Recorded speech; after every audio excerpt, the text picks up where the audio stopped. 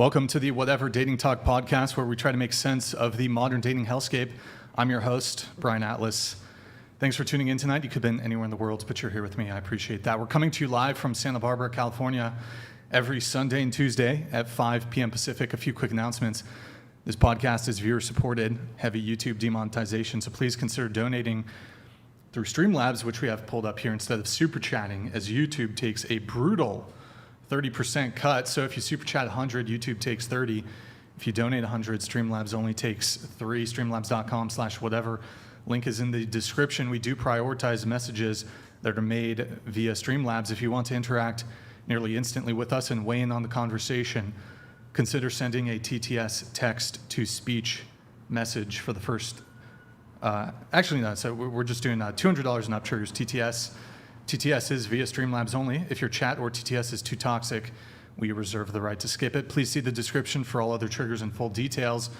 We have channel memberships. To become a member, hit the join button. Tier 1 is just $5 a month. We're also live on Twitch right now. Guys, pull up another tab. Go to twitch.tv/whatever. Drop us a follow and a Prime sub if you have one.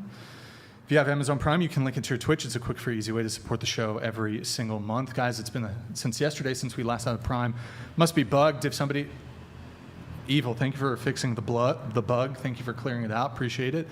Jay, thank you for also clearing out the Prime bug. I don't know what's going on. Appreciate it, man. We got merch, shop.whatever.com. I'm wearing our Whatever hoodie. If you like it and get yourself one, follow us on Instagram at Whatever. Any girls who want to be on the show, DM at Whatever on Instagram if you can make it to Santa Barbara. Also, if you live in Santa Barbara, only if you live in Santa Barbara, we're looking to add to the Whatever team. If you live in SB and are interested, DM at Whatever right here on Instagram. Follow me on Instagram, BD_Atlas. Check out my nonprofit movement, Big Labia Matter, or BLM for short. Really the pressing issue of our time. If you can't catch the full shows, we have a Clips channel. Link for that's in the description. We have a private Patreon members only Discord, discord.gg/whatever. Link for that's in the description. And we're posting in this behind the scenes section. We got a lot of backlog that we're going to be uploading. But the most recent one, me and Andrew did a show with Cray Cray Desiree. And let's just say I don't know if it was an assault, an attack, I don't know what it was. There was a flashing moment. Me and Andrew are scarred. If you want to see us cope with the trauma, you can find it on discord.gg/whatever behind the scenes section. Also, if you want to learn how to become a master debater, jokes aside, if you want to learn how to think, debate, and craft arguments like Andrew Wilson and like occasionally me, if you want to be able to debate like Andrew Wilson, you need to get his course, Verbal Combat.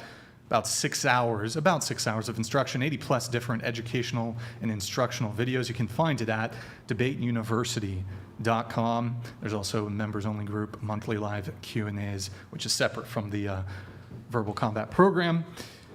Be sure to check that out, guys, debateuniversity.com. Disclaimer, the views expressed by the guests do not necessarily reflect the views of the Whatever channel. With that said, without further ado, we're going to have the guests introduce themselves, so please tell us your name, age, location, and occupation. Hi, I'm Val. I'm 23. I'm a witch, and I live in Santa Barbara. Do you go to school at all, or? No. Okay, and you're, what kind of witch are you? Well, I just Are you a witch. blood witch, a dark witch? What kind of witch? So I specialize in like baneful magic, magic. What's baneful magic? Hexes. Hexes? Yeah, stuff like that. Okay. Justice workings, tarot, psychic stuff. And Yeah. you're also an astrologist and a psychic. Yeah, psychic. Mostly just psychic. Okay. Yeah. So, like, when you say psychic, what does that mean? Like, have you seen those tarot cards videos? Yeah, I'm familiar with tarot cards. Yeah. I can, like, whip out cards, and I can just tell you about your future. Or, I don't know, people come to me. A lot of people want to know if they can get back together with their ex. So that's pretty much what I am doing right now. But, yeah, kind of just do a lot of different things. But, like, any other kind of psychic? Yeah, I do mediumship. The noise going. Yeah, there's Sorry. some noise back there. Not sure what. Okay. So, Yeah, are you a psychic without the cards?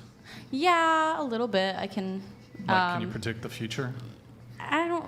Yes. Okay. So like, when it comes to predicting something, every action you take in your life can rapidly change the life path you're going on. So when you're pulling on someone's life path, it's based on what is already coming into effect. For example, if okay, let me think of a PG example. If I am like, okay, are me and my boyfriend going to get married, and then I decide to break up with him the next day, that's obviously going to change the path. So there's it's not a exact science, but And is this something that's passed down from generation to generation, like in your? No, I actually grew family? I grew up in a Christian household. Yeah. What denomination? It was Like, were you kind of Catholic or culty. It was culty? like, yes, so there's like 12 members, and they believed that if you weren't a member of their church, that you were gonna, get to make it to the afterlife. And I'd have to study the Bible for like 6 hours every day after school. It was like a really, really intense small church. But I think they were considered Lutheran. Lutheran. Okay. Yeah. And prior to coming on the show, did you cast a hex on me, Andrew, or the podcast? Oh, no, I didn't even know you guys' names. I'm gonna be real. I don't really know a lot about you guys. Do you need the name to cast a hex? Yeah, or like a photo. Can you only cast hex on people, or can you cast it on like a company? I could cast on a company. Mm-hmm. Yeah, I guess I could have if I really wanted to, but. And like, how effective are the hexes / spells? I can give an example. The first ever hex I did was on this guy who I have like a really traumatic past with. And I work with the number 3, so I wanted to send back 3 times the pain that he caused me. He fell off a 3-story building, shattered 3 parts of his spine at 3 in the morning, about 6 months after I casted it. And was that 3 days after you cast it? No, it was 6 months. 6 but months. Yeah. I mean, That would have been cool if it was 3 days. I would have really sold the deal, but I mean, what evidence do you have that that's because you hexed him? yeah, I guess I don't really have concrete proof or evidence, but the numbers with 3, it just seems like a weird coincidence. I also do offer it as a service, so my clients have overwhelmingly positive reviews. So I don't know, maybe it's a placebo, but I would say my clients disagree, and it's You an, offer it's an hexes overwhelming. as a service? I offer hexes, love spells, tarot readings, money, magic. I'm really good at money magic. That's something that I'm really, really good at. So like law of attraction, money magic? yeah.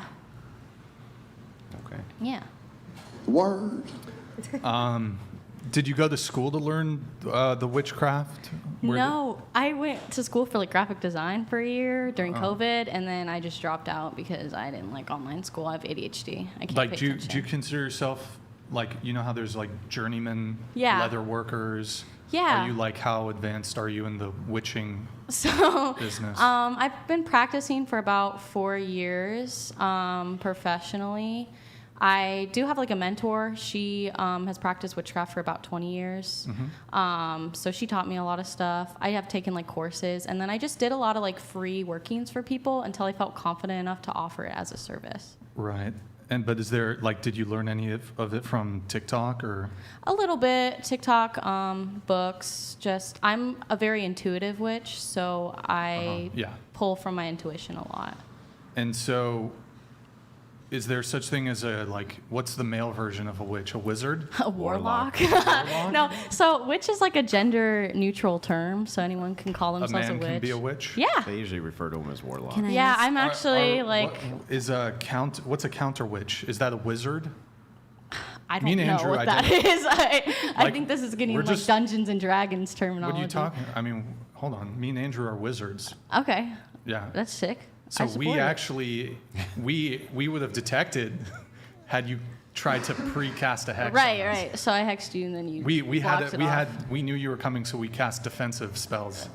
Belle. Yeah. We did The plus 10 glyph of defense. plus 10 glyph of like defense and like magic resistance. Yeah, it's called warding, but Yeah, we warded. you can call it that.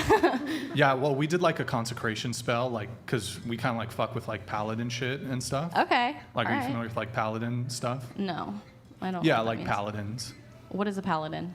You don't know? How do you not know what a paladin is? I've never heard of that They before. use holy magic. Yeah, we use holy magic. Oh, okay, cool. Yeah.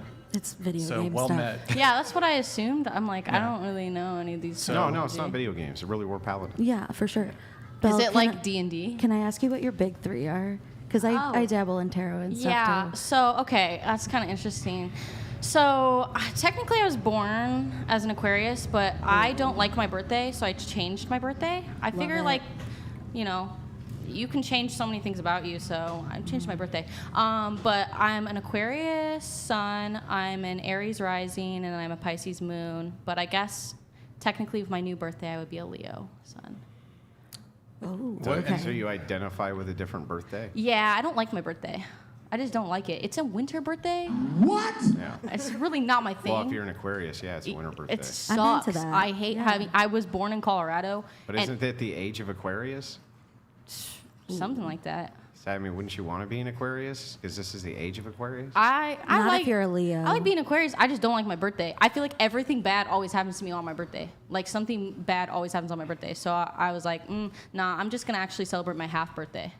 So I just celebrate my half birthday now. And I just told everyone, today's my birthday. And then, yeah, Well, today's my birthday. today might be your birthday. It is now. I just Okay. changed it. Sick. my Awesome. birthday. Happy birthday. Thank How old are you. you? Thank you. Well, I'm the same age I was yesterday. Oh, okay. But still, it's my birthday. Okay, cool. So when it comes to the witch stuff, I mean, is there like a go-to book? Like, are there books on this shit? Yeah. There's grimoires. Cunningham is like a Grimoires? really good author for it. So I just like encyclopedias of herb. You also can Google a lot of stuff, honestly. Can That's you like a buy hot this? take, Can you buy it but- on Amazon Yeah, you can like- get a lot of books on Amazon. about being a witch? Yeah. A to Z Library has like a lot of free downloads, so I that's buy like my a good. tarot cards on Temu, so I'm just curious, like, but I feel like a lot of witches would be like wokey SJW, like libtards or whatever. So Yeah. They are. like, Yeah. like, but like, I mean, do you Well- think there's witches on Donald Trump's side? Because like he won the 2016 election, so they're probably like witches like helping him out Yeah. No, there was a witch day where they cast a universal binding spell. You didn't know that? on Trump. On Trump. I Yeah, was but a like, witch day where how they do had you a count? universal Like, if binding it's so spell. effective, you have to be able to counter that shit. Well, I'm yeah. going to tell you, there's one counter spell that you can always do that works. You can say, "This is all bullshit," and that usually will counter all of it, just like So that. this is all bullshit. Usually. well, it's a fact that there's astrologists in the White House, in the government. They work there. Damn, Yeah, there are people. our taxes. You also have to understand as well, witchcraft is very tied into a lot of people of color's culture. So, like, very, very tied. There's a lot of different so practices. Wait, More so religion's going to be wrapped into black. wait. So just to be clear, are you saying Barack Obama won because of witches? Oh, I'm just saying there is a lot of even Supreme Court members or people who do practice, but they're very, very private about their practice. I'll and there's say- a lot of different. What Witchcraft Supreme and Court members- spirituality is just an what umbrella. Supreme Court members do you think practice witchcraft?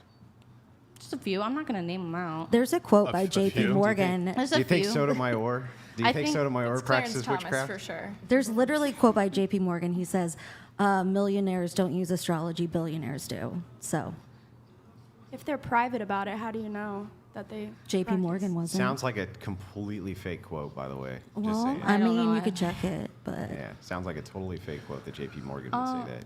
Just based off of, and like he said, maybe none of it is real, but based off of my findings and my research and picking up on energy work, because that's pretty much what witchcraft is. It's just a manipulation of energy. It's just science that has not been proven yet as well, too. But basically, how I see it is there are some members, there are some people that are very high up that do have very specific spiritual practices in order to protect themselves. Anyways, moving on. Go ahead. Oh, lastly, your pronouns are what? I don't really care, but You I have guess it in she, your- her, they, them. I don't Yeah, really you have care. it in your Instagram profile, Yeah. so I thought it. So what's a they them witch Hold on, warlock hold called? on, hold Sorry. on. Okay, go ahead. hi, my name is Morgan. My pronouns are she, her. I am 31. I'm from Chicago, and I'm a flight attendant. All right, cool. How long you been doing that? 10 years. So from 21 to 31? Yeah. Okay. What about you?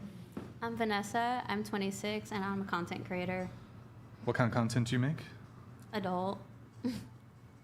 Like, Like OnlyFans or? And porn. Okay. and you do, let me just look at my notes here. BG, BBG, solo GGB. Yeah. Okay. How many scenes have you shot? Like around 20. 20. Okay. Started in November. All right. What were you doing before that? I was a mail lady. A mail lady for USPS? Yes, Okay. Did you go to school or anything? I did. For politics. You got your bachelor's? Oh, yeah. I got my bachelor's in political science. Political science? Okay, cool. What about you? My name's Chelsea. I am 37. I am a business owner and am actually being hired on as a CO. All right, where are you from? Phoenix, Arizona. What kind of business? So it's non-medical home care. Grid 1 Motorsports has just Yo. tipped $200.01. Thank you, man. Evening brain, can the witch predict which of the panel will rage quit tonight? Will it be her? She, I feel like she is more like a Temu witch. Let's buckle in, shall we? It's totally Gonna gonna get good. The Timu witch, it's definitely going to be me. Yeah, grid 1. Thank you, man. Perfect. Appreciate it. Thank you for that. Looks like I made you a custom. By the way, I made you a little custom thing. I don't know if you. Oh, Archduke Glocktavius there donated $200. Brian, here is a tip for all the BS you deal with. Appreciate all you do and the hard work. Never argue with stupid people. They will drag you down to their level and then beat you with experience. wow. That is profound, Glocktavius III. Thank you. Yeah, look, it's a lot of work putting on the show. Show days are like 16-hour work days for me, so appreciate it. Thank you for the support, man. And thank you everybody else who supports, including Grid 1. Thank you. Was he asking predictions on... Yeah, I think I've got a good idea. Thank you, Grid 1. So I think, were you asking her a question? Or? Yeah, I was just asking what kind of business do you have? Non-medical home care. Oh, okay. Cool. Yeah. What about you? Hi, my name's Riley Risa. I'm 22, and I'm from Florida, and I'm a recording artist with Touchdown Records. All right, welcome, Riley. What kind of genre of music do you do? So what I have out right now is all pop, but I kind of switched over to like country pop leaning. Can we hear a couple bars or? Sure. Okay, I guess I'll sing. This song isn't out yet, but about the worst highway in Florida, which is I-4. So, okay. If it's your way or the highway, well, I guess I'll take I-4. You're the captain of the ship, well, I'm jumping overboard. I don't have to do anything you ask me to anymore. And before I leave, I'll make sure to slam the door. Coming soon.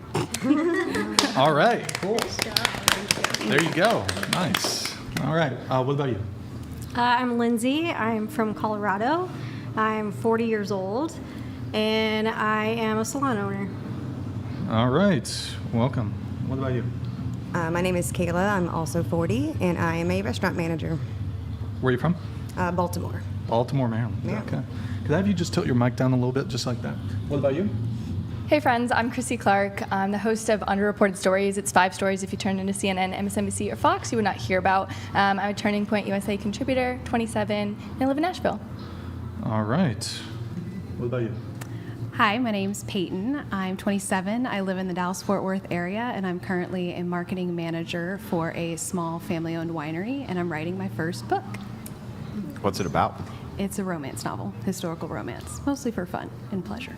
Really? What era? Regency, because I got mad about the Bridgerton thing. Gotcha. Okay. Yeah, my name is Andrew Wilson. I'm the host of The Crucible. It is, to my knowledge, the fastest growing debate channel on YouTube. I'm a political analyst, satirist, and I do like to do debates occasionally for fun. All right, welcome everybody. So we're going to go around the table once more. What is everybody's current relationship status? So are you single, talking stage, situationship, friends with benefits, relationship, married? polycule, sex, cult, harem, whatever it may be. If you're single, how long have you been single? And what's the longest relationship you've ever been in, starting with you? I have a man, and I'm looking for a girlfriend because we're polyamorous. Okay, so how long have you been in this relationship? We've been seeing each other since about November. Are you looking for a Timu witch? I don't know what a Timu witch is. Okay. Maybe an Etsy witch. Longest relationship?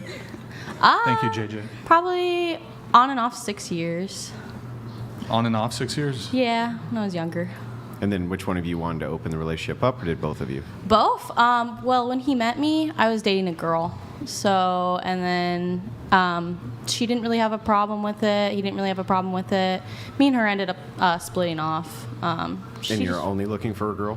Yeah. Okay. Yeah, I have enough of a man. One's good enough for me. Your 6-year relationship, you said it was on again, off again? Mm-hmm. How many times was it on and off? Oh my gosh. Okay, we were like either enemies or lovers and no in between. It was the most toxic shit I've ever been in my entire life. We probably would talk to each other for about 1 to 2 weeks, and then something bad would happen, and then we would go back to being enemies and blocked, and then we'd go again and again and again. It was really toxic. I was young. I was a teenager. How many times was it on again, off again?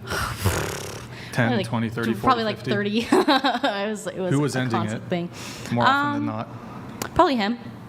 So like 90%, 80%, 70%? Probably like 80%. 80% he would end it, 20% you would end it. Who would like be the one kind of reaching back out to rekindle? Him. Always him. 80%, 90%? 100%. 100%. So he'd end it 80% of the time. He'd always want to come back to you. He was on and off for about, you said about 30 times. Yeah. Was this the one that you cast a hex on? Yeah. That broke his back? Yeah. Shout out.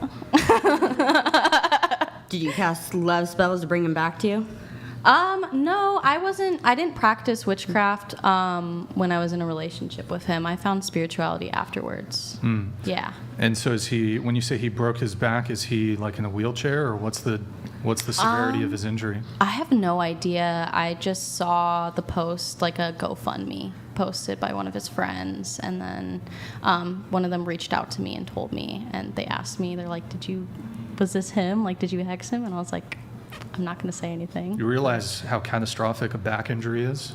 Yeah, he. I mean, it's kind of interesting that you're smiling. Yeah. You seem a bit happy that somebody's going through a substantial life-altering. I can't really talk about it because the word is going to trigger you guys. But he essayed me multiple times and abused me multiple times. It was a very toxic relationship. So I don't feel bad if an abuser gets what's coming to them. That's actually what I stand for. I get justice for victims of SA, victims of abuse. Would he agree? Would he say that he did that to you? I don't think most essayers would agree to that. I think most of them would deny it. I don't really know of any that proudly talk about it.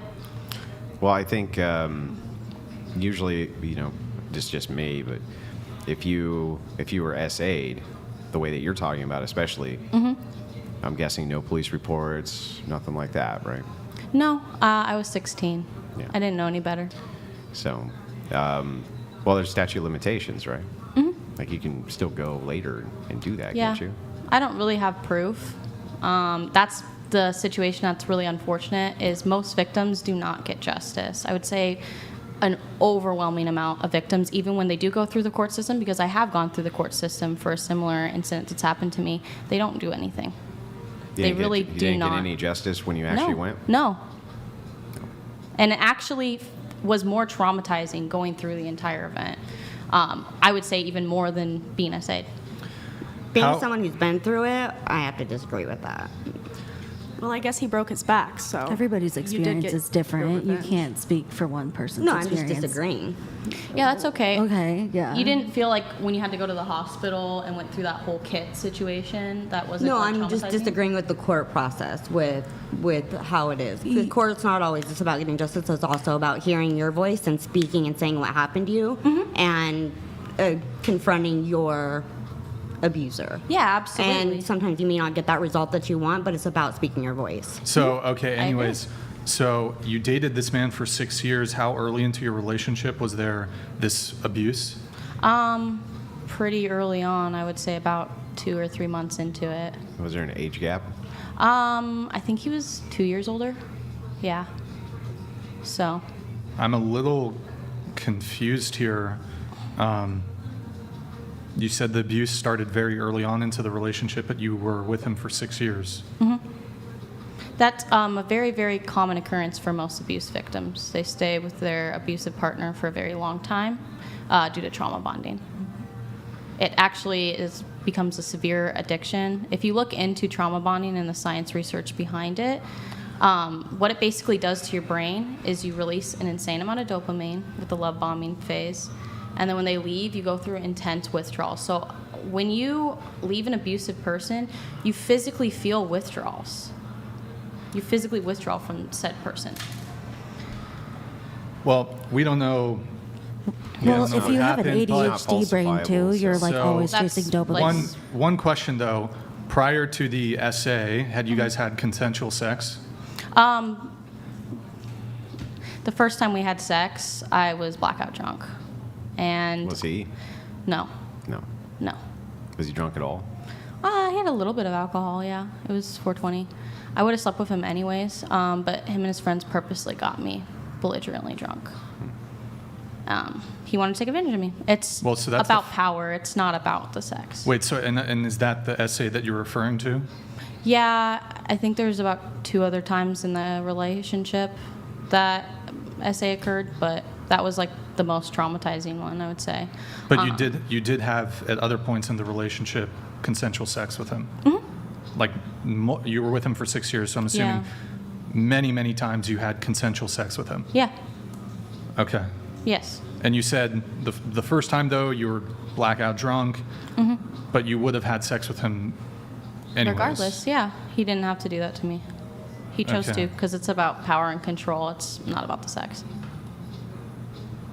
You said it was his friends was it his friend the We whole were all group? hanging out, and they all encouraged me to drink.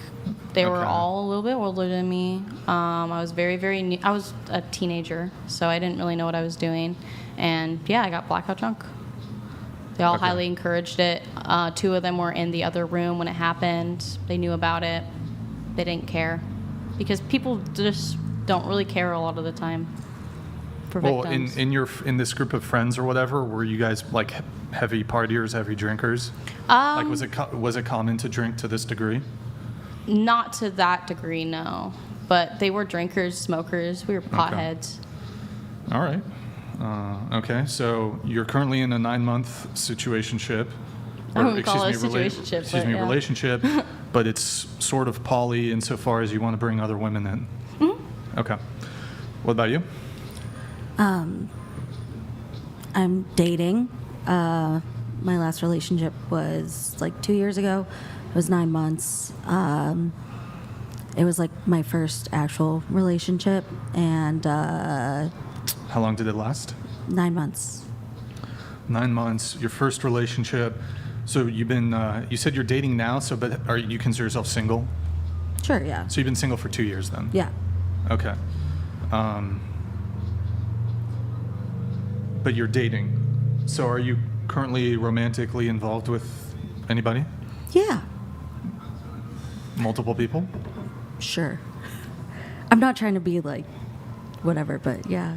I mean, How many people are you currently dating? That's pretty normal. People, when they're like a kind of- couple, like, and there's some that are like in and out, like, I feel like they always come back. So like, there's some that I'm kind of not talking to, and Yeah, then, so like there's some that like hook up with here and there. Yeah. Some. So like, how many are you like talking to currently? Probably like 2, 3. 2 or 3. Okay. There's probably only one I'm really like sleeping with. Yeah. Well, And then what there are the- probably, or there is? No, there is. Oh, okay. Yeah. Well, what about the other ones?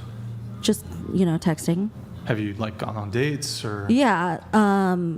Like bros in different area codes. Right, because you're a flight attendant. Yeah. So it'd be like someone I met, and then like I won't see them for a while. Like I can, But you hooked up with them. Sometimes yes, sometimes no. How many hoes in different area codes do you have? Like overall, in my 10 years of being a flight attendant? Yeah. I don't keep track of that. Come on. I We just- need the tea. I We need mean, I can get. Do Like you want to just a- name a city and I'll range. tell you yes or no? Just a range. I don't know a number. I really Phoenix? don't. Phoenix? Yes, I do. Tulsa? I could figure somebody out in Caltech? Phoenix. Yeah. Tulsa? Caltech? Not Tulsa, no. Not Tulsa? I could figure somebody out in Phoenix, I think. Yeah. DC? O'Hare? No, I don't think. Denver? O'Hare. I'm in Chicago. I Oh, live in duh. Chicago. Denver? Yeah, I could do O'Hare. Yeah, Denver? Denver. I could figure out. Like Denver. JFK? JFK. Maybe. I could make something work Like anywhere. more than 20? No. No? No. I mean, over 10 years. Oh, over 10 years. I mean, yeah, I guess around there. Just, I'm just living my life. And it's not like I don't date these people with intention. It just, I'll date them. And then if it doesn't work out, it doesn't work out. But, I'm not about to waste something. If I'm in a city and I'm single, like, I'll go see somebody and hang out with them. Sure. Yeah. So the person that you are currently sleeping with, do the other two people that you're just kind of seeing, do they know about that? I'm not sleeping with them, so no. So they don't know about that? But you are dating them. I'm just like talking to them, texting to them. Talking to them. Yeah, like the one I met, Do he you was. think that it would change from their end how they would perceive the conversation with you if they knew that you were? How could it? I wouldn't think that would be fair. What do you mean? Like, so the one because I'm not exclusive with anybody.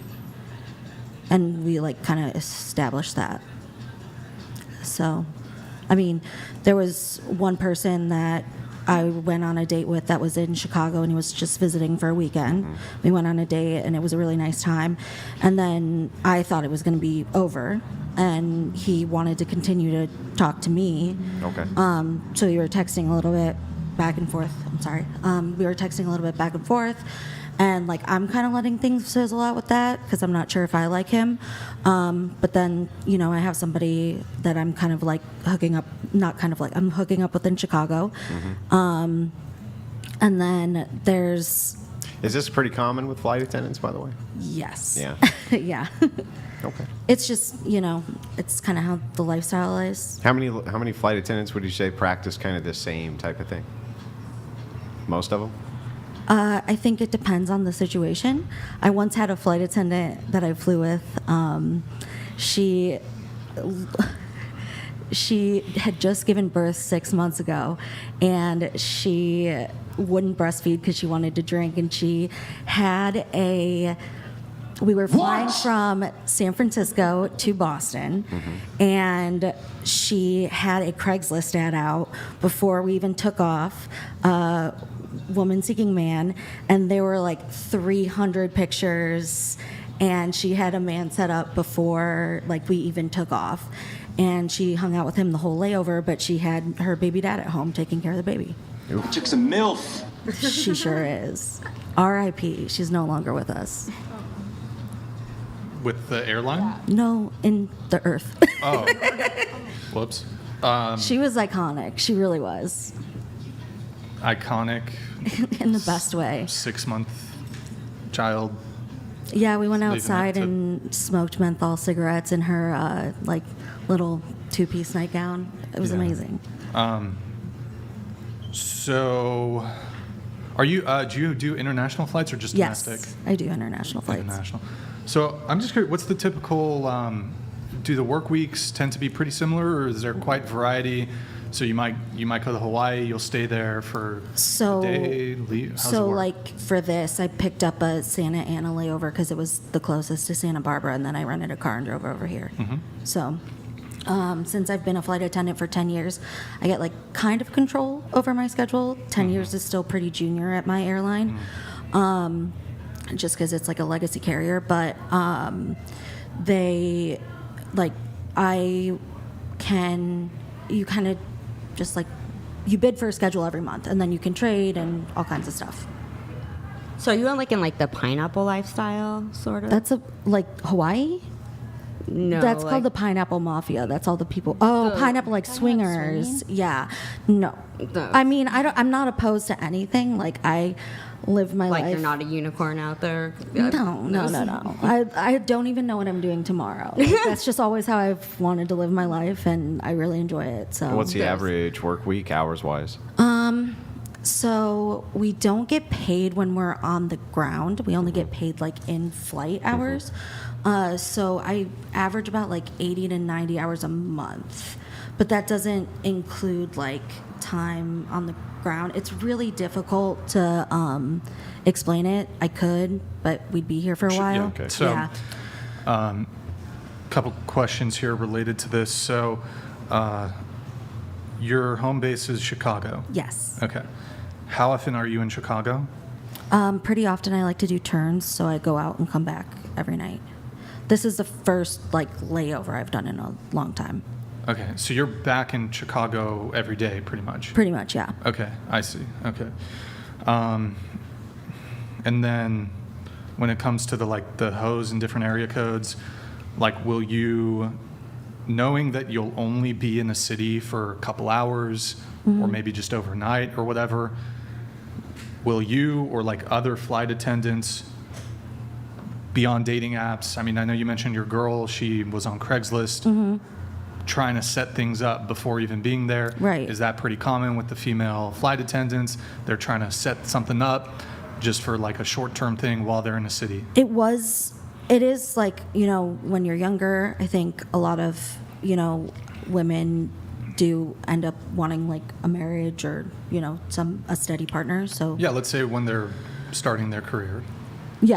Yeah, that's pretty normal. Pretty like normal. a lot of my classmates, like my flight attendant classmates, they were always on the dating apps. I lived in an apartment in San Francisco with 13 other flight attendants in like a 2-bedroom apartment. It was like everybody was on Tinder and everything. So I don't know if you've seen this. I mean, I know you've seen the show before a little bit, but I actually warn men not to date flight attendants.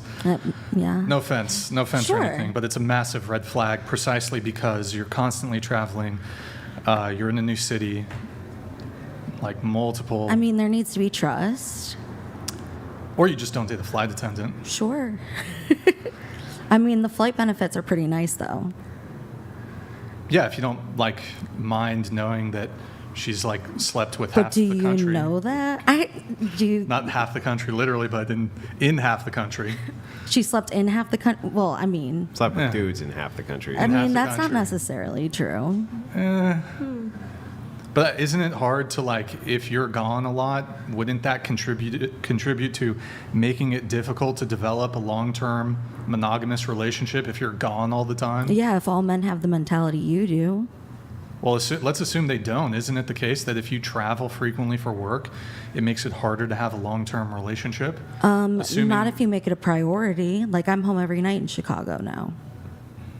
Okay, but you've been doing this for 10 years. Was that the case even at the beginning? No, of it your was career? not the case in the beginning. Right. So for how many years was it not the case? For a while. And some of that has to do with seniority, right? Right. But like, I mean, I knew that I wanted a job where potentially I could, have a marriage and kids and be part-time, but also have a career. Because eventually, I'm 31 now, so if I decide I want to get married and have kids, I can basically drop my schedule to nothing, but still have complete health care and like have all of that plus complete like free travel benefits for me and my family. So I mean, even if I've slept with half the country, that's a pretty sweet deal. For the husband? Yeah, don't you think? For you to work a part-time job? No, for me to not work at all, you get health care, and you and your whole entire family travel for free. When you say don't work at all, what? I don't have to work if I don't want to.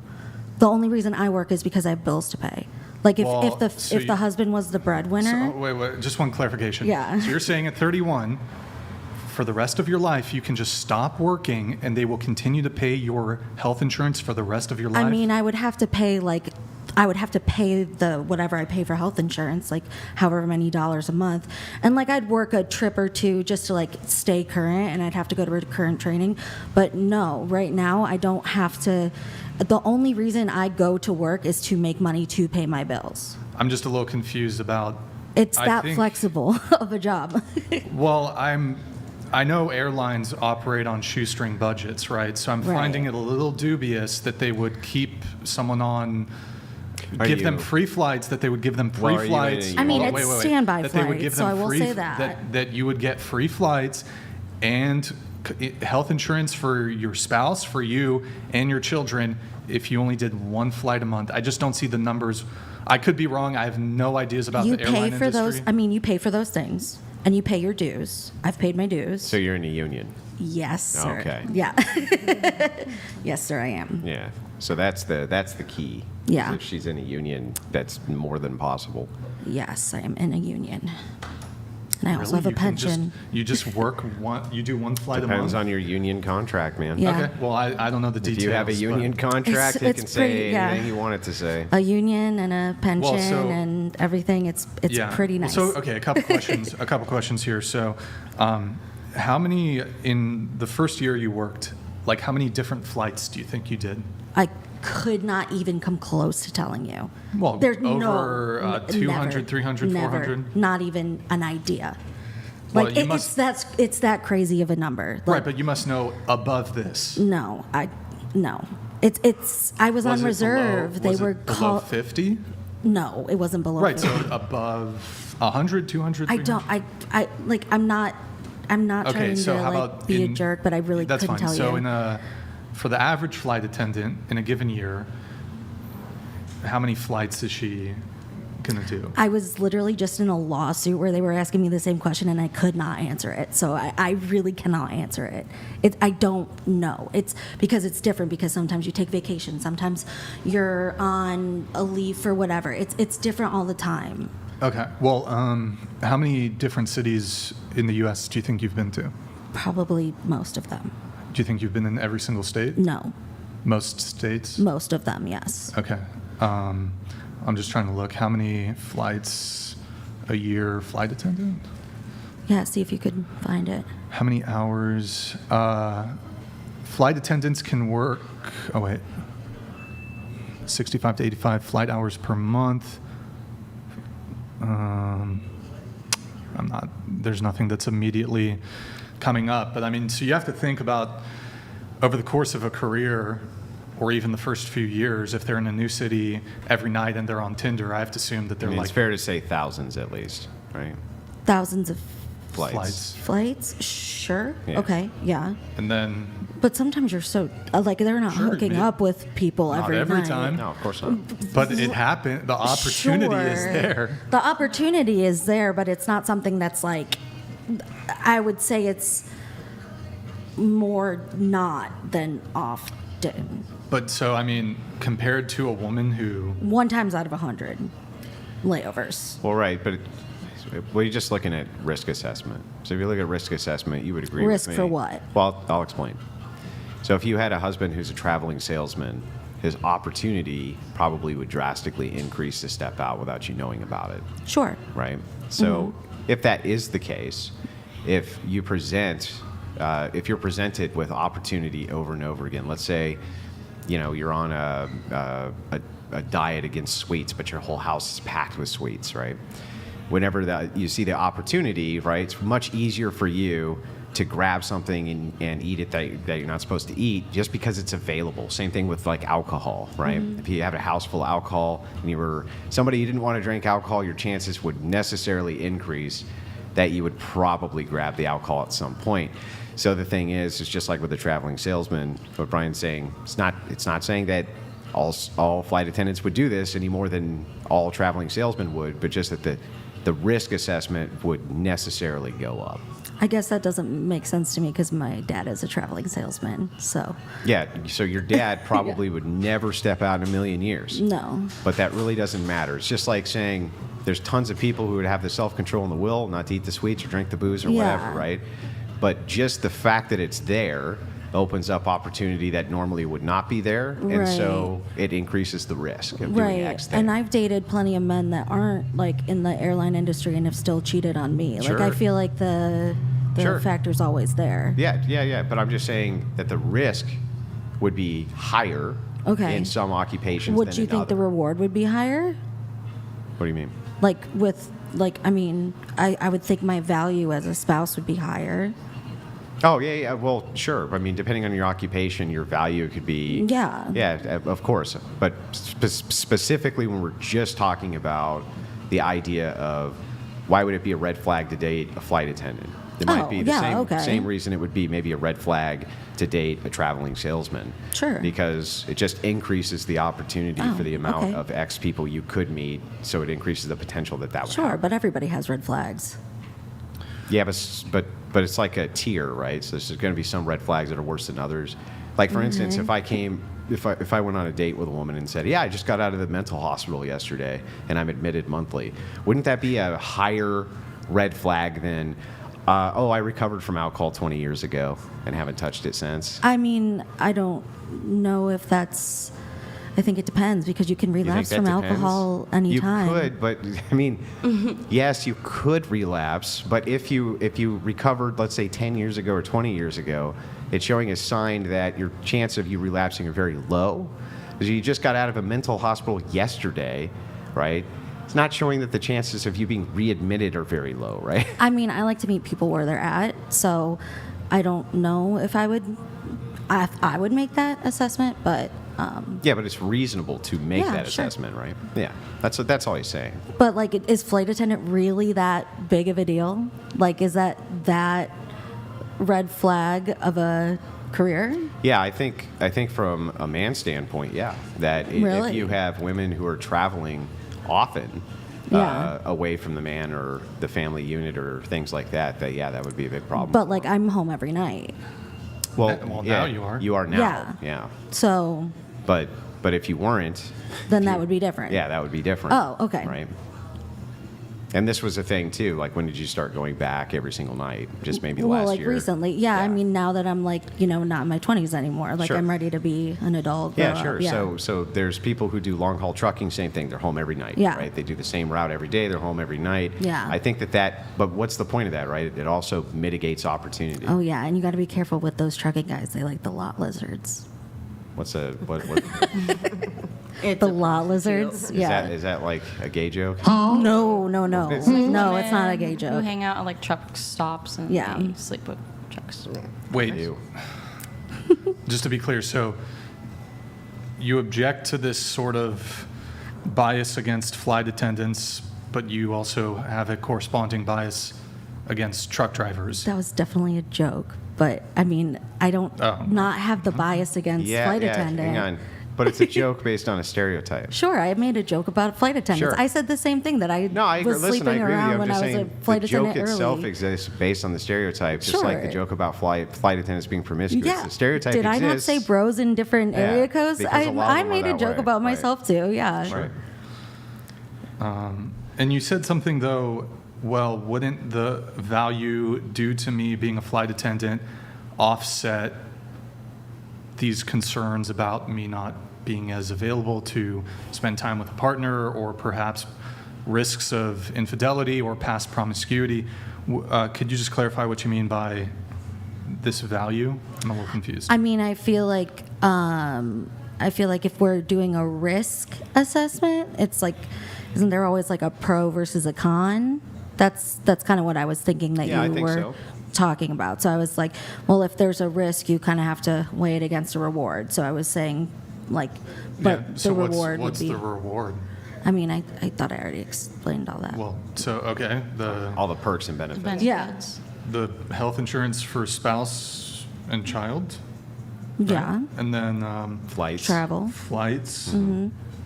And then I mean, I could stay. And then health insurance. Yeah. And I could stay home and be like a full-time parent while still having a job. I'm not sure if free flights and health insurance juxtaposed to promiscuous past, chance of promiscuous past, higher risk of infidelity. I don't think those are going to outweigh the...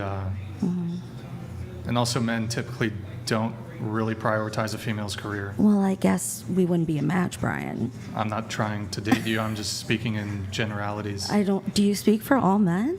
Yeah, most men, I'd say, don't really don't really prioritize in terms of what they find attractive. You wouldn't prioritize a woman's career. She paid your entire health care so you wouldn't have to go on your own. Well, I can get into that, but so yes, I would generalize. Yeah. Generally speaking, men, in terms of you making yourself more attractive to men, your career is not really going to be a major factor in terms of his. Traveling the world for free isn't a factor? Not really. No, not really. No, that doesn't sound fun to you? Then we definitely would not be a match. I think it's about just being home. I'm speaking. No, but like if you want to travel with your partner, like wouldn't that be something you would want to do? Like, Sure. Yeah, traveling's nice, but You don't have to be a flight attendant to travel. But no, I but to don't travel think- for free, like you would get to go more places. So when you're talking about, so I agree with you. Yeah. Find some common ground here. Yeah. So I agree with one point, and then I'm going to kind of disagree with a different one. Sure. So the point I'll find common ground with you on is, yeah, I think that everything's a give and trade in a relationship. Mhm. So I think you're right. Yeah. That you could look at it and say, there's a lot of perks, Mhm. right? Which outweigh these non-beneficial things, right? Mhm.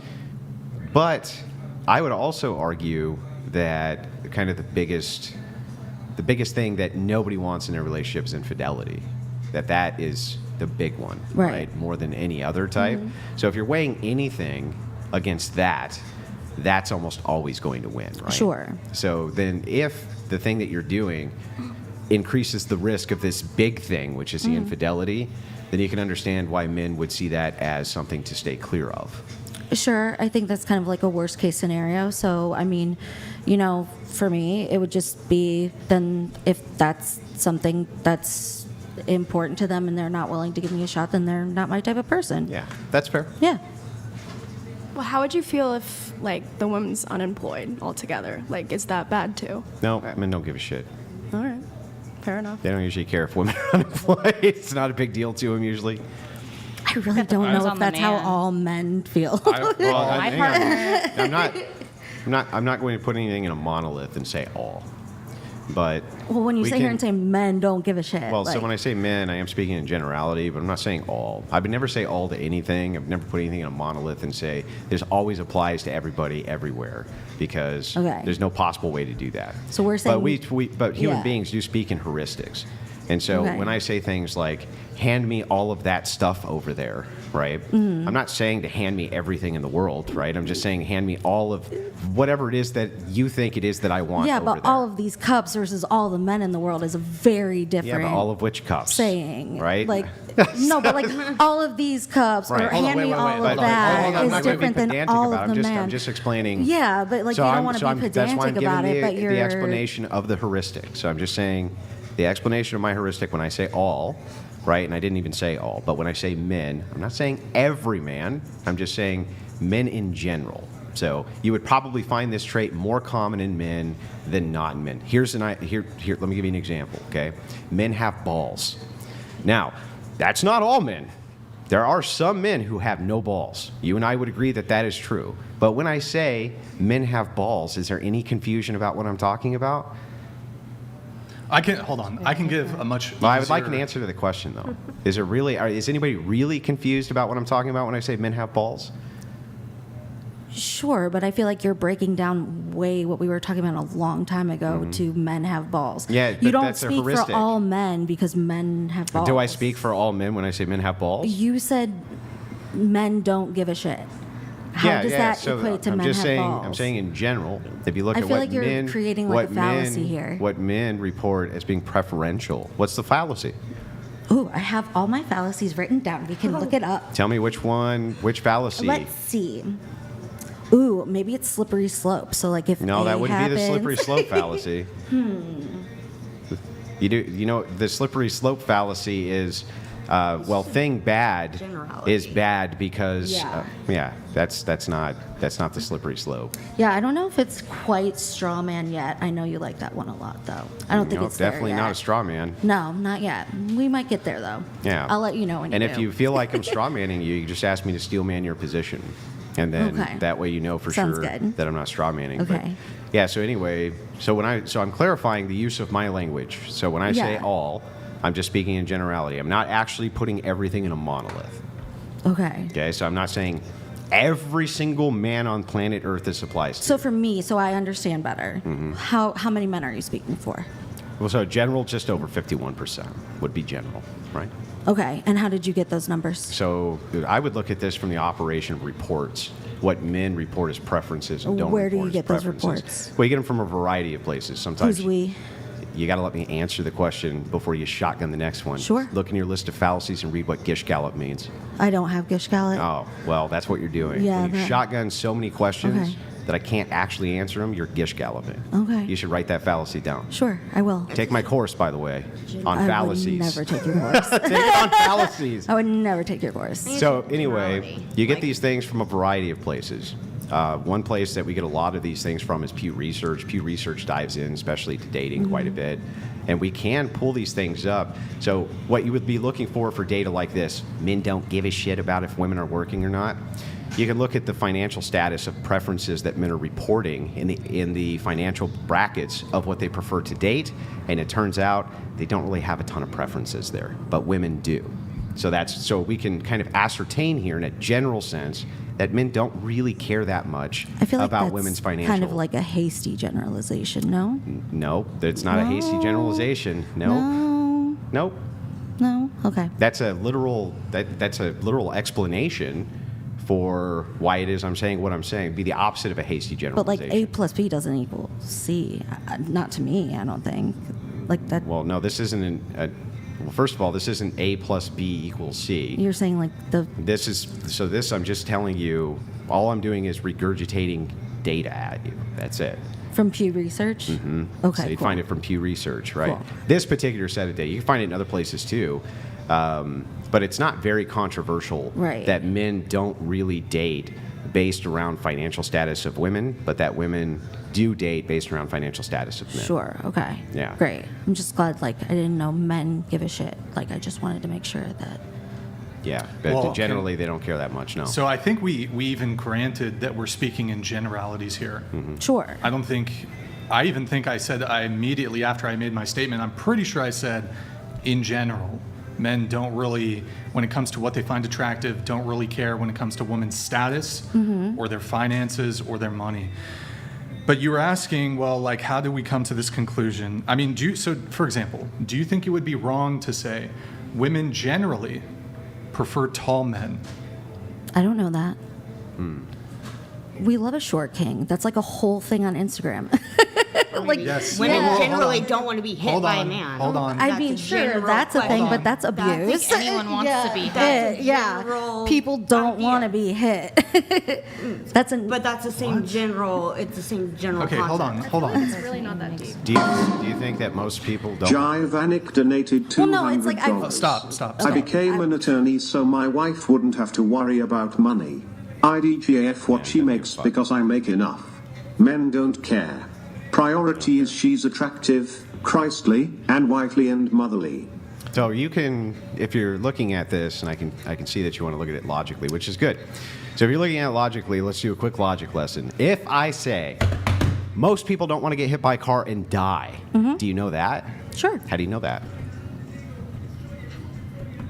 I mean, I would. Because you're think- using intuition. Yeah. You're using intuition. So can I use intuition to say most women probably like taller men? I just don't think that's similar. Well, if everything I see is women with men taller than them, why couldn't I intuit? I don't see that though. You don't? I don't think you're looking in the right place. Are men on average taller than women?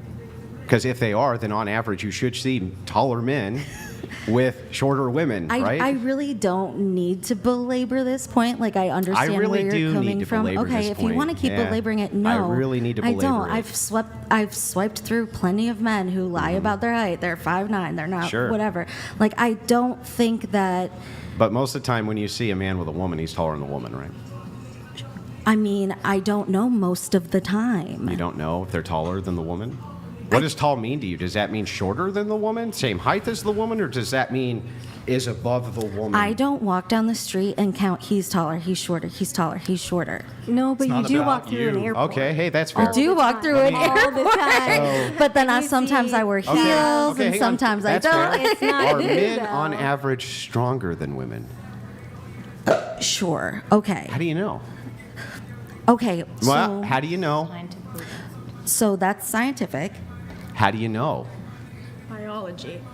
I don't know. How do I know, Andrew? I'm asking you. How do you know? How do you know it's scientific? Can you quote me the paper? Where are you getting that stat from? I didn't give a stat to you. You just said. So if you can't tell me scientifically how you know that men are generally stronger than women, how do you know that? Is it because you just kind of Now I notice feel as like you you're look around strawmanning that me. men pick up heavier shit than women do? Now I kind feel of like you're something straw taught in manning me. What's How the is that- straw man? Now How I is that feel a- like you're how is that a breaking straw down man? Tell you what. down my argument to something that's not that a was straw from man. before. I mean, that's exactly what it is. That's what I wrote A straw down. man would be if I'm arguing against a position you don't hold. I asked you, Yeah. do you think that men on average are stronger than women? Okay, hold on one moment. Okay. Okay, so this is from Purdue.edu. Strawman oversimplifies opponent's viewpoint and then attacks that hollow argument. Yeah, so a hollow argument would be it's bad, but when you do it, it's okay. Well, I think you are generalizing for a sex, and it's something that is like, I'm trying to think how I want to say this, because I don't think, I mean, even if I want to backtrack that to say that you're right and it's wrong to make generalizations about anybody, I can make generalizations that I don't know that nobody wants to get hit by a car. if you say that it's wrong to make generalizations about anybody, aren't you making a generalization? Then how would I would say that it's wrong to make generalizations as a blanket statement. That would be a generalization. No, it's not. How is it not a generalization? Because it's wrong Yeah. to make generalizations. Uh-huh. But that's not general. That's not a general statement. No. So would it be wrong for most people to make general statements? No, it would be wrong to make a generalization. For so anybody? for you to say most people to make a generalization, that would be a generalization. For me to say it's Oh. wrong to make a generalization, that is just a generalization. Radio, and he says, suspect, white, tall, heading southbound. He's wrong. I said it's wrong to make a generalization. That's a generalization. That's a generalization. He's white and he's tall. That's a description. It's a general description. It's a generalization. A general description These are is not a heuristics. White is a generalization. heuristic. Tall is a heuristic. Do you want to get out Webster's dictionary? Yeah, get it out.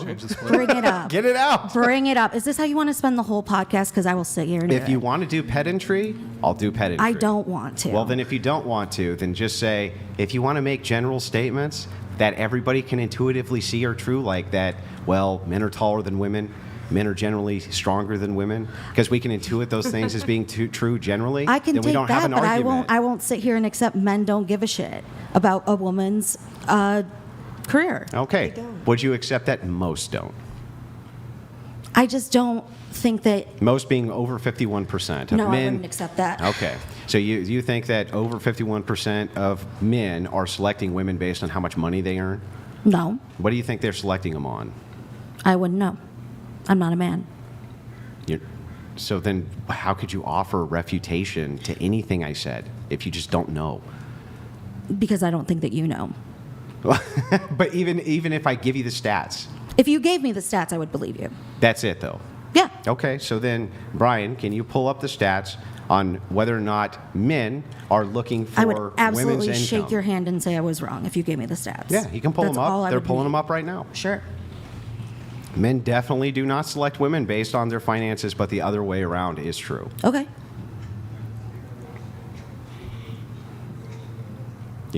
Is Nick pulling those up? Yep.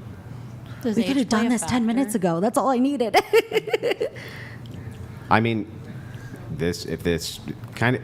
So the thing that's interesting is, I wouldn't think that this would be the thing you'd want to challenge, because this is beyond No, obvious. it wasn't. That's why I didn't mean to keep going on Beyond this. obvious, but Yeah, it's fine. We'll sure. pull them up. We'll pull them That's up. why there's like actual sugar baby sites, like a lot of apps just for women to find men There's who make a lot sugar. of money. There's sugar men. I feel like there's too. more ones for. What about like, gay women, men? though. Is that how are we factoring that in? I didn't. For what? factor in. We're talking about men and women, not men and men. We were talking about sugar babies. Even okay. if we were factoring in gay men, there's Well, still it's not the much- same. I see how still that's different. A very small because we're percentage looking, of the but we're population. looking for women who are concerned with somebody's finances. Yeah, we're just seeing Yeah. if men generally are selecting based on finances or the fact that they want to have sex with the chick. I say that it's because they select for beauty, Sure. not money. Okay. That would be their primary reason. So are we saying for sex or for relationships? No, they're selecting physical characteristics, not external than physical characteristics. Meaning if you're a really hot chick who makes really a small amount of money For sex or versus an ugly relationships? chick who makes a lot of money, most men will go for the attractive For chick who makes sex or relationships? Both. 'Cause those are Both. Both. Plays a No. factor. I can Yes, actually both. answer this. Absolutely not. Hold on. Socioeconomic I think you're factors. actually setting us up perfectly with this question. Perfect. So I'm actually prepared to say that when it comes to what Andrew's saying, that men select more when it comes to beauty, physical attractiveness. You're saying sex, casual. When you say sex, are you saying like just simply casual? Yeah. Yeah. I would actually argue that when it comes to sex, men are far less selective, just sex. Absolutely. When it comes to looks. To get into a relationship with a man, he's going to be far more selective when it comes to looks. And other But things. he's still going to prioritize looks in the relationship. Sure. Yeah. But I would also, over like- the financial status Right. of women. But Which is the point. would you think also that let me pose a situation to you. If there was a woman, like a really beautiful woman, she was so beautiful, but like way in debt, $20,000 in debt, versus a woman who was like, not quite as beautiful, but like, there, you could fuck her, you like, that's okay. You wouldn't mind. But like, she made a lot of money and you wouldn't have to worry about it. What would you do? So if you make a prioritization, and we can say this value here, in this case, X is beauty, is the thing that they're prioritizing over all other things. Doesn't mean everything else is worthless as a value add. It just means this is the primary thing. So if you were to shift the primary value here and just slightly make it lower, and then offset it with this secondary thing and make it way higher, they may select for that. Sure, I'm not disputing that.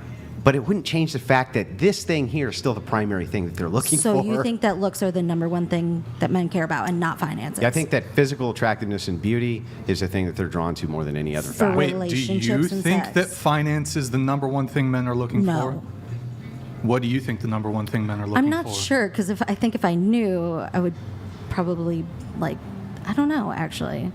Personality. I would say most men are looking for a partner to go through life and to further Yeah, right. their own line. Yeah, I would think it would be a further their mix own- of everything, I don't think like some hot girl, like some hot bitch that's $50,000 in debt walking down the street, you're like, that's me, that's my wife, So do you agree with me that procreation is necessary for humanity to continue to exist? No. Well, to continue to exist, yeah, but I don't think humanity. Yeah, to continue to exist. So yes. if that is the case, you do agree with me that if this was done by a man and a woman having sexual intercourse, she became pregnant, and then she had a baby, right? That's how that's done? Sure. So how would a man select for that? For who he wanted to impregnate? How would he select for that? What would be the thing within 5 seconds a man could look at instantly and go, I want to put a baby in that Have you chick. heard about the man riding the elephant? Like that theory? Okay, so before we get into that, Yeah.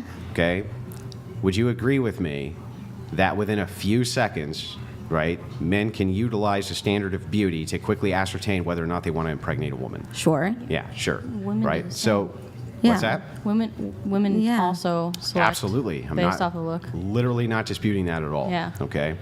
However, women might prioritize other categorizations than just this thing. Sure. 'Cause When you men- look at somebody in the first 5 seconds? hang on. So men's categorization for, okay, I see beauty, right? Whoa, beautiful, great, awesome. Women might look at other things. They might be like, nice suit, nice car, nice this, nice that. They may have some other value add that they're looking for. But for men, they're looking visually very quickly, ascertaining very quickly, hot, want. I think what you're talking about is like the like the nature of a man, right? Like his animal instinct. And I think that's the same for a woman. Like I think you're talking about like I said, the man riding the elephant. Like the elephant's like the part of you that's like old and inherent, and like the what you're doing in your subconscious. And I think like, okay, a man is seeing a woman, oh, she's hot, I want to impregnate her. A woman is seeing a man, like strong features. I don't think in the first 5 seconds, like I'm not looking at a man and seeing what he's wearing. Grid 1 Motorsports donated $200.01. Sorry, tons of fun. My wife had no money and had a master's degree to pay for. I married her because she was the only person I ever missed. It helped. She's smoking hot and sexed me up like I like it. Yo, Grid 1, appreciate it. We do actually have the data that you were asking for. It's from the Pew Research Center. Nick, if you can go Wait, ahead. where's it from? Pew, let's do it. Wait, from Pew? Where did I say it was from? Hell yeah, let's do it. Other side. Okay, Americans say a man should be able to support a family financially, but don't say the same about women. Percent of adults saying it is very important that a man, woman has each trait in order to be a good husband in the teal, green, whatever, and in the yellow, gold, good wife, partner. So on the second one, be able to support a family financially. I believe this is from women to men. So 71% of women to men say that they want a good husband partner to be able to support a family financially. 32% of men are saying that in order to be a good wife partner, the woman needs to be able to support. Now, So you said over the, hang on. Do you remember how you said earlier, if we pull this up from Pew, And you said and over I proved you wrong, 51%? that you would say that you were wrong? Absolutely, I'm wrong. You're wrong. Yeah, I'm wrong. You're right. Wait, I was right? Oh. Yeah, you're right. Just wanted to hear it Absolutely. again. Thanks for sharing the data. I really appreciate that. But just to make one thing clear, so we do speak in generalizations here. Like Andrew said, you can intuit some of these things.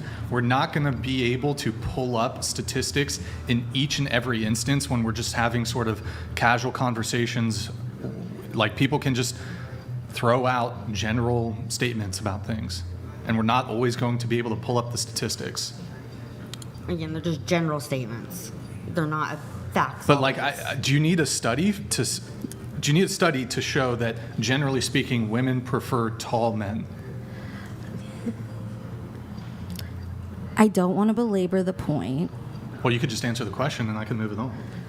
If I say yes, then we're gonna belabor the point. Like there should be evidence behind what you say. I agree with that. So, sure, we can speak in generalizations. This is an informal podcast. We're not on Joe Rogan. We don't need to look everything up all the time. But evidence can be intuitive. Sure, that's great. I really would love to move on from this. Yeah. Okay, so how about this? Do I need like a study? For example, if I were to say that the sky is blue, do I need a study for that, or can we just observe with our own eyes that it's blue? Do we need a study? I don't know. Is my blue different than your blue? How do we know what blue is blue? I'm not trying to do a gotcha. I'm just trying to like. Sure. No, we can generalize that the sky is blue. Yes, we can say that the sky is blue. And certainly there are people who are perhaps colorblind who might register it as gray. Yeah, but I don't think it would be wrong to make a statement that the sky is blue. I am telling you, this is not something that I need to keep talking about. These women are way more interesting than this topic. I really don't want to keep talking about this. I mean, everybody deserves to have some time, but I mean, if you're going to, the point needed to be belabored because if we're going to have communication, right, we have to know how to communicate. Big on it, yeah. We have to know how to communicate with I each have a other. degree in communication. So, so then you agree that we need to know how to communicate with each other. And I think that if you're going to quote a statistic that's not overall inherent, like the sky is blue, that's something I think everybody could agree on. I didn't agree on that, so I asked you for research. We could have just done that in 2 seconds instead of a 10-minute argument of why I needed the research. Well, he was pulling the research up. Okay. That that's way we could move. But the thing is so now it's my turn to say what I have trouble believing. Absolutely. Very difficult for me to believe in current year that women don't know that men don't have much in the way of preferences towards women's finances. I don't know that. Yeah. Okay. I mean, you have to think of like where I live in my like space. That's not, you know. Can I ask you a question? So, Sure. Do you think, using you as an example, Sure. that a man would prefer, how do I want to frame this here? I So you're can't flight speak to what men know, so I don't know. Well, you're a why. flight attendant, you get these perks, they would potentially benefit a boyfriend or future husband. Given that, do you think they would prefer you as is with your job? Or let's say you were somehow magically able to transform and be like 3 points more attractive, but you don't have a job and you're a barista and you make minimum wage.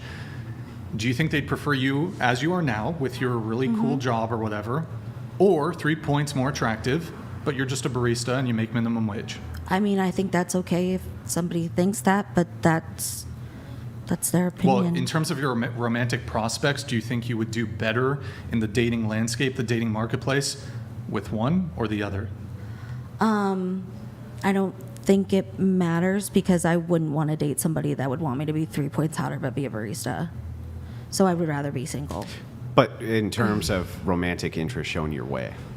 Okay, so fine. You personally would not want to date a man who would want to partner with a woman of a lower socioeconomic status. You would find that disgusting. That's fine. No, that's not what I said. Well, I said that's not my preference. But okay. You said that you I would said not want to. I value other things besides looks, so I wouldn't want a person that values looks over everything else. Yeah, I think that's fair. I'm just That's saying the heart of the question. See, and you could have hit him with the straw man. That would have worked. That might have been a straw man. But anyway, the thing is the heart of the question. What we're trying to get at is whether or not you would prefer that. Right? We're trying to look at it from the other perspective. Do you think that men would likely have a preference towards one or the other? Didn't we just have this conversation? No. I can't speak to what men would like. Okay. Do you have no I'm just opinion on confused, whether or not they would prefer? Why can't women speak to what men like? I'm not a man. I don't know. But like as men, we've kind of learned to some degree certain things that that women like in men. Women like confident guys, they like tall, successful, et cetera, et cetera. I don't think that this is really in dispute. I mean, I sat here and said I feel like I'm a valuable person because I have a great job and a lot of things to offer, and you just sat here and said, no, you don't. So that's a straw man. There you Didn't go. say that. And you said, well, most men don't think so. It had nothing to do with your value as a person, but like when it comes to... that's a straw Didn't you man say too. that most men don't care about finances? Yeah, but so me saying most men aren't dating around a financial preference has nothing to do with your value. Oh, okay. Why would that have anything to do with your value? Well, I guess not. Yeah. But I thought that my finances brought value to my dating. To someone it will. Yeah, that's what I thought. Of course, she's Yeah. absolutely right. To somebody, I'm sure that me and they my will. partner are long distance. Right. But most men. So I thought I knew what most men like. So obviously I'm wrong. So I really can't speak to what most men would like. That's what I'm saying is like, I was wrong. I told Andrew I was wrong. I'm wrong. It's fine. It's I'm fine. wrong. Let's get through the rest of the relationship Please. statuses. Yes. Please, dear Lord. Go ahead. I'm Into the mic. single. I've been single for 3 years, and my last relationship was like 5 months, and he ghosted me out of nowhere. And sorry, longest relationship was 5 months, you said, or was it 5 months ago? No, that was my last relationship. My longest is 3 years. 3 years. And so you've been single for 5 months? No, I've been single for like 3 years, but that Oh. relationship was like 5 months. The one that ended 3 years ago, it was a 5 month. Okay. Yeah. All right. All right. Got it. What about you? I've been married for 14 years. Hey, congratulations. I was the nanny. Okay. Any kids? Well, wait. Yeah. Wait, what? We have 4 kids together. 3 kids together, but we have 4 kids. Wait. Back up to the nanny thing. What now? I was the nanny. Was Yeah. there a Husband. wife? Yeah, which way did you marry? So I was my husband and his ex-wife's nanny. Oh, And then, were they married at the time? No, not when we got together. They were separated after she had an affair. Oh, gotcha. Yeah. So wait, you met your now husband when he was married to another woman. Correct. And you were working for them. I was nannying, yes.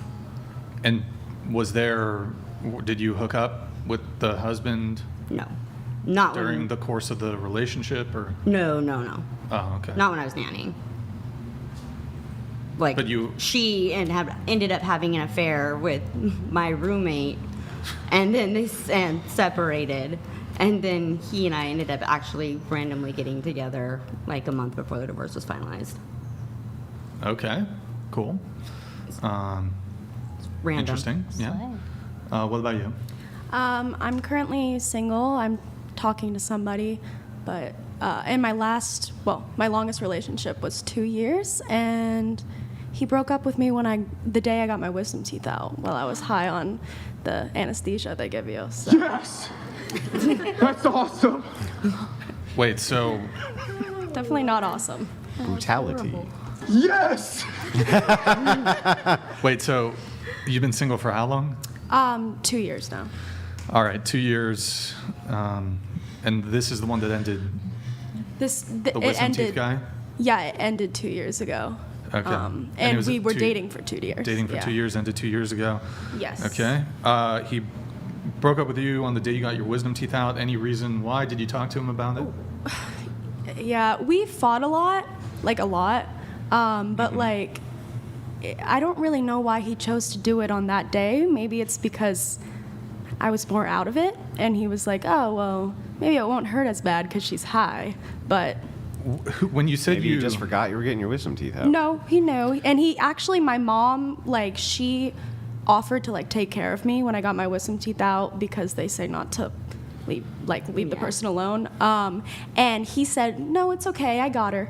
Did you guys argue the night before? No, actually, the night before we have a dog together. He asked me if I wanted to get another dog with him the night before. We were not arguing. And you said you guys argued a lot? Yes. About what? Everything. We just, like, I know that sounds bad that he broke up with me because my wisdom teeth, but he's not a bad guy. Like, we just have very different opinions on things, and... Like what?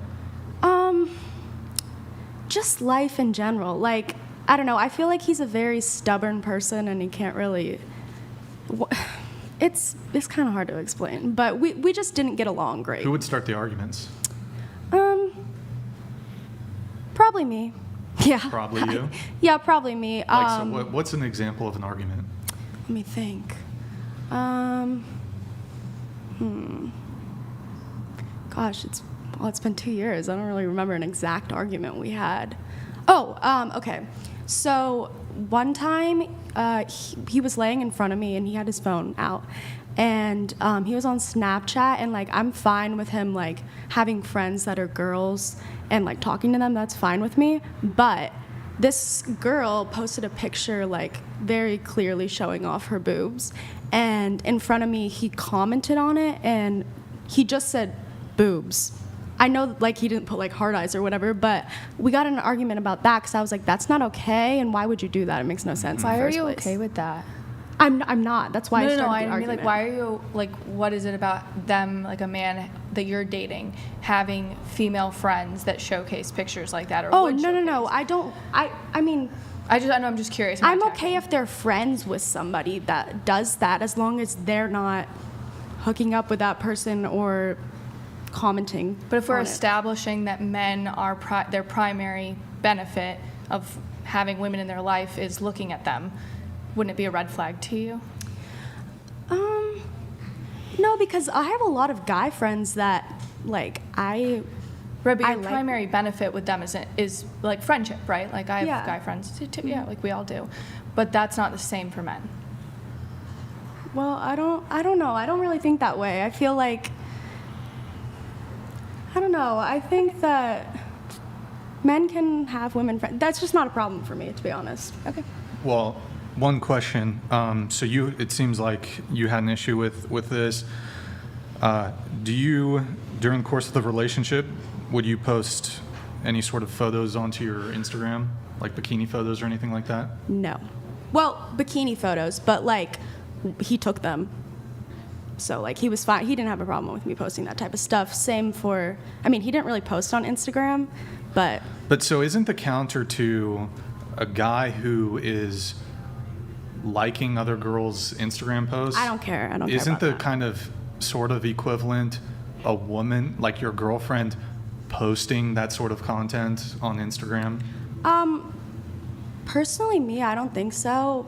I don't even know what I think when I post stuff like that. I like my boyfriend to see it, but yeah, I guess I am posting it to my social media.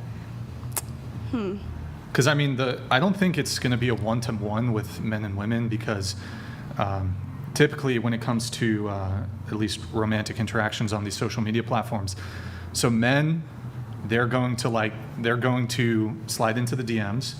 Women aren't really going to slide into the DMs. They're going to post a revealing photo You're right. or any photo in the hopes that garners them male attention, and then they'll receive that attention. They'll get a DM from a guy. Okay, well, at the time, I didn't really post a lot. I think, like, I posted, like, one bikini photo that he took of me, like, because I liked how I looked in the picture. Anyways, he broke up with you. Yeah. You got your wisdom teeth out. Maybe he was just doing it because he knew you wouldn't be able to have an argument with him. I don't know. Oh, we still argued. Really? Yes. That's an L for him. Oh, well, you guys had, like, intermingling of, you guys had an animal together. Yeah, well, yeah. But, like, when you break up with somebody, you don't really owe them anything. Yeah, but I kept the dog. Like I don't think in a breakup situation, you don't owe the person closure.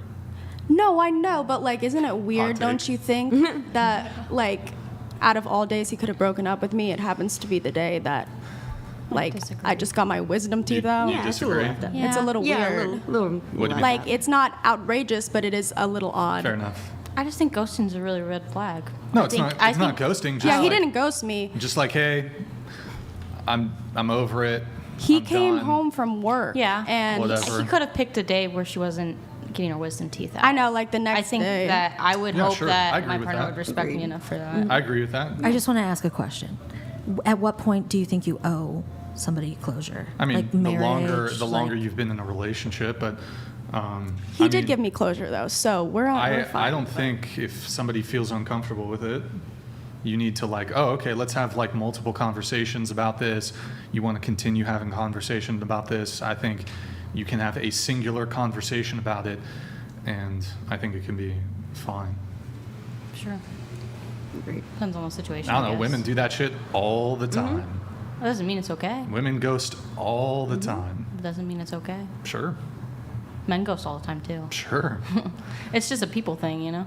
Sure, but I've actually had this situation where I've had a girl break up with me, and she wants to have the closure conversation. I'm like, whoa. It might be one thing if you're doing the breaking up and the other person wants the closure conversation, you know, like you're breaking up with them and why? But if you want to break up with somebody and you want to have the conversation, I don't think they owe you a conversation. No. If you like, as a girl, if you're about to break up with a guy, and say you're going to do it over the phone or something. Yeah. I don't think the guy needs to actually talk it through with you. He can just be like, I respect your decision. I wish you the best. It was nice knowing you. Click. I think that's totally cool. I feel like there's a really fun thing we can do right now. Like, raise your hand if you don't like to be ghosted. Who likes to be ghosted? Right. No one likes it. Yeah. Right. Don't raise your hand if you don't like to be ghosted. I'm confused. Now raise your hand if you've ghosted somebody.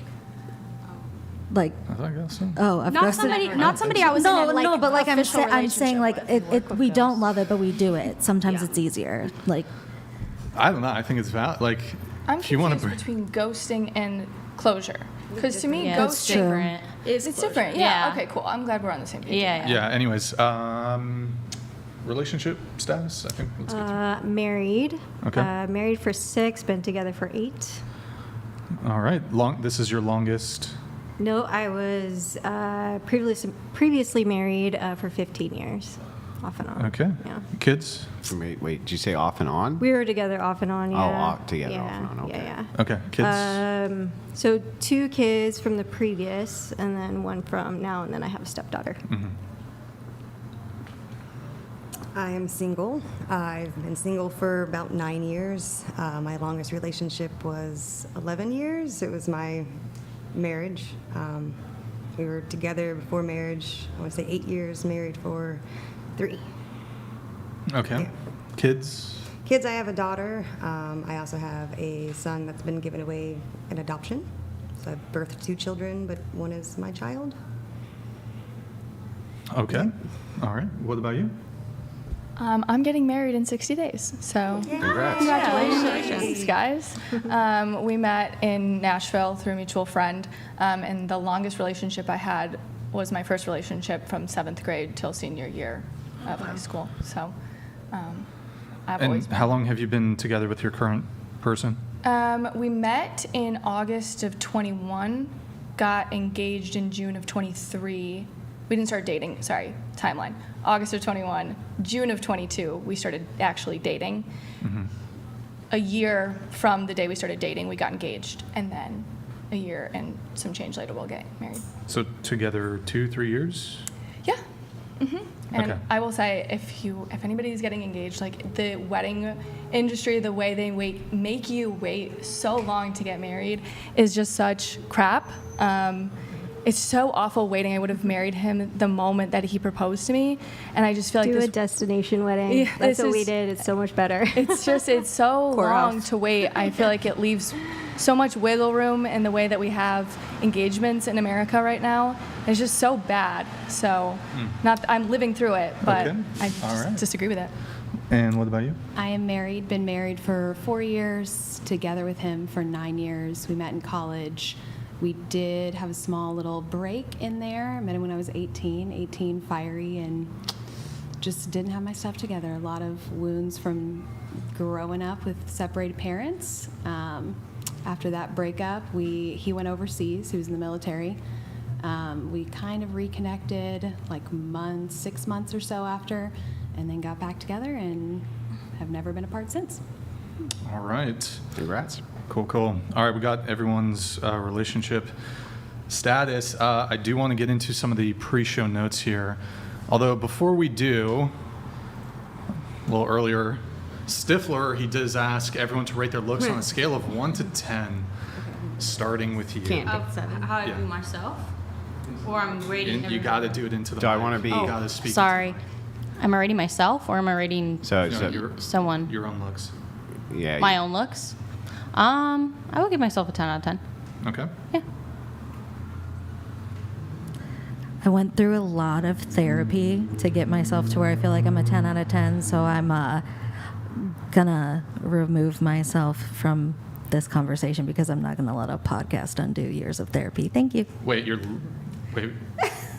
mean, I'm a little confused. I had a lot of issues with self-esteem, and I worked through them a lot in therapy, and part of that is seeing myself a 10 out of 10, so I'm gonna keep that delusion for me. Thanks. So just to be clear, if you were to engage in this conversation and on this podcast, it would totally be catastrophic to years and years of therapy. I just don't want to continue the conversation because I feel like it could be, if we belabor the point like we did about what was going on before. To me, I think I'm a 10 out of 10, and that's all I need to say about that.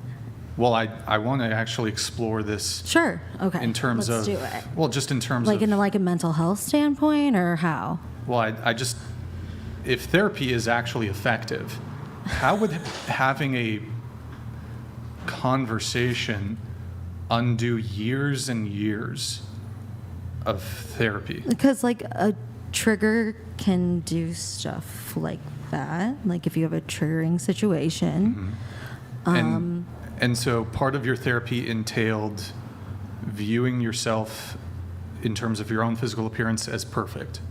It's 10 out of 10. along the lines of hyping yourself up. You're you're a bad bitch, you're great. Saying those affirmations are something that helped me a lot in my journey. Sure. Well, let me ask you a different question then. Journey. Oh yeah, you love that word. The journey. Have you ever seen a beautiful girl with a mid guy? Sure. Yeah. Is that a phenomenon? Like any other girls? Didn't I tell any you I girls don't here? want to talk about this because of my mental health? Like, I'm going to draw a boundary here and move on. Okay, if it affects your mental health, we'll just move on. I would like to move on, please. I mean, I was asking a different question though. I- for I- the well, other panelists. yeah. Have you seen this phenomenon Sure. of like mid Very common. guys with like beautiful girls? Yes, all the time. absolutely. Okay.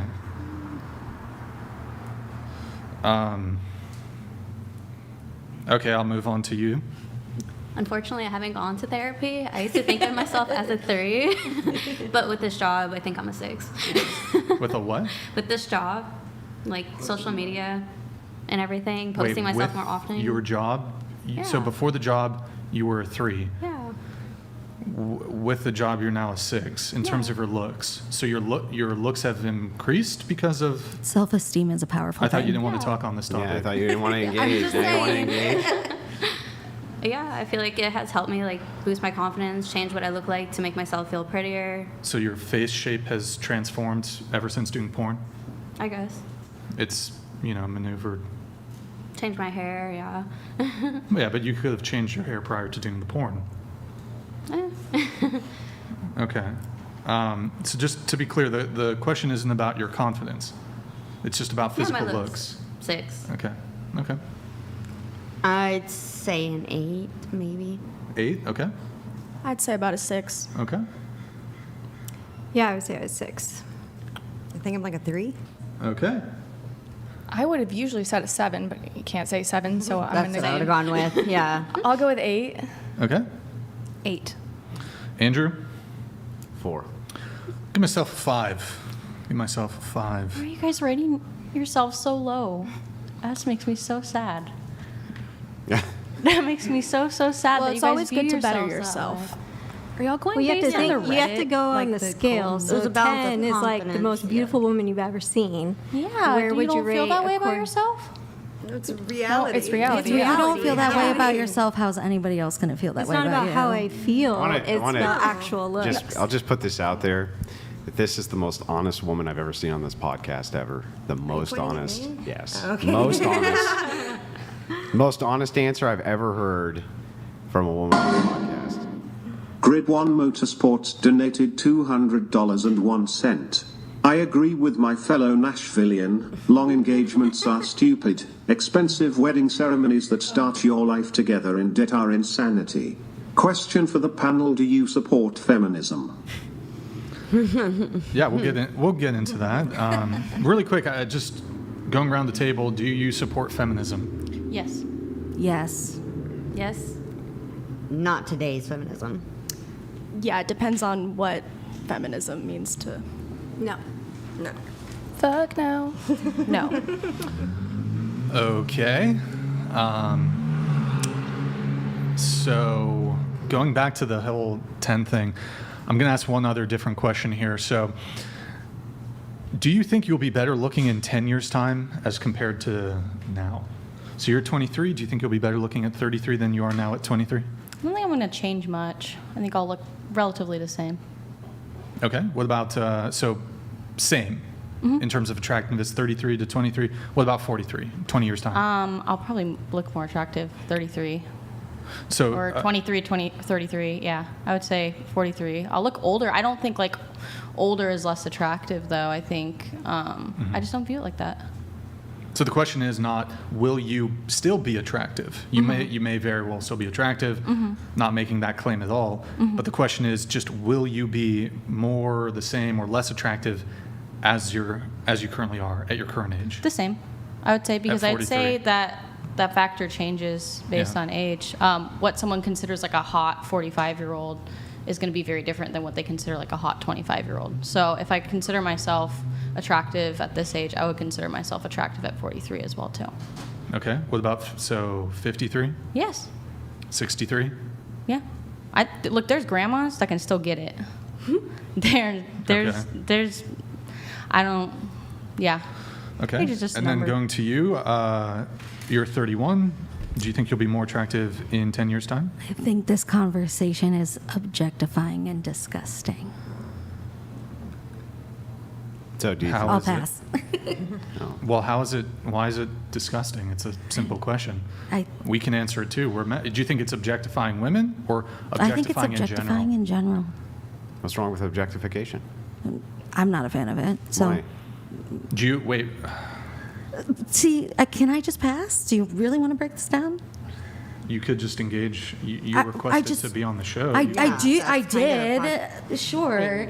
But like, I mean, there's the two things that I didn't want to do. I didn't want to like rate myself on a scale of 1 to 10, and that's. All right, you and- promise those are the only two things you don't Yeah, want to talk and I don't about? want to my body count because that's it. Okay, so 3 things. No, There I said anything- rate myself on a scale of 1 to 10, and my body count. Yeah, but this isn't rating though. of Oh, yourself well, on a in scale of 10 1 to years, 10. okay, I think there's the potential to do both because of plastic surgery and lots of things. Okay. Well, how about this? Do you think, what about 51 compared to 31? 51, I don't know. 20 years' time, do you think you'll be better looking in? I don't know. I don't see things in that way. So when you age, are there changes to your face, your skin? Sure, but like And when do- I do look at people- when I look at pictures of myself when I was 20, like do I think I was beautiful? Yeah, but like I see myself now and like I think that things about me now, maybe if they're not like as physically attractive, I see them as attractive because it like shows things that I've like been through. What do you mean physically? Yeah, I don't know, like, because I do think that like confidence and energy does come out physically. You know, the way you carry yourself, the way you hold yourself. So I think like as an insecure 20-year-old versus a secure 30-year-old versus a very secure 40-year-old versus like a glowing 50-year-old, I think there could be differences. Wait, a secure 30-year-old? Yeah.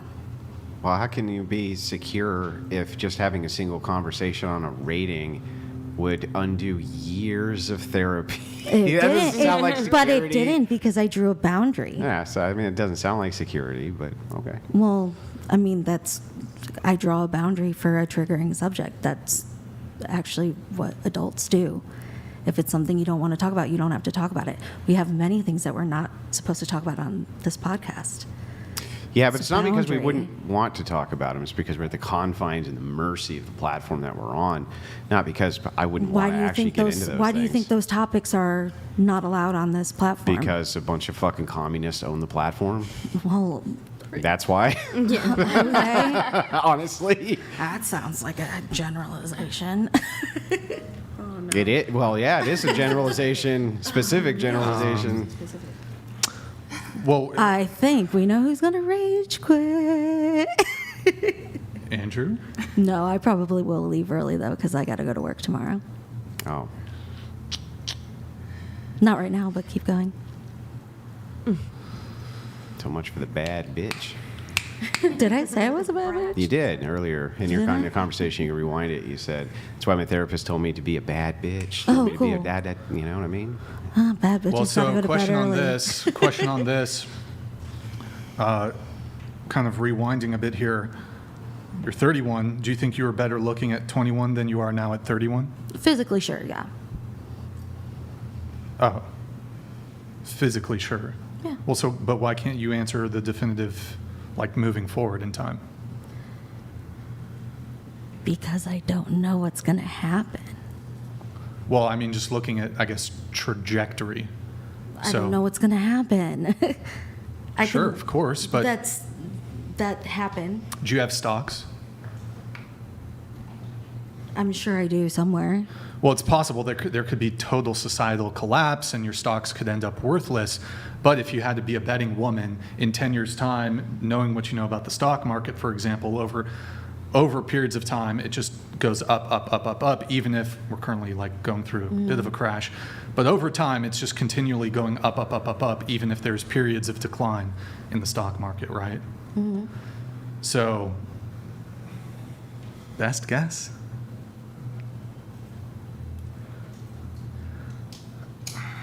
Couldn't tell you. Okay, all right. Do you not have a mother to look at and say, this is My mother's how... like really beautiful. Well, yeah, so that's how you can possibly gauge how you'll look in the future, right? Yeah. By looking at your mother?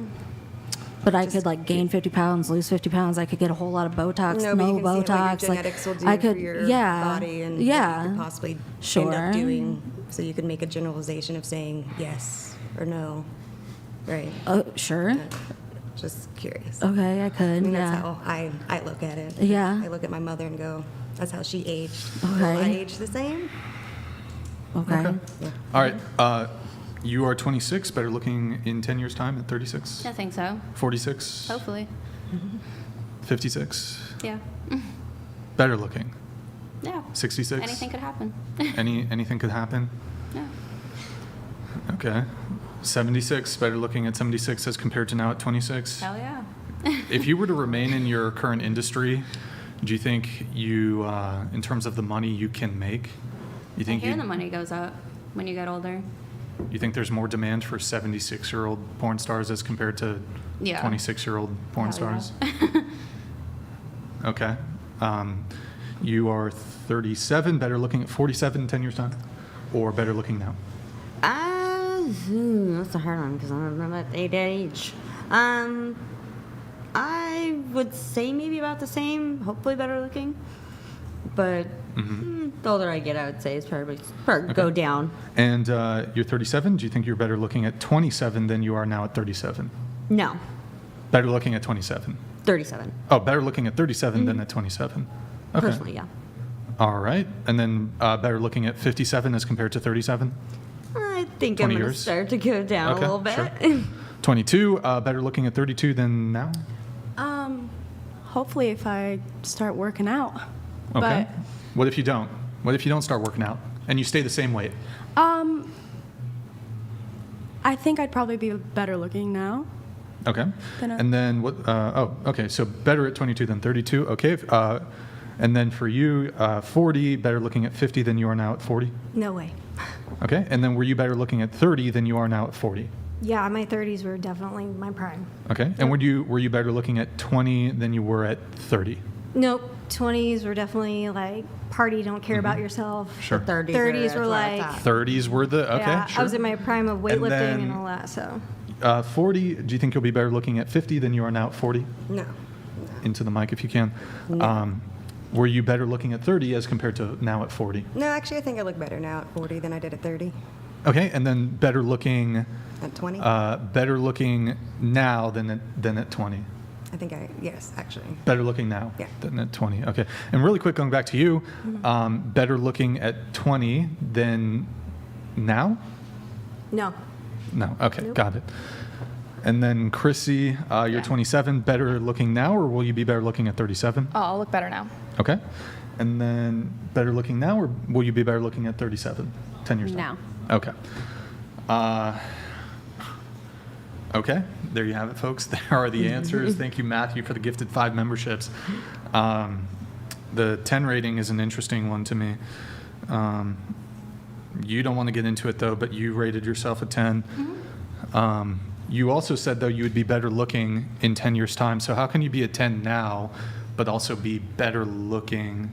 Or excuse me, actually, just to be fair, I think you said you'll be the same. Yeah. So I guess I can't make that argument. Yeah, but she also said she'd be the same at 50. Yeah. I think I really like old people. I think a lot of old people are really beautiful. You can see that they have a lot of life experience. I think a lot of people don't even make it to 50, and I think if you're lucky enough, you should really cherish the life you have. And yeah, I don't know. I very cherish who people are as people more than, I guess, what they physically look. A soul is more important to me. My partner is considerably more attractive to me now that I know him more than when I first met him. Considerably more. So yeah, I think the more I get to grow and learn as a person, the better I'll be in a lot of different areas. And that's just me personally. I understand that, not everyone's going to rate me a 10 out of 10, and I'm okay with that. Fair enough. Yeah. Well, really quick, going back to you, do you think all women are 10s? I think it's whatever they rate themselves. Do you think all men are 10s? One sec. Seriously, Shelby donated $200.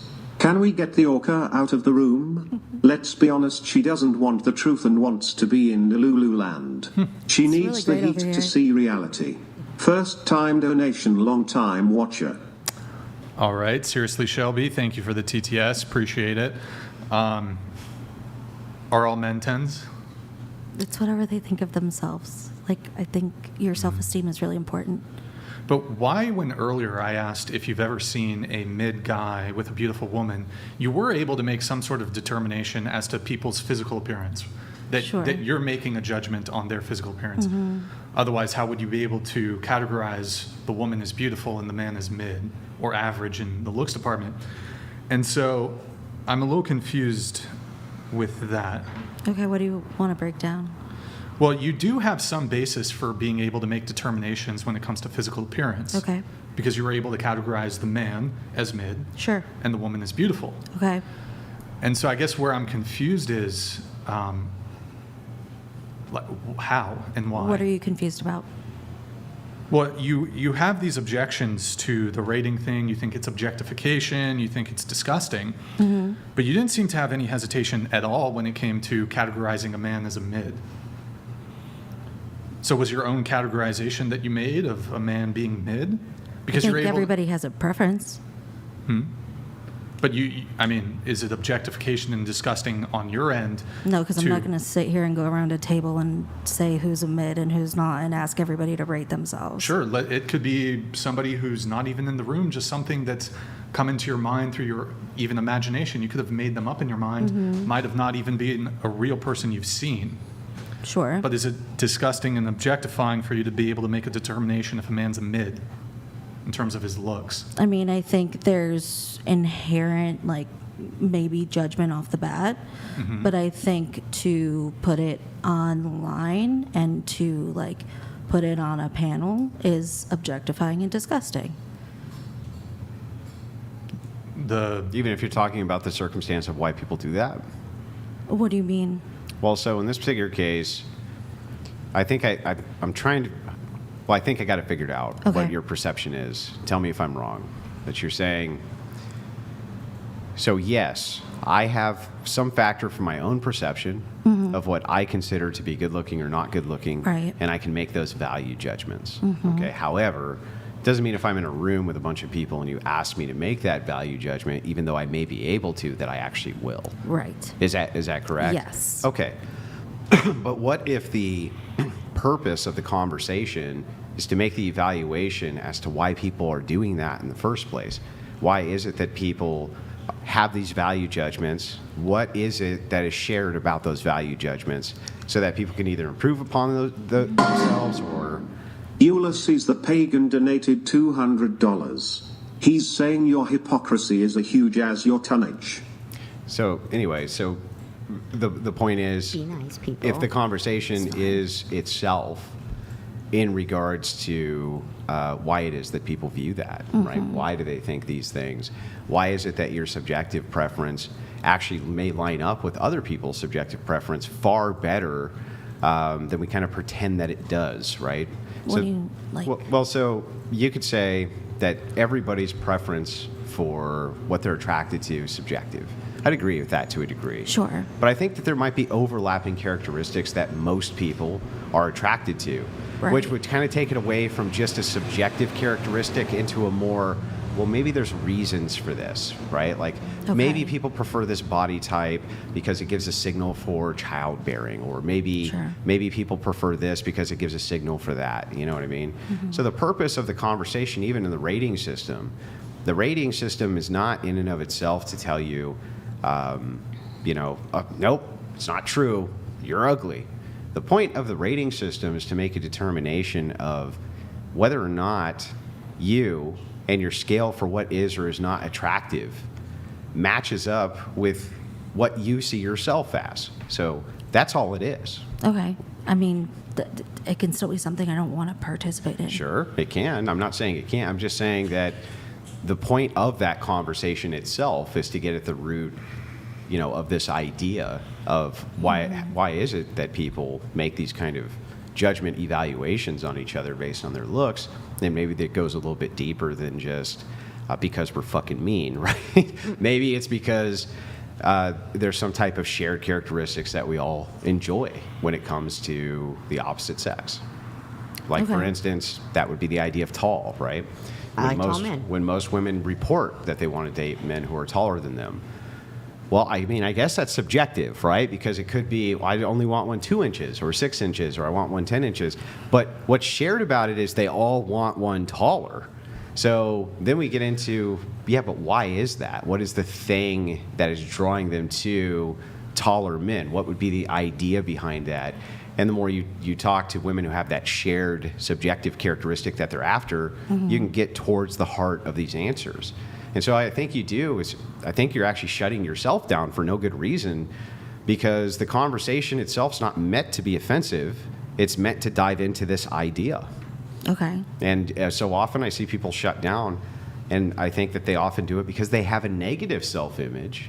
Okay. And they're saying, I don't want to make the claim that I have a negative self-image. And it's like, yeah, I guess, but that's not really what the point of the question is to begin with. You know what I mean? Well, we're going to move it on, but we're going to get into your notes, Morgan. So you do describe yourself as a feminist, you said in your notes. And your notes here, are these things you wanted to bring up? I mean, they're just notes I took. Or just it's like stuff notes that for I've yourself? notes for myself. Okay. Because you provided some, but if there are any others that we don't have that you wanted to bring up, we'd be happy to go into it. You said, please put me on the podcast. I'm watching the live stream right now, and I want to pull my hair out. Was that the Charlie Kirk episode? Yeah. Okay. You said you're a flight. Leave Chuck alone. Yeah. He didn't do it. You said that you're a flight attendant, big old feminist. Yeah. And you said, I promise I'll come in guns blazing. Yeah. Well, you can't rage quit if you're going to come in guns blazing. Guns blazing, you got to stay till the very end. Do I have to? Pretty much. Anyways, you said women shouldn't be drafted because the Equal Rights Amendment still hasn't been passed. Exactly. And women aren't constitutionally, equal to men. Yes. This is the stuff I wanted to talk about. Sure. So why don't we dive into that? So your position is women shouldn't be drafted. You're a feminist, though. I assume you believe in equality? Yes. So how do you reconcile being a feminist and believing in equality, but being in favor of inequality when it comes to selective service? Because the Equal Rights Amendment has not yet passed, so women are still not constitutionally equal to men. So for that to if that passes, draft me, daddy. I'm ready to go. So when you say women aren't constitutionally equal to men, and you mentioned the Equal Rights Amendment, what do you mean? The Equal Rights Amendment. Well, assume there's a panel here who has no idea what that is. Assume there's viewers here who have no idea what that is. The Equal Rights Amendment is actually... let's have her answer. Wow, I didn't think you wouldn't know what the Equal Rights Amendment is. Well, did I say I don't? It's just that it's just that you it would be an amendment to the Constitution that you can't discriminate on the basis of sex. You mean the 19th Amendment? Yeah. No. No? No, it would be the ERA, the Equal Rights Amendment. You can't discriminate on the What basis is the of sex. 19th Amendment? I don't know what the 19th Amendment is. No. Do you want to tell me? Okay, can you pull up the 19th Amendment so we can read it? But so this amendment, it's not clear to me how, because you said, so currently women aren't constitutionally equal to men. So I suppose where in the Constitution would it indicate or show that they're not equal to men? You have the 19th Amendment? Yep. Okay, pull it up. Right of the citizens of the United States to vote shall not be denied or abridged by the United States or by any state on account of sex. Congress shall have the power to enforce this article by appropriate legislation.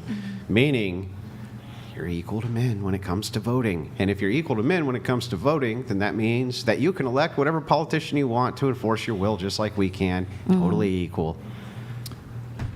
So then why didn't the Equal Rights Amendment pass? Because it's not about equal rights, it's about redefining the word woman. It redefines the word woman from biological woman with XX chromosomes to anybody who wants to identify as a woman. Right. It is a change in the very definition of what we just have all agreed as a woman. So this said there can be no discrimination based upon sex.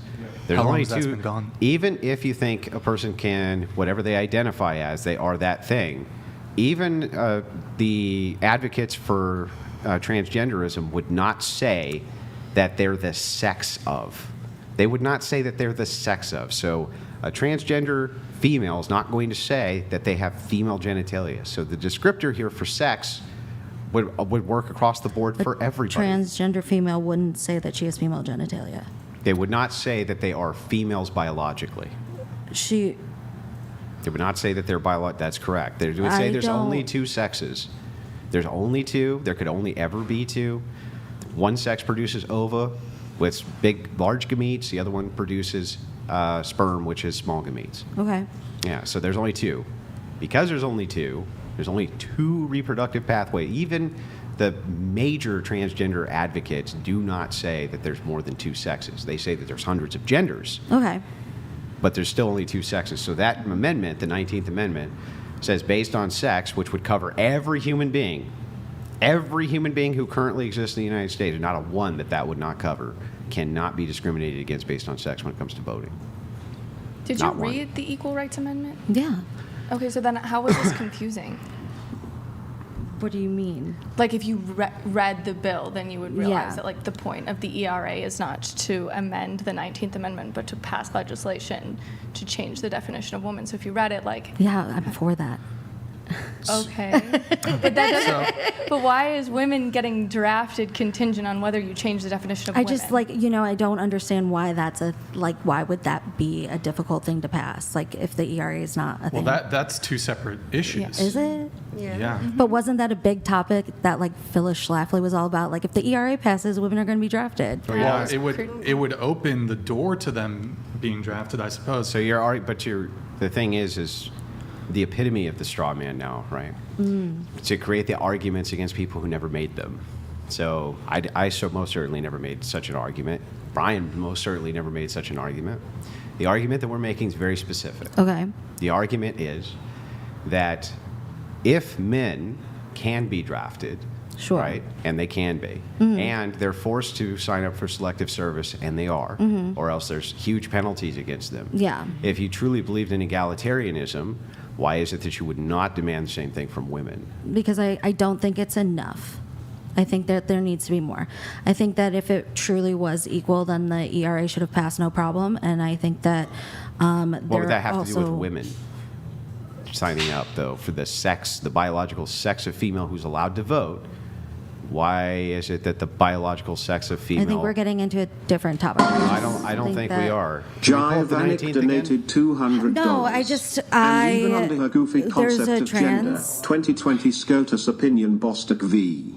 Clayton already prohibits discrimination on the basis of orientation and gender identity. Quit playing wannabe a lawyer. But we don't even have to. We don't even have to get that far. So pull up the 19th again. The right of citizens of the United States to vote shall not be denied or abridged by the United States by any state on account of sex. If that is true, then no human being inside the United States is going to not be able to vote, period, based on a sexual characteristic, period. Okay. So in your the equal rights is okay. Hold on. So we can get into the Equal Rights Amendment component of this, but you said that women shouldn't be drafted because the Equal Rights Amendment still hasn't been passed, and women aren't constitutionally equal to men. That's the second claim there is the claim that I want to investigate. You said women aren't constitutionally equal to men. Can you articulate how? Well, I found in my notes, the ERA's equality of rights under the law shall not be denied or abridged by the U.S.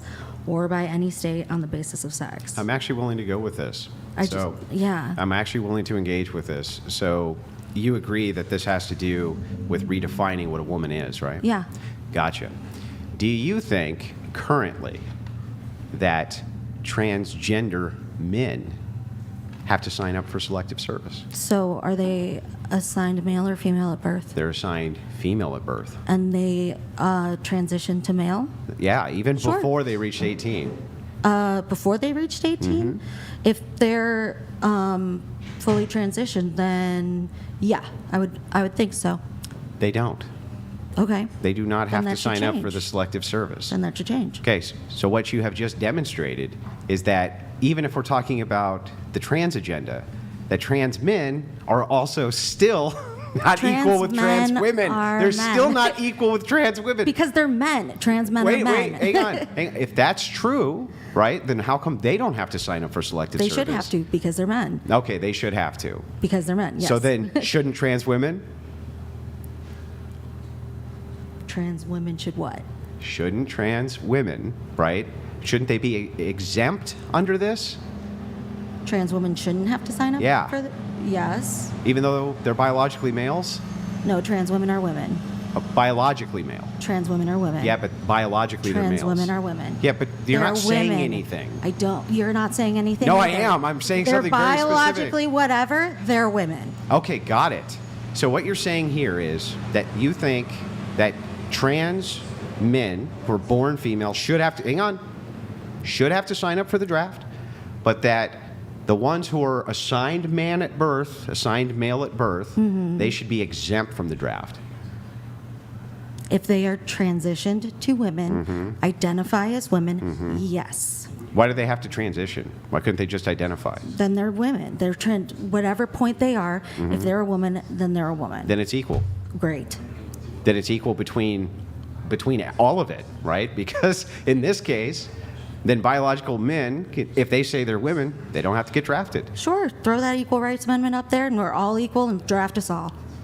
So I just want to make sure I get this right. Right now, you agree that nobody can be drafted. Nobody can be barred from voting on the basis of sex. Right. Do you think there's a third sex? No. I think that there are women and men. There's Do you trans think women there's and a men, but they're third also- sex? How many sexes do you think there are? I don't think that matters. I think it matters. How many sexes do you think there I are? think that this is like do you know any transgender people? Yeah. How many sexes do you do? think there are? Yeah.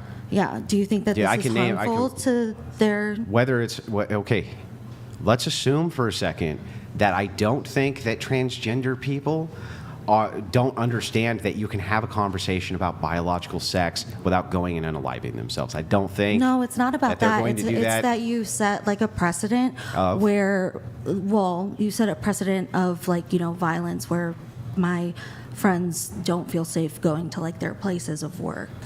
Or Yeah, but what would that have to do with whether they're How is that equal or violence? well, when you're saying like when you have these arguments that like don't like trans women are women, trans men are men. Fine. And when you break that down, Even if I say to- that, yeah, nobody's going to dispute that there's only two sexes. If there's only two sexes, Okay. the 19th Amendment says that nobody can be denied the right to vote Great, via okay. sex. Sure. So all those trans people can vote. Right. Okay. So then what's the inequality issue here? That's what I said. So draft them all. So then you think everybody should get drafted? Throw the Equal Rights Amendment up there. No, Because if why do everybody's we equal, need the then there Equal should Rights be no problem. If you know what? If there's no problem, and if we don't, we should have it then. Why is it such a big deal? Can I ask you- I think this word will sum this up Okay. perfectly. Redundancy. So, women already have, at least it's my position, are constitutionally equal to men. So even if I don't think so. Okay, but What, so you're what are you hold on. asking What do we for? not get? What do we not But- get that you think we should get? Bodily autonomy. Okay, we'll get into that. We'll get into that. But okay, so it's my view though that you're saying, well, we don't have this bill that is named and called entitled the Equal Rights Amendment, ergo we don't have equal rights because a bill that is titled the Equal Rights Amendment was not passed. But this bill, and I'm not super familiar with it. I'm not entirely sure if it is a redundancy, but the current state of affairs, the 19th Amendment, constitutionally, women are equal, but you made the claim women aren't constitutionally equal, so the burden is on you to articulate how women aren't constitutionally equal to men, and you cannot point to a bill just by virtue of the title of the bill, it not passing being evidence that women aren't constitutionally equal to men.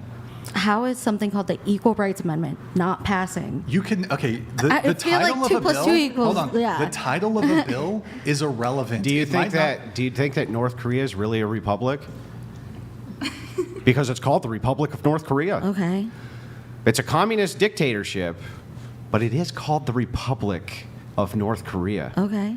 So that must be a republic then. The Inflation Reduction no. Act only boosted inflation. So. Okay. But okay, so the contents of a bill might oftentimes have nothing to do with the actual title. Okay. So you did make the claim, and women, that's separate from the Equal Rights Amendment, aren't constitutionally equal to men. So you're going to have to articulate how women aren't constitutionally equal to men. I think that if they were, then the Equal Rights Amendment should have passed, no problem. That's all I have to say about the Equal Rights Amendment. But that's it. That's all I have to say. I can't articulate more than that. That's my point. But, I mean, and then I also think that women would be able to have more bodily autonomy. Okay, so we can get into that. Okay. Would you vote so that men couldn't vote on women's bodily autonomy? Men couldn't vote? Like, I don't understand in the context. do you yeah, think I feel like it would be yes. You would vote so that men couldn't In vote what on women's context? abortion? Like, yes, I would vote that way. Okay, right. So that's the same reason that we vote that you don't have abortions. But, okay, well, there you go. It's just like that. If you would vote that we couldn't tell you that you couldn't, Well, that's a that fair in a point. democracy, then Then we could I'm- vote in a democracy to tell you you can't. Correct. See? Sure, well, then I do think that's wrong. And I, Well, okay, So then hold on. voting's wrong? No, I think that I should backtrack my statement because I think that everybody should have bodily autonomy. So if you want to vote for my right to not have control over my body, I do think that's unfair. Well, okay, hold on. You know, we're And I getting into probably it. shouldn't vote for you to. Not going to allow you to weasel out of this. So you can try to bring up abortion, but that's a different conversation. argument, yeah. So you stated, and women aren't constitutionally equal to men. I don't think we are. How? You don't I think don't so? understand how, But that's yeah. what I'm Yeah. asking. I want to be That's what I'm convinced. trying. I want to be convinced. Hold to on, your just let her side. answer. It's okay. I remain unconvinced. So you don't think we are. In what ways do you think you are not constitutionally equal? I mean, I told you that I didn't think we were because the ERA didn't pass. Oh, can you give us But- an example? That's the example I gave. Okay, so If you don't like that one, then that's No, I fine. mean, you don't like it, then move okay, on. but Like hold a on. real-time example. I gave you abortion. Wait, hold Well, on. may I Hold on. ask, because she explained what the bill was, but you never gave your explanation to what this means. So I keep wanting to know what do you mean this bill? Like, what is it to you? Like, what was denied? The right for trans men to be trans women and all of us to be the same thing? Because that's how she explained it. Is that it's to universal, like all of us, to make trans women women. That's what this bill is? Is that No, what it is I to mean, you? like the definition of feminism is like to me, well, not even to me. It's literally the belief that women and men should be allowed to have the same rights, Which we do. And I feel like the Equal Rights Amendment says that. So, but but isn't the what does it 19th just for voting? But what I'm asking, Yeah. like, what does Well- it So say? why can't we have that for everything? If the 19th have is it just for for everything. voting, Yeah, we do. So- Actually, hang on. This is a great question, and I would like to answer your okay. question. If you can name a single right that you think that this is not applicable to, meaning men have it and women don't, I'm all ears. You say that women can't do abortions, neither can men. Okay, I'm trying to think. Do you mind if I have some time to think about Sure. that? Okay. So wouldn't men be not as equal by not having a say in abortion as a woman does? The man was there to make the I mean, baby. it's both. I of think the- that's a- right. I'm just asking. While I'm just she's asking your thinking, opinion. while I'm just she's asking- thinking, it's not a debate. I'm Nick, just asking a question. pull up the scroll up in the sources, the viewer count. All right, guys, there's 10,000 people watching on YouTube. Wow, big. And almost 2,000 over there on Twitch. If you're watching on YouTube, Jivanik donated $200. Ask her how she feels about Violence Against Women Acts. Federal Interesting. laws in the U.S. that increase penalties for violence against women but not men. your thoughts? Are you going to be mad if I make a generalization? Nope. Men are more violent than women. It's not a generalization, that's a data point. that's factual. One which I dispute, by the way. Like the IPV rates? Yeah, the one-directional IPV rates, yeah. Well, actually, really quick on that, I know it's kind of getting a little bit off topic. So when it comes to romantic relationships, what about this data point? So if we're looking at homosexual relationships, for example, so you have heterosexual relationships, gay men and lesbian women. They've actually found that, okay, hold on. It's okay. We can keep going. Okay, we're fine. You're good. Sorry, guys, there's a little slip going. So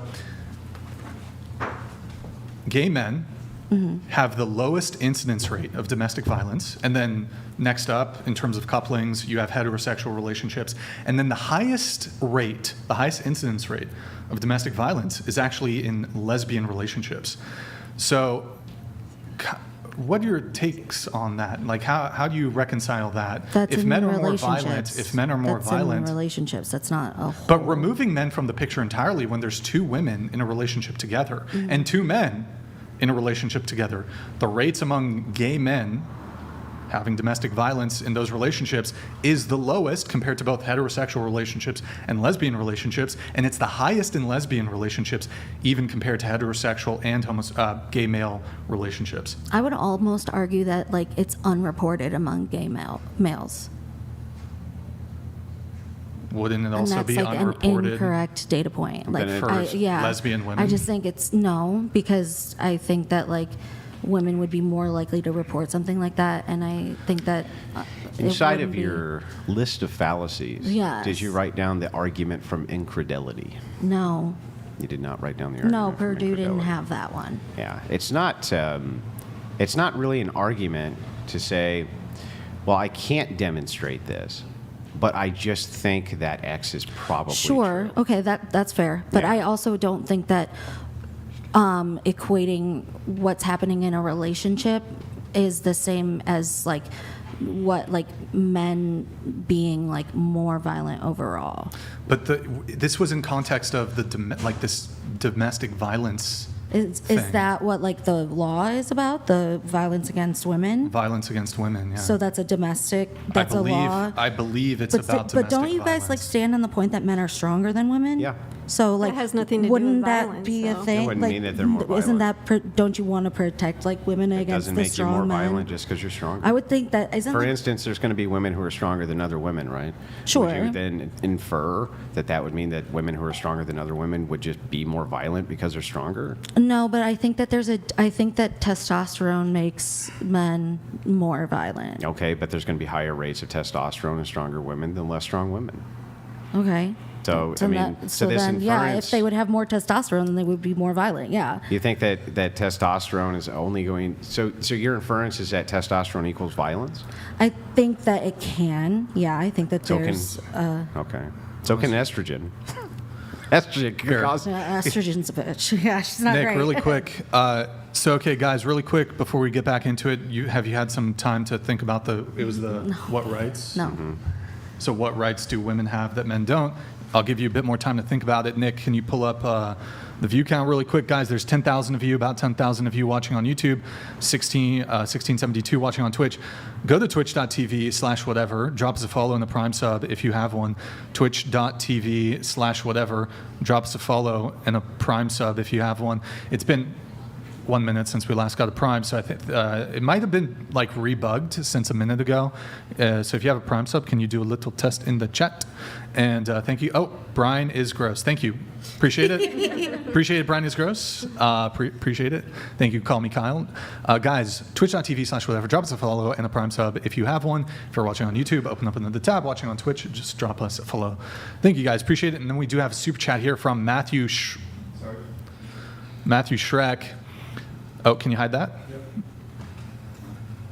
All right, Matthew Schreck. Plain and simple, are we equal or not? Should all people, men, women, trans, etc., be held up to same standards and responsibilities? Thank you, Matthew Schreck. Are we equal or are we not? I will concede on the fact that I can't give you more evidence, but I don't believe that we are equal right now. So I apologize that I did not come more prepared. well, you don't need to articulate every single way in which you believe women are unequal. I would like to hear maybe one or two, though. I don't know if that's too much of an ask. I don't think that we are, just in like societal ways. But hold on, I don't know if this is considered Well, that's the thing, is like shifting the goalposts or okay. Mon Bailey. So what do you want? Because your original claim was not societally; it was rights. Okay. Yeah. And so then you said women aren't constitutionally equal to men. Yeah. And I think that's even different. I think that's a higher So threshold. the 19th Amendment applies to voting. Let me just finish. I think aren't constitutionally equal to men is actually going to be a higher threshold for you to prove than just rights. But so I'm even willing to go down to just speaking about rights. So what rights do men have that women? Well, maybe we could talk about like constitutionally then, because like I told you, I don't have the rights. I'm not more prepared, and I'm very sorry about that. Actually, I shouldn't be sorry. I'm just not more prepared. But it's your claim. Okay. So, I mean, that's what I'm saying is like I don't have that information. That's a really massive claim to make. Okay. That men have more rights. I did not say that. I said women are not constitutionally equal to men. Okay. I believe that because the ERA is passed. You disagree with that point. But I've tried to articulate that. Well, I think that's like, fair. What yeah, about the that's ERA? it. What about the ERA will make women equal to men? It passing. Yeah, but what? She just What it- it's- define it? Wait, Define what, it. can I ask you a question? Wait, can I ask you a Yeah. question? If there was nothing in the bill, and the title of the bill was purely Equal Rights Amendment, and there's just nothing And in the women actual are bill. equal to men in the Constitution, and that's all it said? Yeah, great, pass it. That's what I'm saying. But you're still not saying what you feel like you're. Why it didn't pass. Like, why Because is it was political, and the name does not mean that is what is inside of it. That's what this person was trying to bring up in the super chat about the Violence Against Women Act actually not protecting women. It's just a name. If you're involved in politics, if you follow this for a long time, you know that they pass these bills and they put these bills up solely so Democrats can look at you, if you're a Republican, and say, Republicans don't believe in equal rights for women. And then people believe it. Okay. So don't believe it. If the issue is societal too, what is like just passing a bill going to do? If it's like a societal norm issue, I think maybe. it starts at those base levels. Yeah, but how does that change your day-to-day life? And Wait, I actually have a question on this. If the ERA was passed, what tangible changes would occur? I think, isn't it true that like if the ERA passed, Roe versus Wade would have been protected more? So What does that have to do with rights between men and women? Isn't that a right to bodily autonomy? Yeah, men have no reproductive rights, so you can't make this comparison. Men don't have a right to an abortion, or they don't have a right to prevent women from getting an abortion. I don't know. My dad had to sign off on my mom getting her tubes tied. This is a That's feminist a trope I right. hear about. I don't know if It's there's not a any trope, it validity. actually I don't know if there's happened. actually any validity to doctors requiring a spouse to consent to these things. Perhaps in years past, I have no idea if this is still It's a common crazy, practice. too. It When is men- more considerably harder to get your tubes tied than for a man to get a Well, vasectomy, though. hold on. No, my That's dad had hold to on. That has sign a nothing- paper. Hold on. Wait, that has nothing to do with the consent of the spouse. Getting your tubes tied is a far more invasive procedure than a vasectomy. To start there. They do often ask about spouse. They do often ask children, and they do play that. I've into a heard factor, stories from but- men all over the country that when they went in to get a vasectomy, that the doctor demanded that they come in and do counseling first with their wife before they made the decision to have the vasectomy. I don't think that's correct. Well, right. So this is the thing. I don't think that it's correct to say that your dad had to sign off on the tube tying either. I'm saying that it happened, but it shouldn't have. It should not be a thing. I'm not sure that it did happen. If we're just using Okay, incredulity, well, if you're just then going we're to just call gonna me use a liar, then I infidelity. can just go around the table and call y'all liars all night. Okay, Well, so but that's why we don't use an argument from incredulity. If you say to me, I don't think. What that- about an argument I from don't- experience? I don't think that happens. If you say to me, I don't think that happens. then What I- if it stop, actually I'm happened to explaining. me? If it actually happens to you, that's different. But it didn't actually happen to you. It happened to someone else. But for you to say, I just simply don't think that that's true, If that you can assert that, then I just assert it about everything you say. Yeah, but I just don't think that that's true. Yeah, but I just don't think that that's true. Right? That's why you don't make assertions or claims unless you can either logically demonstrate them, empirically demonstrate them, or in some way demonstrate them. So the evidence, would you like me to like get the paperwork or Okay, something? That would be evidence. Okay. I have to move it off of the Right. tube tying thing. That's what I'm- But back right. to this. So back to this. So if the ERA was passed, what would be the sort of tangible results when it came to the equality that women could expect to receive that they don't currently have, that you can't articulate? I think that I said that Roe versus Wade would have been more protected. That's not true.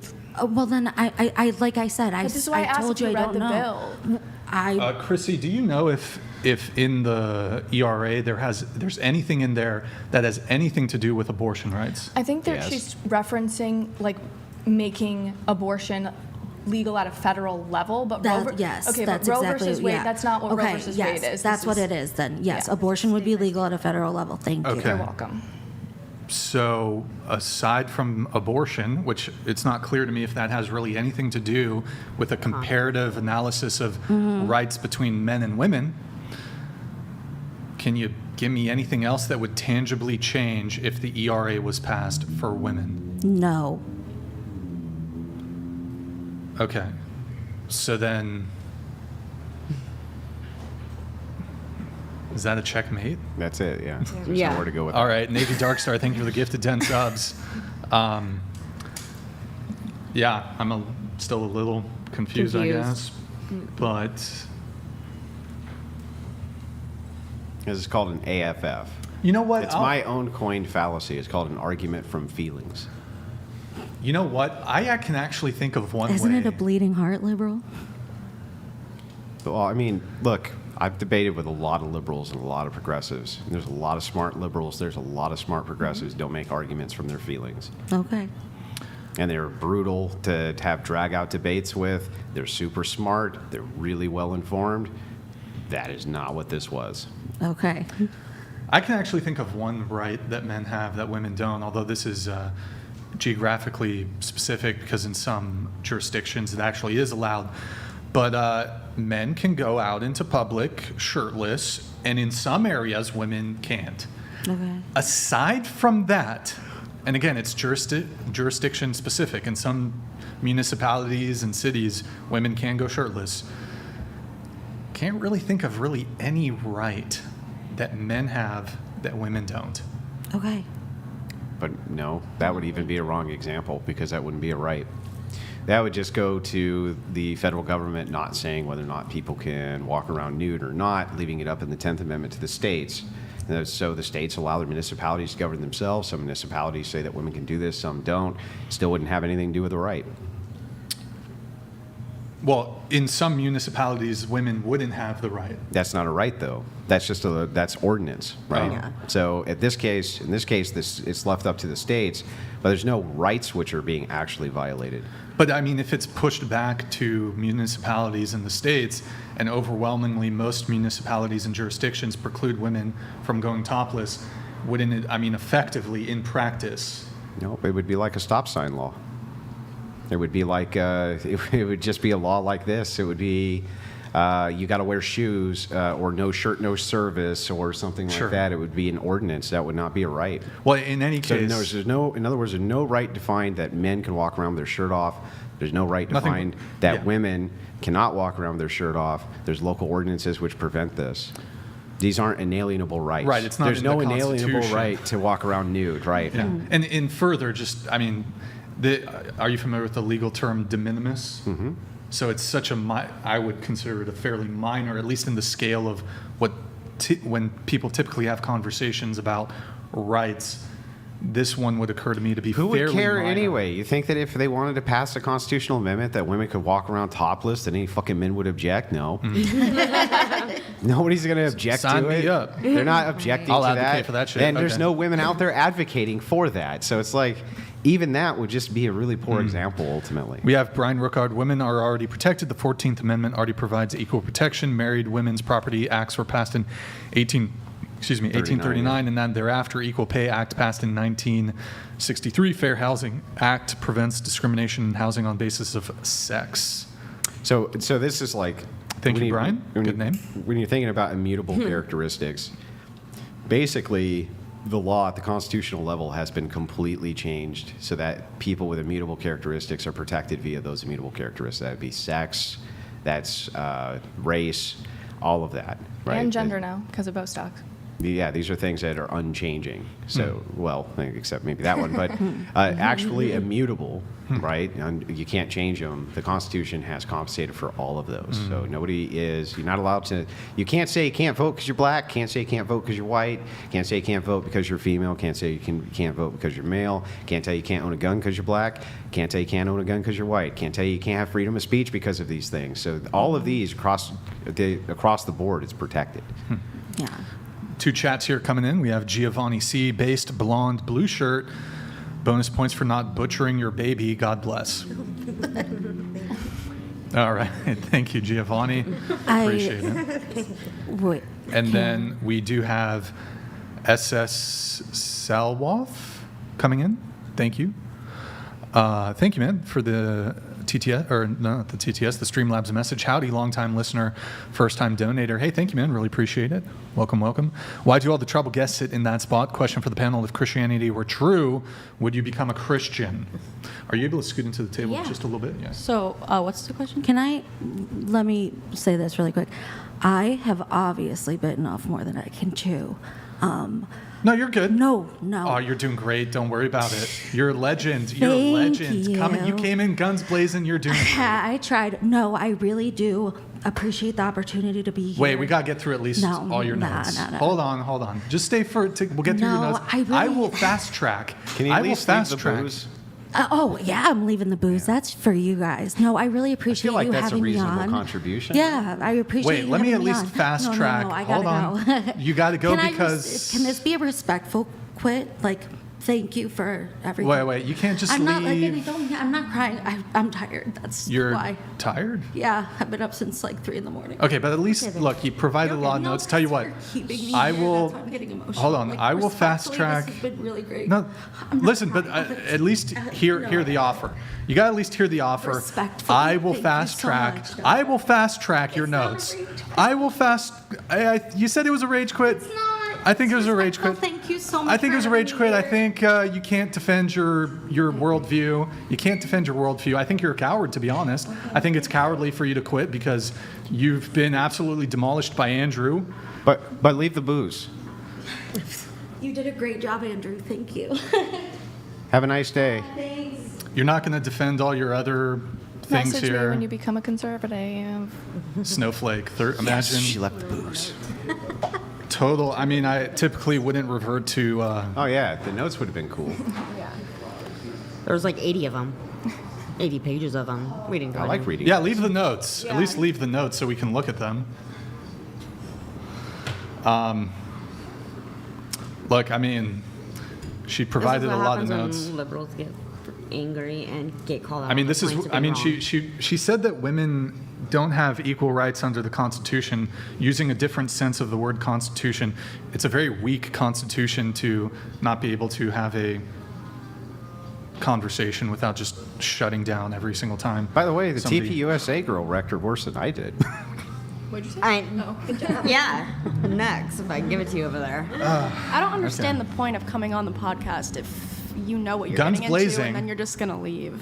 She said she was coming in guns blazing. 80 but pages. Shut down multiple conversations the moment that she got a little bit outclassed conversationally.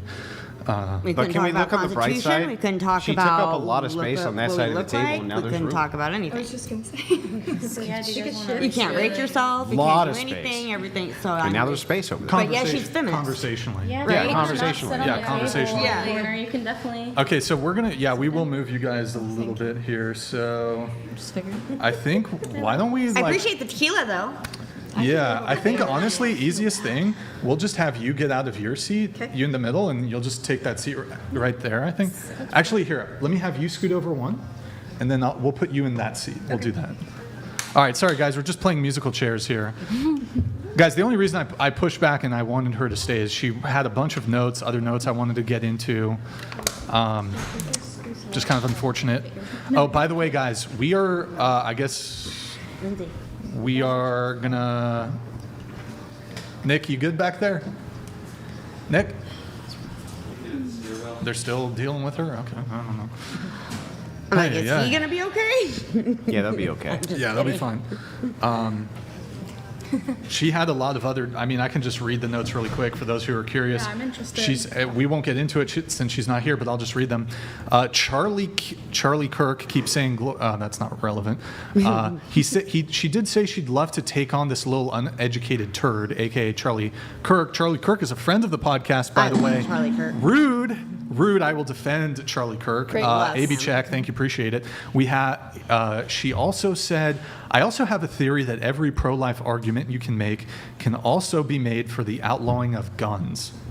That's ridiculous. Oh. I would have loved to have got it. That's why I was pushing hard for her to stay, so we could have got into the pro-life arguments can be made about outlawing. The life of a gun starts at conception. Indeed. Are they I already love going it. down the stairs? When the gun, when a little colt is in the womb. Anyways, when a little Smith & Wesson, a little baby Smith & Wesson, it's a fetal Smith & Wesson. It's not fully. Not developed yet. It's not fully. Not fully fully developed. cocked. It can't survive outside the womb. So. Can we take this moment to pull up Debate University? Yeah, we could do it really quick, guys. DebateUniversity.com. At DebateUniversity.com. It is a program to teach you how to become a master debater. And there's 80 plus videos, about 6 hours of instruction from the great Andrew Wilson and a couple other, we have a couple other instructors, so be sure to check it out, debateuniversity.com. Also, let's get some of these chats going, and we'll get into everybody else's notes. I appreciate you guys being patient, but it was interesting. It was interesting to get into that. That was really good. Mm-hmm. Rip. Okay. One sec, guys. Let me just make sure I got everything. I need to still do that chat about Christianity, which shouldn't take too long. He did ask, if Christianity were true, would you become a Christian? Well, first off, who's a Christian? Show of hands. Okay. And then for you two, if it were true, would you become a Christian? Well, if it were true, it wouldn't be a religious belief. It would be a science. So it wouldn't, I guess. Word. Okay. What about you? I'm not religious. But if it were true. Sure. Mm-hmm. You don't think there's history though in the Bible? There is. Okay. So that doesn't make you don't think that brings any kind of validity to Christianity? There's no way to prove nor disprove any spiritual belief. That's why it's a belief and not a science. You can argue about whether the Bible does have some historical backing, and sure, you can sit there and argue about that, but there is no definitive proof of a God or a heaven. That is why it's belief. So there's no way to prove nor disprove. It's about faith. Yeah, it's about faith. But it wouldn't be a religion otherwise. But why else have a moral high ground if there's nothing to hold you back from? To be a good person. But why? That there's no moral high. If we have no faith, if we have nothing that matters for what our actions are, which for me, as a Christian, I live by my morals and values based on what I believe that God would like me to. But if I remove that, then where my morals and values stand? I don't need them, right? I can be a murderer, I can do this because it doesn't matter, because there's no consequences for me after. So that is just that's my point. So you would murder someone if you didn't get spiritual repercussion for it? I'm saying what's the point of having morals and values of anything if there's no... To be a good human being. But why? To be a good human being. Why do you need a reason to be a good person? Why do you need a God to tell you to be a good person? It's about how do you determine what is good? That's based on every person. What I believe is morally right is to be So you can't very hold different anybody from to a someone else. standard then? I agree. So everybody can just do what they want. If you want to be a serial killer, be a serial killer? I guess if that's what you decide you want to do. That's not what I would. You wouldn't hold a personally serial killer choose. to account? The law would. You wouldn't? The law would. Yeah, but you wouldn't? Depends. No, she would just put a hex on you. I mean, what would it depend on? I don't know. I like there was a serial killer that was a woman that went around killing rapists, and I would say that that's a pretty morally gray area. Anyways, I do have to move things on. I just want to ask one last question. So is the good... Sorry, I know I can't really talk on that problem. subject. I'm sorry. Is the good the good? What is good? Depends on who you ask. I'm asking you. What I believe is good. Is it good? I personally try to put out as much good energy and good towards people as is possible. what you believe is good. What is good? I'm kind of confused on what the question is. You have a belief in what is good. Yeah. Is that good? To me, yes. So the good is the good. Yeah. So you just made a circular argument. The thing I do have to move this The thing on. it is what the thing it is because it's the thing. Yeah, I don't really understand your argument. Finishing up with the Rage Quits notes here. She said, I wish she... Fucking coward. Okay. Fucking 31-year-old fucking starting to cry because her worldview's getting fucking its shit pushed in. Okay. Brian had been off more than I could chew. They sent you a note that said that I'm a rah-rah feminist. And I was going to wreck the entire panel. And then within 30 minutes, I started breaking down and crying because a girl told me, you haven't even read the bill, you fucking idiot. It's rough out here, Brian. I like how you defined it without even hesitation, Well, and she had her notes. I was really sad when she walked away, not because I wanted to hear more of her stupid arguments, but because I wanted to provide an opportunity for her to ask questions so that I could tell her. Because one of the biggest lies that feminists get sold right now is that Roe versus Wade outlawed abortion in America. You wouldn't believe how many women believe this, and it's a lie. It's a flat-out lie. What it does is it gives rights back to the states. So in my home state of Tennessee, we can outlaw abortions, and in California, right here, you can abort your baby when it's born. That is what undoing Roe versus Wade did. And I would just love to prove that point to somebody, or not even prove it, but just have a conversation with her about it, as opposed to her Yeah, but it walking should away. have outlawed it at the federal level, period, for all states.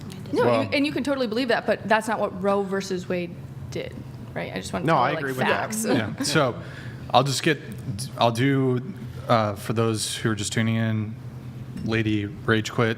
She had a couple more notes. I'll just read them. We won't actually debate them because she's not here. But she said, most men actually hate women. I think that he brings on guys that have this conservative mindset and talk down to women because they're insecure men at their core. I'm Catholic. Oh my God. This is why I also want to get into the abortion conversation, because she's a pro-abortion Catholic. I'm Catholic, and it's pretty disgusting how some of these guys quote the Bible to fit whatever narrative they want. These non-denominational Christians think they're the end-all, be-all because they can quote the Bible, but they wouldn't last an hour in a Catholic church. They literally cannot take our communion. The Old Testament is an equivalent to fairy tales. None of them are real. I was hoping we would get to that because I'm Eastern Orthodox and I can take their communion. They were meant to teach caution to people. The golden rule is do unto others as you would have them do unto you. And I don't think any of these men act that way. She also said, I had an ex poop on my hotel room floor when I was taking a shower. How is that applicable? Come on, I want to hear that story. That's what I came on for. That was the other thing. There was a lot in there, though. I mean, it sounds like a very man-hating. Very man-hating. Yeah, she said most men actually hate women, but I was just confused about the whole I'm a Catholic, but also pro-choice. There's a lot of pro-choice Catholics. Yeah, I'm Catholic and I'm pro-choice. I'm not super religious, but then again, I'm also not I don't know. I think that there's a limit. I think both parties should have to agree for abortion, personally. Now, the dogma of the church does not support that. So I can already hear in my head the raging, seething Catholic fans on both the Crucible and whatever podcast going, no, we don't, Andrew. Listen, the dogma does not support it. Not saying the Catholic dogma supports it. Clearly doesn't. I'm just saying that there's a lot of people who identify as being Catholics, who are baptized into the church, who support abortion. You can't argue with me there because it's true. Yeah. But doesn't it? Joan FD donated $200. The flight attendant is such in bad faith. I am reading the online instant comments and I agree with a lot of them that she is enjoying. Just want to be argumentative with no substance. Yo, Joanne, thank you. Appreciate the TTS. Thank you. We won't linger too long on that specific topic. I would like to ask about, well, maybe we can't, but I'd like to ask how you can be pro-choice and Catholic, though. We smell that. You smell that devil's lettuce? A little bit, yeah. A little bit of devil's lettuce A little going bit of on? devil's lettuce going? I'm pro-choice, meaning like there's an exception. Like if the woman's gonna die from giving birth or something extreme like that, I'm not like, oh. Yeah, but that's not an abortion. That's So medically necessary. An entropic pregnancy would be a different category. But then again, I also think that there's a lot of problems with like the foster care system, and so I don't know. I know. See, I see both sides as the problem. May I speak to that? Yeah, yes. Okay, so I gave a baby away. I'm actually in California visiting the child I gave away 3 years ago because I have a 13-year-old daughter. So obviously she was an old enough child to realize that I was pregnant whilst I was pregnant. And the thing that I didn't realize until I've had so many conversations, and you just... Jaivanik donated $200. It is a core tenet of Catholicism that you cannot be pro-abortion. In fact, it is mandatory that you are excommunicated if you get one, knowing that the penalty is excommunication.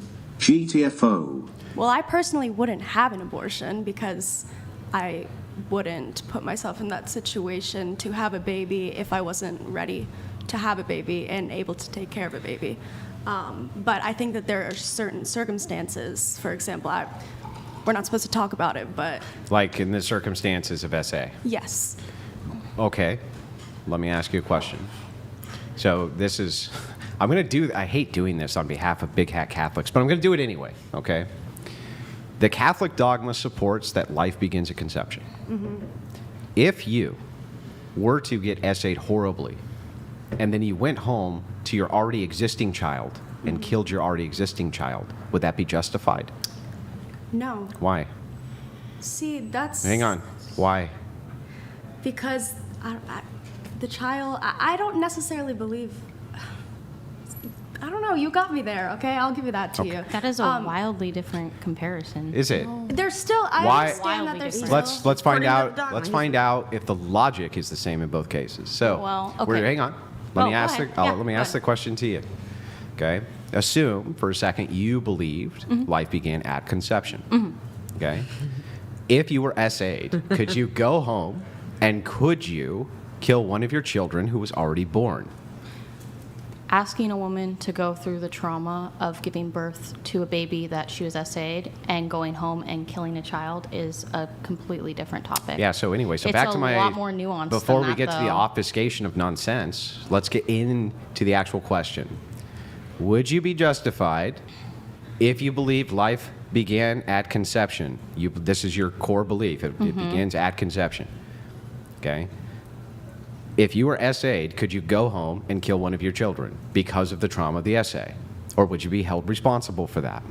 You legally be held responsible. That's right. Yes. Well, and morally held responsible. Yes. So, what is the distinction between that life and this life? Again, asking a woman to carry a child to term with her SA'er's child to term is considerably different than her going home and killing a child that she has no previous trauma with. Yeah, but He's if talking it's about the not conception of if life it's of the not baby. justified for you to kill life, exit the womb because it's life. This is your belief. Then how would it be justified for you to kill it in the womb if this is your belief? Well, I don't believe in life at conception. I understand, but, which is why I gave you the caveat. If you believed X, if you believe that life begins at conception, what would be the distinction between killing it in the womb and killing it exit the womb?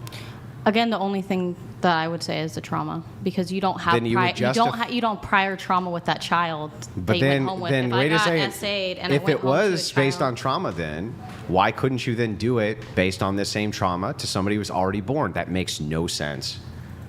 because If it's trauma not is the comparing justification two. for the killing of the life, then why couldn't you do it to somebody else Because that child isn't causing you trauma. The child that's already home is not causing you trauma. But the you're not child- gonna go through going home to a child after you got SA'd is You not go gonna cause you home- trauma. Giving birth Oh. to someone So you after go you've been home and your SA'd child looks just like your SA'er.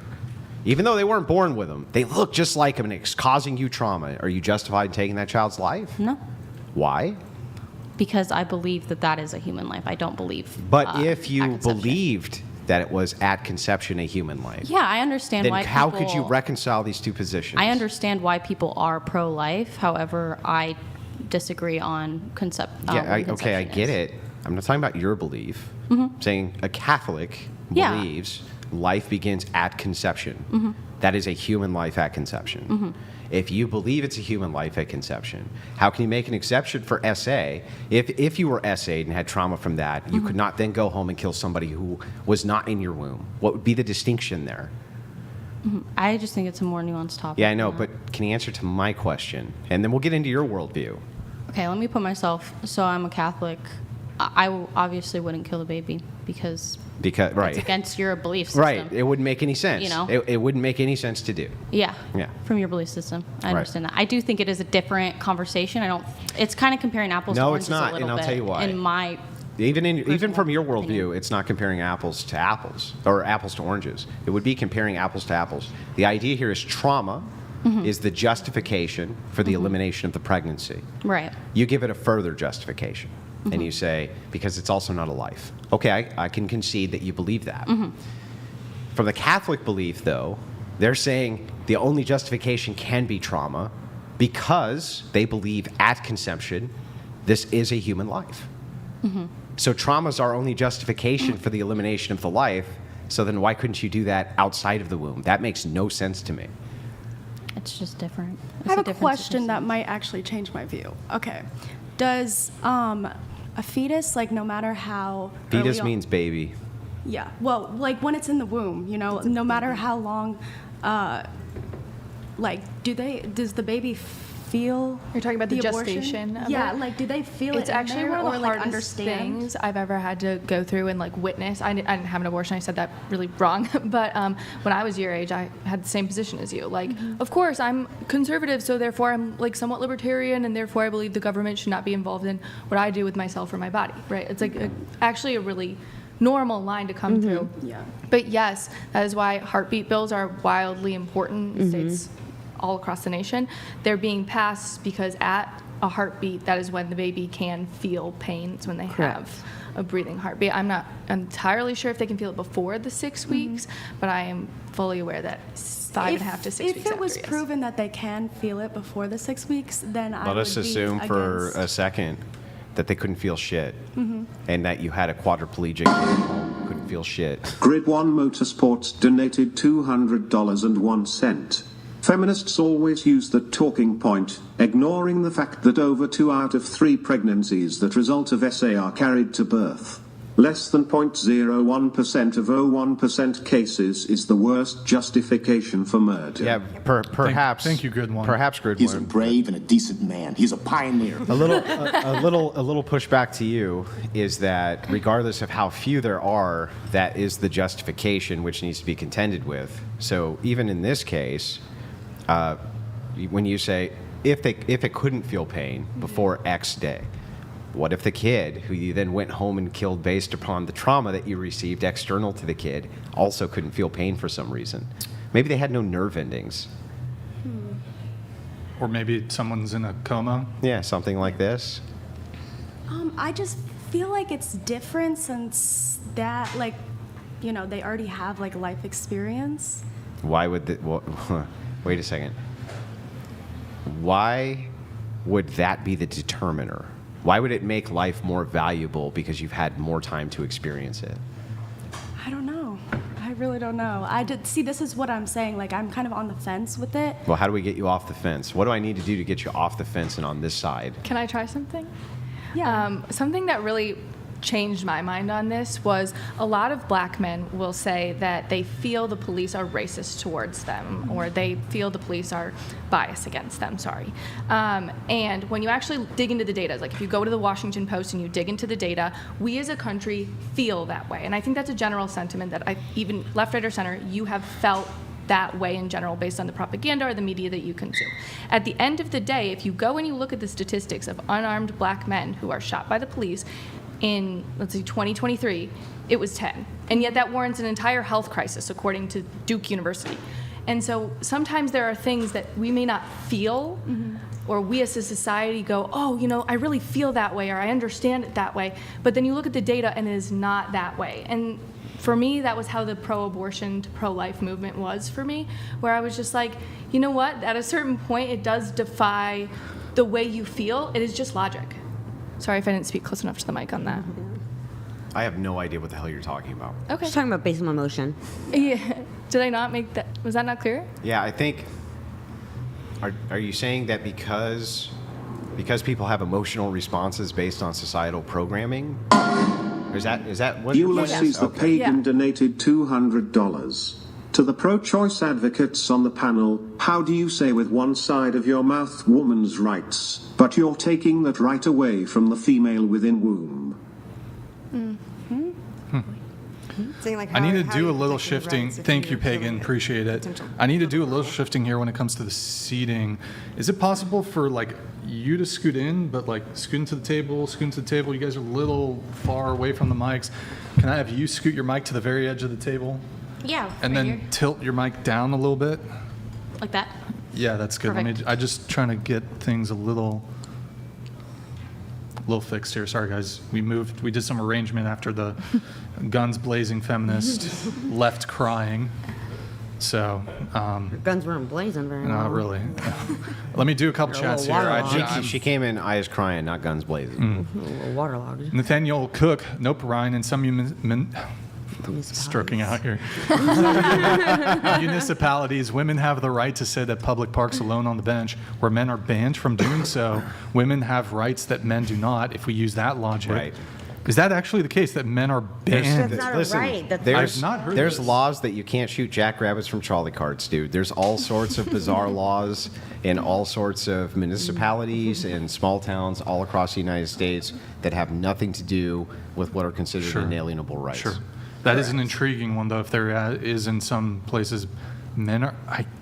I'd have to investigate that. There's I've probably not heard laws it. on the book in some of these towns that men have to come in and tip their hat to women and not the other way around. It just like women used to have to be in certain places to breastfeed. I mean, it's just. Yeah, we have Billiam the Mars. Humpty Dumpty's logic had a great fall. Humpty Dumpty wobbled out in a ball. Okay, Billiam. All right, thank you for the super chat. Appreciate it, man. If you guys want, get some super chats in. And we do have GR Gracie here. At a base level, believing in a God, a higher power, implies all of us are connected. You having an abortion affects all of us. How can you be upset at the person fighting for your child's life?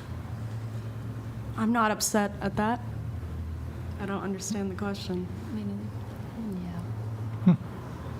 Gracie, you want to parse that out a little better for the panelists? Sounds like he's trying to ask, why do people get upset when people fight against abortion? What?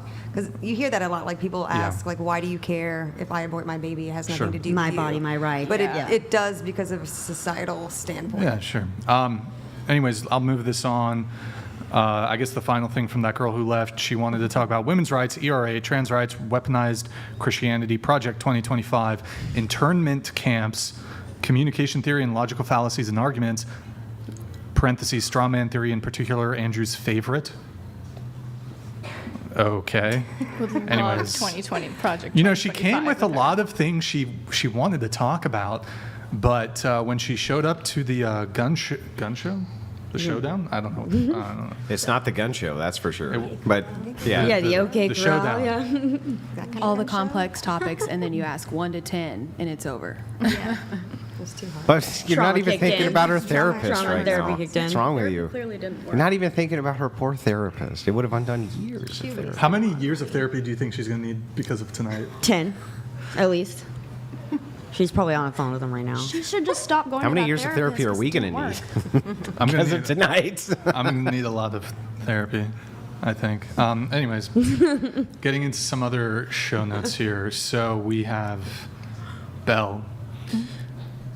Speaking of hexes, so you're a witch. Yeah. You're a witch. Yes. You said Catholic too, right?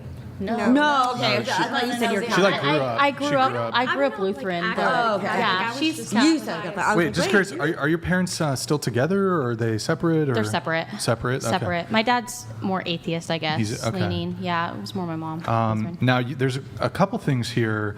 You have quite a few things on your TikTok. We don't have. There's so many. I didn't even bother looking at I individual post videos. a lot.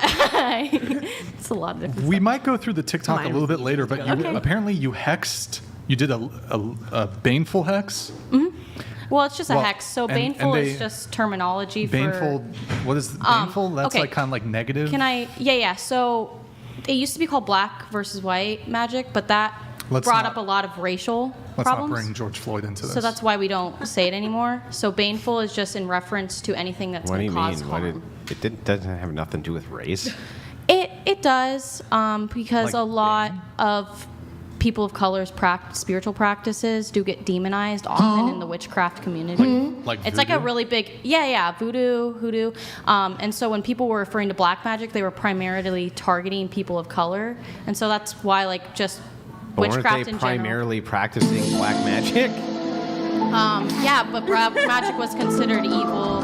White magic was considered good, and that just gets into the semantics of race. Mike Davis black versus donated white. That's why we don't use it anymore. $200. Yo, thank you, Don't Mike. understand the It's debate. still very much used, It's by the way. simple. Any woman outside the kitchen is a woman escaped from her natural habitat. Disavow. Furthest they can wander is around the home. One step out and shoot to kill. All right. Wait Mr. till he hears about kitchen And witches. that's why Alright. Mike Davis is single and at But- home with his mother. Yeah, so Oh shit, Mike Davis, Baneful- shots fired. Baneful That's just Mike refers Davis, to- by the way. He's a troll. He's Yes. a resident troll. And he's probably single. Mike Davis, are you single, or how many girlfriends do you have? Mike Davis, I think he's kind of like a stud. Pamela. He's a stud. He's got like a bunch of girls, I think. He like, I don't know, he's got Polyamorous? He's got a roster, I think. No, so you said you hexed someone and they went bald and developed schizophrenia. And are Yeah. you happy about that? Yeah, that was also an abusive relationship.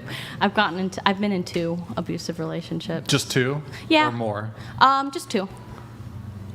They were pretty primary. That one was a 2-year long. We lived together. It was really bad. He like threw oranges at me. He would just pelt oranges at me. I'm not even kidding. He'd play League of Legends all the time, scream. I can't even make that shit up. He would throw oranges Are at they me. store-bought or like they grew in Like your the backyard? cuties. And he would throw Oh, them. okay. So All right. you know how hard you have to throw an orange at someone to leave a bruise? You have Oh, to no, throw oranges are them pretty pretty hard. So you're supposed to hit people with oranges because it didn't leave bruises. Yeah, well, it left a big bruise. Oh. He was doing That's it how wrong. hard. He was doing it wrong. It was a whole thing. I don't want to like get into it because I don't want to. Is it wrong to ask somebody like, what did you do before? Is that wrong I was to thinking ask the same that? thing. I'm like, what'd you do No. to Is it constitute wrong? an It's not orange? wrong to ask. Was it like a if whole somebody- bag of oranges? So you can Like, have what? horrible things conducted upon you by other people, and that are fucking terrible, and that may not have been merited by specific behavior. But that does not mean that you yourself are a saint in the entirety of the relationship. I think it's totally fair to ask a person if they brought angst to the relationship or problems of their own, even if it didn't merit the response. Yeah, I would say from the dynamic from the beginning, I didn't want to be in a relationship with him, and he continuously pushed it. I was in a very, very I had very low self-esteem at the point. I was not in a good place mentally, and he was love bombing me, and I knew he was love bombing me, but I honestly accepted it and still went along with the relationship because it felt good.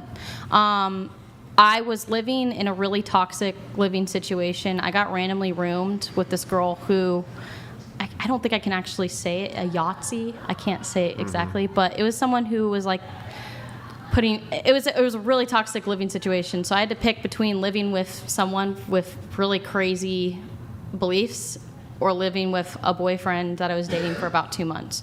So I moved in with him, and when I moved in, that's when the behavior started to rapidly shift, and he changed pretty drastically overnight. It was pretty drastic. And of course, I'm not going to sit here and be like, oh, I was never toxic, I was never a problem, because reactive abuse is like a very, very common thing. And so I can Yeah. agree with that. I've been in similar situations. Yeah. That one. I have a switch of a flip. He pushed me because I usually don't hex people for personal reasons. I've only hexed 3 people in my life for personal reasons, and they pushed me to the brink. However, in each of these instances, it was never solely about me. So the first guy I hexed, I didn't hex him for about 2 years after that whole situation. I hexed him because I had a friend reach out to me and tell me that he did the same thing to her in the bathroom. Can you walk me through what you do for a hex? Okay, so I basically take a photo. I do usually a reading to pinpoint their weaknesses. Everyone has different weaknesses. There's areas where you're going to excel at, and there's areas where you're naturally not going to be as excelled at. So I usually target those weaknesses.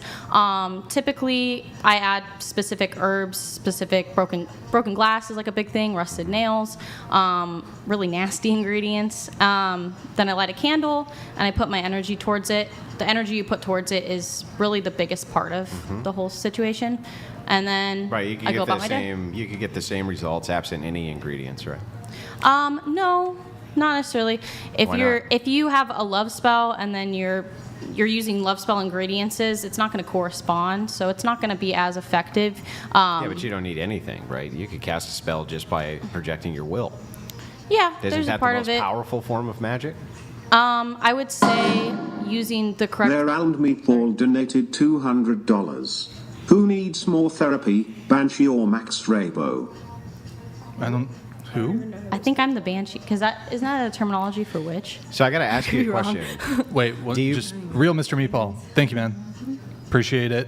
Good to see you in the chat. Yo, can you, Mr. Meatball, can you send me a DM on Instagram? Okay, go ahead. So you have no problem affecting other people's wills, obviously.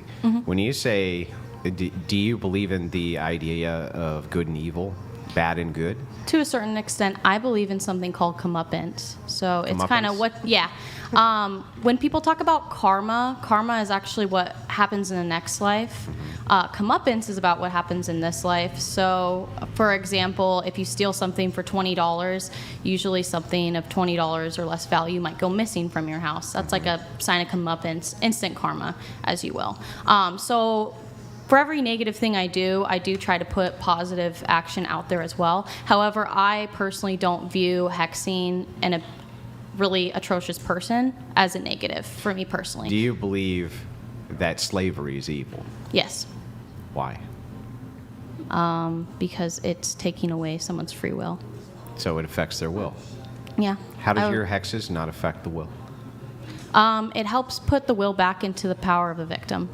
I bring power back to victims. How are you not affecting other people's will if your idea of slavery is that you're containing will? I don't view abusers as people. I don't view rapists as people.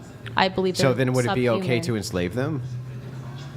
I don't know. I'm not going to sit here and talk about slavery because slavery doesn't have an impact on me. Yeah, I think we are because I need an entailment here. The entailment here is that I don't consider them people, and as long as I don't consider you a person, why would it be a problem to enslave you then? Because I'm not enslaving people. I'm casting a spell. I'm casting Forgive justice. me, I'm sorry. You said that slavery, when I asked you what that meant, would be to hold someone against their will. There's a lot of things wrong with slavery.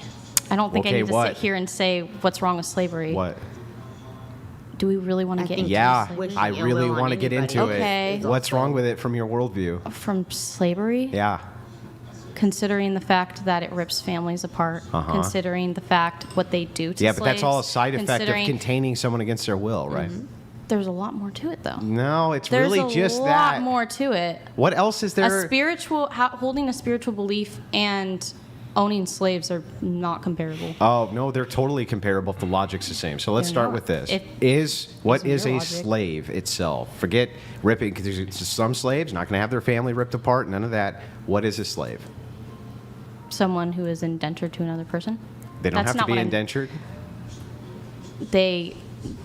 It's just somebody controlling somebody else's will against their will, right? That's all a slave is, isn't it? To a certain extent, yeah. What do you mean? What else? But that's not. But I'll tell you not. what. Give me a better definition. I'm not holding someone under my will forever. All I'm doing is I'm pushing what's already coming towards them. Wait, so then it's okay to hold people as slaves temporarily?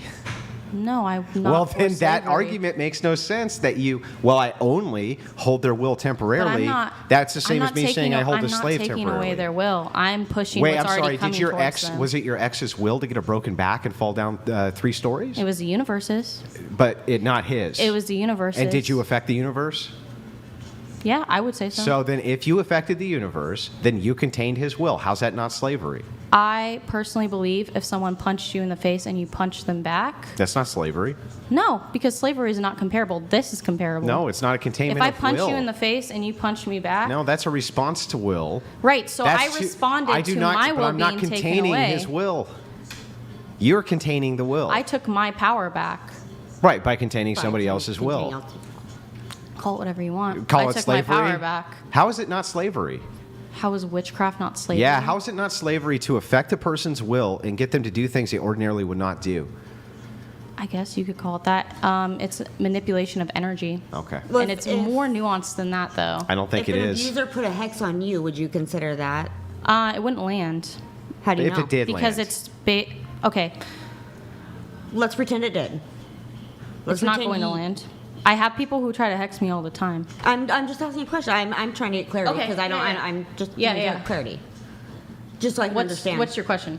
Just what the difference is, like where you feel it would be okay to put a hex on somebody else and it's totally okay, but if somebody were to put that one on you, how would you feel about it? That's their decision. It happens to me so often that it really doesn't bother me. I have my protection set up, and I believe if I genuinely did something to harm someone, to cause them out, I think you need to understand the amount of anger, the amount of pain that a victim has to go to the point where they want to go take spiritual repercussions I've been against another human being. I have been assaulted at gunpoint by a stranger, so I know. You understand the I know. anger and yeah. Oh, of course. It's a way for me that I was able to take my power back after it was taken away from me. Okay. Yeah. So I have a question on this because you're trying to get justice for victims. Do you think in the justice system people are falsely accused? That is a factor, but it is considerably lower than I think. I don't think it's a big factor. You don't think it's a big factor? No, I would say majority of victims are not false reporting. I would say Okay, a sure. vast majority. I'll even grant that the majority of victims are report. not making false accusations. There's an overwhelming amount of conce- women Sure. who don't even report what's Right. happening to them. Okay, because so the will you courts don't concede believe that them. women do make false accusations? Yes, it does happen. And it's actually, in this specific crime you're talking about, it's actually there's higher incidence of false accusations of this sort of crime where people have sort of misunderstandings of what is and what isn't. But so you said you only do this to abusers. How would you come to the determination that someone's actually guilty? That's a really great question. Or they just say he abused me and you just believe it in all instances? I have my spell set up, so anything that you put out returns back to you times 3. So if I hex someone and they didn't do anything wrong, it's not going to impact them. It's not going to hit them. I don't understand how that there's like a That's how I have there's my like an spells set up. asterisk. There's an asterisk so- on your hexes. Yes, so you write a petition. A petition is a big part of it. You write petition specifically what you fine want to print. happen. And in my personal petition, how I personally practice, I put in the petition that if the person is not doing anything that they're putting out, they're going to get back times 3. So if they're not doing anything, no, go ahead. You go ahead. So if I asked you, for example, to put a hex on somebody, and I tell you that they abused me, but they didn't, like the hex wouldn't work. No, not if you went to me. If you went to a different practitioner, maybe, if they did it differently, but that's personally how I do mine. Interesting. Yeah. Fair enough. It depends on who you ask. Fair enough.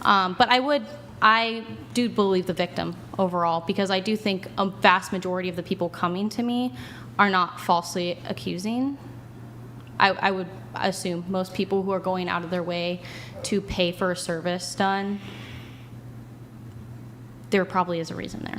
I have an interesting question because you like to say a lot of things that are very nuanced. Have you ever stopped to think that a lot of abusers are also victims?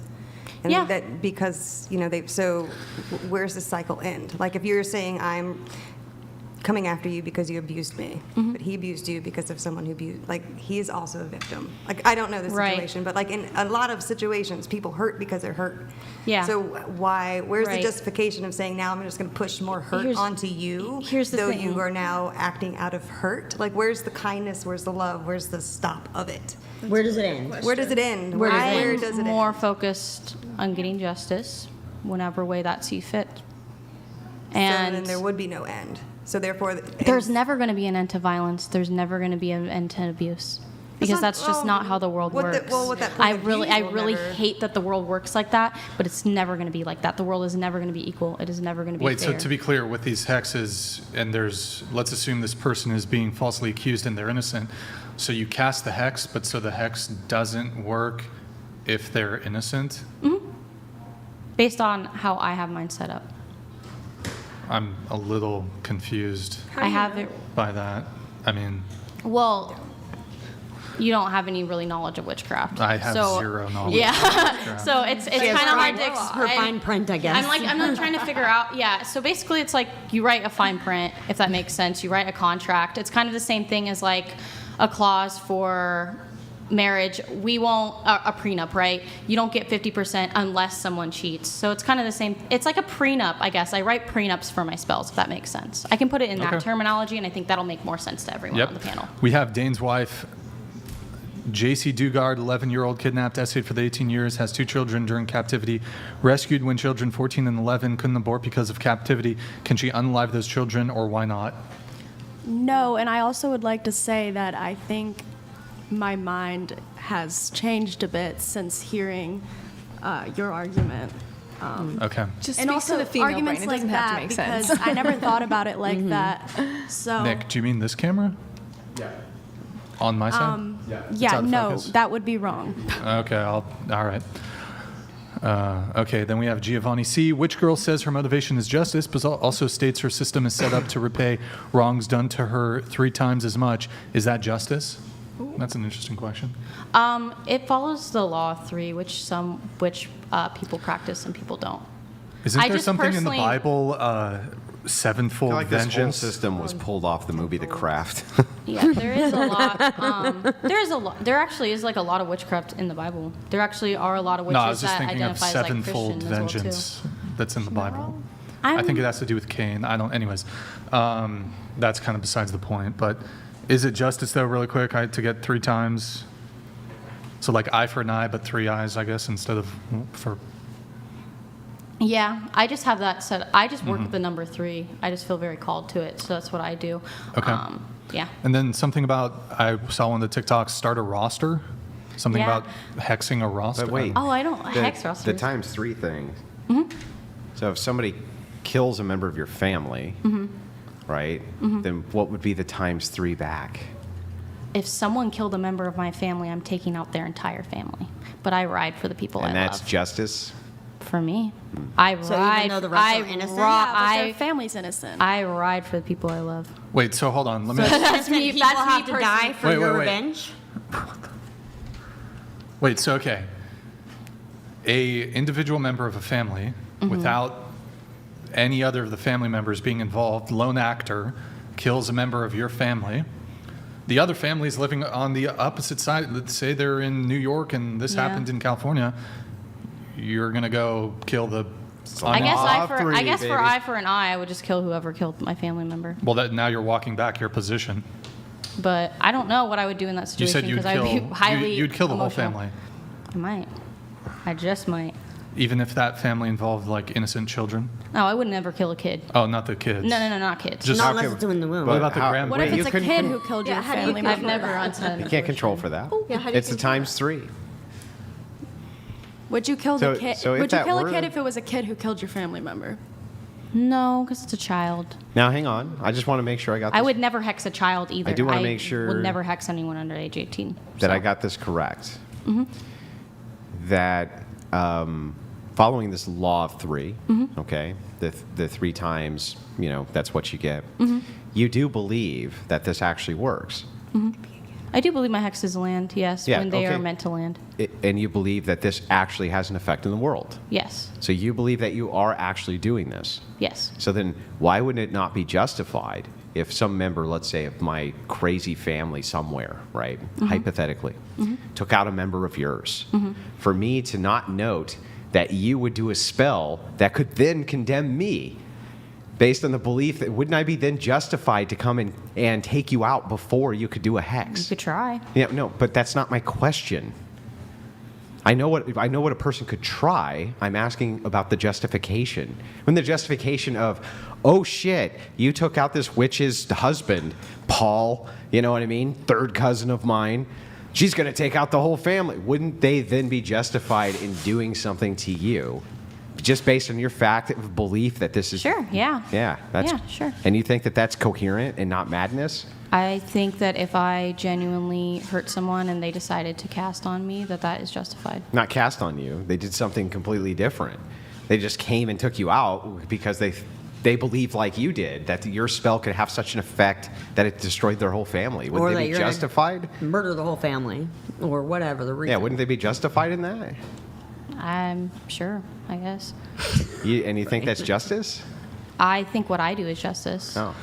Okay. We do have your website. We wanted to pull it up. Nick, could you get the website going?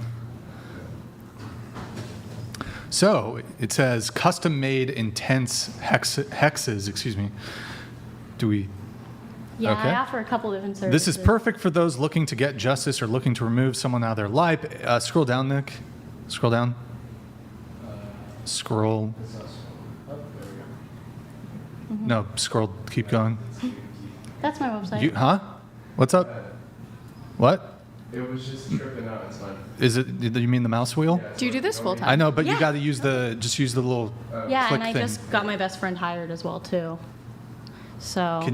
Do you work for someone else or you work? No, I work Yeah, fully right. myself. Okay, that's good. Yeah, Spell work. I find everyone online. Okay, so custom made, and I read these from the website. Custom made intense hexes. This is perfect for those looking to get justice or looking to remove someone out of their life. Areas I can hex: relationships, money, sex, health, baneful protection, remove someone from your life, general negativity, make them go broke, hex, or click on the book today for hexes and baneful work. Scroll down. Okay. So make them go broke, or I don't know if this was in a different one. No, Scroll down. That's Scroll the whole down. section. And then that is scroll just, up. Oh, yeah. There it is. So There they it get is. to Wait. pick, what Scroll they down. want. Yeah, when Just they fill out the form. scroll down. Okay. That's good. What are you trying to achieve? So make them go broke, hex their love life, protect me and harm them when they get near me, remove them from my life, plus cause pain, help me win a court case, general negativity. Really quick on the help me win a court case one. What if they're not in the right with the court case, but everybody, everybody thinks that they're in the right, Yeah, that's not really.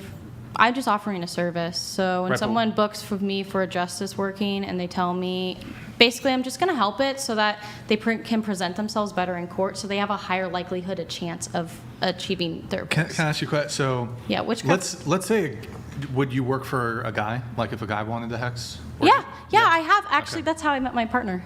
Okay. Yeah. So if a guy came to you and said, "Hi, I've been falsely accused of SA. Can you put a hex on her to get her to stop her accusations? Yeah. Can you help me in the criminal case that's ongoing, the civil Absolutely. case?" That's You would what I do did. that. But I thought you would tend to not agree that false accusations occur when it comes to this crime. Yeah, but what my client is coming to me and telling me is what I believe. I'm being paid to listen to my client and deliver what my client is asking. Oh. So you're like a witch hitman? I guess you could call me that. So you don't even care what your target is. You don't do any research. You don't try to determine if it's true. You're just gonna. about the money. They come and they give you the money, and you're gonna hex their ass, and that's the end I of it. think you were away when we talked about it. Basically, I have a clause set up in my spells that any negativity you put out will be returned towards you. So I have it set up so that if that person that I am targeting You're tricking the universe? is easy It's an or asterisk. is innocent, it's not going to land. It's an asterisk on the spell. I have a fine print essentially that Okay. I put in. Yeah. But this all operates off perception. You could perceive that you've had great wrongs done to you, even if you actually have not. Who is the juror here? Who makes The the universe. determination? The universe. And how does the universe know? Yeah, what is? By what metric does the universe judge? I put the energy out there, and the universe decides to do what they want to do with it. I never specifically asked for my ex to be put off a building. I said, I want justice, and I want him. I need something to be done so he stops hurting women. Mm-hmm. And he fell off a building. I never asked for him to fall off a building. That was what happened. Mm-hmm. Okay. Cause and effect. Well, we can come back to some of that stuff a little later. You said, yes, I'm currently dating a famous rapper. We're polyamorous.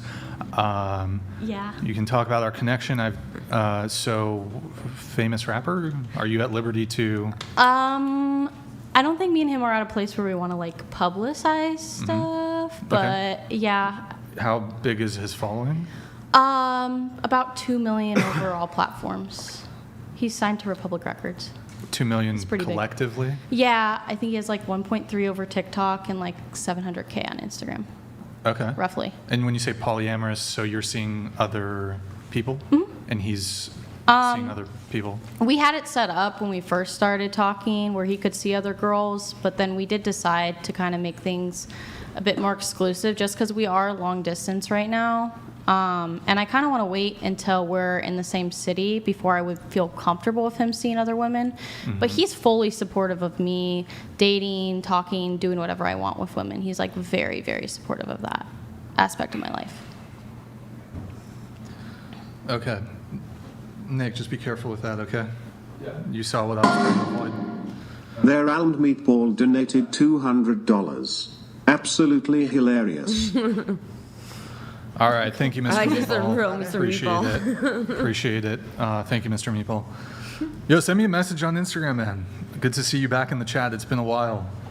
Also, we'll get you, I think we got to get you like legendary status on our Discord. I think for people who've been like regular, and if you're not in our Discord, people who've been like regular contributors over the months, years, whatever, we'll get you complimentary like Discord status. So shoot me a message on Instagram. Yeah. Your love spells, for example. Mm-hmm. You put on that, like, you can basically make someone fall in love with somebody else, correct? Mm-hmm. Do you not feel that's holding somebody against their will? No. So how I have love spells set up is it's like an aphrodisiac. So for example, if I put a love spell on Justin Bieber, does that mean he's going to leave? So you spiked their drink. I'm not. Well, if it's an aphrodisiac, right? You just like, bam, no, you spiked that's not their what drink. I'm saying at all. I'm saying it's equivalent to wearing perfume. It's not. Here's the thing. So if I put a love spell on Justin Bieber, would he leave his wife for me? Probably not. Never say never, but probably not, right? Because there's nothing to build on there. So witchcraft builds on the energy that is already there and already present. So in order for me to effectively cast a love spell on someone else, they already have to have a lot of feelings towards me, and it's just going to naturally elevate that feeling and that communication and increase it. Isn't it awful convenient to think, even from your own perspective, that you could not hex somebody who is famous nor give them a love spell which would actually move them towards the person who wanted them, in this case Justin Bieber, by saying, well, it's due to the energies of the universe rather than just the logical improbability that Justin Bieber is ever going to leave this really hot woman for this less hot nobody he doesn't know. That's just improbable, right? Yeah, you probably wouldn't leave her. So the thing is like, why pay for love I'm not sitting there and arguing that. Well, so I'm just saying, why should we assume that this in any way works, and it's not just essentially you wanting to believe that it works? Either all of my clients are liars, or maybe there's something to it. And even if what I do does not have any impact, it's not convinced though when I have hundreds and hundreds of women coming to me telling me that they have seen differences in their life while working with me. Well, do you think that maybe it's just because you put it out there for them, so then they're making more effort towards that person? I think that's a factor, yeah. A placebo effect? I think that there's a factor to that, yeah. I think there's a factor. I think it's kind of for placebo. It's kind of the same concept as manifestation, where if you don't put work towards something, it doesn't matter how well you manifest. However, you can put a manifestation out there, you still need to work towards that manifestation. So then you personally aren't actually doing something. You're just like, hey, this has happened, now you can go do that. I'm naturally putting it in the universe, and now it's happened. Essentially, yeah, I'm building on the energy that's already present and already there. But on your website, Nick, could you pull it back up? So you offer there's a section that says love spell. And I wasn't meaning that. I was just just go back generally one. asking. I was generally Yeah. curious. No, you can ask as many It's the one just Yeah, right next generally to it. curious It's called about love that. spell. So you can show it. Pull it up. Okay. Pull up the site. Okay, so click on love spell. Book today. Custom love spell. Love spell. Actually, wait. Hold on. Before on that previous tab, it just says. So sorry. Go back. Go back, Nick. Okay. No, you can show it. You can show it going back. Well, I have to hit the arrow. Oh, there should be a button on the mouse that's like a back button. Okay. Okay. Well, can you scroll back down to it, please? Okay. So it says, get the love life of your dreams.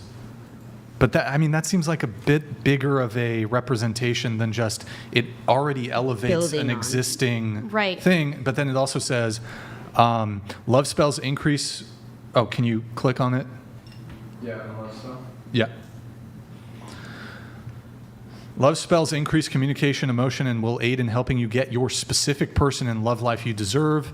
If there's a third party involved, okay. Spells get done within a week. Book if you want more communication, are in no contact, want an ex back, want them to desire and think of you more. Mm-hmm. Well, no contact Where's the building on that? would seem to indicate On the that. prior connection. That they don't want? Do you ever? If they don't want it, then they're not going to come back. It doesn't matter. You can So that's you like in can the fine cast print? you can cast 100 different spells if that person has no intention of coming back. But it's kind of like a thing of like it's more me But wait, giving a little But why nudge. pay for it? Yeah, If it's- Yeah, do you Why get a pay for refund it? if it If doesn't they happen? want you, why the need for the love spell? Because it adds to the energy that's already there. But then you're taking somebody else's free will away. But And if in you're the fine having print, no you're not taking contact, that. how is So there even energy there? if they don't want that contact, that means they don't want that contact. That means they don't want that. Well, there's a lot of different situations why two people could be no contact, and it doesn't necessarily mean that both Wait. parties never want to talk Generally to each means other that they again. don't want contact. Okay. I have a question. So, let's say a girl, like the guy is like hesitant to get intimate. But he likes her, Right. she likes him, and they're like, okay, she likes her. Sorry, he likes her, she likes him. I don't think we should be off. Okay. They can have some of my popcorn. All right. Be okay. So he likes her, she likes him. He's maybe been a little hesitant to get intimate, right? But he likes her. And the girl wants, like, she's thirsting for this dude. She's down bad. Wants a ring on it. She wants- need- No, she wants to fuck, right? Okay. Would you cast a spell to further along the sex? Probably not. I don't really like getting into that kind of situation. That sounds a little. I don't really want to what be if she involved. didn't But that's tell the you? connection. She wants the intimacy. Yeah. I would build off of the emotion that's already there. I would, yeah, maybe throw a little bit of energy towards what she's asking for. But yeah, During I've Do you ever I've never send, been asked to do that personally. Do you send people proofs that you actually did the spell? Yeah.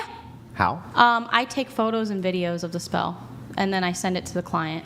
And then I have them update me, tell me how things are going, and then from there we can develop a plan. Because it occurs to me that you could sell a spell and then just never do the spell, and then you know they Do you could give a just refund say if it doesn't they work? could just say, hey, That's what I was gonna ask. they could just say, hey, I had this result, and you're like, awesome, sucker, right?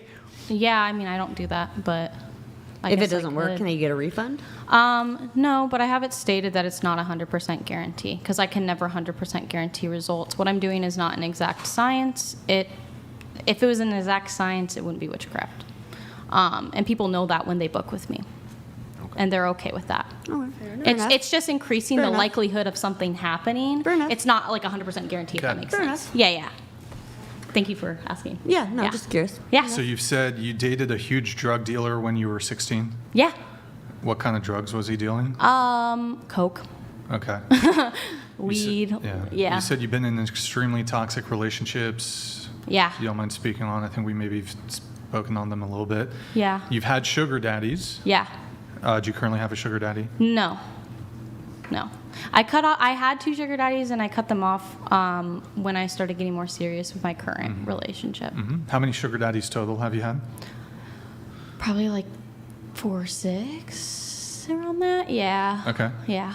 And what were the ways in which they were giving you sugar, like, or giving you money? I don't know if that's the right. Well, I did have to do a lot of things when I was like 16 because I was like homeless. I don't want to get into that, but I'm not going to get into that. But the other 2 that I had recently were, one actually bought a love spell from my website, hit me up, and I was like, okay, send a photo of the person you want me to put a love spell on, and they sent a picture of me. And then I was just like, okay, I'm not casting this, like, but hi, what's up? And then they just bought me like a lot of like rave clothes and stuff like that. They bought me a lot of different outfits, stuff like that. It was. Did any of your light and sugar fun. daddies ever just send you money? Like here's yeah. $200. $100, 200 here and there. I had one guy who we play 8-ball over iMessage. This is kind of fucked up. I was like 17, or no, I was like 19. Yeah, 19. When I lost, I'd have to send him nudes. I just would go to Pornhub and I would just screenshot and crop out the face and I would just send it. And I got a lot of money off of him doing that. And I'm not necessarily proud of it, but that's total fraud. It was like I'm not proud of it. I'm not sitting here and being like, wow, that was a great thing for me to do. But a few people. Yeah. By the way, Durin Dolls, thank you for the gifted 10 subs. Okay, so any other girls here had a sugar daddy before? Any sugar daddies? You've had a sugar daddy, right? No, actually. You're too. I'm sorry. If you're gonna speak, you got to scoot into the table. You got to do it into the mic. No, I haven't. I just started doing all this, but Okay. just set work and OF. Okay. Life on easy mode, sugar daddies. I don't think there's a lot of like male wizards, like 23-year-old male wizards who are like just racking in like female sugar daddies, you know? Yeah. Yeah. You guys both scoot in. Yeah. Warlocks. Yeah, I got you. Warlocks, excuse me. How long were you in the high demand Lutheran religion? Like when you were younger? Like when did your parents or family get out of that? I think I was about 13 when I convinced them to like go to a non-denominational, and then we were Christian for like a few years. I think I fell out of Christianity probably when I was around like 15, I want to say. I was atheist for a little bit. My dad's never been religious. My mom's like an avid, I think she's still Christian. I don't really know. We're not in contact, but yeah. And then how long have you been doing what you're doing now? About 4 years. Okay. Yeah. I found spirituality when I was like 19. So I've been practicing spirituality, witchcraft itself, about 3 years. Yeah. So I started with like manifesting and that kind of stuff. You said that your ex-girlfriend was a DJ who put you in psychosis. Yes. What does that mean? So that was why I kind of got into spirituality. I was dating this girl, and I was like so in love with her. And we broke up, and she told me like, okay, if you really work on yourself, we might get back together. She was super into something called starseeds, and it's like the belief where you're an alien. No, it's not the belief you're an alien. It's a belief that you reincarnated from like other planets. Nope, it's not even that. It's close. What would you consider the starseed belief? Because that's how she described it, and that was my experience with it. Starseeds are an impacting of alien consciousness directly into a human being. Yeah. So you are born the seed of the stars. Right. Okay, but that's why, of course, they can't match up DNA or things like this because it's all consciousness bullshit. Right. Yeah. So she got me heavily down that pipeline, down the twin flame pipeline as well too. And it was during like 2020 as well too. So everyone was stuck inside. So I just really. So you guys were just playing like a big game of who can believe the craziest esoteric bullshit, or what? Yeah, I was really in love with her. So I was really. So you gotta be a I was literally. But how did she put So you were in love with an alien? I guess. Well, you wrote in your notes, convinced me I was an alien who needed to raise the vibes. Yeah. Oh. And then, so when you say you went into psychosis, were you like 5150'd? Were you an Alpha Centaurian? I didn't get, but I went in, wait, I'm sorry, I got asked to. Alpha Centaurian? Draconian? God, I'm trying Nordic. to remember which one. I think, yeah, I'm trying to think of which one I identified as. I'm not. Which one's the one that starts with an L? There's like a liber. I don't know what they are, because I don't identify with that belief system anymore. But I was real deep into it in 2020. It was more the twin flame pipeline that fucked me up. I just was willing to believe anything to be back with this girl. The whole twin You flame said she thing. put you in a psychosis, though. What does that mean? I got sent into psychosis based off the whole situation. She pushed those beliefs onto me. It was just a really, really like toxic situation, and I ended up spiraling really, really badly based on those belief systems. So I guess it's more, I guess I should have worded it better. She didn't necessarily put me in psychosis. It was more the belief system. But that dynamic that me and her had put me into psychosis for a brief moment of time. Okay. It took me a while to like really find myself again after that whole situation. All right. You said after we broke up, I ended up working for a work cult to try and get her back.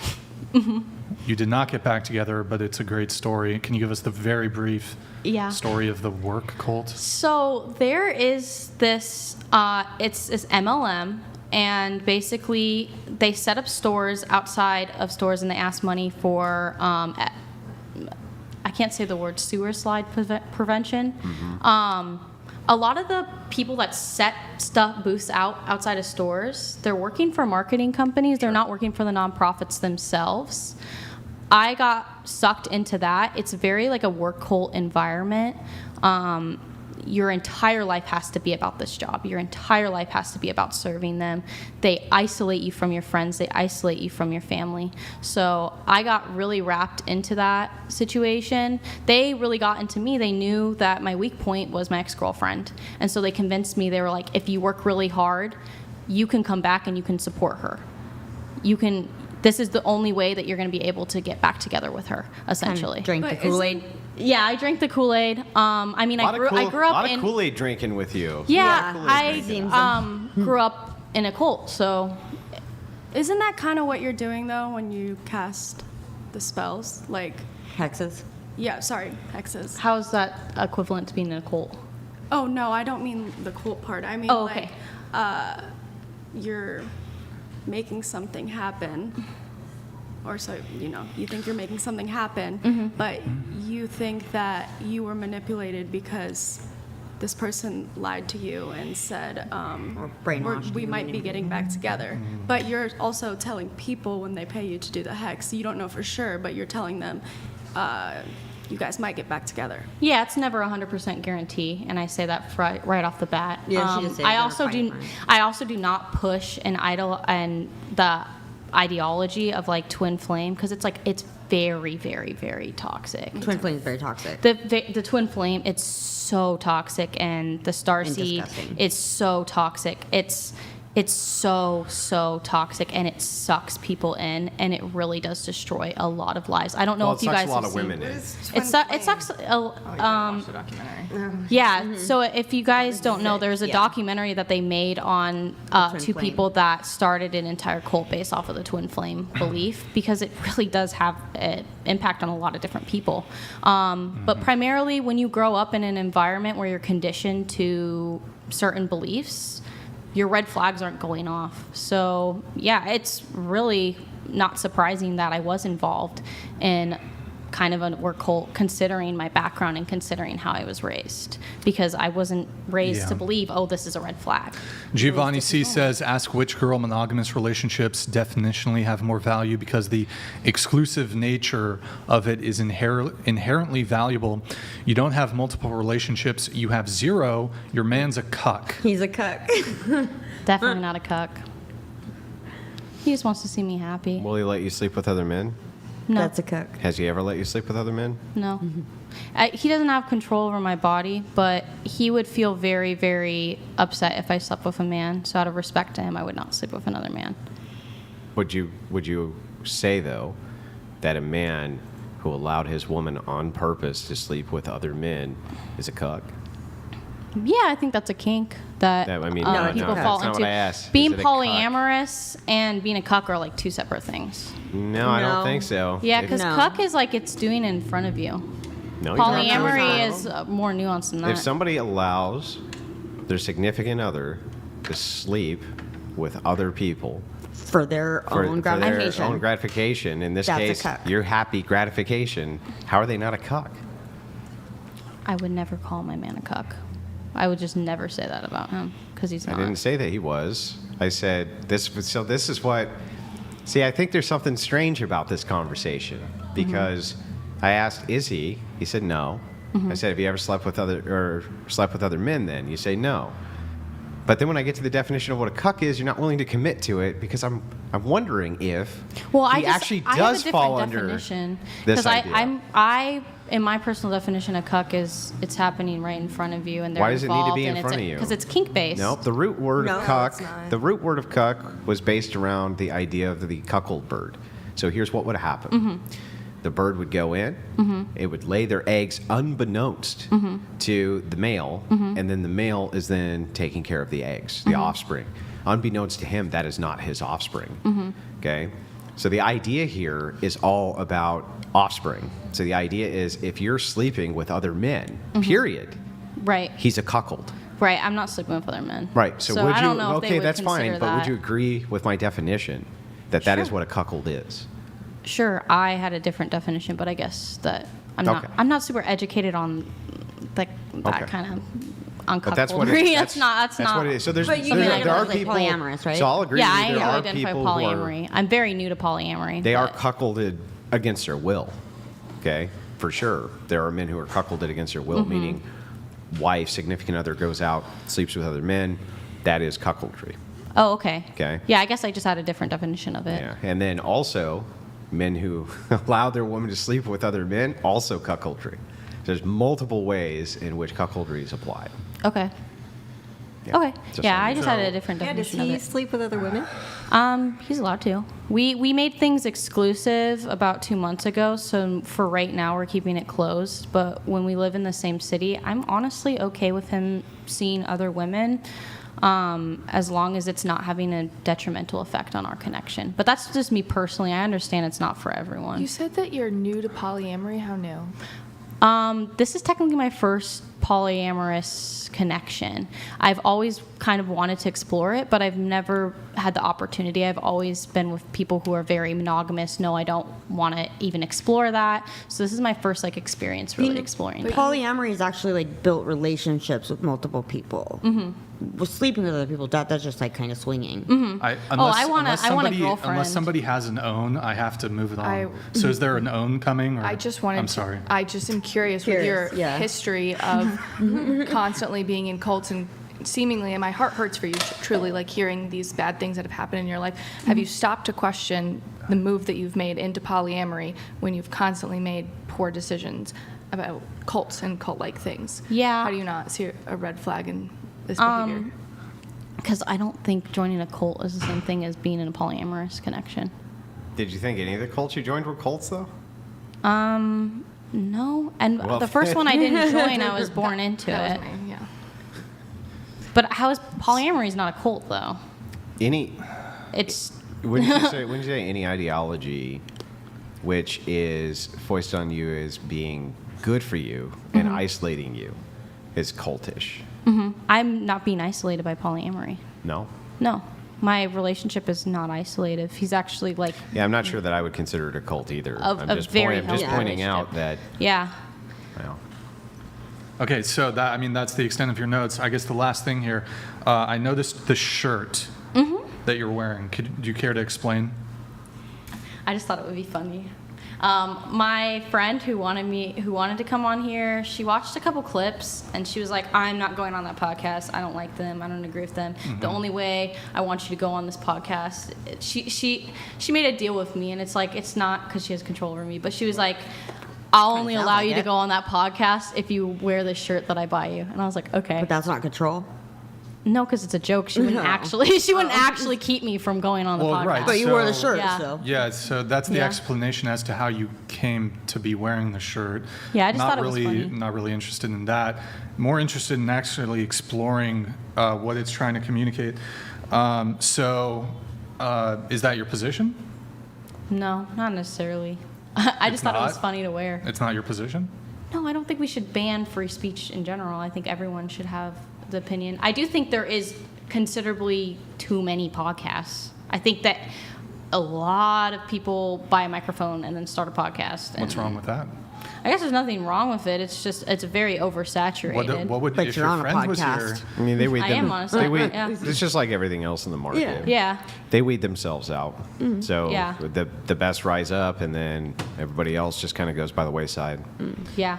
Well, so it seems like your friend perhaps has more objections than you do. I suppose if she was here, what would she say? About what topic? About banning male About podcasts. banning the podcast. She said something along the lines of, "I'm not going to go on that podcast because." She's very misandrist, I would say, overall. She's like And you're very, best very. friends with her. Yeah. Best friends with a misandrist. Yeah. Do you consider yourself misandrist in any capacity? No, I think we disagree on a couple of topics. I think it's okay to disagree with your friends on certain topics. Well, I suppose, but But I don't know. I would you Well, be? how can have a she lot be of misandrist very if negative. She's your best friend. I have very, very negative, What? very, very negative experiences with men. She's had extremely negative experiences with men, and I think that she's reacting to a lot of the experiences that she's had. And it's not my place to sit Yeah, here and so- tell her beliefs. Right. Let me ask you a question. So, Just want to make sure. What- I get this right. Just real quick. Mm-hmm. Can you tell me what a misandrist is? She does not like men. Just hates them. Yeah. Okay, and you don't fall under that boat. No. At No, all. I love my man. Mm-hmm. I'm very deeply in love. I've never loved a man like this before, though. I honestly thought I was a lesbian before I met him. I will say that. And I do really, really love him. talking about men in general. I definitely do have like a bias towards men where I do feel a lot more unsafe in the presence of a man than a woman necessarily, but that's based on my personal experience and my personal bias. Okay. Yeah. But I don't hate all men. I don't hate anyone. I just don't really harbor hate necessarily. Is there something other than your experiences with these certain men, is there something that as a men as whole that you, I guess, hold to a lower standard? I mean, I think That men makes you feel unsafe or less safe? Yeah, I mean, I Coming think from someone who's been assaulted. Yeah. I mean, so a lot of the time, women are very, very dismissed when they are assaulted and when something negative happens to them. They are often not believed. And I'm not even women, let me just say that. Let me just preface that. Victims in general oftentimes are not believed. I would say that. And I think that's a very, very big problem. I would also say that although there is a lot of like domestic violence cases in lesbian relationships, I am nuanced on, I am educated on that. A lot of women that are in DV situations don't survive. There's a lot of women that get killed, and there's a lot of women that experience DV from a male partner. But how does that I think generalize it's like very on all old. men? I don't generalize it as all men are evil. I generalize it as if a man is walking down the street, I'm going to feel considerably less safe than if a woman's walking down the street. Because the likelihood of me getting attacked by a man is higher, and the likelihood of me surviving an attack from a woman is considerably also higher. The likelihood of me surviving an attack, if you attacked me, I'm probably not winning. If you attacked me, we could maybe tussle, No, you you know. beat the crap out of me. It's all good. I don't know. I don't know, but I would have a better chance at defending myself against a woman than a man overall. So you said It's just that the perception of that. Yeah, You know. it's like fear, And I guess maybe it's trauma, It's but I guess it's a lot of trauma and a lot of fear, curious. and I think a lot of women experience that, and I think a lot of women feel very ashamed to speak out about it. you said that your friend had bad experiences with men, and this has made her perhaps have a bias against men because of her bad experiences. You also said that because of what you know about men, you'd feel less safe around them at night, for example, or if you're crossing the street. I mean, one, will you at least acknowledge that while you may statistically, I'll just grant that there's basis for this. Is it still sexist to just like approach things that way? Is it sexist? I think it's more of a survival instinct. I think if you're... well, but is it sexist? Let's say it is a survival instinct. Is it sexist? No, I think it's a survival instinct. So let's change men for... To females. You're mostly with females. Let me just let me have the back and forth, please. Yeah. So Yeah, go ahead. why don't we change it to race? So I had, speaking hypothetically here, if I had poor experiences with a member or a few members of a racial group, and because of these poor experiences, I am now, in all instances, when interacting with said racial group, I have hesitation, I feel uncomfortable. Would this be racist? No, racism be. would be if you acted on it. If you're not I am acting acting. on I'm it. avoiding communicating with them. If I see, for example, you see three men coming at you at night, maybe you cross the street to be on the other side of the street. Right. That would be acting on it, correct? Yes. Okay. So if we just replace that scenario and we just put in black people, is it racist? To cross the street and purposely avoid them? Let's say it's two men and two women. Based on your previous bad experiences. Yeah. Is that racist? Yeah, I guess there could be arguments for that. I would still say it's more like trauma-based more than anything. What do you mean? I think that what you're explaining to me sounds like it's very trauma-based. Sure. I think that a lot of people, like, there are people who do have, like, preferences where they're like, I cannot date people from this certain background because I have trauma with that background. And I think it's like a very gray topic for me because I'm like, I can see instances where it could be considered racist, and I could see instances. Well, then you'd have to see it as being instances of sexism too. Statistically, I am safer with a woman walking towards me than a man. I really am because they have a physical. Are you sure you want to get into crime statistics? No, it's more about I have a physical advantage over a woman. I don't have a physical advantage over a man. Even there's more domestic violence in lesbian relationships? Yeah, but if we get into how many people survive domestic violence and how many people die from domestic violence, I would say, I would assume a high amount of the women that are dying from domestic violence, it's in cases with men, because men have a higher likelihood of the ability to kill you. I do agree with that. Yeah. I agree with that statement. Yeah. So then wouldn't this be a good... And I also Wouldn't this also be a good analogy the other direction to say that high-profile men should avoid contact with women because the capacity for that woman to destroy their life? Sure. Yeah. Sure. I think my partner's pretty high profile, and he's So if I were, let's vetted say, me a out. successful man who owned a factory, shouldn't my hiring practices be tailored towards not women? Well, there's laws against that. Yeah, so but you that's not legally my couldn't question. do that. My question is, by this logic, shouldn't my hiring practices not be tailored towards women? People do that with their business, though. Yeah, I know, but People do that constantly. Yeah, that's a descriptor. I know that they do. I'm asking if they should, based on this logic. No. But I Okay, think so that then- that's me. so then- But me not What? me not giving an opportunity to someone versus me You're avoiding doing the exact men same thing. You're is not giving them not the the opportunity. same thing at all. Same thing, given no opportunity.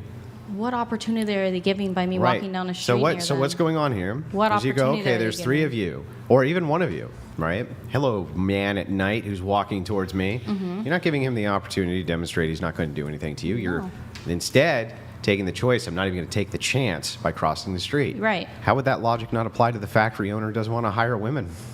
Because that's completely different. That is giving a job and an opportunity to someone. The opportunity I'm taking away from the man walking down the street is the opportunity to harm me.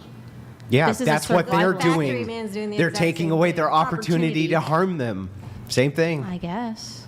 I would avoid anyone walking down the street, but I would especially avoid a man walking down the Right. street. So then I would hire anybody, but I would especially hire men over women. Okay, and people do that. But do you think they should? I think you're entitled to do what you want to do for your business, although the law would state that that is incorrect. Yeah, I know what the law would Right. state. I'm asking about. So there's Morally, you if and you, I can agree think that you there's should tons be of able to laws that are hire immoral, whoever you right? want to hire for your company. Okay. It's your company. So it's rational to you that if men said we don't want to hire women because they pose a greater threat to us just by them being in our vicinity. that is their decision for their business. However, that will have repercussions, obviously. That's going to cause riots. That's going to cause disagreements, and that could be very detrimental. I personally, from a business standpoint, I wouldn't recommend doing that because that's going to have a negative impact. I mean, on your do you think business. if it were legal tomorrow for men to exclude women from many jobs, if they owned and do own these factories, don't you think that they would? Some maybe. I don't think all would. Why I'm would not all saying do all. that? I'm asking if a lot more would than now. No, Yeah, I think they would. I think they would. Why? Women Because cause I a lot don't more think that problems they in the want workplace than men the do. idea of women around who could potentially ruin their life or damage their company Mhm.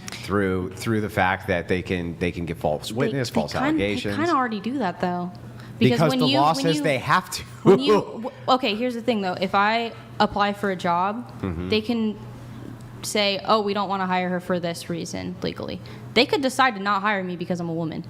They just legally cannot say that. That happens all the time. Sure. It's like a very, very common issue. But you forget the other side of the coin, which is the incentives, where they say you need to have quotas, or X amount of your clientele needs to be female, Mhm. or things like that. There's those laws as well, affirmative action for women, Mhm. which say you have to have X amount. Mhm. So the thing is like, can you imagine if I made a law that said, well, you have to walk by X amount of women. You have to. Even though your perception is they could hurt you, you just say, well, statistically, they probably wouldn't. Would that be good enough for Why you? would I take that chance? Right. That's my whole point. Why would a man take that chance if he owned a factory? Why would they take the chance? Why wouldn't they just go, fuck that, I'm not doing They that? really don't. They don't take the chance a lot of the time. This is like a big issue. Unless they're forced by law. Yeah, and even then, there's still ways around it. People always find ways around. Yeah, but it's not as easy. You could be penalized. Companies are penalized. Yeah, There's and problems that's which happen. But why you can they imagine. decide not to. Yeah. I don't get penalized for not walking by a man across the street. Right, I but don't my have point- any repercussions My point for is that. imagine if we had a law that said you would get penalized if you didn't walk by X amount of men on the street. Wouldn't you ignore the law? Yeah, I would. Yeah, and that's why I think that men are justified in ignoring a law saying that they should hire women if they don't want to. Okay, I am fine with that. I'm not hired by a man. I believe women should work for themselves. I fully support women. Well, I mean, not every woman's going to be able to do hexagrams and shit on people, right? No, but I fully support women-owned businesses Mm-hmm. because I think we need more of them. Should we give incentives for that? Make laws tailored towards that? Not necessarily, no. But I think we can advocate for that, and I think I personally boost brands and boost content creators that are women for that exact. Because I want to give them that opportunity. I want to give them that platform. Okay. Yeah. But you don't think that there should be laws that force men to hire women, right? It's all bad, right? Because they're just protecting themselves by your logic, right? I don't think that it's the same thing. I think we're Yeah, having. I don't see where you've made a delineation Lol point Paladins here. donated Seems like it's exactly the same $200. thing. I'm not the protecting same myself thing. from a It's statistical perfectly safe problem. to hire women. Just never ever ever let yourself be alone with one, for your own safety. Yeah, it's a That's his safety concern. That's his point. the point, exactly. Okay, Earthquake. Drop and cover. Seriously? It says earthquake Feel it. detected. Drop and Yep, cover. it's going. You can see it in the water. Oh my gosh, I can feel it. I have never experienced It's going. It's happening. It's happening. Yep, it's an earthquake I right knew now. San Andreas was going to happen the second I came here. It's going. Relax, you're good. I'm just kidding. It's not bad. I told you guys I hexed you guys. I'm sorry. It's still going. I blessed myself with holy water before Sorry, I came. sorry, you guys, your counteract, your warding didn't work. Your protection magic didn't work. Sorry. I've been in Cat 5 hurricanes, never an earthquake. Yeah, really. We just had an earthquake. It just It just moved our water, but it said to drop and cover, so. Drop and cover. Water shakes. Isn't it like my first earthquake? Yeah. Where there's one, there's That gonna must be have been a more. 1.0. Isn't there like an aftershock or something? Was there a TTS that came in too? It was probably a 3 or 4. Oh, little paladins. Okay. We do have another message from Jesus Horse. What's up? These spells are going to backfire on you. There's no innocence clause. That's not how magic works. You have no understanding on what you're doing. You are not King Solomon or Crowley. You are a fraud. Do you want to respond to that? I mean, they're entitled to their own beliefs. I personally, again, I have an overwhelming amount of positive experiences with clients. I would say 9 out of 10 clients that come to me leave with better results, with better lives. Okay. Well, I just want to point out that Aleister Crowley also was a fraud, and that The Key of Solomon is a fraudulent book and complete nonsense and really has nothing to do with King Solomon at all. But just want to point that out. Yeah. I feel like it's a bit of a cop-out, though, when it comes to the shirt. Like, oh, I'm wearing a statement on a shirt, but I actually don't believe it. My friend told me to do it. Well, it's just a joke. Mm-hmm. Yeah. Well, you'd have no objections, like if I walked around at UCSB, for example, and I wore a shirt that says like ban female teachers. No, no I problems. really wouldn't care. Wouldn't care. Ban female guests on podcasts. Okay, all right. Perhaps if your friend It's a joke. reconsiders, I'm she not can obvious. This hasn't more of an impact on you than I thought it would. It's just a funny joke. I just think it's a bit of a misandrist statement. I'm not crying like the feminist who was next to you from I'm earlier. not either. Yeah, no. I mean, The big ole feminist? guns blazing. That's how she described herself. Yeah. As a Big ol' feminist, Big ol' yeah. feminist. All right, we're gonna get into some of the other show notes here. Oh wow. Okay, thanks, David. Appreciate it. Let's pull up Twitch really quick, then we'll get into the rest of the pre-show notes. Guys, go to twitch.tv/whatever, drop us a follow and a Prime sub if you have one, twitch.tv/whatever. Guys, it's been 45 minutes since we last got a Prime. I think it's bugged. Can somebody help out? Like unstuck it, unbug it? I don't know what is going on. It's really weird. I don't know why it's strange. I think it's bugged. Somebody maybe can help out. Somebody fixed it. Appreciate it. I need to fix the camera in the center. It's a little off, but before I do that, I did want to pull up. Nick, could you pull up that Reddit post? We'll read it really quick. So this was posted on Reddit in legal advice. Could you scroll up to the top so we can see the title? Scroll down a little bit. Okay, do I legally have to bring my date back home if I took them out? It was quite a substantial distance that we drove. I matched with the girl on Tinder and chatted for a couple of days. She mentioned that there was a big event happening 3 states over and asked me if I wanted to join her on a short holiday for a week. I agreed, picked her up, we had dinner to see if we clicked, and then I drove to the event. When we reached the event, she ended up hooking up with another guy in the hotel room I'd booked. She scampered off and eventually returned to the hotel room very, very late after not seeing her for hours and very, very drunk. Obviously, I was pissed that I'd been used as a free travel ticket and I had to spend most of my time at this event alone. I wasn't expecting to be rewarded with sex, but at the very least, don't abandon me in another state while you go shacking up with other guys. It is still going on for 3 more days, the event, but can I legally just abandon her here and drive home, or do I have a legal obligation to take her with me? I'd rather not waste any more of my time, and I might be able to do, okay, whatever. I think, scroll down, yeah. I told her I was going to leave, and she insisted that I had to wait for her, as I was the only way she could get back home. States involved are Iowa, Illinois, and Indiana. Currently in Indiana. So just as a brief, kind of more light break from the conversation at hand, your thoughts on this? Does he have any obligation to her to Leave give her. No, leave her. Leave her there. Why is he asking about legal obligation? Is there a legal law that would? That's why he's asking. He Only wants if to he make was sure that attached. there's Yeah, I don't. Dude, I had would about say day love the chicken legally Tucson. there's nothing. Butler donated $200. That was not an earthquake. It was the panel's genital warts violently bursting at the seams and shaking the entire Jay state Butler. of California. Thank you, man. Brian, you're putting Andrew at risk, you bastard. #herpes.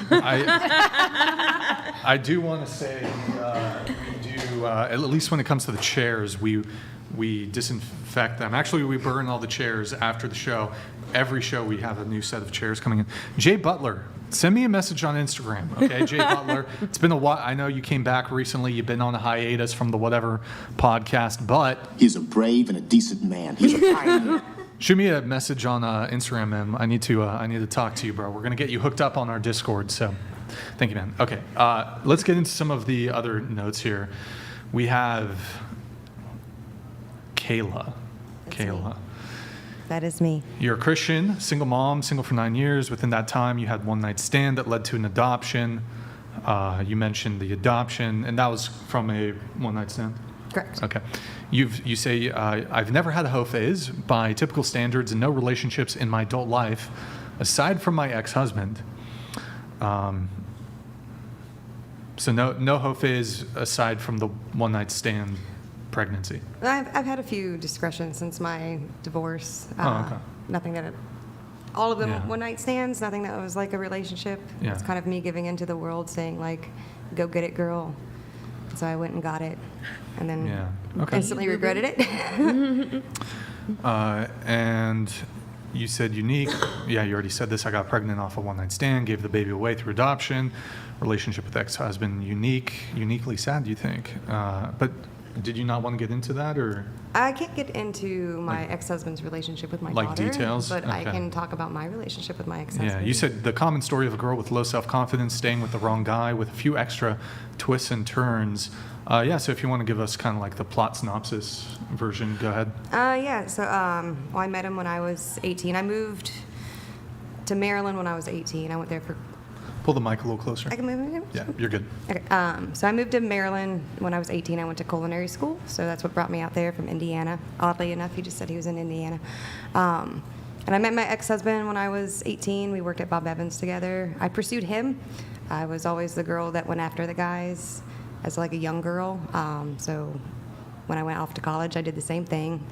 And we broke up a few times because he thought we were not puzzle pieces that like met each other, like we weren't meant to be in his opinion. But I kind of kept pushing at it because, again, low self-esteem, you kind of find what you think you're supposed to be finding and you kind of cling on to it. And at the time, that's what he was to me.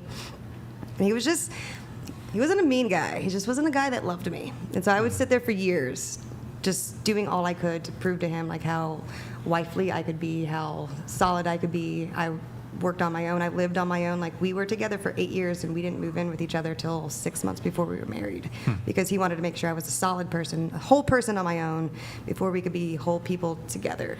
And he was just very narcissistic, very just like, I don't know, ignorant to my emotional sides, just like some men can be, but at the same time, I know it's very, he's not abusive physically, just very emotionally.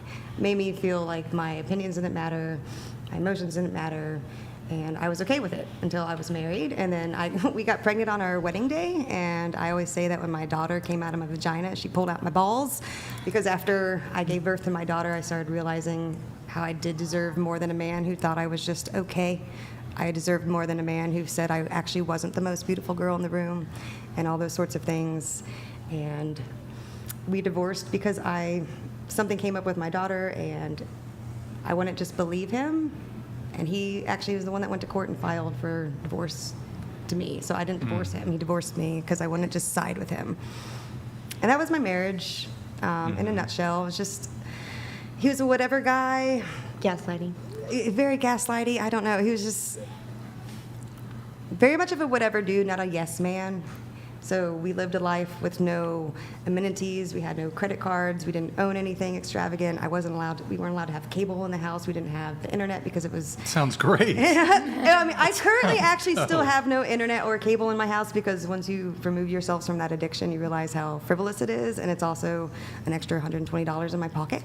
Right. But when you're in a relationship with someone who says, like, no to anything besides food, house, gas, job, it was very limited in life. And I just lived in that for a long time. It was kind of like how people lived throughout all of history. Pretty much, Yeah. which I came from a very disgruntled and dysfunctional like family lifestyle dynamic when I was a child. So to me, it was very stable. Like the doldrums of our relationship, looking back at it, yes, it was boring. Yes, there was no like emotional growth. Yes, to a lot of things that didn't happen, but it was stable. He wasn't off the rails crazy guy. He wasn't yelling at me all the time. He wasn't constantly moving. He wasn't constantly doing a whole bunch of stuff. He just wasn't doing anything. That makes sense. And Do you miss being married?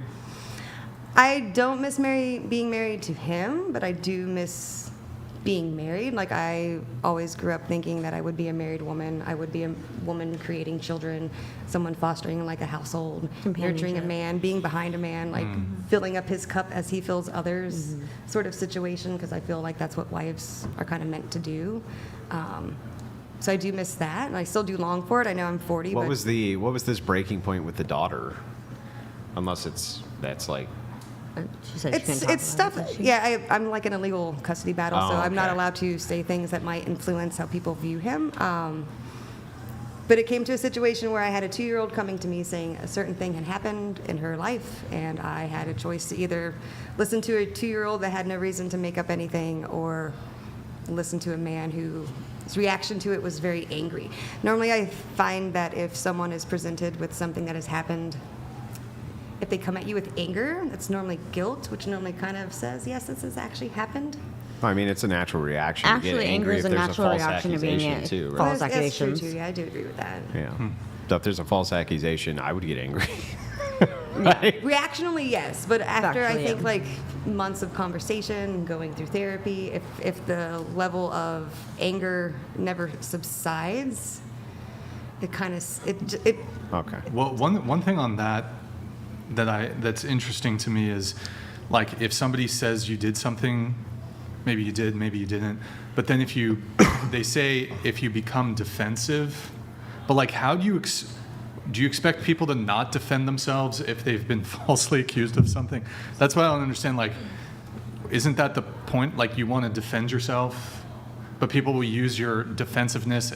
Oh, you must have done something because you're so defensive. Well, I think it's kind of like the same way how some men view women when they become in conversation. Yes, you have every right to defend yourself with a defense. If all it is an emotional reaction and there's no anything behind it to prove it otherwise besides an emotional I thought men were outburst. supposed to be more in touch with their emotions. I think when it comes to your child, it's a hard line though. I mean, right? making some assumptions about what sort of accusation this must have been. I mean, Mama bear's seems a mama like bear. pretty catastrophic, life-ruining, life-ending potential criminal prosecution. Reputational destruction. I could see somebody getting emotional over their whole life potentially being ruined. But it puts So- a mother in a rock and a hard place. It does put, so I can kind of speak to this as well because my husband and I actually had this situation happen to us with my stepdaughter. And he was put through the gambit. We had her like on rare basis, and the mother put in false allegations against him that he like brutally beat her. And we had to go through investigators and all sorts of stuff to clear his name. Like she took it all the way to the DA and all sorts of stuff to have to clear his name, and he was 100% innocent.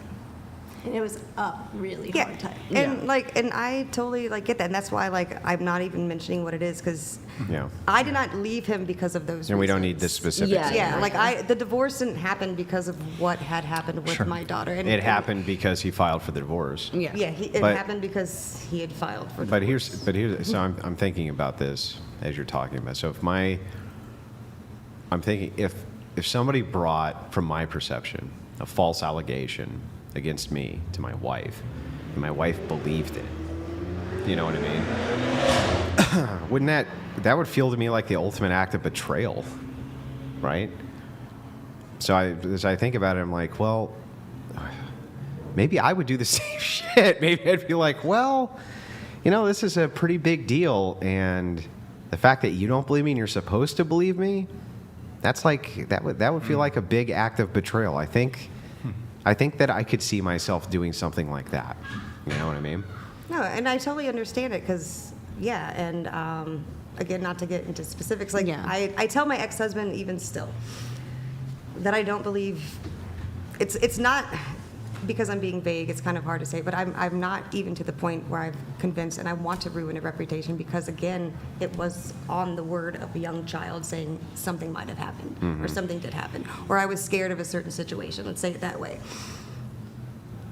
That's why I didn't go straight and filed for divorce. That's why I'm not wanting to mention it here. Yeah, And sure. I didn't even write it down in like my divorce papers of like, this is why it's happening, because I didn't want it to become a false accusation that became something that ruined someone's reputation, because boy howdy, do those things like certainly do ruin people's reputations. But at the same time, if in a relationship, if you're saying, okay, especially when you have a child involved, because yes, mama bears, that comes out real hard. Yeah, Like it's really hard for us to say, whoa, I feel like I need to protect my child. And yes, I understand, like, I don't want to.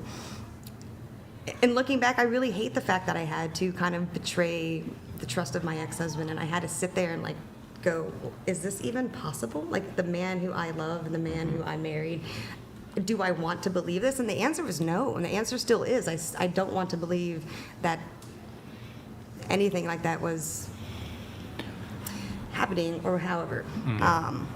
Sure. But I still have to sit back Yeah. and say, well, this is how it affected my child, and this is how it's going on, and I have to do the best for her. But again, I didn't really necessarily want a divorce, and he was the one that filed for it, because I still was wanting to work through the matter where he just wanted it to just stop.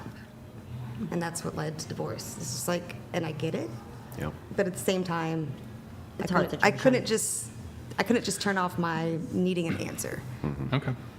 Yeah, You said- there's nothing wrong with you like asking questions. Yeah. You know, getting to I specifics. felt responsible to ask questions. Absolutely. Yeah, so you said, moving on, you disagree on the view Brian and most others have on single moms.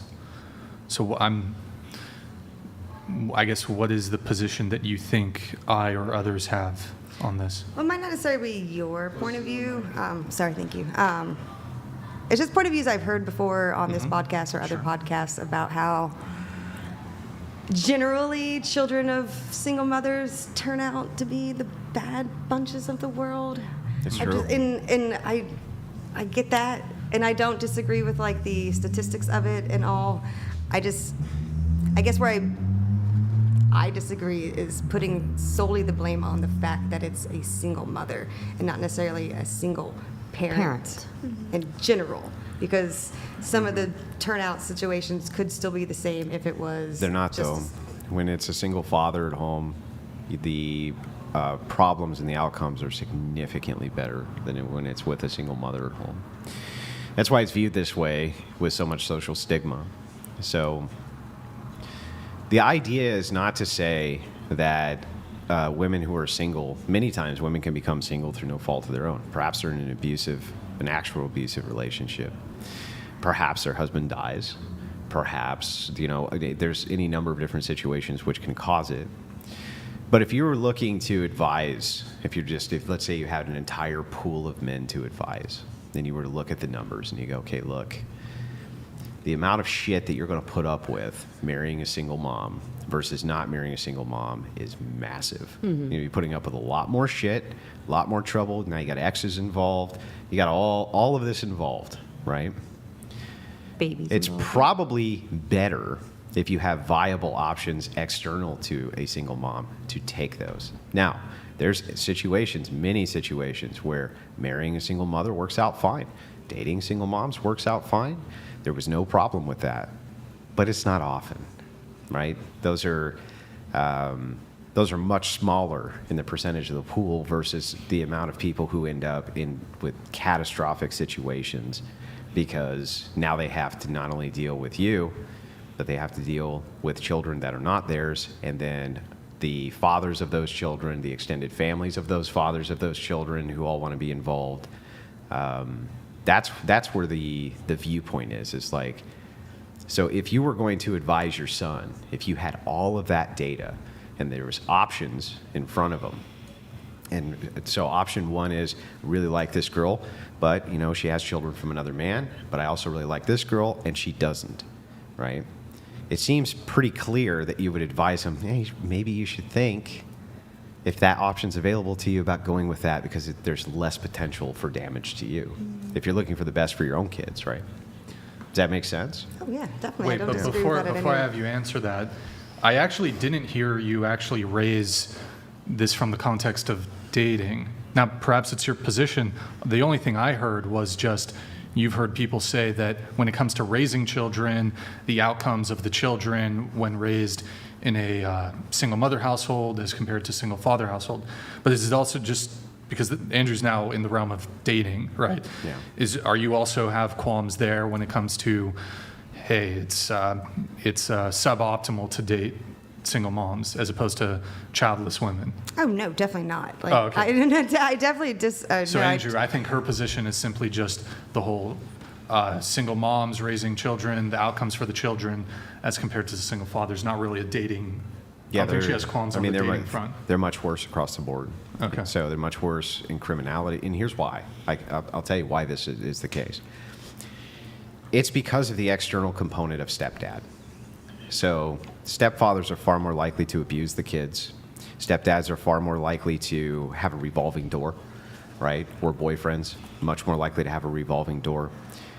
Single dads, that doesn't work that way, right? So if a single dad has another woman who enters in the kid's life, they have a lot more power to do something about any type of problem which may occur, right? Not going to have the same dependency issues. They're not going to have the same revolving door. And so the chances of abuse go significantly down. So for instance, if I was single tomorrow and I was dating a woman and I saw some kind of abusive tenants, right? Very easy for me to be like, get the fuck out of here, lunatic. And what is she going to do about it? Nothing. But the other way might not be so easy, right? So this is why you generally have better outcomes with single fathers, is because they can actually do something when it comes to this idea of abuse, and they are far more likely than the biological dad to abuse kids. Like overwhelmingly. Not all of them do it. In fact, probably most of them don't do it. I'm just saying that statistically, they're more likely to. So that's why the outcomes tend to be better with single fathers than single mothers. And isn't there data that per capita looking at children raised by single fathers as compared to single mothers, for example, incidents of criminality? Yeah, I brought that up. But that's why the incidences of criminality come. Sure. So me being single is better for my child? Is it, like... What? No, it'd be Well, no, worse. if you I do say- have to move it on, but if you can make your point clear. The chances are, and this is just raw facts. These are just raw facts, Yeah. okay? The chances of you introducing a new man into your child's life are likely going to be more detrimental than if you were in a relationship with the child's biological father for the course. Now, that doesn't mean that that's going to be true. I'm just talking about risk factors. Yeah. The risk factors are higher, that's all. So yeah, so I'm saying like from my point of view, I've been single since I've been single. Mhm. So from what you're explaining, that means that like my outcome would be slightly better still because I'm not having that higher. rotating Yeah, door. the outcome of- the outcome may be slightly better because you don't have other men coming in. However, it's still going to be suboptimal as to if you had probably stayed with the father. And so that's why, like you said, you're a Christian, churches will often recommend, look, there's no abuse, there's no drugs, there's no stuff like that. You guys are just having a hard time reconciling some issues.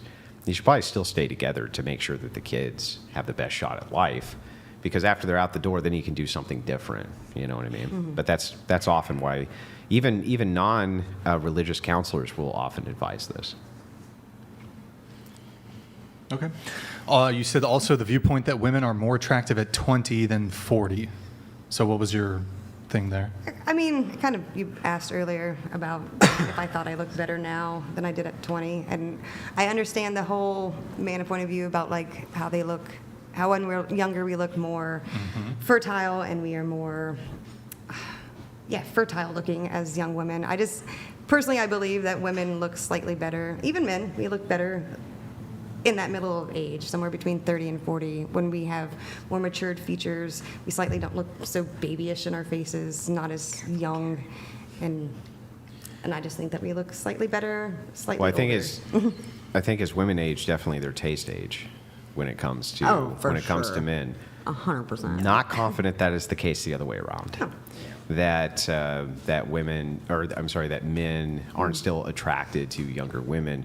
because all of the data that I've seen most definitely shows that they are. Whereas women, it seems that their tastes slightly deviate.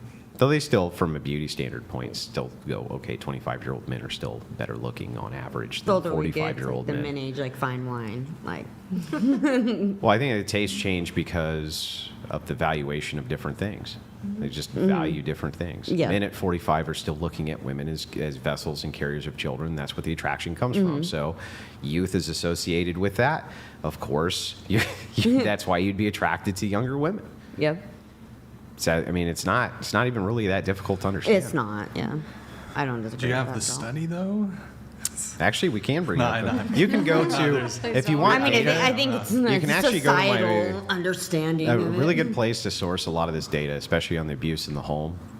You can go to my wife's Substack, Rachel Wilson, and you can check. I mean, she's gone through and compiled huge amounts of data just to kind of go through these one at a time, because she argues with feminists so much. Probably the best anti-feminist debater in the world. And I'd love to meet her. her book, Occult Feminism, it compiles some of this, but her Substack has most of the kind of cultural battle statistics that we're kind of going over all the time, but especially in the case like this. And I think what happens is people often, they think that you're attacking them based on their situation. Yeah. When you're not really attacking them based on their situation, you're just explaining the distinction in risk assessment. You're like, look, if I'm going to advise somebody, if I were to tell a man, right, is it a good idea in 2024 to get together with a single mom if another choice was viable? The answer is definitely no. It is definitely no, you shouldn't. Okay? I would agree with that. And what happens is, because they're in the situation where they themselves are a single mom, they see that as an attack. But it's not an attack. It's just showing, look, this is what is true. It's not the case that it may be true in your situation or anybody's situation. But there is like a statistic here that we can look to, that we can make these kind of general determinations off of based on outcomes. Is there a statistic that you know of about two single parents? Honestly, together? the only reason I brought up statistics is because it was just a callback to the feminists who needed the statistic thing on everything. So I need to get through the rest of the notes here. We have Riley. Riley, you have a crazy hookup story? Yeah, I have lots, but I have one specific one. Oh, I have lots, but I have one specific one I'll tell. Okay, so one time I met this guy at the beach, and we decided to hook up, and there's not much to it. Anyways, he kind of had like an offensive sense of humor, which is fine. Like, sometimes that's funny to me. But we were hooking up, and he said what I thought was a joke, but it turns out it wasn't. He asked me if I wanted to role play as Helen Keller. Helen Keller wasn't real. She was not. No, she was not real. And I laughed at that, and he like got mad and like put his hand over my mouth and told me to shut up, bitch, because Helen Keller cannot talk. And he was being dead serious. Oh, fuck. Yeah. So that's one of them. That's probably, the funniest. Okay. Whoa. My husband. Helen Keller's the deaf lady. Deaf, blind. lady. Yeah, we're coming. By the way, this was also my first time. So What? it was. Wait. Like, first time having sex? Yes. No. How long did you know the guy for? I was on a pallet. Like a week. So you're losing, but you did, wait, hold on. Was it before having sex he asked you to do this, or you guys had sex? No, like while we were having sex. Mid thrust. Yeah. He wanted you to be Helen Keller. Yeah. Did he know you were a virgin? Yes. What the fuck? Jivanik donated $200. Mrs. Catholic. What's the catechism say about beach hookups and Helen Keller roleplay? Well, I only say I'm Catholic because when I was born, I was baptized and my family is Catholic, but I don't necessarily practice or believe every single thing. But so are you Catholic? Are you religious? Do you believe in God? I believe in God. I'm still trying Are to you figure a Christian? Yeah, I'm still trying to figure it all out. I just I'm trying to figure it out right now. Are you on a journey? I guess so. I'm on a Adventure. journey. You're on a journey of self-discovery? Yeah. I Wait. definitely do believe in God, though. And wait, how old were you for the Helen Keller virginity story? 17. 17.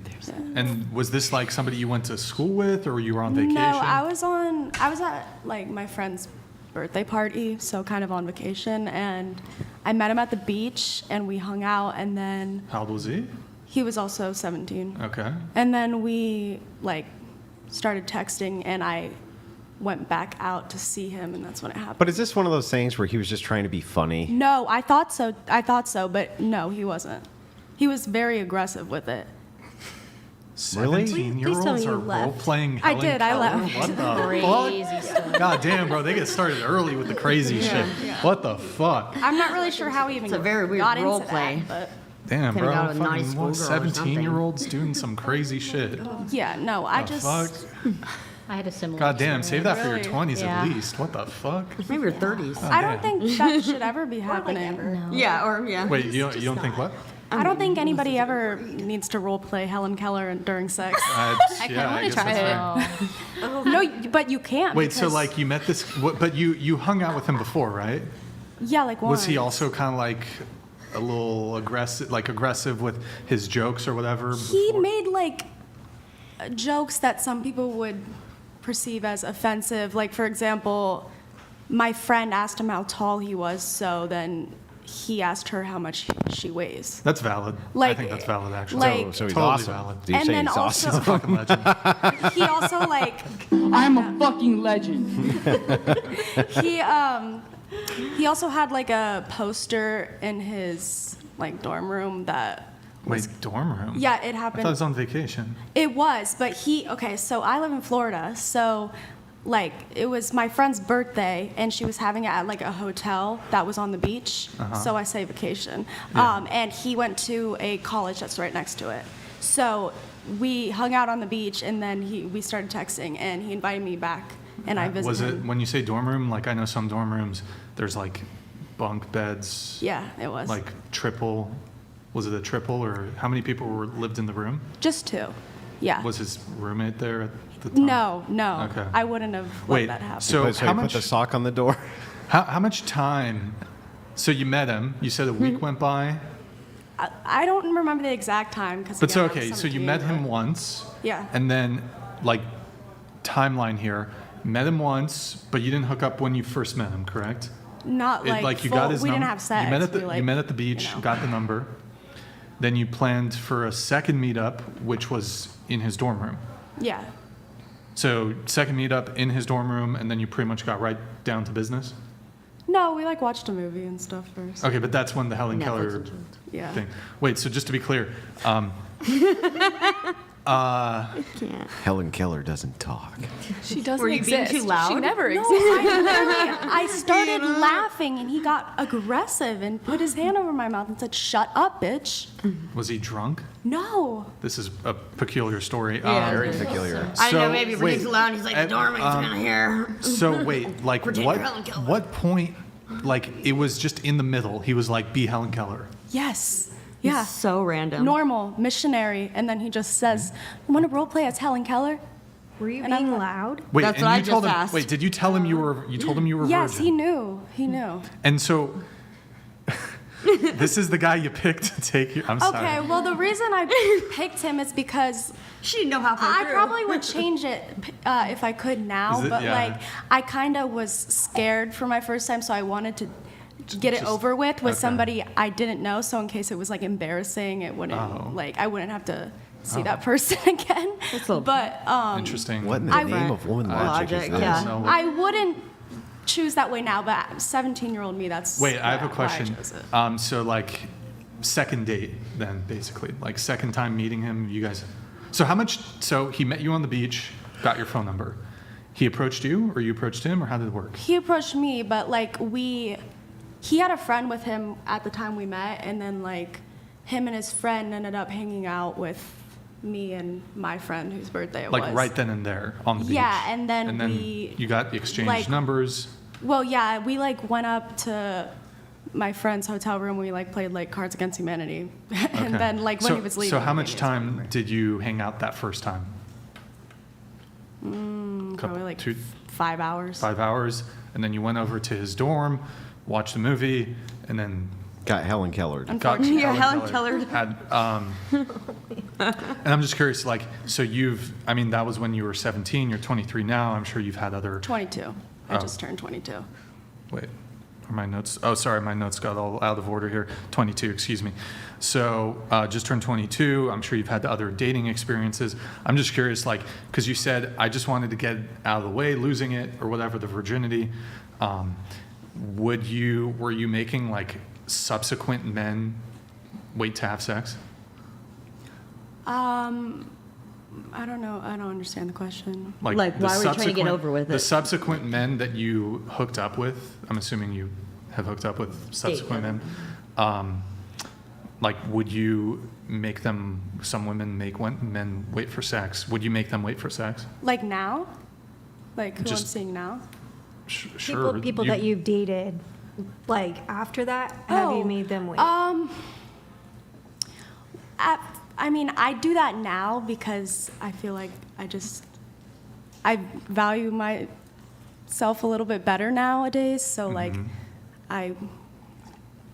now I make them wait. But like back then, like right after it happened, no, I was kind of going through like a phase. Right. So when you say now you make them wait, what does that look like? Like I would never like have sex on like the first date, or like I don't make them wait like a long time. I'd probably say like 5 dates. Did you have any like 5 dates. Okay. relationships prior to losing your virginity to him? Like any boyfriends? Yes, I so what did. made you want to like get it over with and lose it with the random rather than with the boyfriend that you were dating before?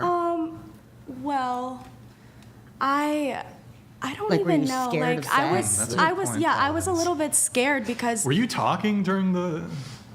That's what I asked. her that. That's what we were like, were you being too loud? Yeah. Like the doormates, he's like, yeah. Sorry, continue answering their thing. It was normal. Like Okay. he just randomly said it Was to your- me. So random. Yeah.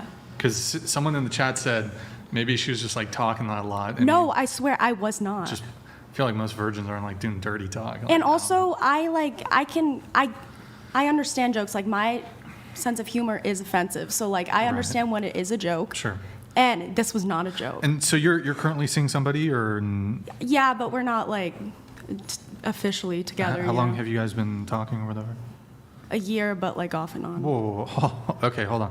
Did you make this guy wait? Yeah. Is he still waiting? No, he's not. Okay. I thought you said you've been single for 2 years. I am. But you've been seeing this guy for 1 year. Yeah, but we've never been official. Like we've never like put a label on it. So you're just You're having sex with him. You're dating him. Sometimes. Are you sleeping with other men? No. During the 1 year period, I have. have like you slept when. with other men while you've been in this 1 year period with Yeah. Yes. them? Okay. Not only one other guy. How long? Wait. So how long did you make this guy wait? Yeah, I think it was like 5 dates. And then what about that one other guy that was in between? Yeah, that was like the first date. I don't do that anymore. Wait. But that was like the first. This is what sometimes is kind of crazy. But that was also just for a hookup. Like I wasn't trying to like meet somebody to Furthering date the when I was doing stereotype it. of all Catholic girls. I don't get this thing of like, okay, I don't actually have any qualms when it comes to sleeping with someone quickly. If it's just a hookup, of course, do it right away. But then the guy that is worthy of something longer term or continuous or even a relationship, he gets to wait. That's always confusing to me. And Well, the I other didn't, confusing like, thing to put me a- is like, as a guy, look, you're free to do whatever you want. You lose your virginity within 30 seconds of meeting some total fuckboy, and then the next guy who comes along who you want a relationship with, I suppose you can make him wait 6 months. I would, as a guy though, I would be like, hold up. The first time you ever had sex, you were a virgin. And the expectation there would be, well, the first time you have sex, there would be almost an expectation that would be the instance in which women choose to wait a longer period of time before having sex, is when you lose your virginity. But women are doing this shit like in reverse almost. Like you lose your virginity just randomly. Yeah, I can't explain my 17-year-old logic. Like I said, I'm not like that anymore. That's fine. I just would be like, if some girl told me, by the way, Brian, I lost my virginity within 30 minutes of meeting some random dude on the beach who said some weird shit to me while we were fucking. But for you, Brian, now that I don't have my virginity, I want to wait till date number 5. I would just be like, I don't necessarily say like we have to wait. What? I kind of like. I would kind of flip that question around on you though. Are you going to value a woman more, like date-wise, if you meet her and she talks to you the first hour? Exactly. Or Honestly, if I you went don't- on a it couple has- dates and like you felt like she had a little bit better morals, are you more likely to end up dating her and staying with her because you respected her a little bit more? Exactly. That's what I'm. So yeah. I kind of flip that question on you. So in this specific situation, you had a woman who's a virgin here who slept with the guy relatively quickly. It has really no bearing. Well, I'm talking on- about just like her dating one with the year and Right, the other one. but so while I do think the quickness and rapidity with which somebody sleeps with you could be a marker for their promiscuity or past promiscuity or their body count, it doesn't necessarily, like if a girl sleeps with you quickly, it doesn't necessarily mean that she has a high body count or she's promiscuous. Correct. It could just be that. But she probably does. No, actually not necessarily. It could be a greater Attraction, indicator. yeah. But I mean, for me, I don't have any qualms with hooking up relatively quickly. Like you wouldn't, it wouldn't No, it devalue wouldn't. a No, woman I think in they're- your mind as far as how quickly she No, slept because- with you, like whether you were dateable or not. No, I don't think it would have. It certainly wouldn't have No. any impact on my. Yeah, from all the guys like I've experienced going out with, like they usually don't want to date you if you have sex with them the first time because then they think you're like dirty or something. That's They don't want to just turn a hoe like- into a housewife. Yeah, that's what I've heard. I can't speak for every man, but that's usually what I hear, and that's kind of why I've like, because I wanna get married someday, and I want a husband, you know. So I'm trying Well, I mean, but so here's the thing, though, is that typically I don't think men are going to do this game where they're going to. So they're going to do. I don't think men are going to do this test. So it's like they're going to do a test where they're going to attempt to sleep with you, and if you do sleep with him, you have failed the test. And had you not slept with him, he would have otherwise pursued you for a serious and long-term relationship. I don't know if that's like a thing a guy would do, is to employ a test. I don't think that would be initial. I don't think they're like purposely doing that, but doing it, like yeah. just guys have told me that. I don't know. It's better. I to don't think they protect- purposely You can do it, protect though. yourself a lot better. Isn't with this what like she's the gonna idea know. of conquest? Isn't the idea like I'm just going to go get another notch in the old belt, and it's not to pursue, and they'll lie about it, right? But it's also like, They'll be a like, man yeah, doesn't I wanna want turn you. that hoe into a I want to housewife have a long-term relationship with you, baby. I promise. Yeah, but they're less I likely promise. to lie 5 dates. I in a promise, row honey. I than just really one do night. love you, and then they just like ghost you, never talk to you again. But they're likely not going to That be doing definitely that. happens. It definitely happens, but I would say like what To you're protect doing makes a lot of yourself. sense because guys who have the intentions of just sleeping with a woman are oftentimes not going to go on 5 dates with the same woman. They're oftentimes going to want to seal the deal I don't know. sooner. That runs contrary to a lot of the stories I've heard from the women here, where they're like, one chick was like, the guy went after her for a year, and then the second he got it, he was out. Yeah. Just like that. Dang. And it's I don't know. So I don't know. Well, I think that's like the exception. I would say, but that's like an anomaly. Throw and behind. me and Brian have some disagreements in this arena, right? Which is good. But I would say that a really big indicator, and I think most men would agree with me, and most women, that a big indicator of female promiscuity, if she sleeps with you immediately the first night, probably a pretty good indicator. But I mean, we have an example right here. She was I also a have virgin. a low body Her count. I just want to point that out. It's But low. she was a virgin. Her body count was 0. She slept with a Helen guy. killed her. She slept with a guy within. They knew each other for. But a it few was a hours. marker of promiscuity. So here, let me kind of like throw this back. it actually was a marker of promiscuity because she said after he slept with her, she went in a promiscuous phase, right? Where you slept with multiple men. That's Not what she said. because of that. Yeah, but it was a sign. How would that not be a sign of that? Wouldn't that be a sign of that? Like, if she was willing to sleep with him so quickly, and then as soon as that was done, she slept with multiple other men after that. It was more of like wait. a low Let me self-esteem challenge Andrew on this. All right. Okay, but so we have to look at this timeline-wise. Yes, she did go ahead, and afterwards there was a string of what sounds like one-night stands. In that specific moment, though, when she had just lost her virginity, had she, I mean, time moves in one direction, so she didn't, like, that happened after the fact. So if you're first to arrive, and then assume it developed into a long-term relationship, for example, it's not clear to me if... Yeah, okay, that's fair. I understand what you're saying. Let me counter, though, by saying, okay, you're guy 2, okay? And you go in, and she tells you this story, okay? And then sleeps with you the first night. Do you think she's promiscuous or not? Wait, tells this story, how the virginity is gone, sleeps with you that same night. Would you gauge this as being a woman who likely is going to be promiscuous going down the road or less promiscuous going down the road? And she's already done it. Yeah, so you're guy, now you're guy 2. You're guy 2. Would she be promiscuous down the road? Yeah, would you take it as a sign she's going to be more or less promiscuous if after this happens with this guy, she sleeps with you immediately first night also? Or would you take it as a sign that she made a mistake and is going to be chaste now? That was what I meant when I said I flipped the question around. Yeah, like I said, this is not how I act anymore. I was 17 during this. Yeah, I'm sorry we're talking about you like you're not here because we're totally having a sub argument and just using you as the focal point. I'm sorry about that, but it's because we're trying to rationalize it. That's all. I don't.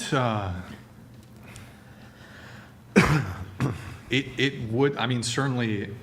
It is a bit more promiscuous than if I was the first one. If I'm number 2 and I'm hearing the story, losing your virginity within hours of meeting. Yeah, I'm just saying there wouldn't be a number 2 without number 1, right?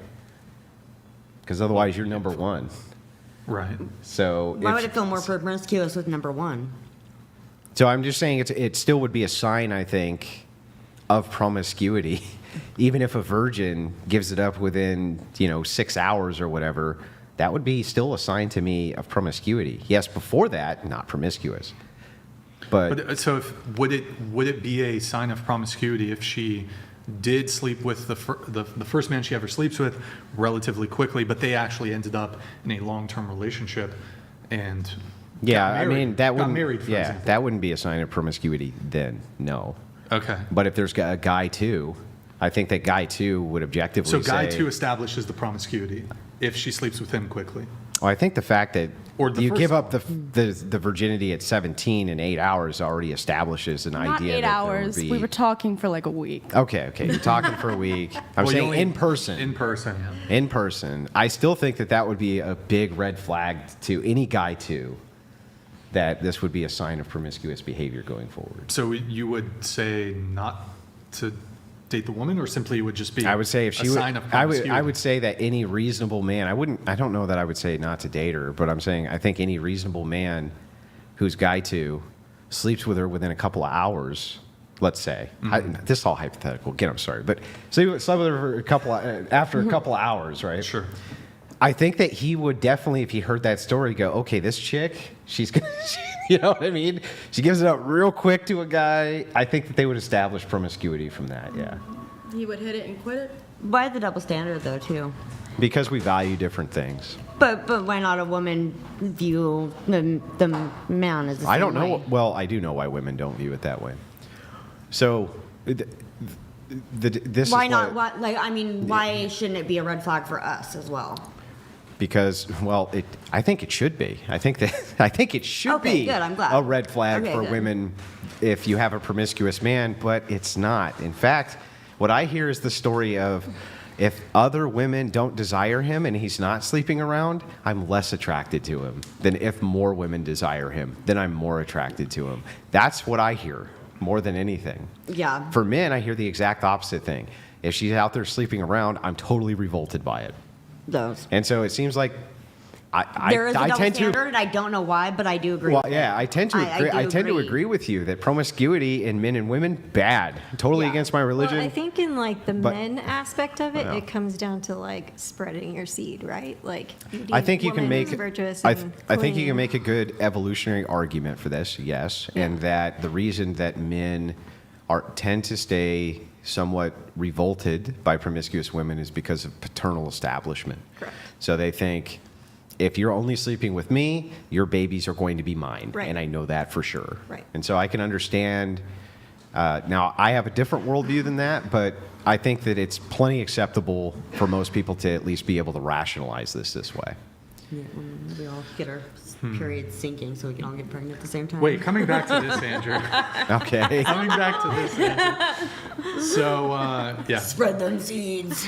Well, so if I can just play a comparison here, because I think this sort of stemmed from my qualms about, well, you lose your virginity relatively quickly, but now you have this new standard of, I'm going to wait 5 dates for new guys, but I would feel a type of way as a guy if I knew that she lost her virginity, but now she's making me wait 5 Well, dates. I'm not telling and then, people that. Like, well, I guess I just You told just them. did. like, I don't go on a date with a guy and be like, hey, guess what happened? But then there They'll was know. this guy, you've been, despite seeing him for a year, you guys aren't boyfriend, girlfriend yet. It's not clear to me if there's a component of monogamy. It's but not, if he asked me to be his girlfriend, I would. Have you asked him? No, I'm scared. I mean, that should be on you, to be honest. Are you guys monogamous? I mean, I'm pretty sure he's seeing other people. Oh, so you're and- tolerating the whole situation then? Kind of, yeah. I mean, I So don't he's know. getting It's his cake and eating it too. So you're not giving him that ultimatum of, hey, either like we're doing this or we're not. You're allowing it's him kind of to more- have best of both worlds. It's kind of more like a friends with benefits. Like, I also enjoy his company as a friend. And honestly, we spend more time hanging out as friends rather than. But you've doing- never brought up, like, you don't have any qualms with him sleeping with other women? It doesn't bother you? I've like. Not seriously, no. Like, when he brings up another girl, I like roll my eyes and I'd be like, ugh, whatever, don't talk about that. So, but if I understand this correctly, it does, yeah, it does. But then again, I'm. But you won't give him that really ultimatum afraid of either. rejection So I think because I I- like him. I think I understand. Exactly, I know Sorry. that. Hang on a second, guys. Yeah. I think I understand the situation a little bit.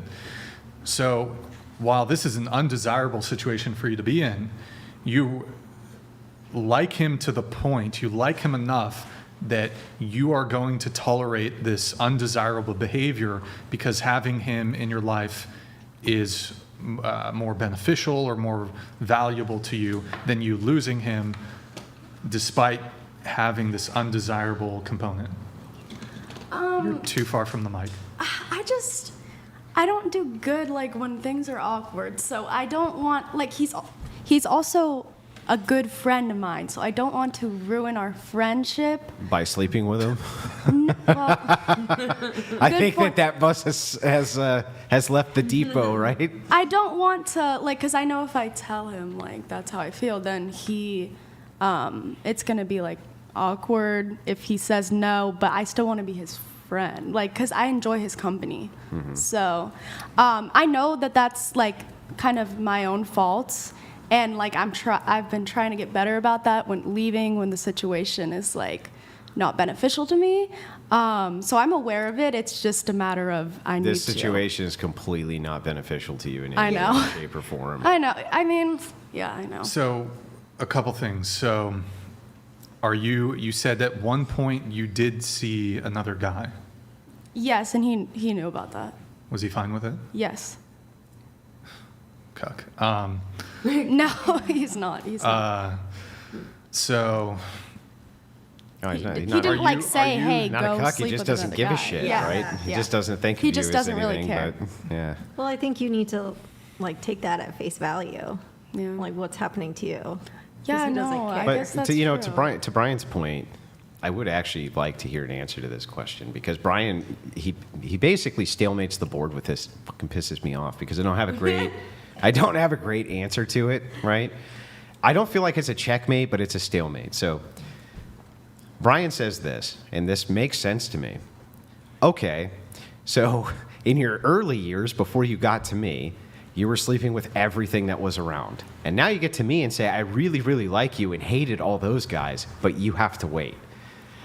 From the perspective of the man, that's pretty brutal, right? That's a pretty brutal thing to say. It's like, you like me, but I have to wait to experience this. But these other guys you didn't like, didn't have to wait, can make that make sense, right? Well, and I actually haven't heard a great answer yet for this. I feel like a woman would be trying to do that to try to create value for herself in his eyes.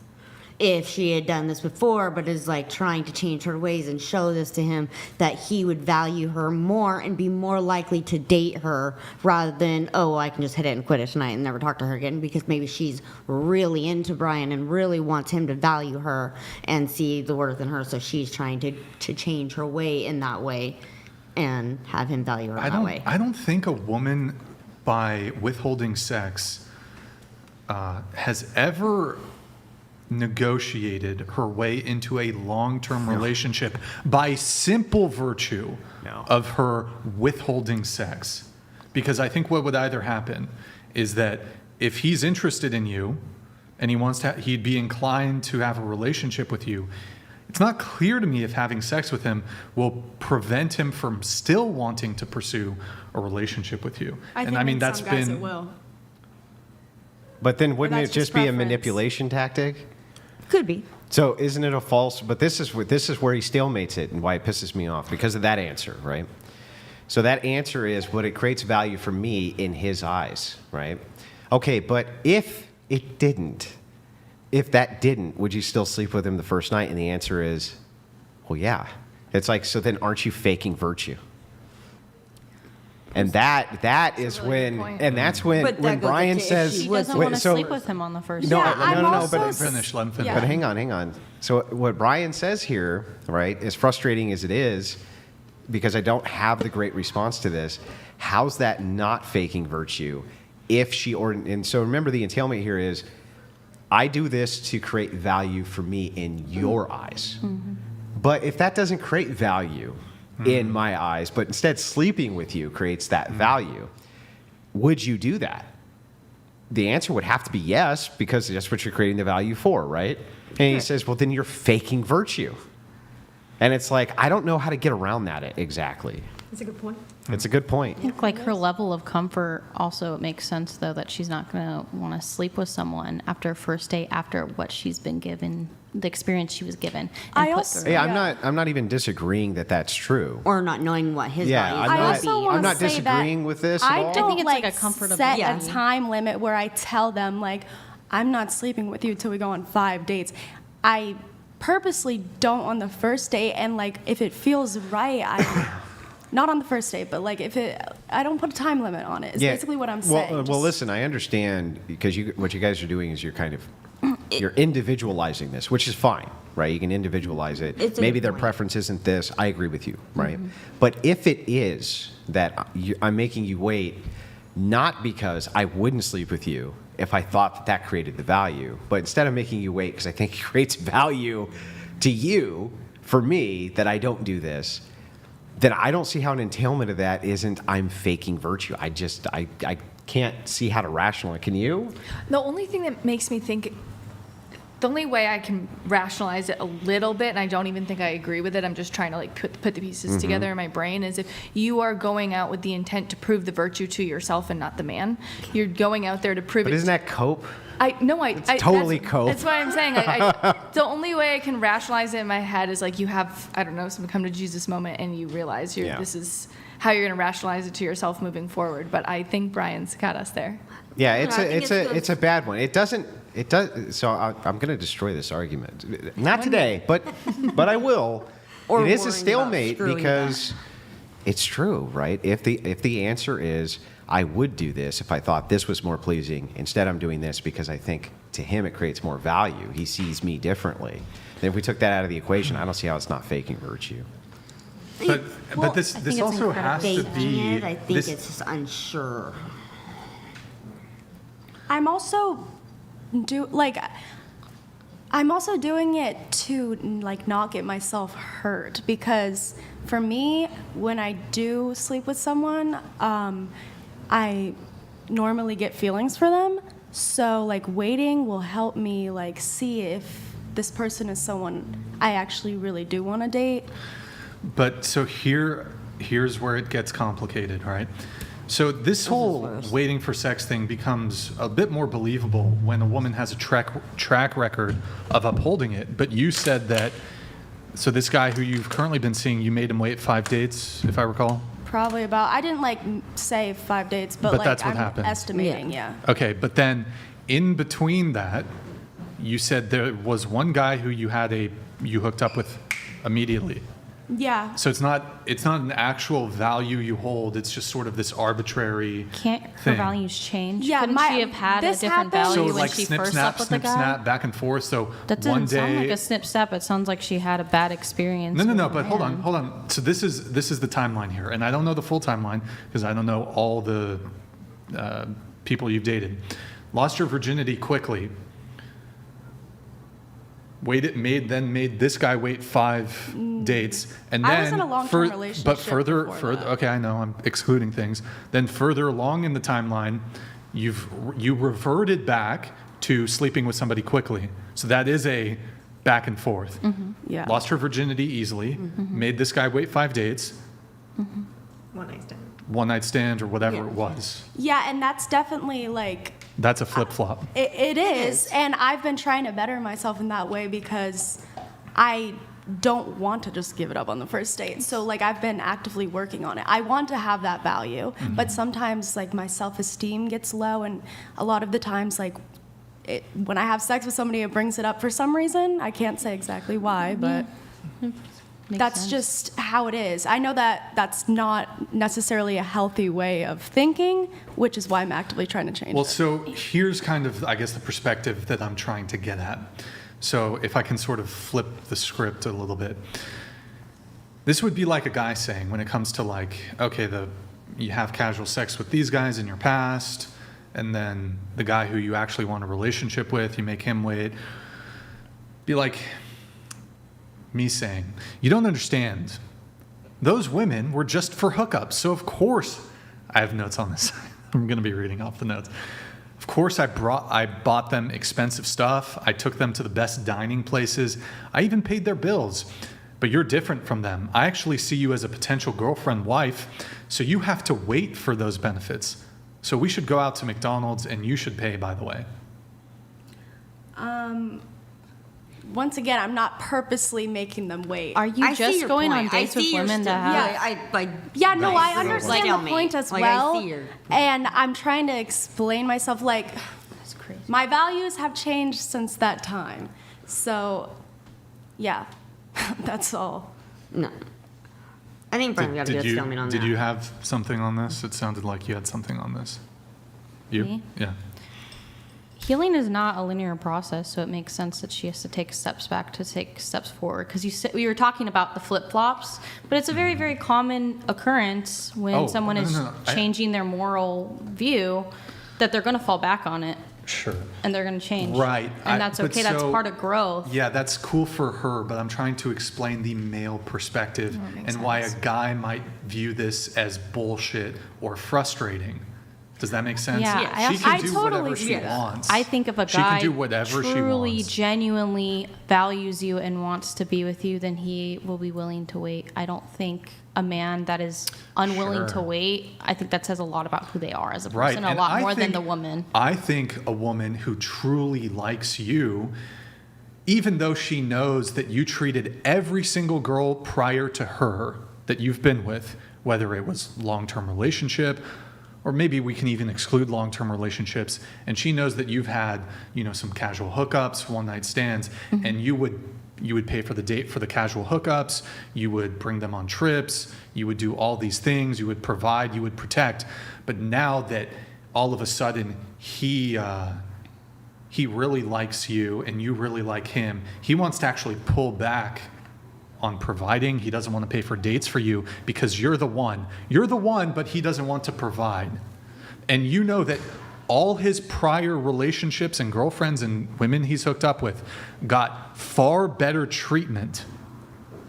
You wouldn't be upset about that as a girl? Yeah, but I think that's a very different How than, is that- than how's that waiting for different? someone to have sex with you. How is that? Because I but don't think that... It's an analogy, so it's not Yeah. a one-to-one. Yeah. It doesn't, what's the term? It doesn't like print on one-to-one. I just don't think it's fair to It's not assume a woman. really, yeah. I don't think it should be expected of her to give it up easily on the first date because she made the mistake the first time. She doesn't have to.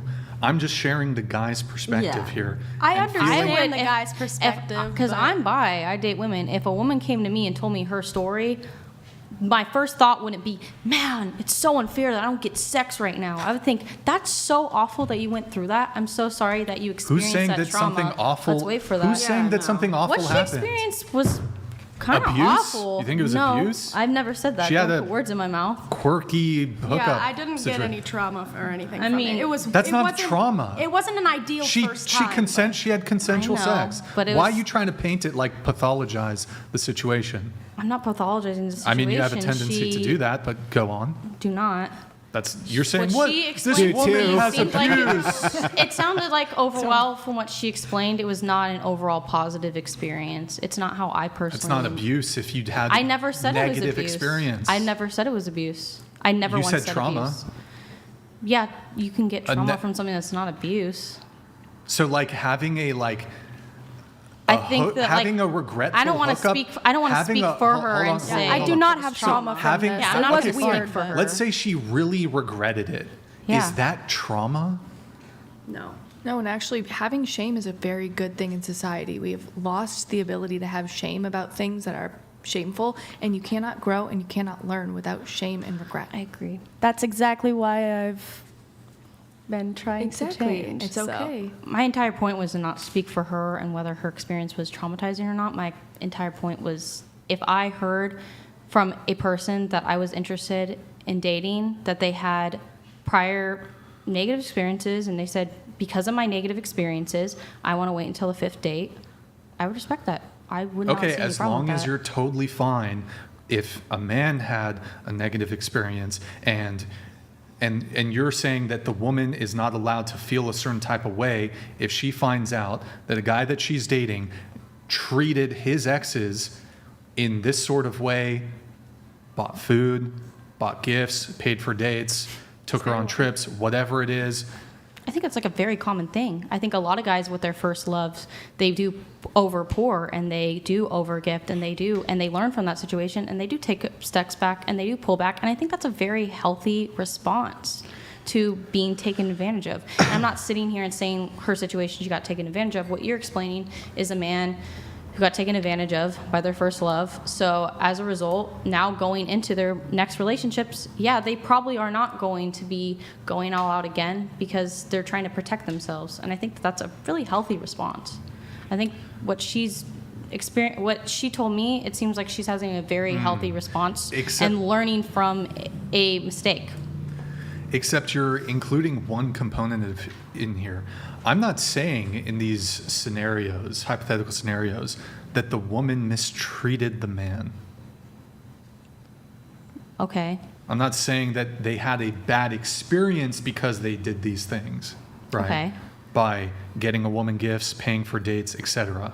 Okay. I'm just saying a woman might feel like, hold on, does he really care about me? Because in all his other relationships, he did the most for his girlfriends. Am I just like sex to him? Does he not really care about me? Because in all his other relationships, he did XYZ. I'm not getting XYZ. Am I less important to him because of that? What's going on here? So you would feel less important if a woman lost her virginity within 8 hours and wanted to make you wait 5 dates?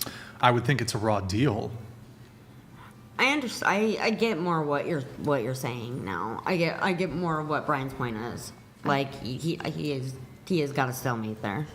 Yeah, I get the point, but don't you think it's good for people to learn from their past mistakes? I think it's an enormous green flag because it you can learn from your past, but you shows can't. that she went through a past experience and she learned from it and she grew. And that, to me personally, is incredibly important when you're looking for a partner. You're forgetting the arbitrary nature with which she has this standard, because she stated herself that she lost her virginity quickly.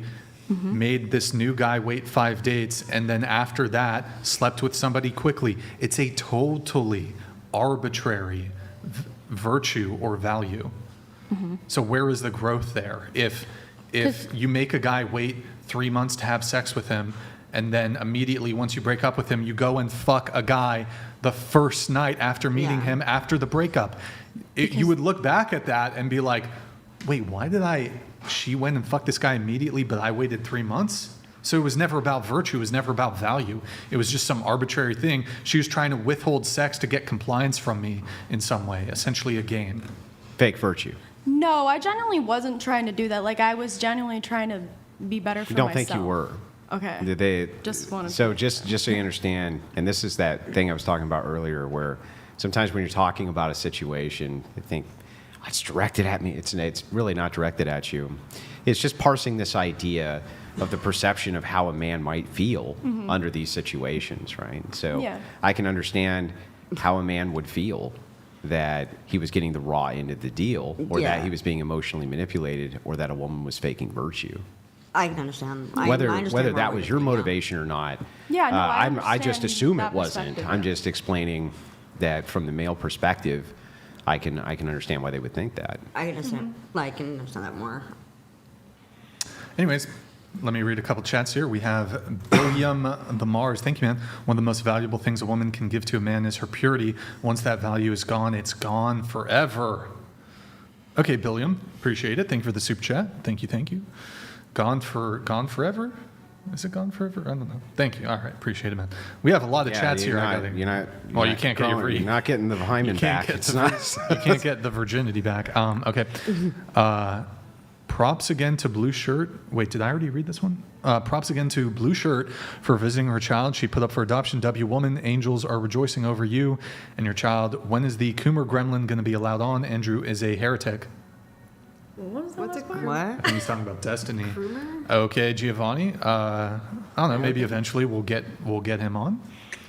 All right, we have Lol Paladins here. I did like how you softened the blow of heretic with Coomer Gremlin. That was good. Bad logic, Andrew. You just heard a perfect example of a woman that was willing to sleep with a man. Within an hour, her body count was 0. This is why men prefer younger women, easier, less baggage. Yeah, but I actually brought that point up. Wait, why would that be gross? Yeah, wait, why is that gross? Re-say the comment. That sounded really gross. Okay, I'll pull it back You said up. that men prefer younger women because they have less baggage. Yes, that's a gross thing to say. No, gross Gross to target younger women because they have. It's predatory. It's extremely predatory. How's it predatory? And to how's target it gross? younger women because they have less experience. So that's something that like abusers and groomers purposely say they look for victims. They look for people that are less experienced. So this is the feminist loaded language. So you earned that green in your hair. Hold on. Yeah. So you use the term targeted, predatory, right? Yes. Loaded So terms. couldn't I just say that women target wealthy and successful men and they're predatory for targeting wealthy and successful men? Yeah. Or is it just the reality, the sort of evolutionary biological reality that women tend to be attracted to men of status, men of means? There's a couple reasons there. One, a guy of high status could have certain benefits to her and her children, right?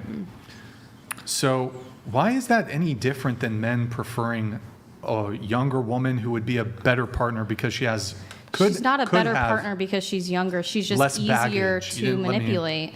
That's genuinely a thing that happens. I could actually make this other very, argument. very often. Actually, so I could make another argument. So a woman who's, say, 33 and still single, she is perhaps, because of the time clock when it comes to pregnancy, look, you can get pregnant well into your late 30s, 40s. I can actually just make this argument about easier to manipulate. A woman who's a little more pressed to get into a relationship, she's easier to manipulate because she's like, time's ticking. Yep. And Yeah, I can but manipulate, hold on, let me make the argument. Okay, I go can ahead. manipulate her better because she has a greater Desire. desire. No, there's another word I'm thinking of. A greater urgency. Yes. Because of her greater urgency to enter into a relationship, she must be easier to manipulate. That example also sounds like you're a gross person. That example not is at all. not That less gross. Does not make him sound like But- gross. but Like, you're saying- you're making him sound predatory. But That's you're saying Well, by he's virtue saying of that this somebody's. person is purposely manipulating a woman that No, is he's not gross. manipulating anything. I'm saying he used the word manipulation. No. You made the claim that younger women are easy to manipulate, but I could say that They are. right. But hold on, I am making the argument that you could manipulate somebody at an older age for other reasons. Yes, that's also disgusting and predatory, but also Right, so but that's, why do but you that's j- also not an overwhelming problem in our society. But why do you jump to the Neither is conclusion? age gap relationships. Why do you jump to the conclusion that a man who It wants is. I got hit on considerably more by older men when I was 16 than when I okay, was not 18. interested in talking about. We're not talking about that. Yeah, I'm talking it's the about fact of- adult relationships. So we're talking about Right, 18 okay, and over. so we'll talk fresh So 18. young woman means What does adult fresh 18 and 18 over. mean? They just turned 18. So what? Can they vote? Yes, but your brain Yes. is not fully developed Then until why are you you voting? 25. Then why are you voting at 18? Because it's different. Why? How's Because okay, so first of all, so that you law can so you is can vote that- to affect my do you know life. do you know why that law is set into place and why 18 is considered an adult? It's so that they can enlist young people into the military because Wait, young based people? on our physical Young people or young or men? men. Okay. Young Just men wa- into just the wanted to military clarify that, not because people, at 18 men. is when they are physically able to serve. Nope. That is based Actually, on 16-year-olds. It is not. It is not based off of.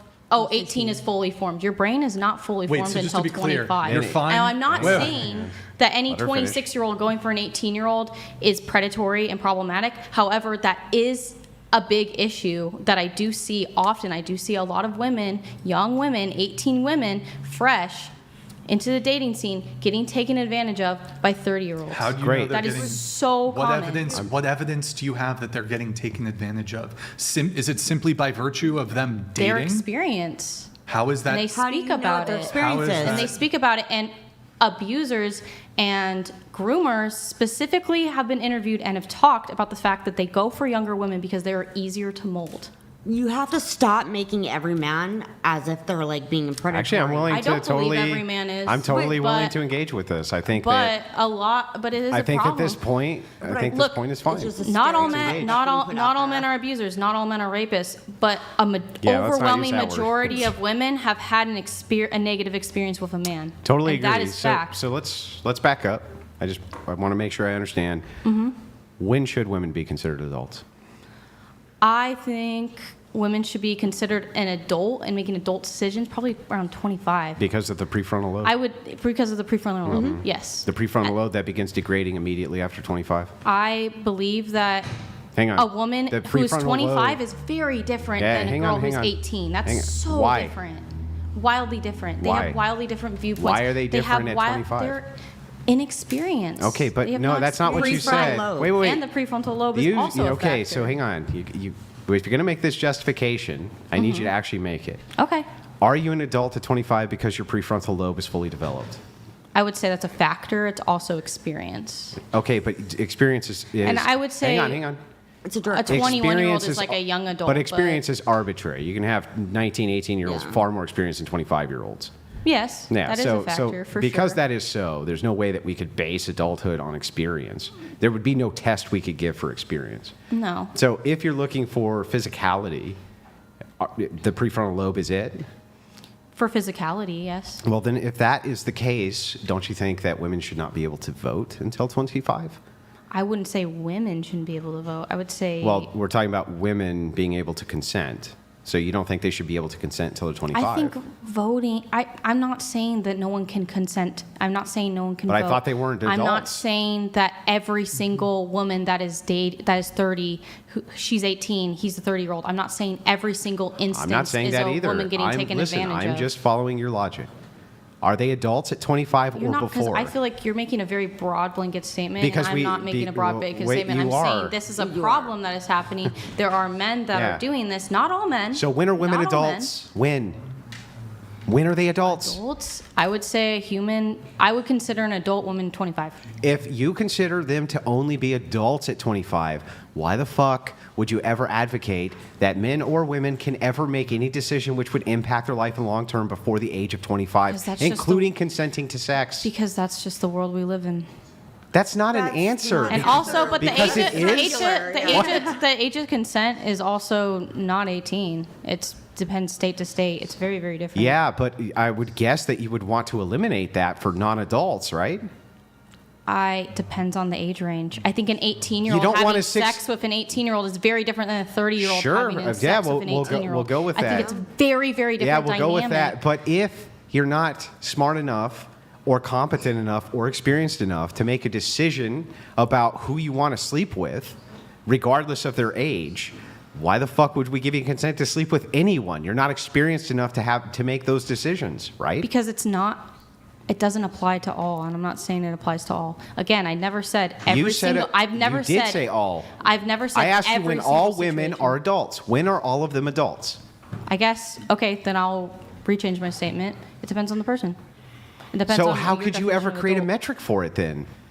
I think that people who are 25 should be going for people who are around the same age range. I think it's a very huge red flag when men who are 23 and older are going for 18-year-olds, especially 18-year-olds there's 18-year-olds that are still in high school. So? They're graduating high school.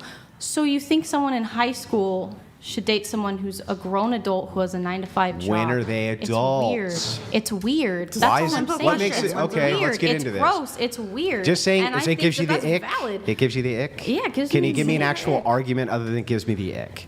Like an actual argument for why this is wrong. Yes, it puts a lot of women in having that blanket. It puts a lot of women in very, very uncomfortable situations. What are all the women that it Okay, puts but that's you choosing haven't. to be Hang in on. that? Every Why would relationship it can be do bad? that. They are choosing to make that decision. Yeah, that all- doesn't mean that it's not gross. That doesn't mean that men that are purposely 30 years old targeting 18-year-olds are not a problem. Should doesn't do you mean they're think? not a gross Do you human think that being. based on the fact Just that because they legally can. okay? doesn't Do you mean- think? Do you think that you should be able to outlaw it? No. Well, then how much of a problem could it be? Don't you It's usually something- outlaw behavior all that's I said problematic? was gross. I said ew. That's I just duck? disagreed with it. I can disagree with an opinion. That doesn't mean we're going to base a law off of my opinion. Okay, so you. I don't speak for an entire country. Okay, so you don't think. I speak for me. So you. So, and I think that that's gross. yeah, you just think it's icky. I think that's extremely icky. Yeah, sure, but you don't actually And have I an think argument. any 18-year-old, 19-year-old women Yeah. that are watching this podcast, I agree. I would steer clear from men. I would say most men who are like 23 trying to date 18-year-olds, it's because they're unable to get women their own age because they lack maturity. So let's move it back, okay, before you go off on these other diatribes, and we'll just stick with the one.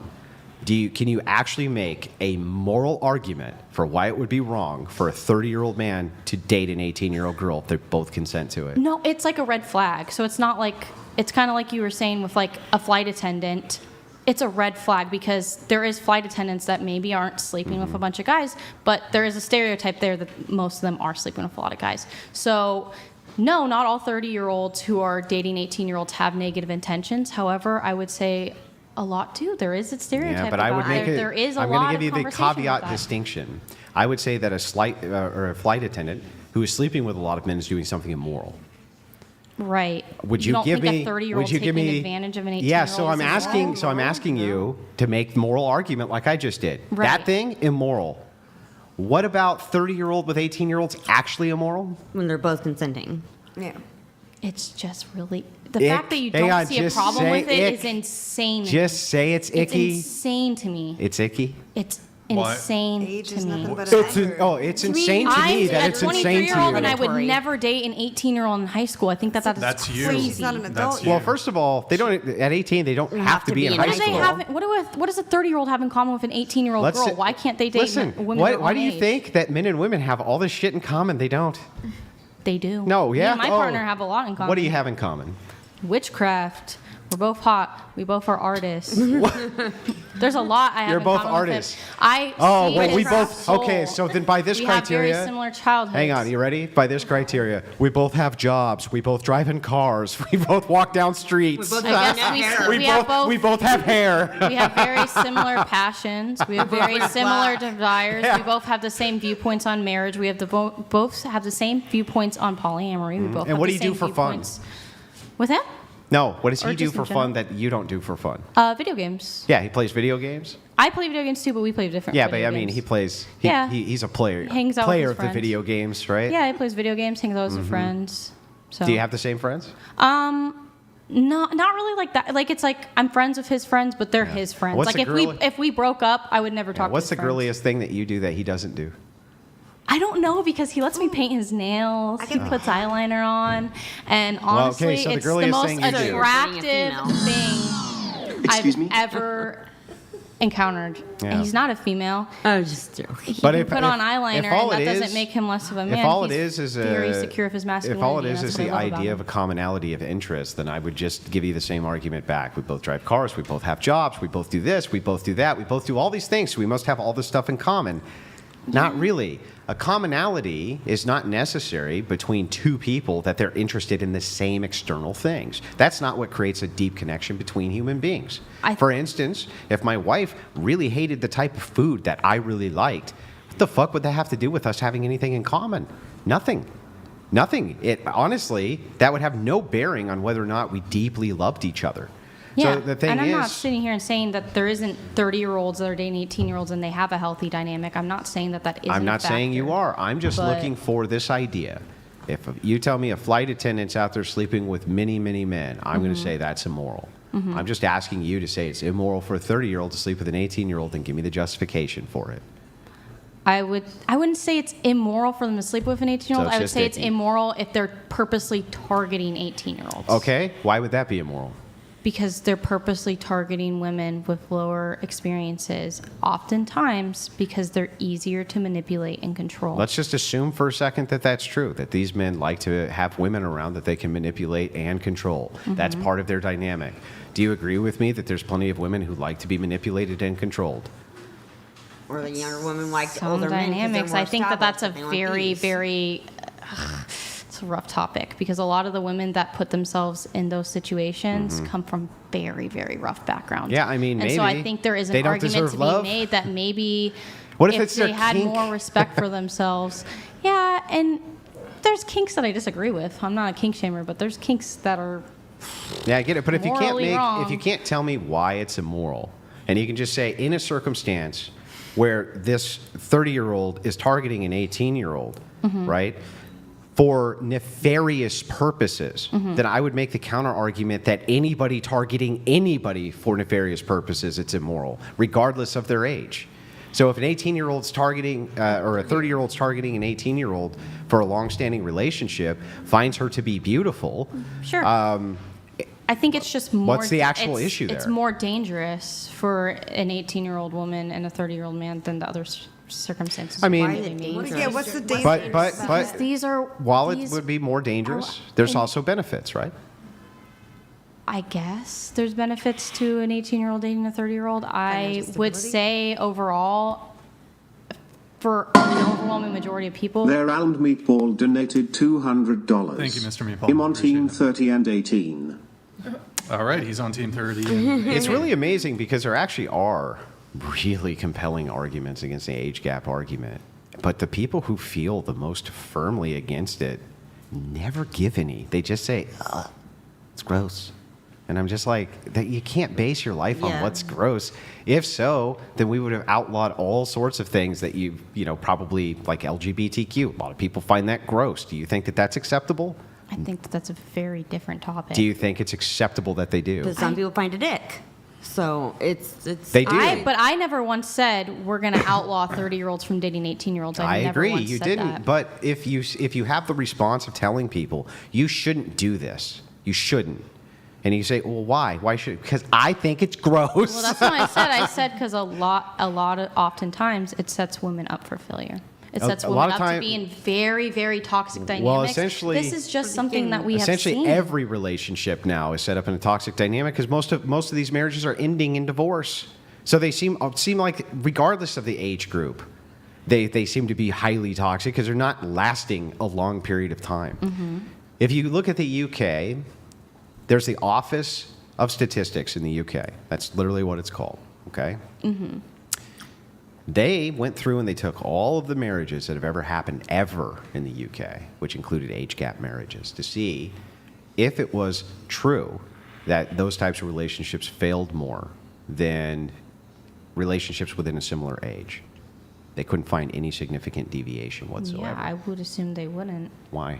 Because oftentimes the 18-year-old in question is getting groomed. Oh, well, this is interesting. They're getting groomed. Wait a second. It's not always the case. Then but I would expect to see those relationships work out more. yeah, they would. Why? They don't. They Because- work. There's no significant deviation between the people who are engaged in a similar age relationship and those who are in this age gap relationship of 20 years or more, by the way.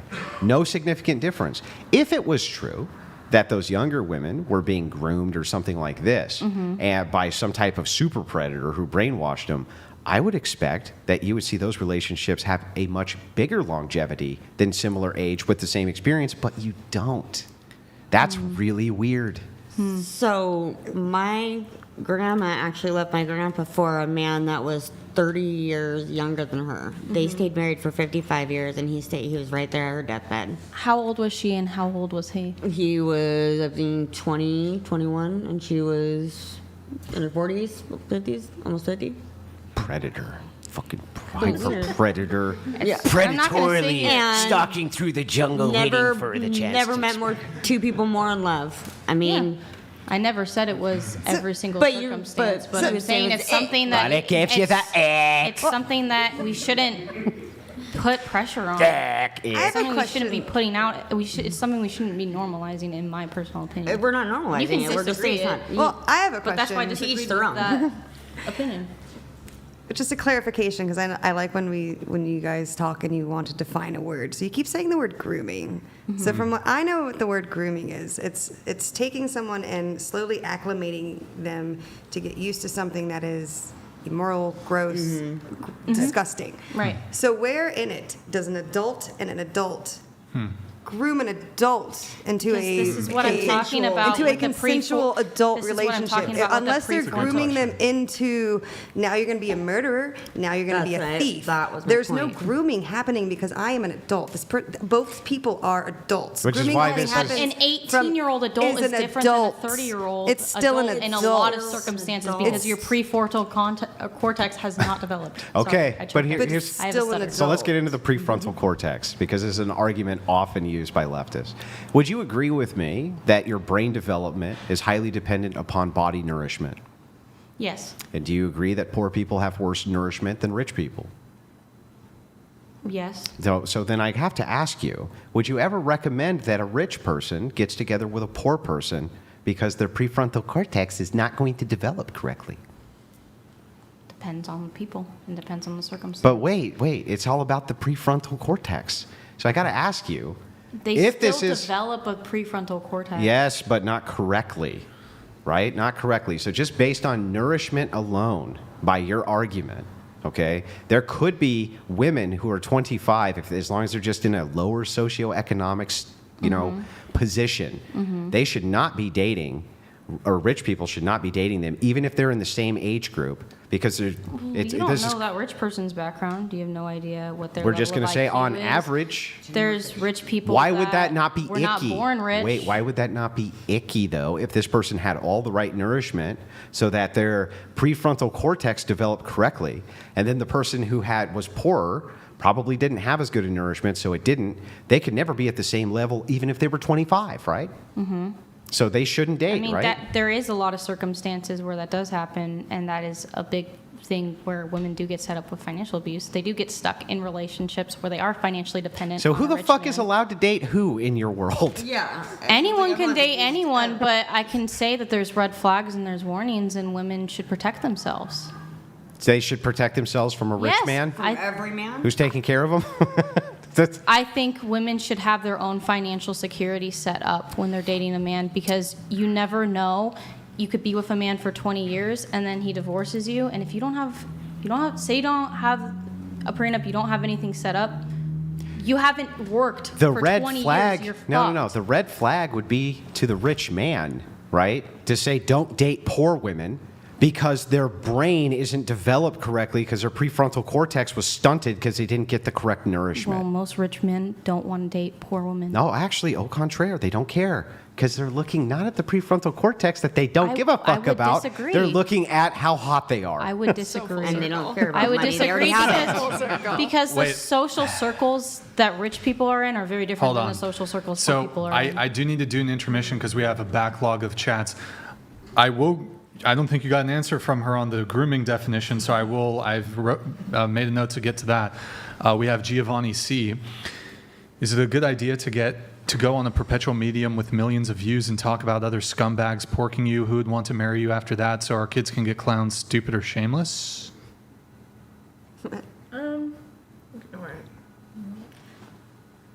I mean, whoever I end up with, I wouldn't want them to be put off by mistakes I made when I was 17, and I've already clearly stated that I've learned from those mistakes, and I'm trying to better myself. So I think that I will find somebody who respects me. We have Lowell Paladins here coming in just a moment. Women are willing to be promiscuous for certain types of men. Be that type of man. They'll morph to be what you want as a man. The same woman will be both a 304 and also make other types of men wait. Interesting one, Lowell Paladins. Thank you. This is back in our discussion about waiting for sex. Lowell Paladins also said, this was my entire point, though. A woman neither has more or less virtue based on how quick she will sleep with you. It's the same woman that will sleep quick or slow, same virtue, different durations. All right, Lowell Paladins. And then he has another one coming in. Thank you, Lowell Paladins. Appreciate it. I'll play your noise here while... Oh, actually, hold on. Is it coming? The variable is not how virtuous the woman is. The variable is the type of man that she is with. She will still give it up quick for some men and not give it up quick for others. She learned nothing. Okay. Thank you.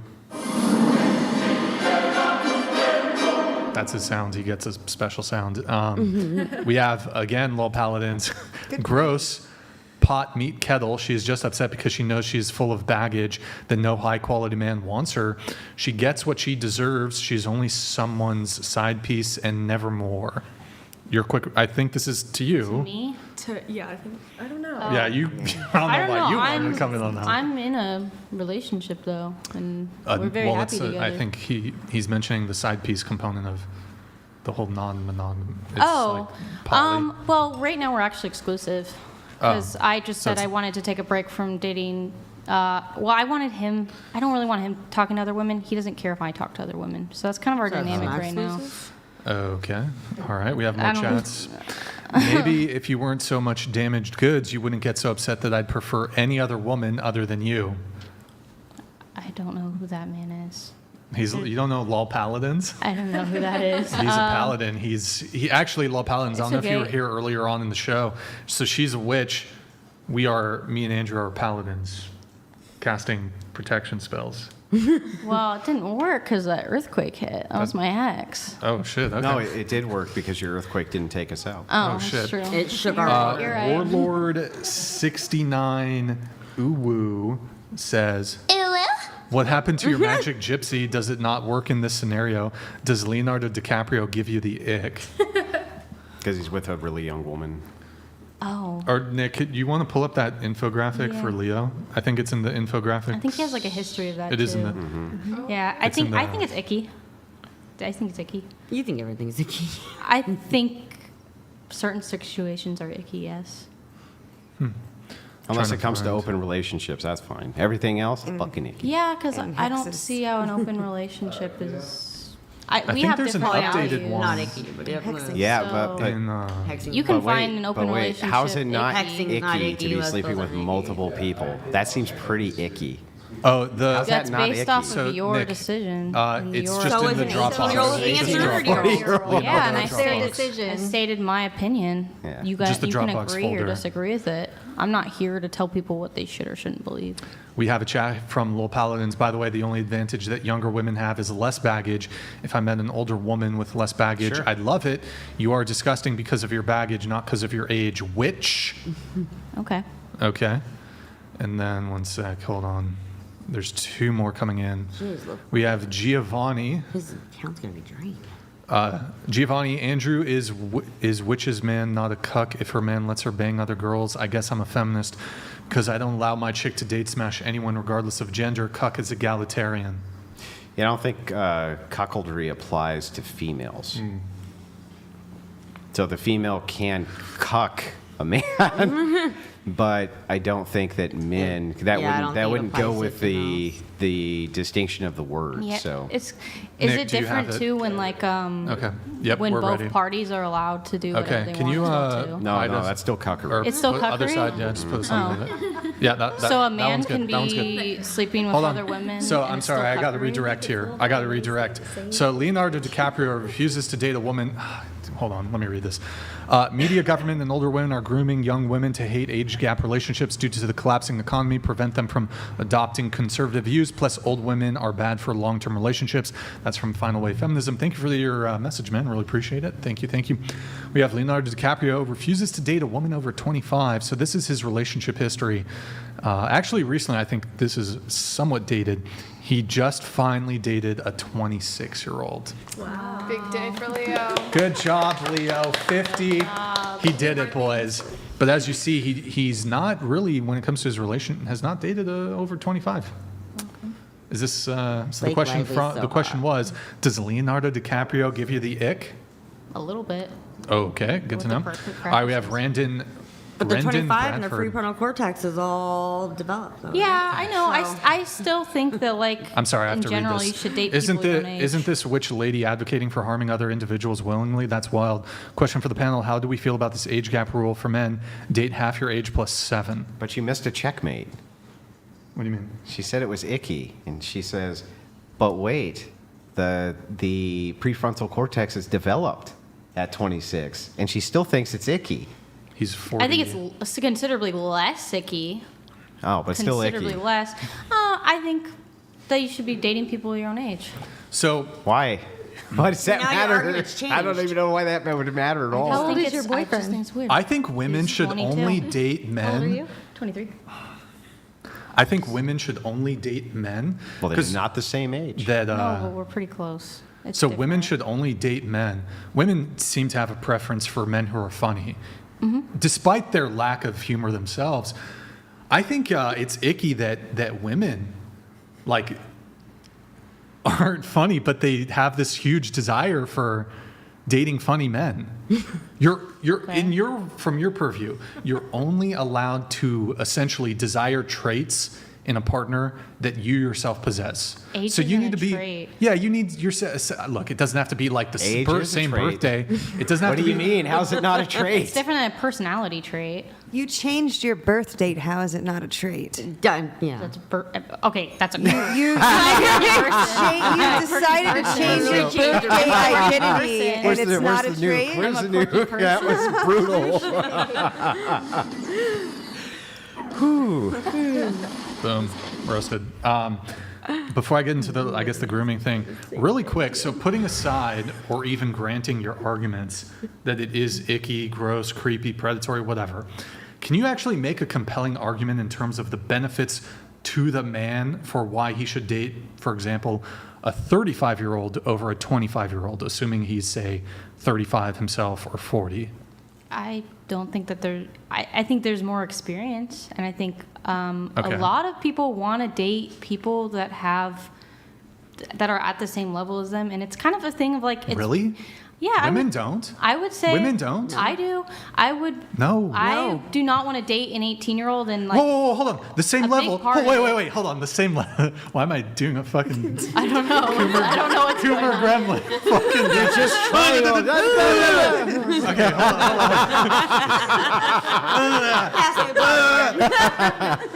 Okay, hold on. Tell us about the status of your boyfriend. What do you mean? You said he's a famous rapper. No. Look, this is a little literally checkmate. But I'm a Look, witch. She's just been you've just been checkmate. does that I have can to see do it. with anything? Checkmate. I'm talking about status. Wait. You say people should date on their level. You're literally in a relationship with a guy who dwarfs your status. You have no idea how You're much money predatory I'm for worth. pursuing You a have- man. You are predatory for pursuing a man more successful than you, more money, more clout, more How? followers. You said he's got millions of followers across social media. Yeah. He dwarfs your social media status. Okay. Well, You fucking What does clout that have chased to him, do you with predatory anything? clout chaser. He slid in my DMs. Right, so? wait a So second. he's Wait, so what? my Okay, if an DMs. 18-year-old slides into my DMs, I'm 35, no problem? She slides into my DMs. It's less creepy than a 30-year-old that's going out of their way to try and slide into 18-year-olds' DMs. Bro, but there's such a power dynamic in your relationship. What if he Well, had slid that's in? what we Hang on. talked I'm about. sorry. You wouldn't be dating him if he had slid into your DMs?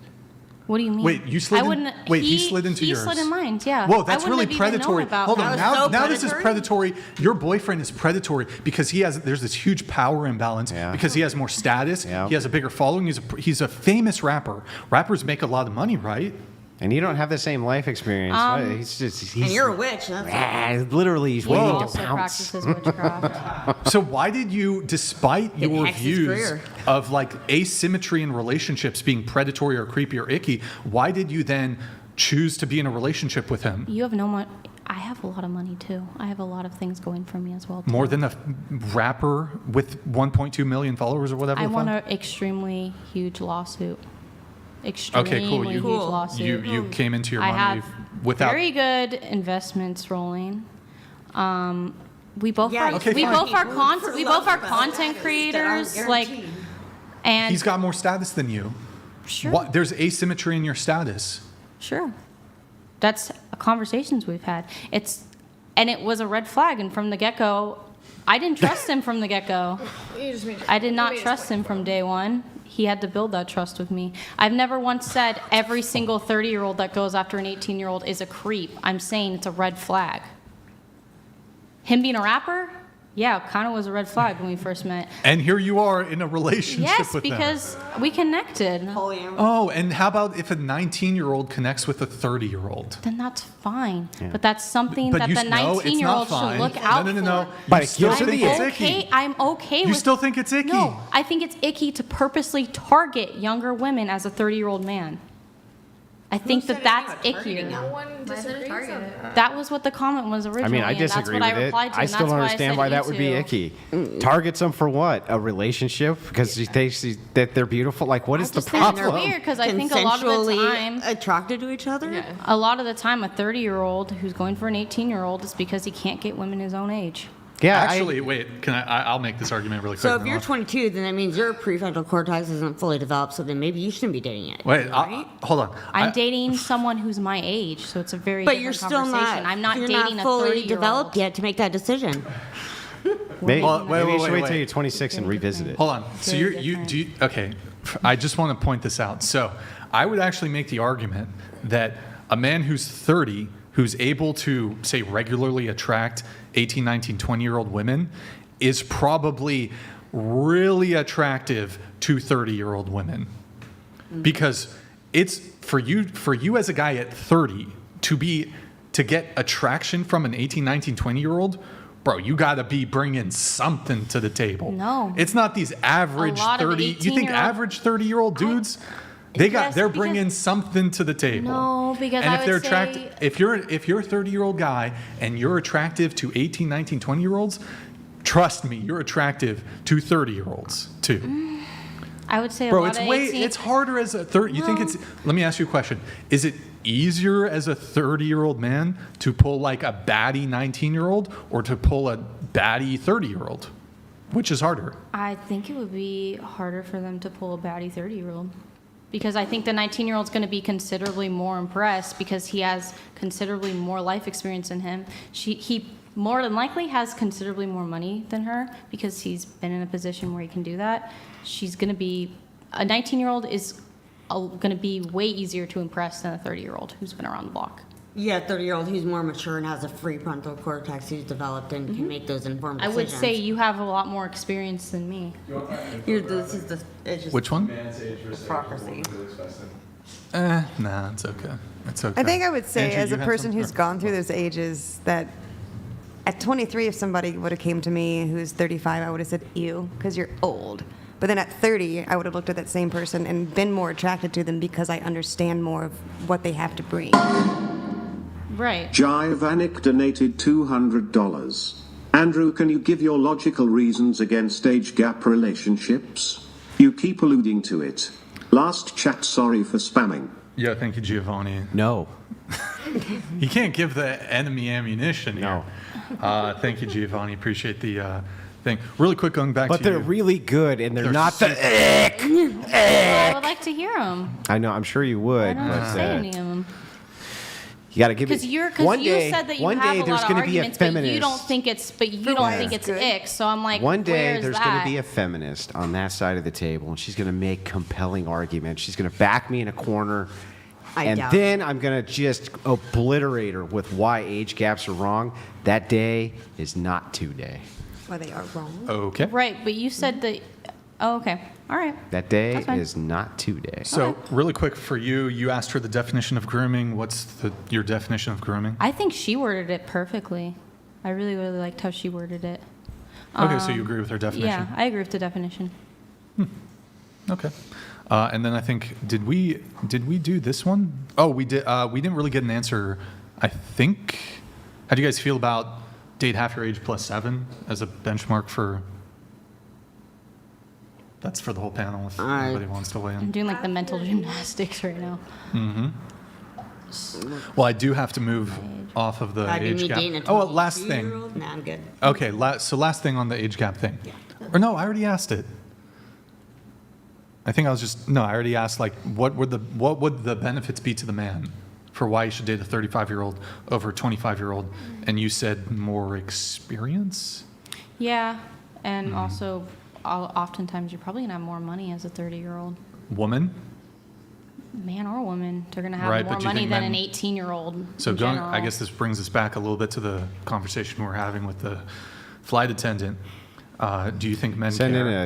in a champagne pop, and then I'll tell you the women argument. care, and that's And it's a good argument. that's why I think women can get in Women- positions where they will go for a 30-year-old. They will overlook a lot of red Right, flags but so- because that man has an apartment, he has a good job, and a lot of 18-year-olds, they're adults, but they're not really. Wait, but earlier in the conversation you said, what are the benefits of dating an older man? You've just made the argument.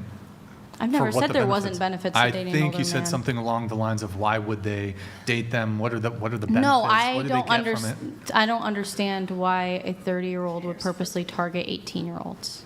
I don't understand the benefit from that. Because they don't want Other- a single mom, and they don't want a bunch of fucking trauma, and they don't Okay. want a bunch of bullshit. That's Okay, why. there's plenty of 30-year-olds that are No, the not single pool. moms. The pool is ever shrinking as to how much baggage Okay, so a does this 30-year-old man brings to the table. Does this 30-year-old man also not have trauma?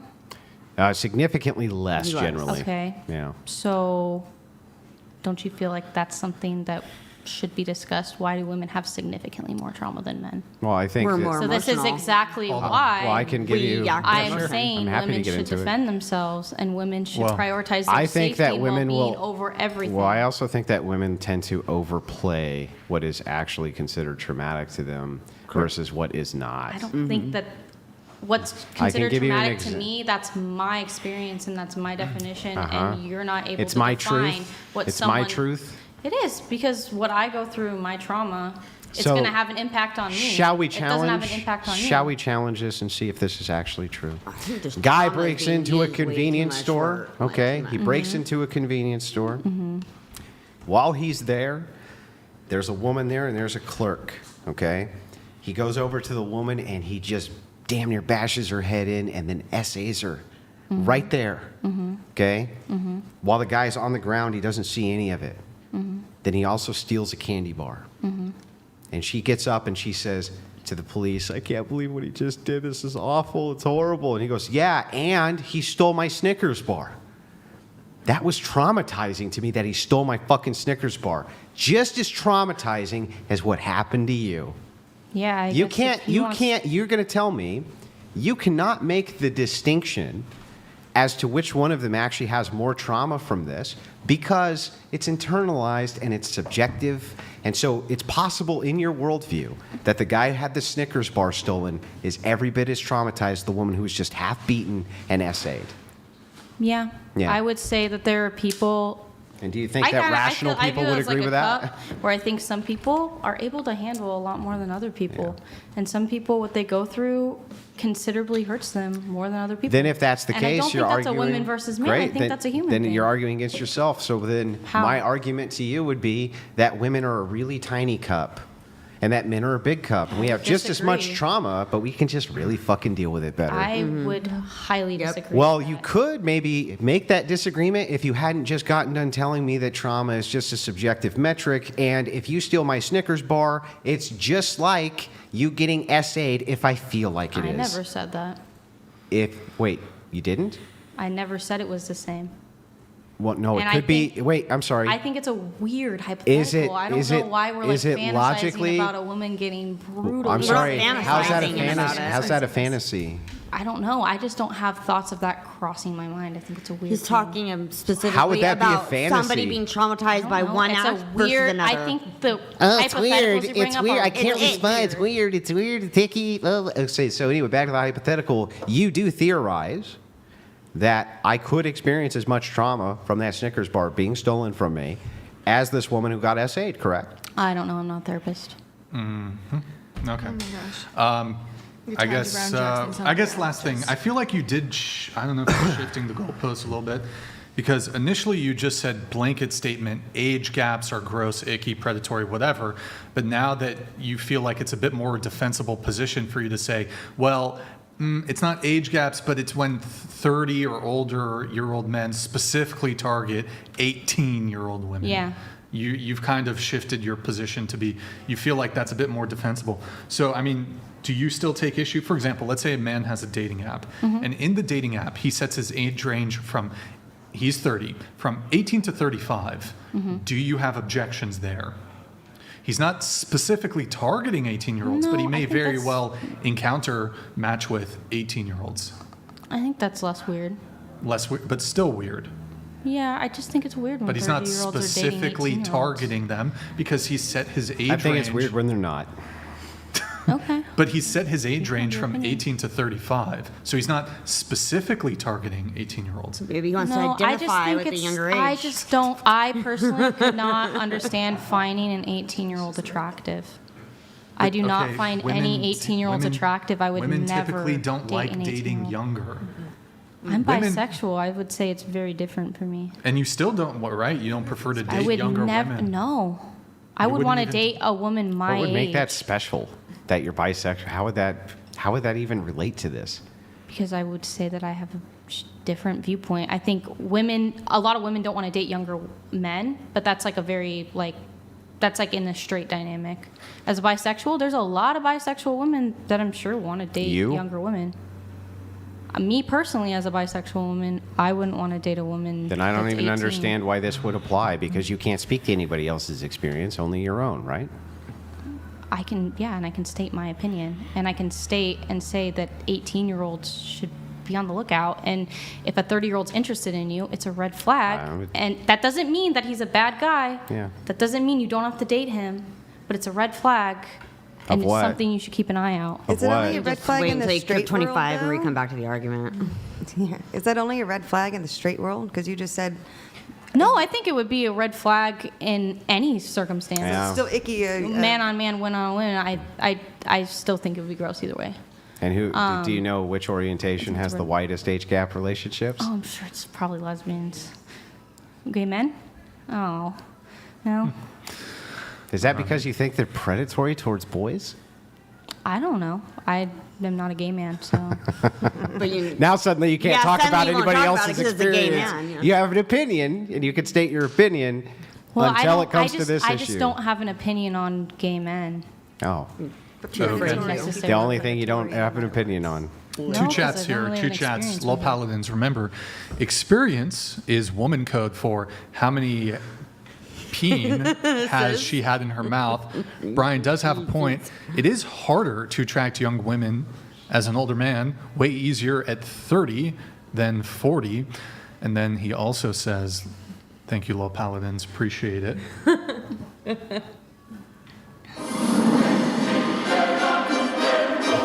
Thank you, bro. He also says, let me assure the witch, as a 40-year-old man, it's impossible to find a 30-year-old woman who doesn't have crazy amounts of baggage. If I could, I'd be supporting her instead of supporting Brian. Hey, Low Paladins, he's like my internet boyfriend, pretty much. Thank you, man. Appreciate it. I'm like sugar. He's my sugar. What the? Sorry. That was You're his sugar that was super baby. cringe. Sugar bro? I disavow. Okay. But I mean, so for example, you said like as you get older, you get more experience, right? And then I'll move it on after this. I mean, we had the 31-year-old flight attendant there. I mean, you're younger than her, and I mean, credit to you. You've been able to have these disagreements and conversations without really faltering at all. I think you've actually made some good arguments. You've maintained your composure. She completely floundered. At one point, started crying. Andrew had the kid gloves on with her. Andrew had the kid. He was treating her with kid gloves. So Yeah, it was sad. and she was only rage quit herself. and she not only that, she came in the most prepared of any of the women here, had notes in front of her. We've had that maybe 3 times. We've had over 1,000 guests. Most people don't bring notes, whatever. She had notes in front of her. Guns blazing. Guns blazing. Big old feminist. Shooting blinks. She couldn't, despite her being a big old feminist, could not even come up with one way in which validate her men points, have rights that women don't. Couldn't even come up with one. So it's not clear to me that her additional life experience has better prepared her for coming on this podcast, whereas you're 23. So I don't think age is necessarily going to be an indicator. No. That's why I said it's not every single circumstance. It's a red flag. Right, but I would almost think like I know you're not inclined to date older men or whatever, but like if a 33-year-old were to date you, I would almost point out, given her conduct here, she did not seem particularly strong in her constitution. You could actually make the argument that would it be more icky to date her at 31 than to date you, for example, at 23, given her instability in her... I mean, that was unstable. I don't want to I will never speak negatively about another woman because I'm a girl's girl. But I don't, based on, I really Fucking am. bullshit. I really am, Yeah, but- privately, I never say anything about any other way. I only hex someone you pay me to. Yeah. Go ahead, and then I'll move it on. Go ahead. Come on. I don't really like talking negatively about women, but she doesn't seem like she should be in a relationship with anyone right now. Because it seems like she has a lot of work on herself that she needs to do. Okay. So Maybe she I get don't her think she should be self-love dating. spell. Yeah, I actually do offer healing spells and self-love spells. Should do a pro bono for her. We still I have. will. I'll do that for anyone who's on the podcast. Just DM me. So we still have quite a few notes to get through. We'll try to get through them quickly. Going back to Riley, you said you agree with the show on most topics. We already kind of talked about on most topics, except for abortion. We already talked about that. Yeah, though. we already talked about that, and I was already kind of. Did you have in your a mind gray changed area. by Andrew? It's I think maybe so. a little bit. I think Okay. so. I have to think about All it right, more, think but about it. As of I think so. She did the mind. Yeah, Oh, she okay. did it. She did it. She Okay, did she it did it. mostly. Oh, okay. From Chrissy. Credit where credit's due. I Okay, made the one credit to- cry and run out. Okay, She you're right. changed the mind. That was my one goal coming Also, out there here. was a comment that kind of stumped me when they asked if I would kill my disabled child. No, that was me. Oh no, Yeah. but a comment said it as well. Oh, Yeah, okay. you Okay. also said it. Yes. You said that I think he's talking to you. If you can just scoot into the table a little bit. You said your ex is insane. He also broke up with me the day. we talked about that. Also one time he said to me, if Japan is a day ahead of us, why didn't they warn us about 9/11? Yes, he said that. What? Okay. I don't know if I'd necessarily call him insane, but like he wasn't the He brightest. wasn't the sharpest tool in the shed. He wasn't the brightest. Were there like red flags? Did he ever seem like weird That's when the you first red met flag. him, or like? There was lots of red Like, flags. were there other- Reddest of the before- red flags there was- I've ever it's heard in my red. life. Well, okay, but this wasn't.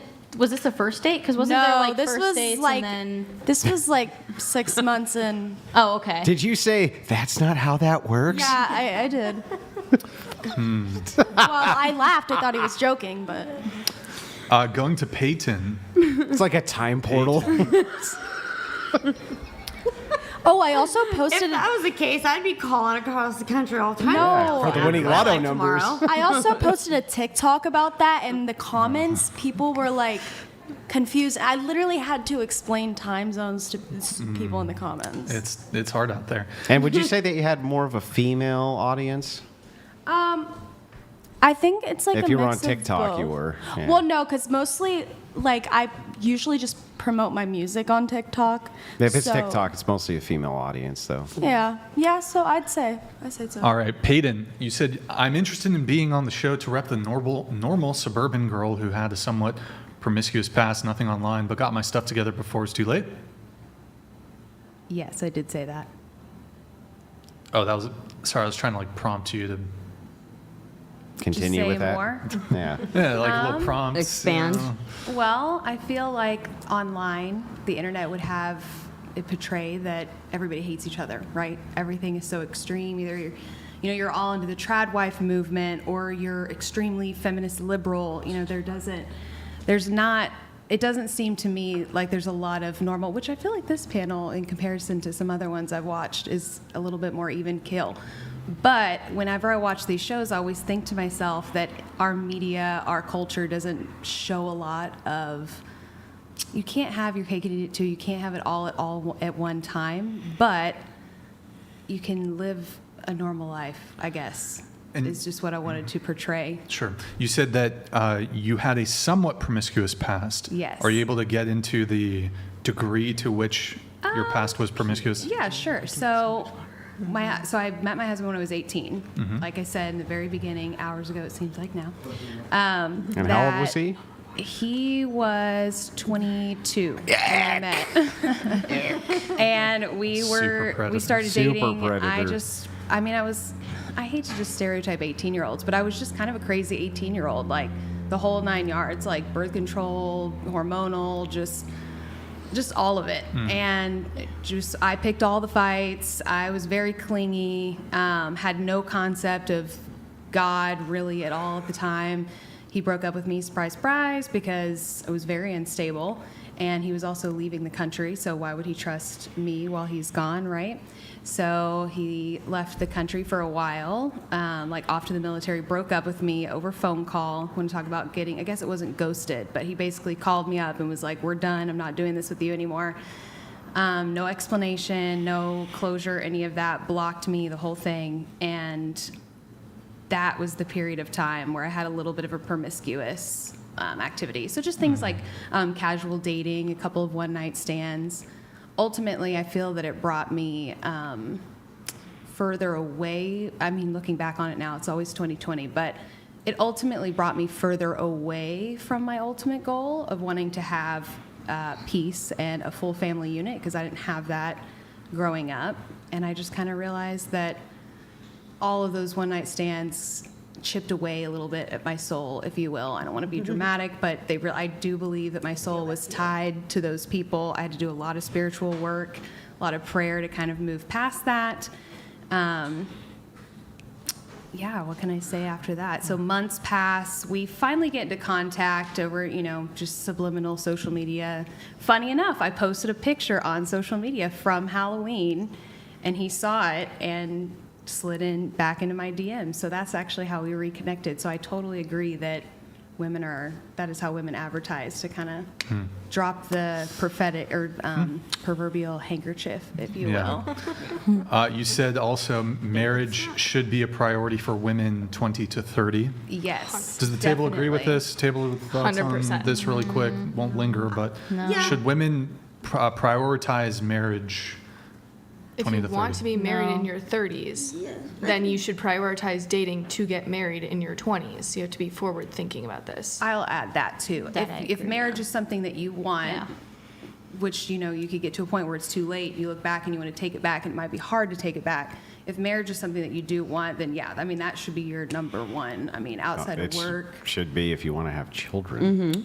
that too, yeah. It's way easier for women to do when they're younger, way harder when they're older, which is why we're one of the most developed countries in the entire world. Might be some other fucking Sweden or bullshit you can point to, but one of the most developed in the world, and we have a really high mortality rate when it comes to women in childbirth, which is very, very strange. The reason for that is because they're having kids in their 30s. That's it. That's why it's been on the incline. That's why it's been going up, because the age that women have children is going up. You said modern feminism is a lie.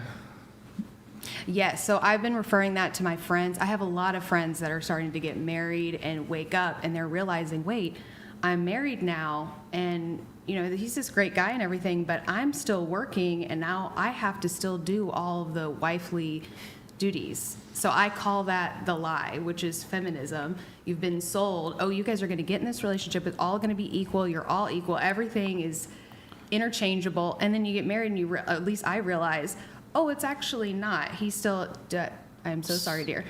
He's still going to leave stuff in the dish. Like, there's just stuff that I would attribute to mostly being male behavior that I kind of come in and compliment him in that way. And I feel like a lot of my friends, specifically the ones that are working still in the workforce, feel very overwhelmed, I guess, by having to be it all. You got to be the girl boss, you have to be the wife, you have to be the mother, you have to do it all at one time. So you're And it's more just like a lie. against like 50-50 relationships in general? Or is it Am I like, against them? yeah, is that more of like, that sounds like more like what you're speaking on. I don't know if I'm against them so much as I just think it just is kind of how the dynamics work, and I think Yeah. feminism sells. You can just work. You can work your tail off and you can have it all, and Yeah. you're going to be this girl boss, and you're also going to be able to come home and be, Suzuki wife with the Yeah. perfect hair and at least that's what I felt. I was Yeah. kind of sold. Okay. I agree with you on that point. You said women feel like they're drowning due to full-time work and caregiving. But moving on from that, you said, I agree with most of what Brian says, though he's harsh on makeup. Also curious about his Myers-Briggs Yes. type. Oh my gosh, I would love to know your Myers-Briggs. Honestly, so here's the interesting thing. I took it when I was 18, and I got typed as ENFP. There is no way I'm No. ENFP. No, there's So I haven't taken it since. I'm probably I think I'm like IST. P or J would make sense. I don't know. I really don't know anything. You said he's harsh on makeup. So what specifically? Okay, I do get. Oh wait, by the way, do get so sorry, that. we'll pull that up in a sec. Go ahead. I know what you're about to pull up, and I know that point that it can be incredibly deceptive. However, if women are supposed to, get guys based on our beauty, should we not do maybe some things here and there to enhance our beauty without being maybe fully on deceptive? Is there a way to do makeup, I guess, that's not deceptive? I mean, I don't if think it it's always wasn't, deceptive. but if it wasn't changing your appearance, women wouldn't wear it. Like if it wasn't actually doing something to alter how you look in some way that you perceive as improving how you look, what would be like? Imagine if you could just put on makeup, but your face looked exactly the same. Would women do it? No.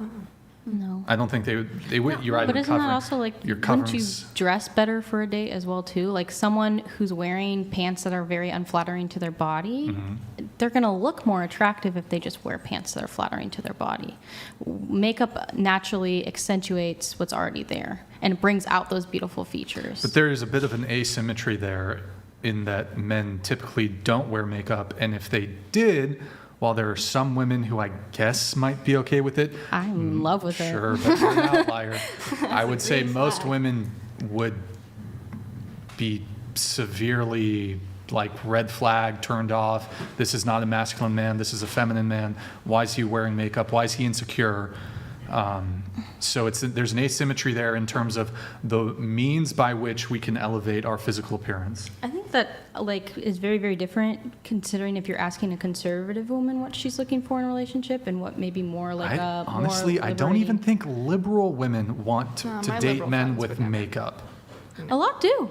I would disagree with that, personally. Even liberal women seem to still want some of the more traditional aspects of masculinity. Yeah, all they ever complain about on their TikToks is how they can't find masculine men because they're liberals. All these soy boys. Well, I want a guy to chivalry and I want a guy to pay for dates, but I'm a fucking I don't think a man putting on eyeliner woke SJW. makes him less of a man. I don't understand how putting on eyeliner makes you less or more of a man. I don't think that it has an impact on you like that. Especially because considering back in the day, men used to wear heels. Men used to wear dresses. Well, they didn't wear heels, but they wore lifts. That's true. Heels were, They were lifts. Invented for men. Yeah, for lifts. Society and makeup was primarily used by But men. I want to be careful about loaded language, right? Because, no, they didn't have heels. Heels is a recent invention to accentuate women's legs. Okay, that's what a heel is, and the shoe shape and contour is designed for that. No, men weren't wearing heels. They were wearing lifted shoes. The reason progressives call them heels is because they want it to seem like it was gender neutral. It wasn't gender neutral. Yeah. I would say that's pretty equivalent to women wearing platforms, though. Platforms, I would consider platforms to be more effeminate. Same with dresses, and skirts. We've seen all throughout history, men have worn skirts, men have worn dresses. So here's the thing. It's part of certain cultures. When you have a technology and I would consider dress even technology, forms of technology. I can understand why a kilt or something like this, depending on the type of environment that you're in, the type of culture that you're in, you could say these are more masculine or more feminine. Okay, that's fine to say. But inside of the cultural norms that you find yourself in right this second, that is not the case. And so when we associate masculinity and femininity to things, you could say things like culture have social constructs in them for those things that may be true, but it does seem like men do gravitate towards things which suit masculine outside of just the social construction aspects of this. So yeah, I can just kind of grant, yeah, sure. There's always been men who've worn makeup. In fact, I liked watching glam bands. I thought they sounded awesome. Like watching rock stars. They're wearing makeup all the time. Yeah. News anchors are wearing makeup all the time. That's true. But it doesn't seem like there's a huge preference from women to have men around who are wearing makeup because it's not perceived as being masculine. Yeah, I would also say there's not a huge preference for traditional men. I would say they probably wouldn't go for women who dress like me either. I think the way you present yourself is going to attract people who, Totally agree. Yeah, totally agree. The way I dress. Yeah, you're sending out a bat signal. Yeah. I'm not trying to attract men like you, and I don't mean that in any disrespect. Yeah. I'm trying to attract men like my partner because, he's emo. He loves wearing eyeliner. He's an emo rapper? He used to be he's emo. An emo he's rapper? more like he started with emo rap and now he's more mainstream. I'm sorry. Okay, but in any case, what I'm saying I asked a question. What I'm saying is like let me give you an example of something that we would agree on would not be a social construction in a beauty standard between men and women. I don't think you can point to a culture where men wanted their women to have beards. No. But definitely in almost all cultures, it was considered masculine to have a beard. Yeah, I also think makeup's kind of different though because beard is. If a woman is growing a beard, it's usually a hormonal All I'm saying is that there can be kind of what you would consider these gendered social constructions which map on that are socially constructed, but there's also ones that aren't. I would assume that most men would find a woman with a beard unattractive because it shows that she has a severe hormonal imbalance. And if we just go back to evolution, men and women are going to go for a healthy mate. No one is going to go for a sickly-looking mate. I'm willing to even agree. Yeah. I just don't think it's really all that relevant. So when you're talking about makeup in the perception of society, right? Femboys are what is associated with makeup, not masculinity in any way, shape, or form. And it's because, so I would argue that you could perhaps make makeup even masculine from a socially constructed standpoint if it wasn't for all the feminine men who wore it instead of the masculine men who wore it. But he's like very, very masculine. I'm not saying your particular instance that you don't have the most masculine guy liner wearing guy on planet Earth. I'm saying that most of the dudes who are out there wearing guy liner are femboys. Sure, but there's also a lot of grudge makeup. There's a lot of different like subcategories when you come to men wearing makeup. I just don't think How about we talk about normie people though? Like, yeah, okay, goth people are gonna want to date other goth people. It's not really like so. It doesn't really do anything to rebut the general statement that, generally speaking, it's deceptive. Like, that women would not find men who wear makeup attractive.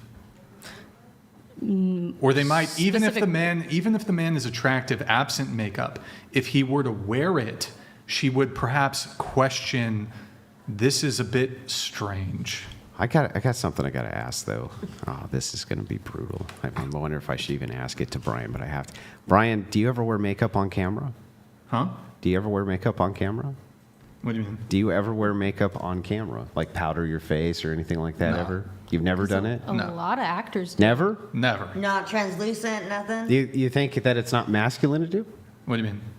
Like if people do, before they get on camera, actors, anchors, things like that, if they put on makeup? What do you mean? Do you think Like that a it's lot of not men. masculine for men who put on makeup in those roles? Where are you going? I'm just asking if you think if it's masculine or not. I'm not sure I don't know what this has to do with anything. Well, is it or isn't it? Why are you asking? I don't know. I feel like I'm walking into a trap or something, bro. Well, I feel I'm walking into a difference fucking between, trap, like, bro. stage makeup and everyday wearing makeup. It's totally different. Because like you're gonna have your actors in your plays and your rock stars. But if the wearing it objection on is stage. deception. Yeah, but that's a like deception. their character, right? Like. Yeah, but that's it's still a deception, right? Like you don't want your news anchors to look ugly, right? Nobody wants to watch it. Soak up the oil and. Yeah. Right. I don't know. I've never Like I've never cared about the makeup thing. It's never been a thing for me. But I know that there's men who are way into this idea of no makeup on women. So. Okay, so anyways, moving back to the makeup thing from you, harsh on makeup. So you were saying that, well, why, what was your thing? Me? Yeah. Oh, if we are attracting men based on our appearance, shouldn't we do what we can to enhance that appearance? And maybe not deceptively. So I think you said something along the lines of, okay, so if men care so much about makeup, if men care so much about physical appearance, what is wrong with us trying to improve by wearing makeup? Right, especially if it's not, super permanent augmentation. If you get to know this female and you are intending to marry her, you will inevitably see her without makeup. But I mean, couldn't you just make the argument like, okay, well, women really care about a man's wealth or status, so, well, it's okay for a man to lie about his job or occupation because women really care about this in an effort to get women more attracted or attracted, period, to them. There's justified reason for a man who works at McDonald's to just say, well, I'm a lawyer. Logically, that makes sense. Isn't that very different? Because if you see a woman with eyeliner, do you just assume that she always has black lines on her eyes?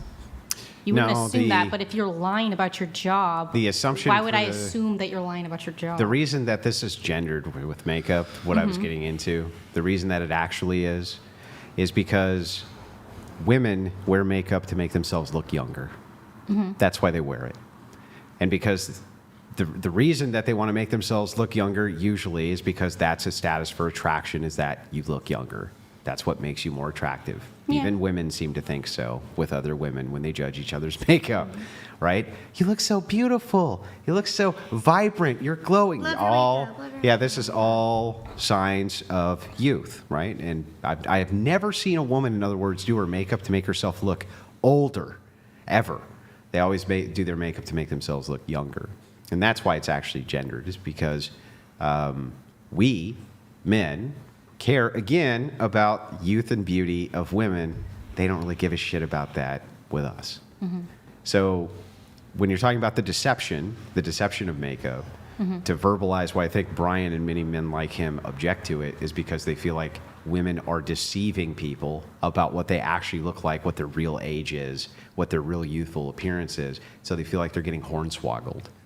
I just think it's very obvious when a woman has a high amount of makeup, and I think you obviously know she's not going to look like that when she takes her makeup Really? off. No. You should There see are this some shocking cool ones. video Yeah, there are that some we can shocking show you ones. right now because I've seen women wipe a whole different face off. Yeah. Nick, do you You want can to just tell pull when up a the woman's tweet? wearing Just pull up the a tweet. lot of makeup. What about this? Makeup is not lying. It just accentuates her natural features. Doesn't even look like the same person. Looks like a dude. But also she's posing very, very differently in the Oh, left. come I do think on. that's a factor, but It's like she does look a lot hotter in the right. I'm not going to dispute What do you mean that. different? It's like you expect people to be in the No, it's because literally, it looks like in that one she posed. There's also lighting that's a factor in that one, and this one it looks like it was like a screenshot She's taken of a added video. to lips, her eyebrows, her lashes, everything is different. it's the same angle. Her face is tilted the same way. Like I said on the right, she looks more attractive. I'm not going to dispute that. Which one looks older? I think they look the same age they to look me. the same age, yeah. Okay. If you're asking me personally, I think they look the same age. Do you usually associate baldness with youth? Baldness? Mm-hmm. No, No. but Usually associate that with age? yeah. Yeah, same thing. What about lines under the eyes? You usually associate that with youth or Yeah. age? Yeah. You associate lines under the eyes, sagging eyes, wrinkles. You associate those things with age, Overall, right? yes. Okay, so then why don't you take a look at that and tell me why she wasn't putting bags under her eyes, why she wasn't adding wrinkles? No, I don't. It's because she was trying to make herself look younger. Well, I think she just made herself look prettier. I wouldn't necessarily. By I don't removing know the because things when that I make put you on look old. when I put on makeup, That's how they make it sound like. I guess I just don't do that with makeup. I don't do super big wings to make myself look younger. You may not I just have do to. it to accentuate my You're eyes. still pretty young. Yeah, so I but you guess I can just have a understand different- that women in their 40s, there's tons and tons of wrinkle remover cream. Have you ever seen wrinkle addition cream? Because I've never seen it. Never seen that shit ever. Because I mean, maybe it exists in the abstract for some movie or something, but I don't think you can go to a makeup counter and say, "Can you give me the add wrinkle cream?" I'd love to look older, please. Yeah, no woman ever. I'm 40, and my said skincare no woman routine ever. is ridiculous. Yeah. Like the things that I do. I mean, you could ask my husband. He's like, "Why are you putting that shit on your All right, face?" Like, moving things on you have the here. wrinkles. Right. And then the last thing from you, Peyton, you said dressing to attract the right man, avoid fillers. Are you talking about face fillers? Yes. I agree with that. Yeah. Agreed. Okay, agreed. And then the dressing to attract the right person, we already touched on that earlier. You dress what you want to attract. Sure. Vanessa, you said you went on a first date with a guy who ended up just crying in your arms most of the time. Yes. Did you consider that masculine or feminine? Feminine. I felt like a Wait, man. I'm sorry. Into the mic. I felt like a man in the moment.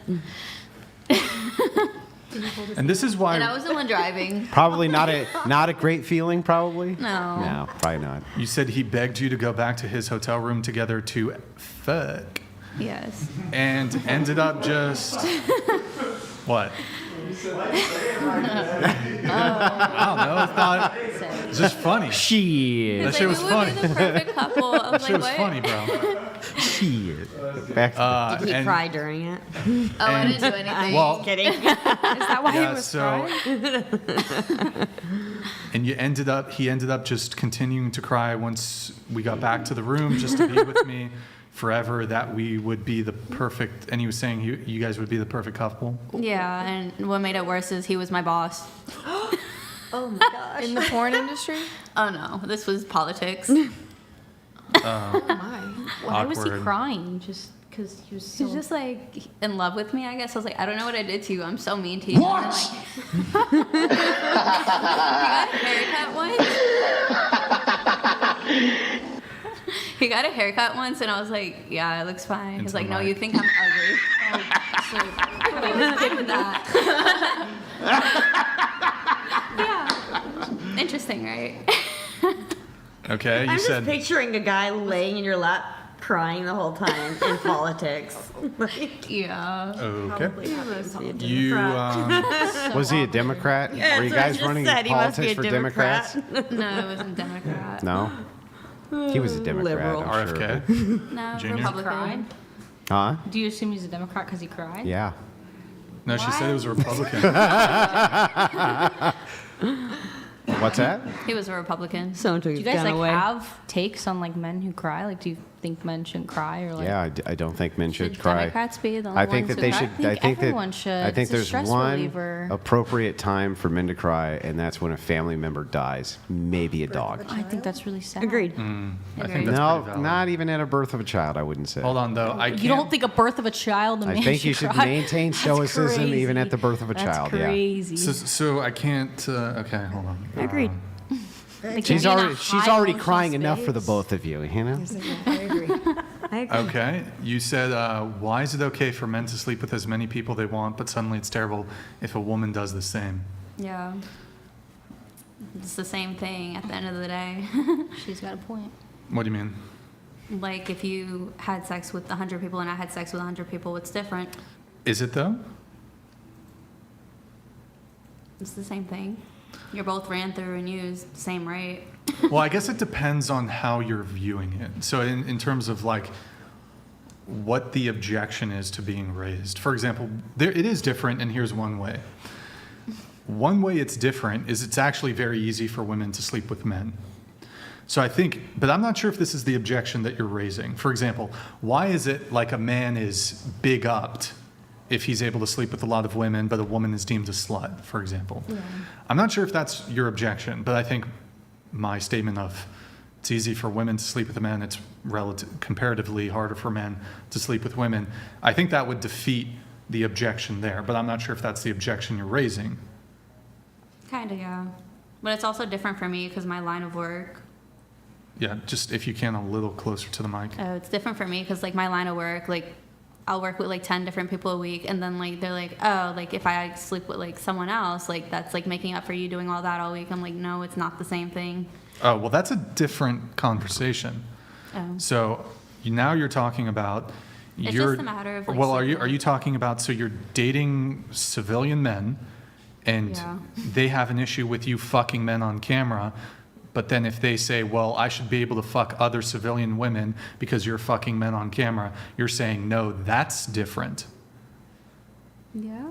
Just so I want to make sure I Yeah. understand. It's different because they're Okay. choosing, but like I'm talking about like also body counts, like how You're choosing. What do you mean? like you want to choose who you want to sleep with, and I'm not really. I'm just working. So choosing who you sleep with.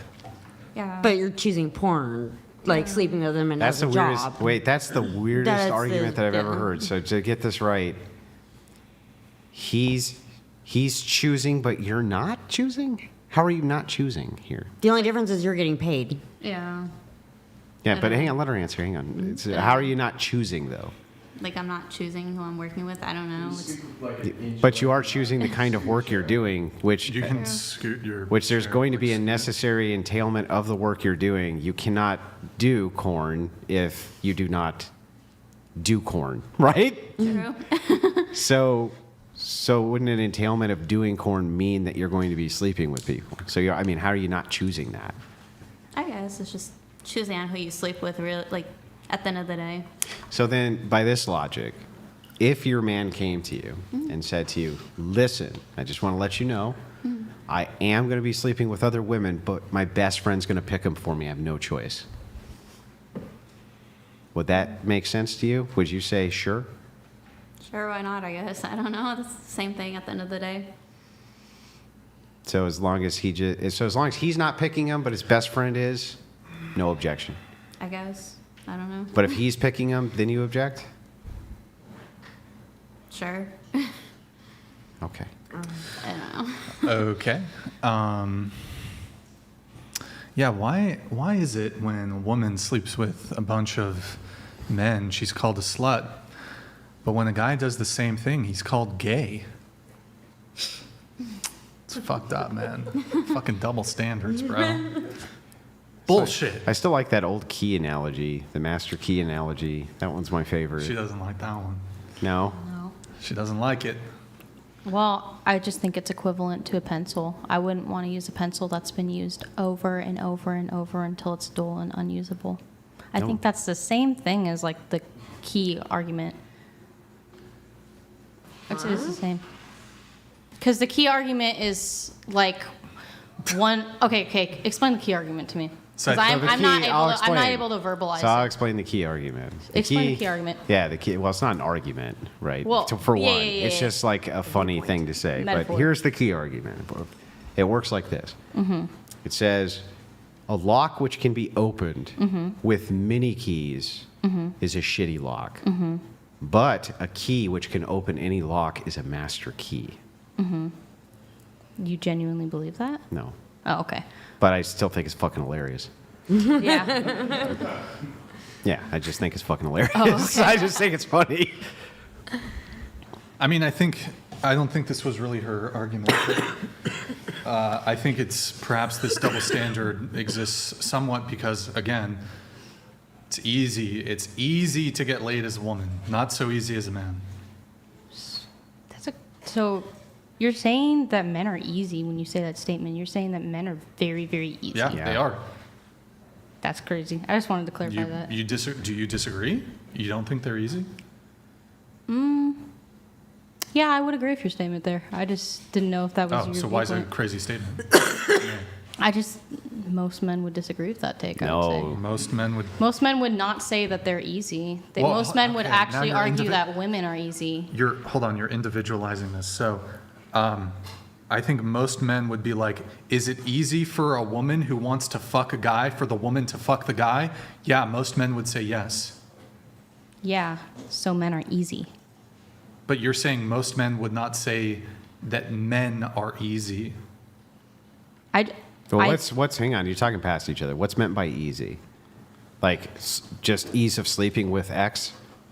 Yeah, I mean, it sounds like men. So if that's the case, really I can low guarantee standards. you, if that's what the standard is, there's no man you're ever going to meet in your life who you ask this question: is it easier for a woman to sleep with a man than a woman who will ever answer anything other than yes? It's always easier for the woman. I agree. And Right? I think that's because men are easy. That's every man on planet Earth is going to agree with. But you think men? But you said you don't think men would say that. That statement, if you agree by that, you're literally saying that men are easy. So men are obliged to counter the truth? It just seems based off that statement, men give it up easy. That's what it seems like you guys are saying. Yes, they do. Yeah. But So, you agree. I don't understand how- You agree. I'm confused. Do you agree? Yeah, I just wanted to clarify it. Because I think most men would disagree with that. Okay, point. so let's just make sure that we're sure that you just said most men would disagree with this. Yeah, I would say like Okay, so most men then- that I've had this conversation with would So then, disagree. I just want to make sure that you think that if you asked a random man, is it easier for a woman to sleep with a man or a man to sleep with a woman, that they would say that it's harder?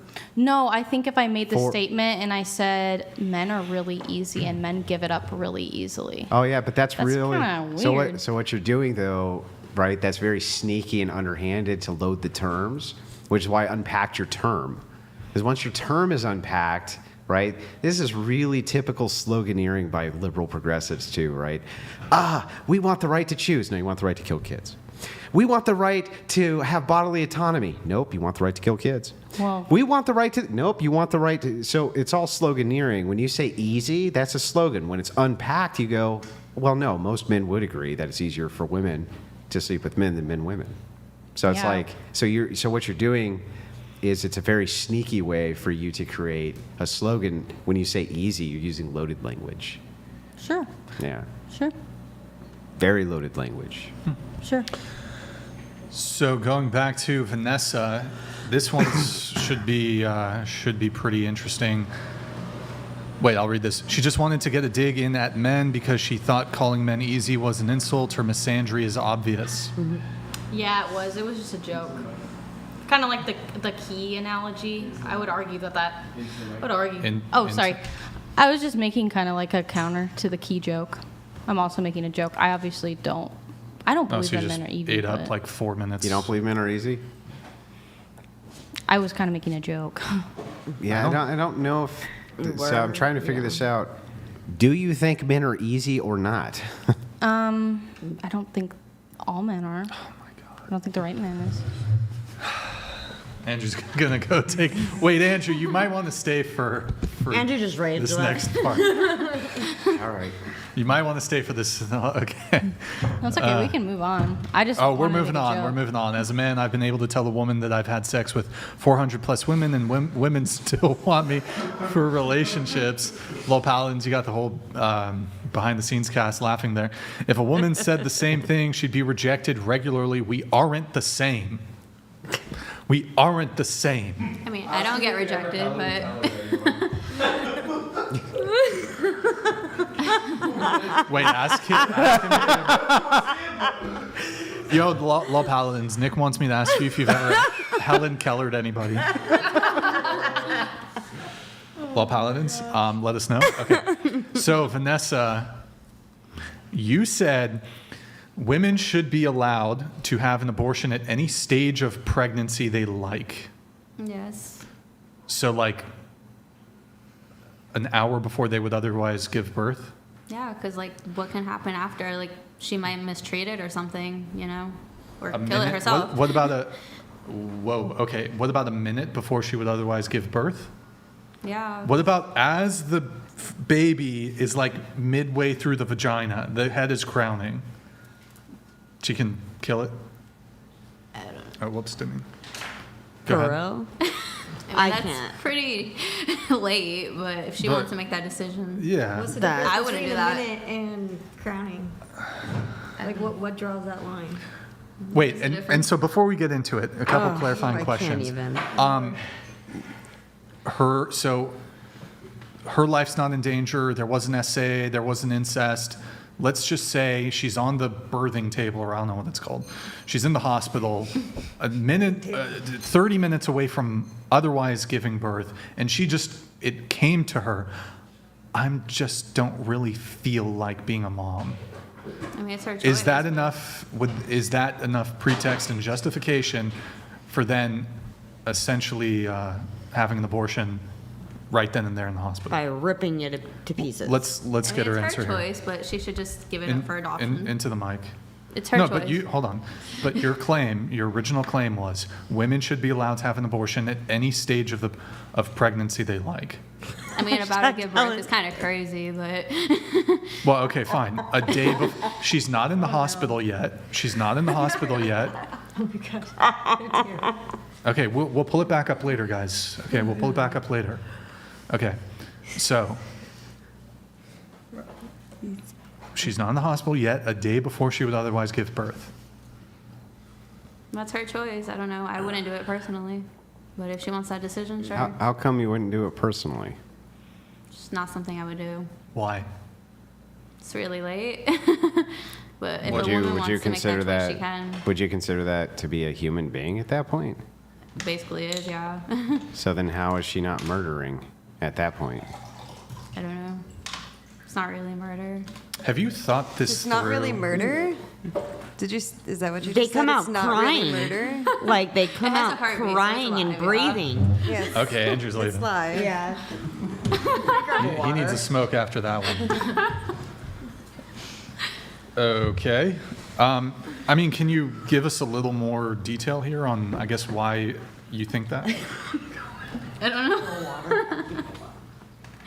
I mean, I wouldn't do it. That's insane. But I didn't expect that kind of question to come up like last minute. Giving an abortion, that's crazy. But You wrote it in your pre-show notes. oh. I'm getting through the pre-show notes. Yes, it's coming up right now. Yeah, I guess I read that. I'm just a whore. What do I know? You're just a what? A whore, I guess. Oh well.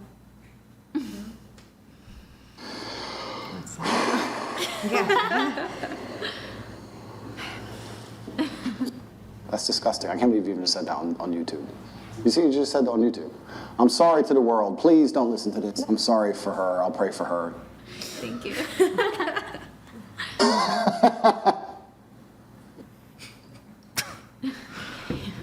Are you okay, bro?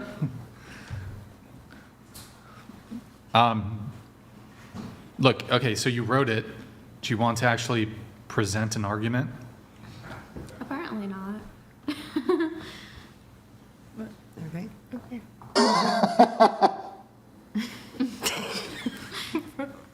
I mean, you don't have any. You don't have anything. I got nothing. What's going on up there? Is there? It don't work. Don't work. Okay. I don't even know how to like. She just doesn't have an argument, I guess. Okay. No. So do you just want to concede and walk back? So you think women should not have abortions then? Period. No, they should have abortions, just Yeah, not like but like in the a- third trimester. I don't know how. But pregnancy why? works. But why should they have abortions? You got? Why Can you should they? can you just speak into the mic? Oh, You got this. I believe in you. what happened? You can do it. You said what? Just pretend. I it's asked a- why women should be allowed to have abortions. Gosh. Because they can. Oh. I don't know. I'm moving on. I can't answer it. I lose. Just. I'm gonna need a cigarette. But it's not a matter of like you losing or winning a conversation, right? Like, it's a really big deal to have an opinion on abortion, pro-life, however. So you have an opinion. Women just could have an abortion whenever they want, and that's about it. So, But you got to talk into the microphone. Pretend it's a penis, okay? Oh. You're right. Thank you. Oh, my question for you, and I don't want to categorize you as this. Like, I'm talking about the argument, not you. It feels when people make this argument, in my opinion, it's incredibly misogynistic to think that women can't figure out that they're pregnant until the third trimester, or that they're not smart enough to know what to do about what's going on, or take it even a step back, that they're not smart enough to understand preventative birth control in 2024. Yeah. So I just don't get this idea that it's women empowerment to tell women, you're so stupid, you might need up until the moment of birth to abort your child. Do you see what I'm saying? Yeah, I feel like most women do know, like the first like month or two, like where's my period, or like there's something wrong with me, like you should realize in the first few months. But So you don't have, my goal here isn't to get you to go, oh my gosh, I'm pro-life after this. But the majority of Americans have agreed on somewhere between a 6 to 15 week abortion ban. That feels right, Yeah, right? that like feels right, yeah. that feels right. yeah. So maybe but beyond that's like kind of crazy. Right. Okay, cool. Yeah. We've made a massive improvement from how you walked in here. I'm cool with that. Right, but so your original But he was claim. asking me like the crowning him one day before, like. Okay, but so your original claim was women should be allowed to have an abortion at any stage of the pregnancy. Yeah. I'll even walk it back because I'm using a. I mean, other women can. Like, I am personally just not going to Okay, do but that. I'm using a bit more of an extreme example. Let's just say a week before she would otherwise give birth. Still crazy, but if she wants to, she can. Oh. So, I thought we walked back from this So girl. hang on. So, I wouldn't do it. Wait, I want to I- make I- I want to make sure that I got this right. Yeah. Okay. So, she's having an at-home birth. Mm-hmm. Okay. And her husband's there to deliver. Mm-hmm. Okay. Baby's head comes out. She says, I don't want any more. He grabs a cudgel and bashes the fucking head. Just bam, bam, bam. I want to hear from you that that's her choice. I mean, that's murder, but. Oh, that's murder. Okay. What do you think happens when they have abortions I at do. that stage Hold in on. pregnancy? Hold on. I'm sorry, Nick. We need to do the dating apps, and then we can come back to this, because Nick, you need to leave in a few, right? Yeah. Unless you can extend. No, Okay. I You have your forgot heart to out. send my thing. I forgot to DM my dating apps. I thought you did. I don't think I did, unless I'm losing it. I sent mine in. I know I took screenshot of them, but I don't think I sent them actually.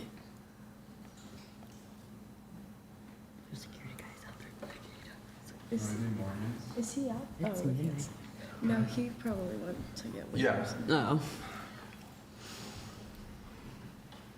He's probably worried. What do you mean? You don't? Okay, I'll do some chats. Yeah, her joke wasn't funny. She was trying to imply that men's penis is a pencil that gets worn down the more it is used. It's not a good analogy, stupid. Okay. I don't think Low the key paladins. analogy is good either. That's why I used it, because I think they're both kind of poor analogies. Mhm. They're both jokes, though. I wouldn't, you know. I've had to put my hand over a woman's mouth and tell her to be quiet because she wouldn't stop prattling in the middle of sex. Hashtag Helen Keller. Oh my God, the one that got me. I'm sorry. She started a hashtag Helen Keller. Oh no. There it is. Like, Hashtag literally started a Helen hashtag. Keller. She's the new Hawk Talk girl. I had to Helen Keller that bitch. That's how it's gonna be. She's literally the new Hawk Talk girl. Please no. I guess he technically started it. He started it. I might have occasionally met a random woman at the beach or Tinder and had sex with her within a few hours of the meeting. Hashtag Helen Keller. I'm not saying it was me. Okay, maybe this is the guy. Who knows? Maybe this is the guy.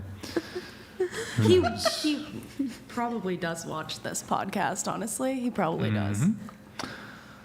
Next, Nick. Do we have it? Yeah, I have Morgan's. Were there any others sent? Wasn't there the one? What about the girl who rage quit?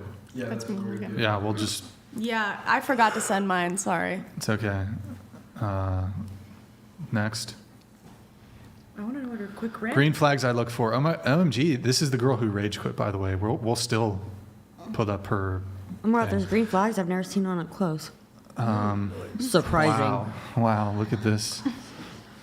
All right. Next. Me listening to you describe your finance job like I've never seen Wolf of Wall Street before. Okay. I go crazy for, oh baby, I don't have to go anywhere. I've already arrived? She's saying she's already crazy. She doesn't go Is crazy. she? I'm for not anything. sure if that's what I think she's it's like a saying. joke about her being a flight attendant. She's like, I- go Right? no, I crazy think- for. I don't have to go. I've already arrived. Yeah. At being crazy. Okay, yes. She's already Oh, yes. Yeah, that's what every guy Fact wants check is a crazy true. woman. Yeah, next. Agreed. That's what they all get. I keep this extremely old photo that barely looks like me here for 2 reasons. I love 80s music. Everything's a costume party. Okay, next. Tried to strangle my friend because he made me take a picture before I could get another beer. Next. That's a wonderful thing That's to put it. on your dating app. Okay, next. And then we have who's? Who do we have? Looking for who's the I last sent one in About? too. Yeah. Okay. Send my Tinder. While we're doing that, I guess that came in from David. Thank you, David. Hashtag Big Labia Matter. Really the pressing issue of our time. Twitch.tv/whatever. Like the video. Guys, if you want to get in your last TTS, get it in. Get it in, boys. Get it in, good sirs. Don't Helen Keller it. Get it in. Get it in. It's like Helen Keller. Get that shit in, boys. Get it in. Don't Get- put your hand over its mouth. Let it go. What the hell? Just let While it go. he's pulling that up, I guess going back to Vanessa, you said you dated a guy that unalived his mom, or dated a guy in the military who cheated on me by not bringing condom. Wait, what? Whoa. It was New Year's Eve, and some girl texted him, bring the condoms, and then, like, we broke up shortly after that, and then he ended up having 2 kids. So I was like, I guess he didn't bring the condoms, because it was shortly after she got pregnant. Yeah. Okay. Yeah. Cool. What's it about killing his mom? Cool story. Oh, that was someone else. That was somebody else. Okay. That's it? No, it was someone else. That's the one that ghosted me, and then I was like, oh, what happened? And then I found out he unalived his mom. Well, at least he had a good excuse. So he didn't ghost you. You went to jail. Win. You didn't get ghosted. Is Wayne Brady gonna have to choke a bitch? Blame that, but Yeah, his mom got ghosted. damn. Yeah, interesting dating in the past. I haven't dated since then. Dating app really quick, Nick. Okay, this is Belle. I want someone who is nice. LMFAO, just be nice to me and feed me. Want to go to a rave sometime, looking for friends and maybe a girlfriend. I'm Polly, Philly, Vegas. I suck at texting on here. Ask for my number. Next. What the fuck? That's me in a rave outfit. Next. Next. And that's, I know how to cook. I'm hot and I'm hilarious because I was ugly when I was younger. Mm-hmm. Perks of dating me. Yeah. Okay. All right. And then, Nick, there's last thing, since you're just able to control the pull-ups. Oh, there's one more, but That one? I think that's mine. Oh. I think it was just a read of everything that I had. There's an Instagram post from her I wanted to pull up really quick, if you could get that going. Excuse me. you want me to just pull up her Instagram? I think it should be the post. Oh, got it. Okay, I got it. Sorry, guys. I may be a mess, but I'm also very hot. Yeah. Hot mess. She belongs. Oh, sorry, I didn't mean to press that. My bad. No, it's What do I okay. even want? Hold on. We need that. Erroneous. I don't know. It took Erroneous. Okay, all right. Sorry, I had to. Where's the Okay, iCarly anyways. That's like a really button old when one. you need it. I know. I really wish you guys would have let me brought on my iCarly remote. What is that? What is that? I have an iCarly remote. Have you ever watched iCarly? No. So there's No. this girl named Sam from iCarly, and she has this remote, and it has sound effects too, where it has a boo button. So I had it just in case you guys were gonna say something that I just didn't want to answer. I could just press the boo button. Okay. Kind of like your little sound effects too. It's Yeah. kind of like the same thing. Okay. Yeah. You can always bring in a no button. A what button? A no button. I can bring in a no button? Sick. Oh, the one I'll girl know that for did. next time. Yeah. What was her name? It basically was a No. no button, except it would just go boo. Like you would just say an opinion I didn't agree with, and I would just go boo. So, moving on to Chrissy, you said semi-traditional. I'm a Christian, but I grew up most of my life living as a secular person with libertarian values. You said you've dated a ton of toxic losers, but my now fiance and I dated differently. Okay. Withhold sex until marriage, go to church, give back to our community. And it was crazy how when you change your dating style, you ultimately change the dating outcome. And so just question for you, Chrissy. You said that you dated differently, but so with your current fiance, have you withheld sex? Mm-hmm. So you guys have not had sex? No. Sorry, what? No. No? Okay. But you have had sex before? Yes. Okay. You're both Christian, though? Mm-hmm. Okay. He's in the same situation. I know it's not ideal, and like, I get. No, I mean, the, it yeah, I checks get out. Yeah, but I don't actually have as strong of an objection if it's within a religious context here, because it actually makes a little more sense to me.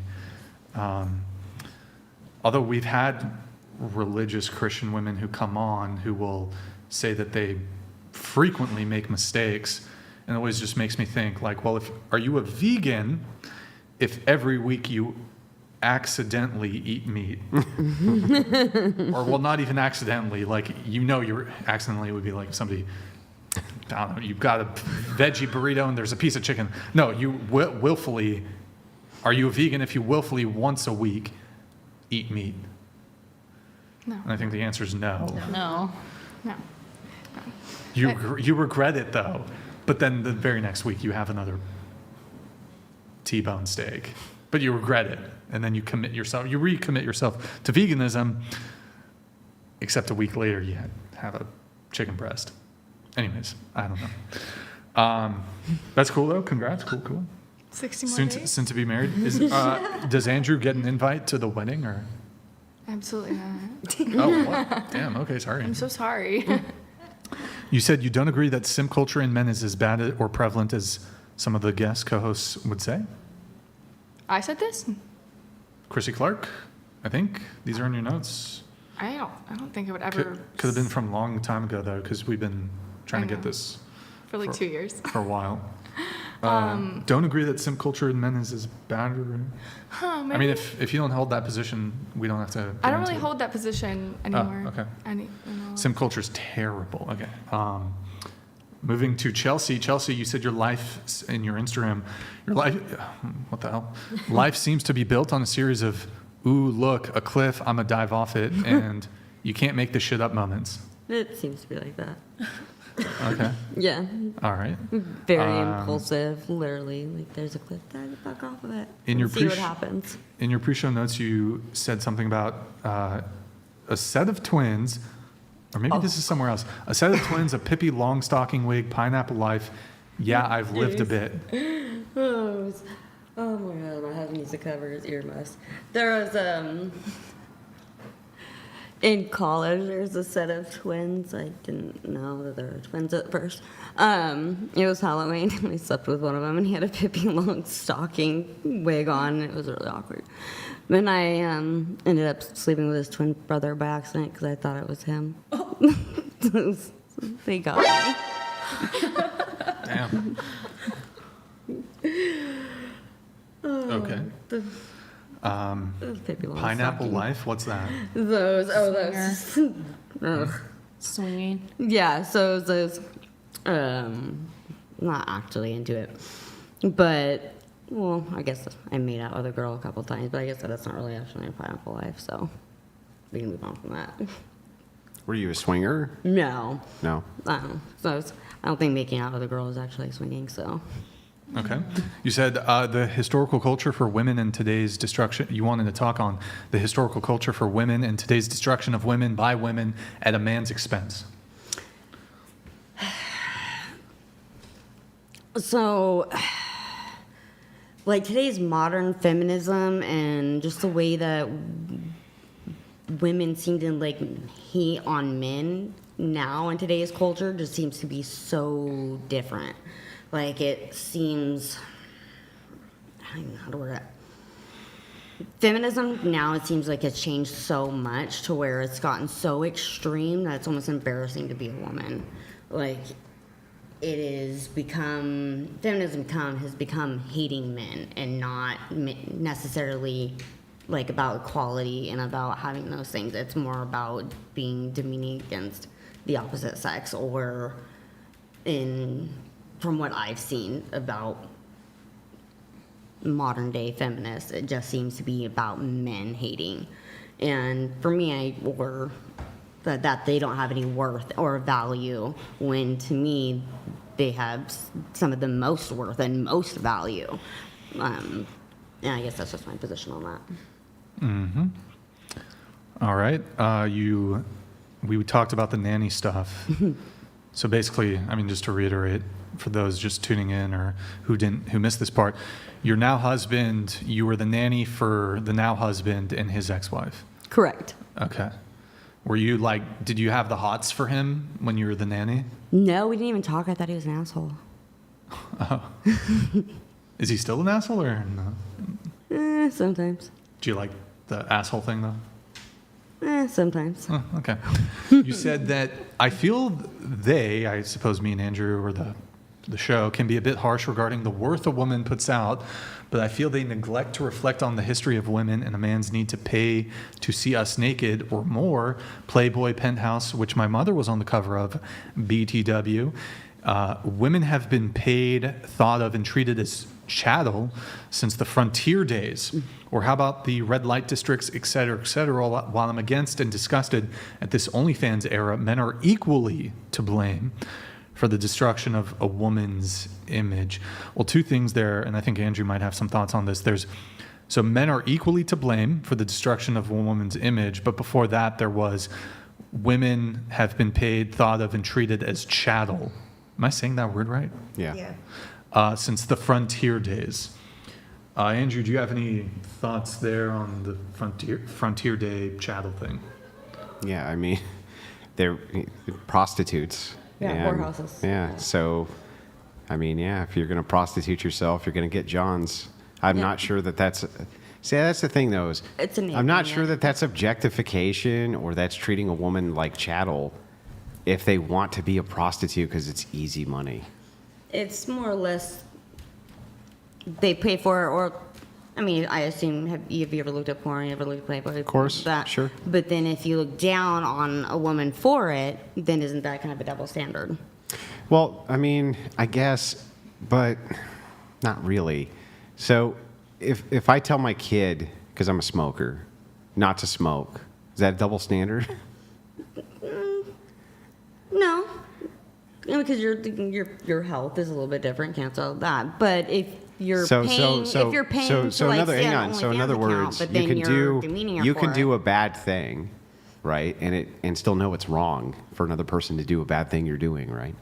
No, I'm just talking about men demeaning a woman for doing something that he is enabling as well.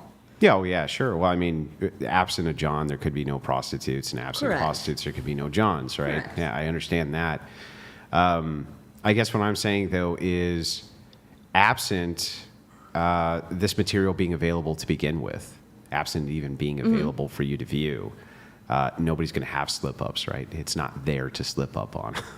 Correct. That's kind Correct. of the point that I'm moving towards, right?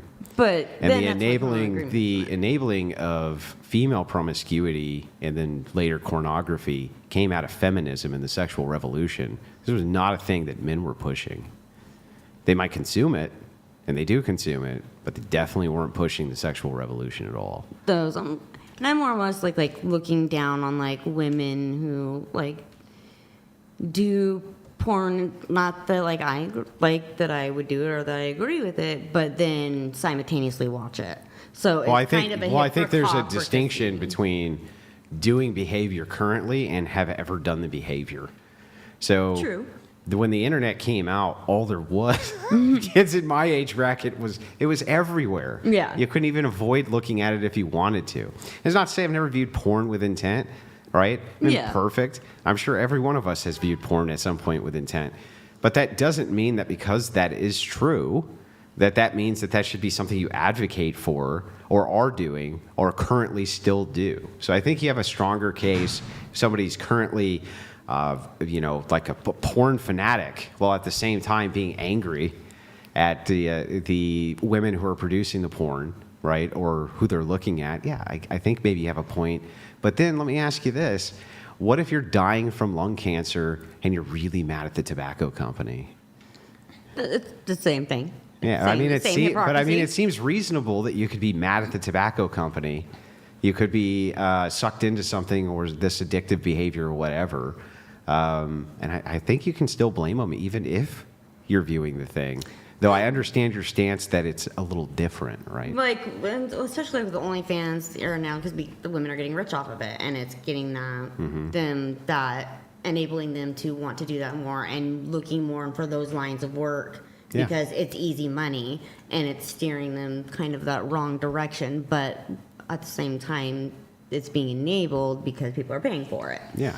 But Yeah, there's nothing more dangerous than the North American simp. Nothing. Correct. It's like the most dangerous creature on earth is the North American simp. So the thing is I agree with you. You got to get rid of simps who are enabling women. I mean, it's such a parasocial relationship It is. too.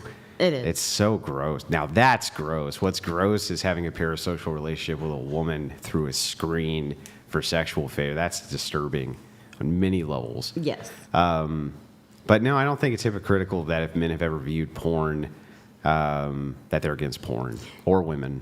No, I just mean if they demean them for it, but then like I don't even- simultaneously pay for it. Oh yeah, well that's That's well that now was my you're getting into like weird fetishes that people have and That shit was my too. point. Was Yeah. like if you kind of demean it for it, but then simultaneously paying for it, then you're kind of enabling it. And No, then I agree with that. Yeah, totally agree.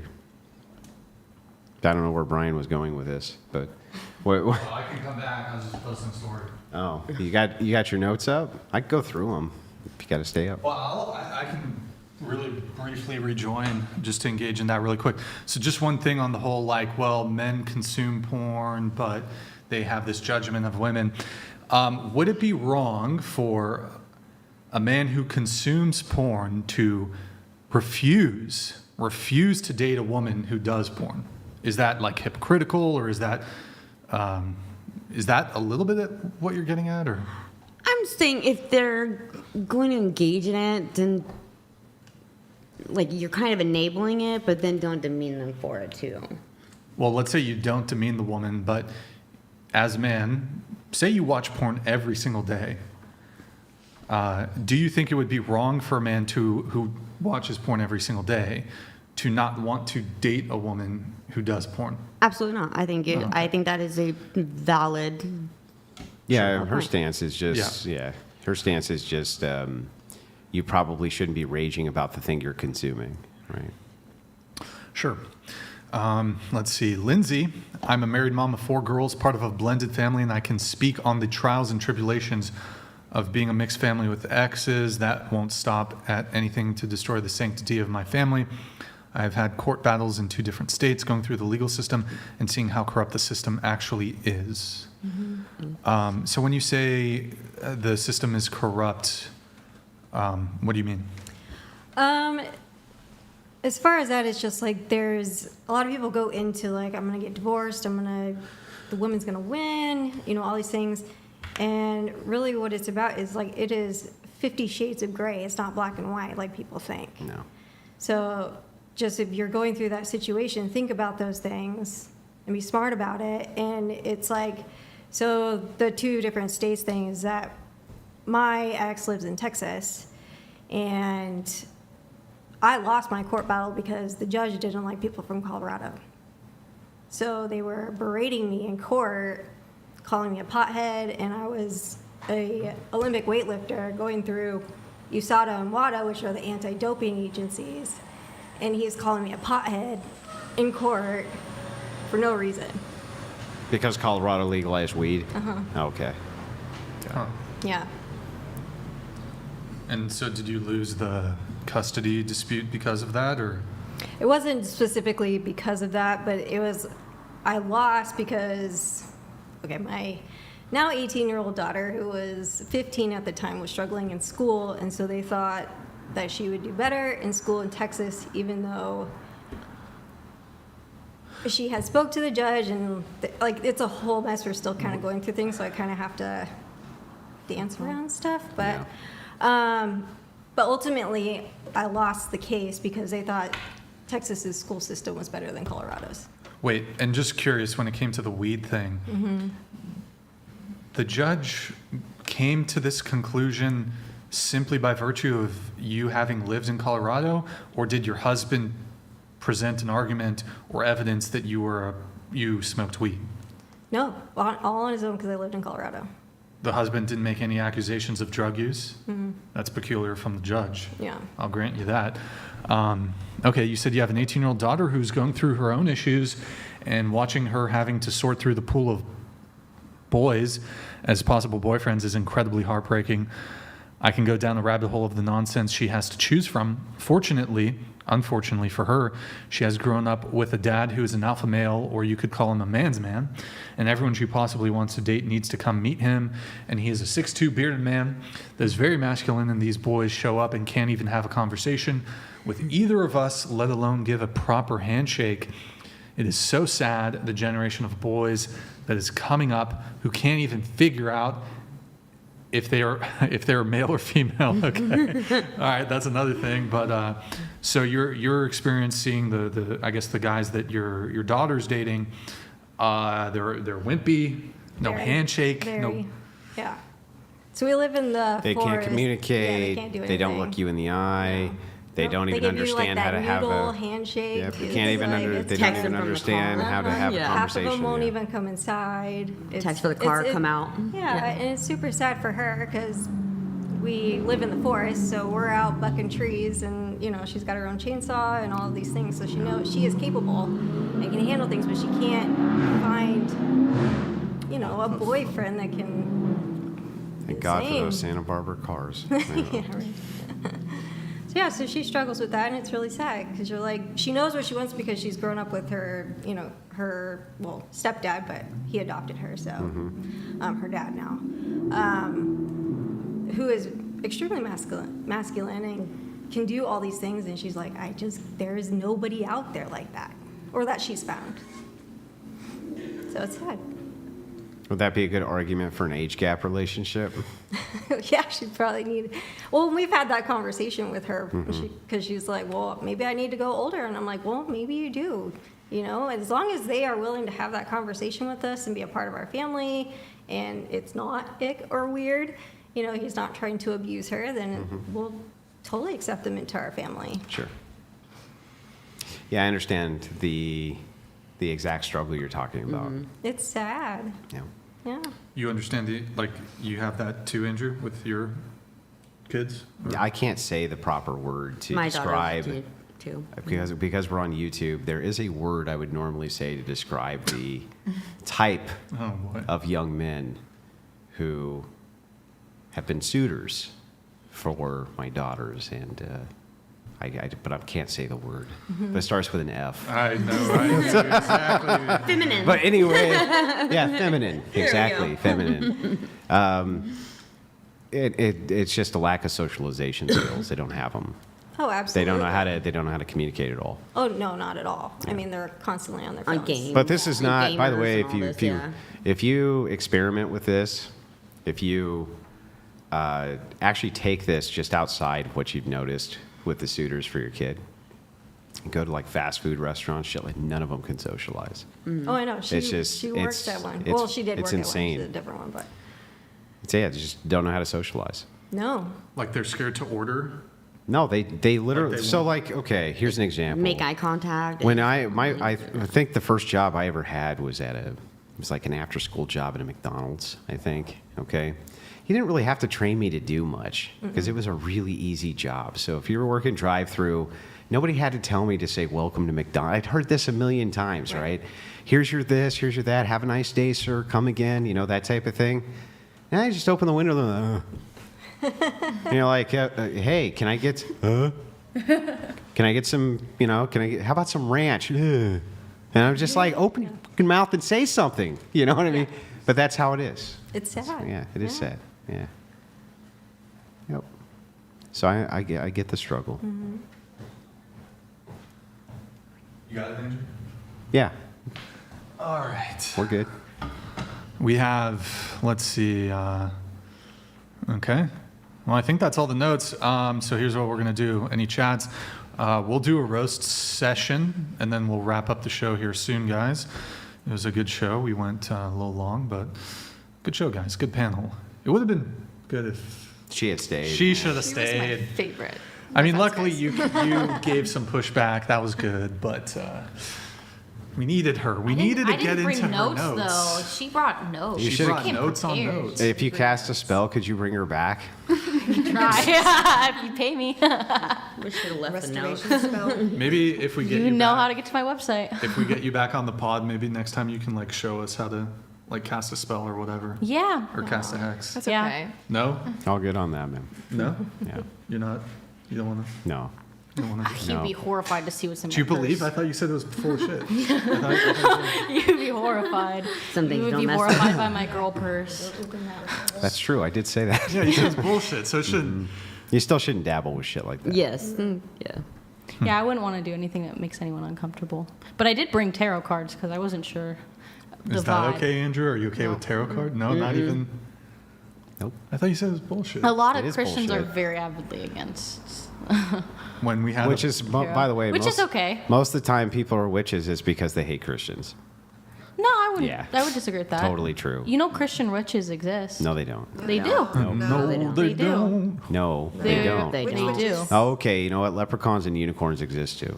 Well, that's very different than If someone you take, having. listen, if you 'cause- take a okay, horse so and you call here's it the thing. a unicorn, it's now a unicorn. Practicing witchcraft is a spiritual belief. It's not a religious belief.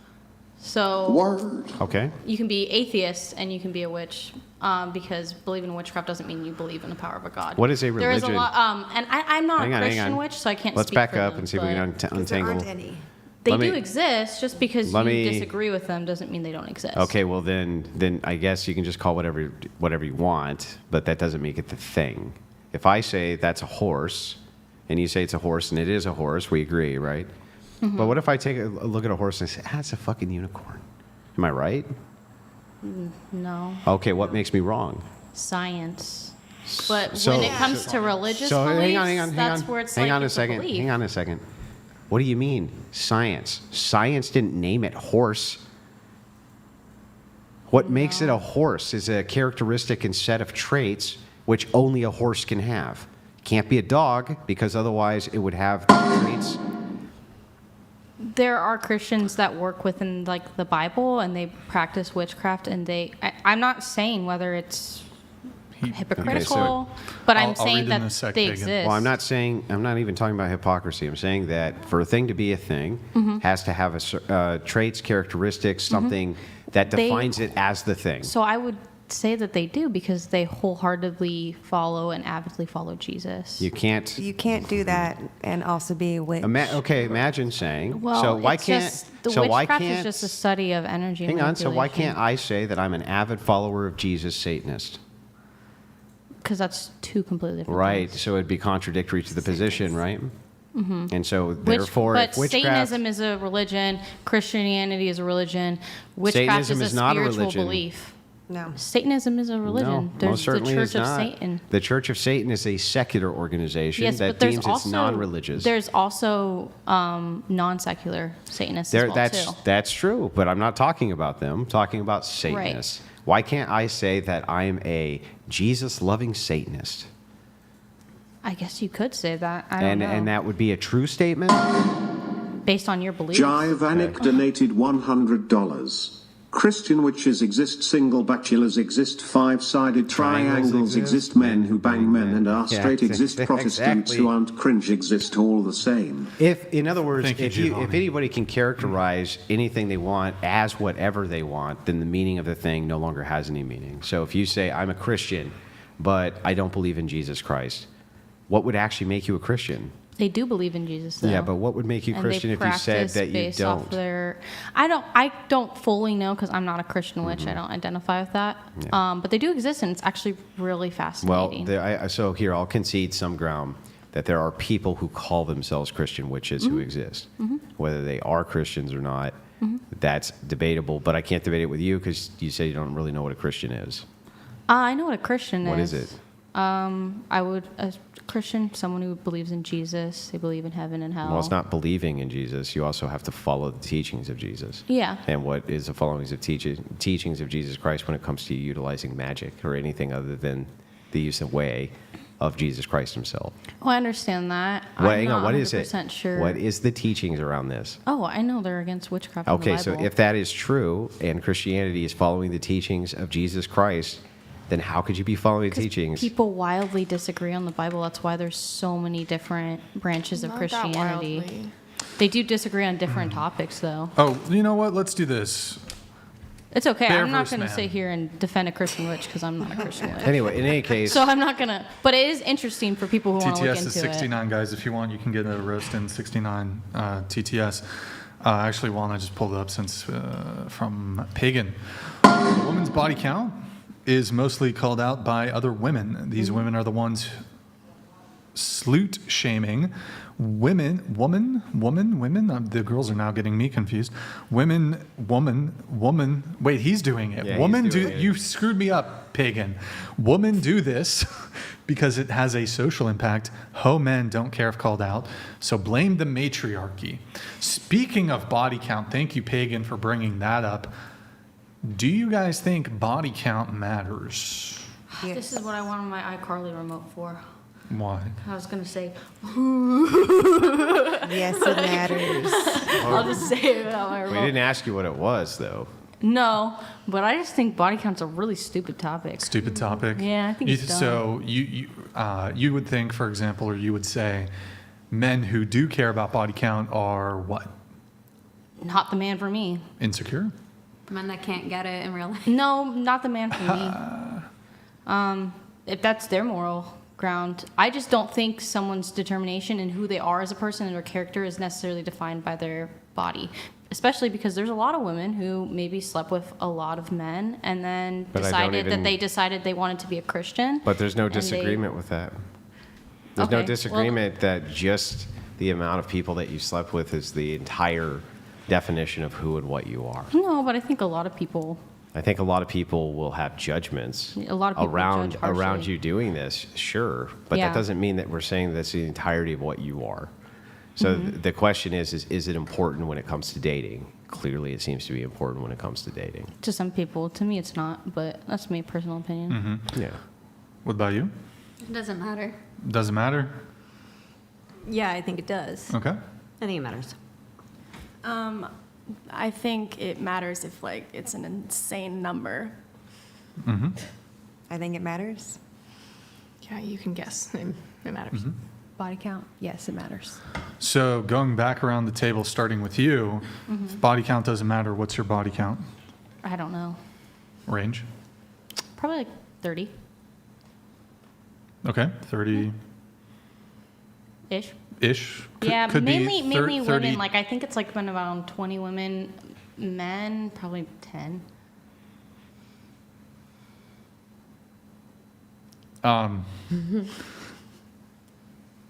So 30-ish, 30 Yeah. to 40, 30 to 40. Fair to say? Yeah. Okay. What about you? I don't know.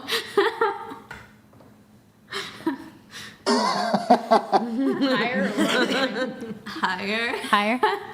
Into the mic. So how about let's start with the scenes you've done. So how many scenes have you done? Between collabs and professional scenes, it's a lot. Over 100? I have no idea. Over 200? I would just say around like 100 to 200. 100 to 200? Wait, didn't you Between say? men and women. Wait, She didn't- said 30 earlier, Yeah, yeah. you said like way lower number earlier. Because she was leaving out the other part. She was thinking just straight corn scenes instead of collabs, right? Like Yeah. that you Yeah. shoot or Yeah. they shoot. Or, I was okay. talking about mainstream Oh, only. yeah. We'll But count between that. collabs, it's different. Oh, I Higher. should try to specify that. If anyways, over 100. She said 200. 200. Between 100 and 200. And some of these scenes though involve multiple men, correct?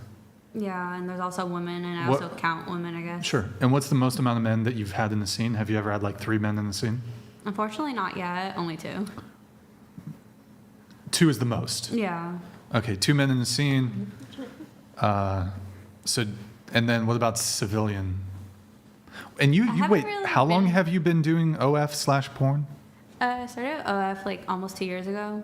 2 years, and And then you then got into porn more November, recently. yeah. Okay, I see. Okay, and so wait,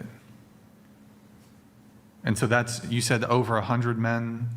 So have you racked all of this up in the last 2 years? I've had a high body count before this. Oh, okay, that's So fair. from the civilian angle then? Yeah, the civvies. Yeah, but now I no longer Well, how many deal with civilians. how many civvies is what Yeah, he's how many asking? civilians? 50 or 60? Hold on, I'm trying to do the math here. So it's safe to say somewhere around 170 to over 200 men. I think around 150 maybe. That's if we add up all the civilians? Yeah. I'm including women too, like, I don't know. Okay. 50-50 maybe.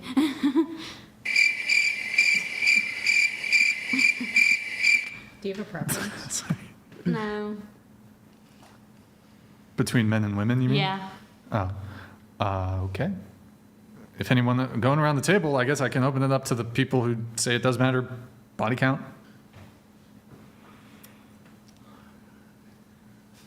7. Okay. My husband and I have Real never talked Trump about it, so I donated don't even have to answer it. $69. Brian, when they thought the flight attendant left, I thought you lost half the panel. Turns out it was just her.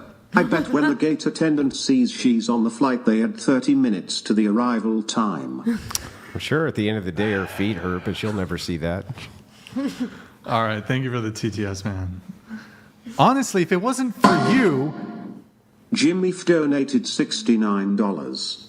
Queen age gap doesn't mean men aren't mature. Most women 18 to 20 in the Midwest are just weird.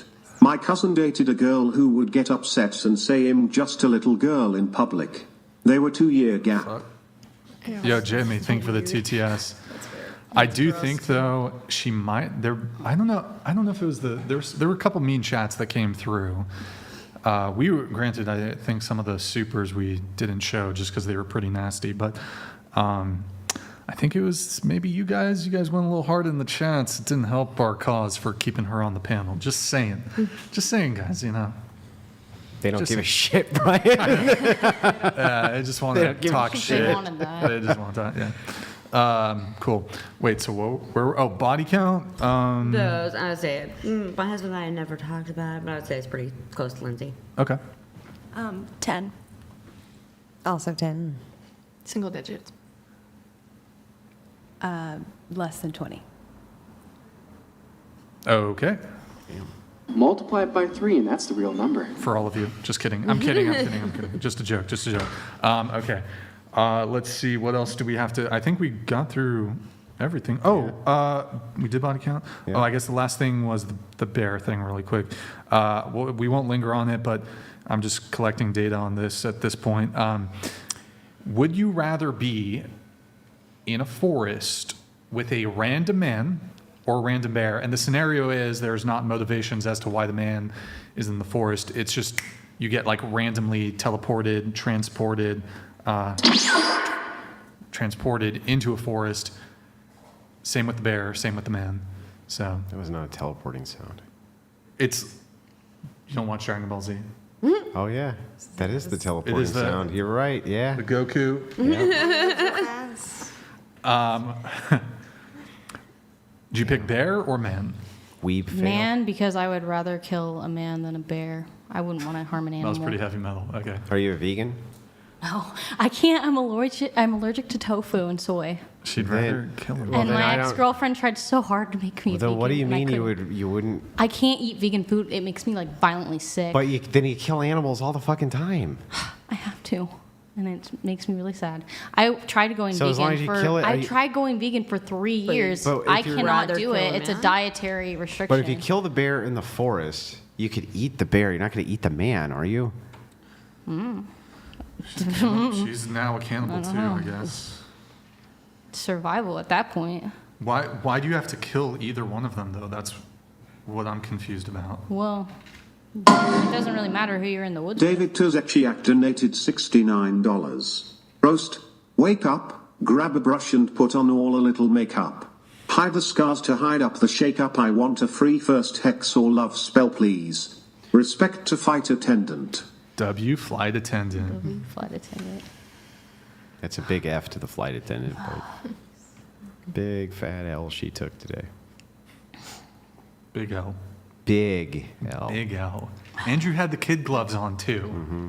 Kid gloves. The guns were not blazing. Guns not blazing. Big, Guns Just getting not started. They were blazing. blanks. Big, huge, fat L she took today. They were blanks. She had so many notes. It was a big L. She had so much It potential. was. Man. A large L. By the way, man. Man. Men? Yeah, Yeah, would man, you rather man. bear man? This is what we were Man. talking about. Oh, well, Man, yeah, bear. we'll go around the table. Which do you Man, pick? man, what would I do with a bear? Like, it's scary. Man, for sure. Man. Man. Man. Man. Man. Wasn't it? I was not expecting man from you, but okay, that's a good one. That's a good one. Before we wrap up, any final thoughts from anybody? Any final topics or quick things you would like to hit on before we wrap up? Speak now, forever hold your peace. I would like to say something. No. Okay. Yeah, I'm kidding. Go ahead. Go I ahead. mean, it's not. I mean, it was part of why I wanted to come on here because it is a conversation that I hear that's brought up a lot. Mm-hmm. Is the whole abortion versus keeping situation. I watch a lot of different things. I watch a lot of your podcast, and I wanted to come on because How do you do that with no internet at your home? I have on my phone. Oh. I watch my phone. So you still have internet I have at that your kind home? of internet. I don't pay for Comcast, Okay. so I don't have Comcast. All right, go ahead. But the one thing I don't hear in like any conversations that I listen to, whether it be on your podcast or any other one, is like the third option, which is adoption. And earlier, even when she was giving out her reasons for why she thought people should abort, she started to bring up the whole foster care situation. And it's a very large misconception that people think that children who come out of pregnant women's bellies, children go to foster care, because they don't. Like the baby I gave away went straight into its family, like straight into the family. And a lot of people I've talked to, it like flabbergasted them. And I was just wanting people to know that when you give a baby away from adoption from your womb, it goes straight into a family. Another thing I think a lot of women should know is, as the person, I actually denied it, but you can make an unword up to between $40,000 and $70,000 just for being pregnant, because the family who's adopting your baby is going to pay for your rent, pay for your car. Well, half of it. As a surrogate? Well, you are a surrogate You're being a technically surrogate because you then, are yeah. a person who's become pregnant with your own egg. And so now adopting parents. They're paying for a lot of things, because I hear a lot of girls say, well, I can't afford the food while I'm pregnant, or the doctor visits, or I'm going to have to buy all these clothes. And no, you won't. No, you won't. And if you're afraid that the struggle is the struggle, and that's why you can't just stay pregnant and give life to a family in need of life, then there's a whole, you just don't know the situation. Like, we don't usually get a chance to move over to any of the adoption arguments because we're stuck on whether or not this activity is even murder. So if it's not murder, or even if it's more charitable, it's not killing, if that's what the belief is. If you don't believe that it is, why would you ever waste your time with adoption? Because you think you're just eliminating non-life, right? To them, it's like burning a table. It's meaningless. yes. So you have to establish the principle of life first before you can go on to the solution of what to do. Yeah, and I was really hoping that you would bring up a reason, because a scenario that I always think of when people say, well, it's not a life, it's not a life. It'd be like going to a farm and digging up all the plants that were just planted because they're not plants yet. Like saying that a baby inside of a belly is not a life, it's not a human, because it hasn't reached certain stages, or it's not come out of a womb yet, or it hasn't breathed air. I always think that's just so ridiculous to say that, because there's so many things that aren't quite what they should be because they're in a development stage. And for us as a society to look at a growing human being and there be a 50-50 split between some of us who say, no, that's a life, and other people who say, no, that's just a clump of cells. It's not a human, even though it's growing inside of a human. It just blows my mind. And I just wanted to come on here and talk about how I think that's a bad argument to make.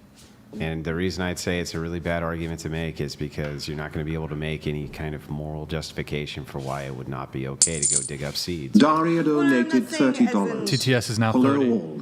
Chi to Brian and Andrew, you guys are the best.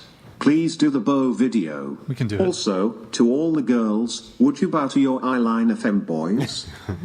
So guys, TTS is now 30. Oh, Jimmy donated $69. W. Brian, good show as always. No crazy attackers tonight, lol.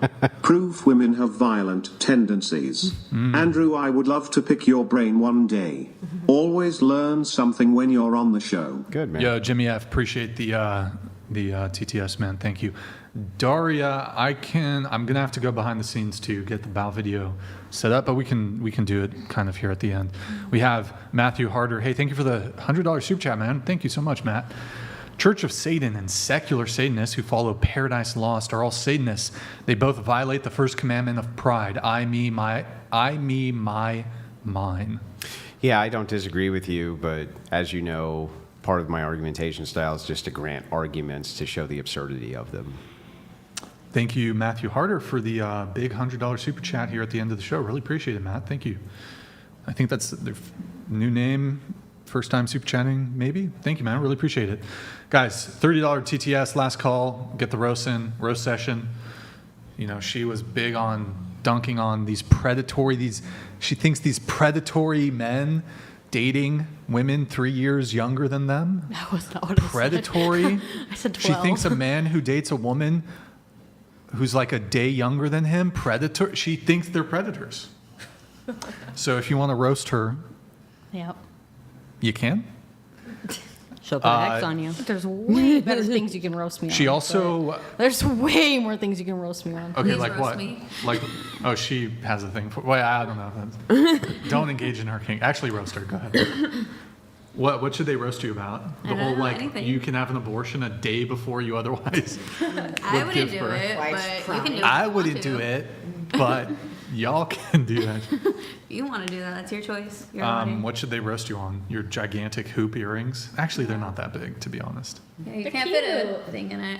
I don't know. Should they could roast you on the triple septum? It's one, but it looks like three. Come on, it looks they're like gonna roast Helen Keller. The whole yeah. thing is That's just the new gonna hashtag. it's It is just the gonna new be hashtag. 800 Lol Helen Paladins Kellers. donated $30. You guys should play that. Just for real. when I thought you had somehow found every single crazy woman in California, you somehow still find a way to get new guests onto your show. W. Brian, L for all of us. Juxtaposo3 donated $29.99. Remove humanity from a person. This is the only way one could justify in their deluded mind that nursed is okay. Once you dehumanize, there is no limit to the evil you could commit. That's correct. God bless Andrew.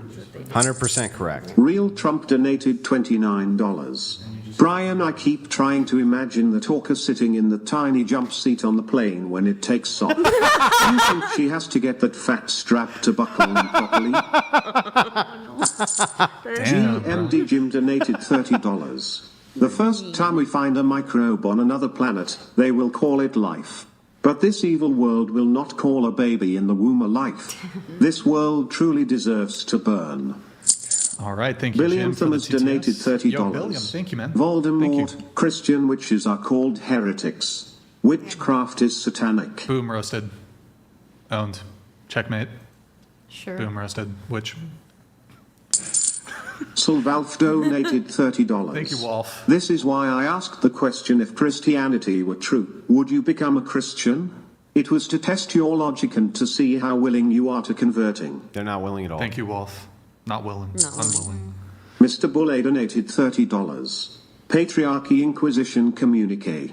Grand Inquisitor, Brian has failed to deliver the autographed Yes, he blue-white has. cup with certificate of authenticity. Where is it, My Brian? inventory audit confirms you this. tomorrow. Execute Order You'll get it tomorrow. 66. After our little debate. We have a Log debate. Paladins debate donated tomorrow, boys. $30. Debate For the tomorrow. Pronstar, I'd love to roast you, but you've already been spit roasted more than I care for. W for all the pro-life women of the panel. Fight the death cult woke mind virus. Well, Paladins, thank you. Jivanic donated $30. Jivanic. Giovanni. Andrew Based. Based older married women. Based blue shirt blonde. Younger blue, nice voice. Bad idea to pronounce the D-gen. Yellow, generic basic conservatism is cringe. Which porn star quit it? What is pronounced? Reap what you so donated $30. Okay. By the witch's own logic, no one should take what she says into consideration because she has no life experience and her prefrontal cortex isn't fully developed. She cooked herself. Yo, That's Reef, true. thank you. That's fair. Boom, Roth roasted. _ PSA Roasted. donated $30. The panel rating increased by 6 when the flight attendant left, so you are all 10s now. 1,000 for a champagne pop, but how much for a lint roll? PSA. I'll do it. Just drop a 99. Why not? I'll do it for 69. I'll give a little discount. I will lint roll the shit out of Andrew. What the fuck? I will. Whoa. Yeah, why would you do that, Brian? Why would you say that? Were you talking to her? I'm an enthusiastic lint roller. What? You want someone to half-ass lint rolling, Andrew? You want me to half-ass? Roth _ PSA donated I'm gonna lint roll Andrew. Ooh, I'm gonna lint roll the shit out of you, Andrew. All right, put your arm out, bro. Put it up. Show me your tummy, Andrew. Show me your tummy. Do it. Woo! Oh, excuse me. Let it roll the shit.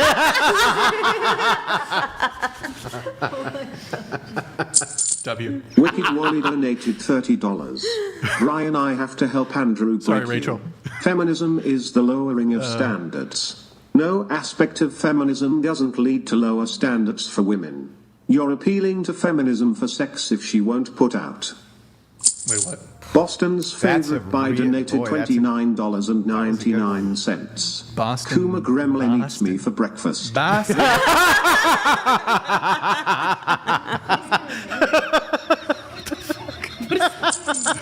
Jimmy donated $30. If I got Helen Keller died, I'd be traumatized. Can't wait to hear the rest of the stories, lol. If Queen is descendant of the one that didn't get caught during the trials. Salem. One escaped. Salem witch Created a term. trials.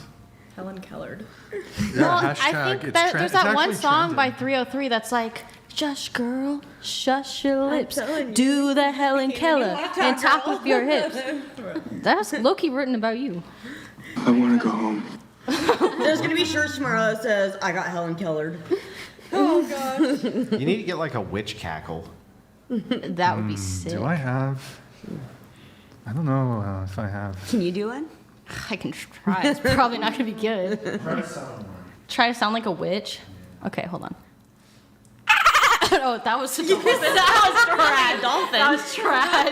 That was trash. All right, I'm done. That was the most trash. You know what? I do know a chick who can read your mind. Who? Sabrina Carpenter.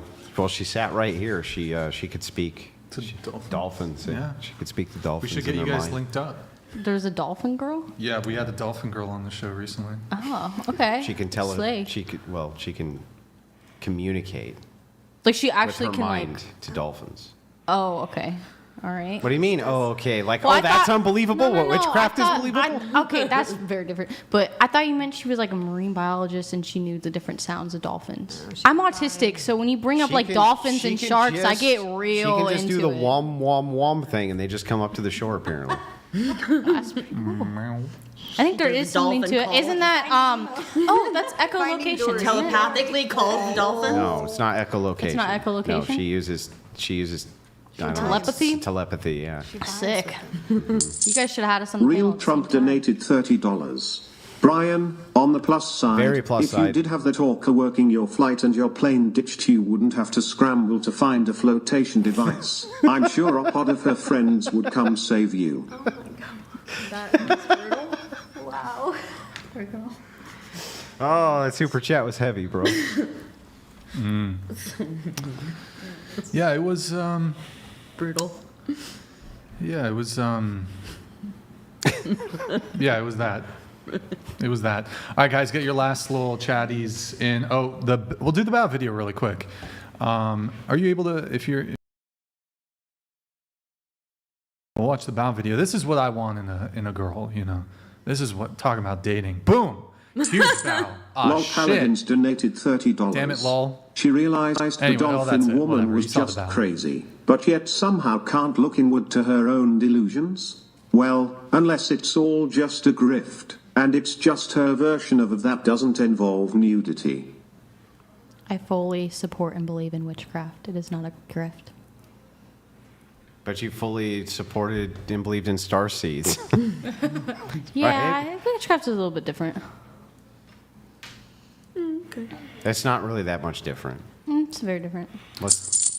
Juxtaposo 3 donated $29.99. Thank you, man. Question for the women in the panel.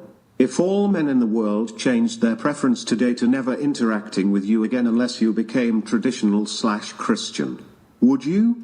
Shout out Crucible. No, I would just continue dating women. No, this would go for whatever your sexual preference was. What? Oh. So both men So- and women, I guess. A woman. So okay. So a woman would want me to be traditional Christian. Mm-hmm. I guess whatever she's into. Yeah, I guess I'd still do it for a woman, not a man. What about you? Lol Paladins donated $30. I also fully believe in, you get paid to tell people that you believe in witchcraft.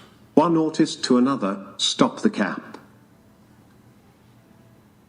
It's also my religious belief. Well, more of a spiritual belief. I fully believe in witchcraft. Just because you don't believe in witchcraft doesn't mean I don't believe in witchcraft. And it's something that can't be proven nor disproven. Also, paganism is like very, very prevalent in our culture. Do you know why Christmas trees are a thing? Oh my God, who the hell cares? Okay. David Tuzechiak donated $30. Brian, my brain short circuit on roast options with you grooming Andrew. Just please, witchy woman, give me a free love spell and a hex on In-N-Out burger for Brian. Gosh. Not free. We can buy it on my Name a website. taken donated $100. Regarding girls who rate themselves 10 out of 10, perhaps rephrase the question. I have one thing. If you put your best looking photo on the website hotornot.com, what score do you think the community would give you? Yeah, give us a 20. Do you guys want to go around the table really quick on that? Probably like a 7 or an 8. I like that framing. Okay. What about you? 7. Well, I think I'll stay with my 6. I'd say 6 or 7. Same, I'd say probably 7. How would I be rated? Like a 2? Yeah, people are brutal on those websites. I'd go down like 6. Mm-hmm. Yeah, go down. Probably 6, 7. Word. Thank you, name. Oh, thank you, name taken. Appreciate it. Then we have. Lol Paladins donated $30. Just give me $200 and I'll cast a spell for you. It's super different from OnlyFans grifters. Wait, so really quick, I want you guys, if you guys are down, not the panel, the viewers, you guys need to roast the shit out of this fucking House of the Dragon finale. Oh my, anybody here watch House of the Dragon? I do, but I haven't seen the finale, so Don't spoil? don't spoil. I don't think me I saying actually didn't this. realize it was the finale as I was watching it. You watched it? Yeah, because I was like, I knew yeah, it was the finale. I knew it was the finale because I'd been keeping track of things. But yeah, only 8 episode season. First season was 10. I won't do any spoilers, but holy shit, that was so dog shit. What a dog shit filler season. House of the Dragon. What the fuck, HBO? You're gonna ruin. You already ruined your fucking the biggest fucking franchise since Star Wars. You ruined Game of Thrones, the biggest franchise since intellectual property since Star Wars. You butchered it, and you're now going to you redeemed yourself with season 1 House of the Dragon. You're butchering this shit again. We have to wait 2 years for another 2 years? Really? Huh? Really, son? Really, Andrew? Really? It takes them 2 years to do a fucking season now? What happened to this? Back in the 90s, they would do 30 episode seasons of fucking Seinfeld, Friends, all this shit. They'd put out 2 seasons in a year. We gotta wait 2 years? We gotta wait 2 fucking years. We gotta wait 2 fucking years. Paulie, calm You gotta wait 2 fucking years for 10 fucking episodes? Are you fucking crazy? Game of Thrones, the first fucking 6 seasons, these fuckers, they put out the season, beautiful seasons, the best seasons, 10 episodes in a year. It's crazy. Why are you just... But he turned It's into fucking coffee talk crazy. for a little bit. These Lol fucking... Paladins donated $30. House of the Dragons got one thing right. Don't die an old woman. Have your kids while you're young. Word. But god damn, oh my god, this freaking, guys, roast the shit if you watch the season finale of House of the Dragon. Roast the fucking shit out of it, boys. Holy fuck. They could have done a battle. There could have been something. You've been building this shit up for the whole fucking season. You did nothing with it. It was a fucking filler episode. It was a good episode. It wasn't a good finale. It could have been a good episode 8 for a episode 10 finale. There are no episode 10, no episode 9, no episode 10. It's an 8 episode fucking season. It's fucking bullshit, let me tell you. Fucking bullshit. I'm very upset by this. How you doing, Andrew? You doing okay? He's doing great. Don't worry about it. So listen, and this is what I got to tell you guys, okay? They introduced Andrew. Hold on. Hold on. I'm almost done with my autistic rant. cannolis? Yeah, I'm almost done. So get this right. They spend 10 minutes on fucking Thailand.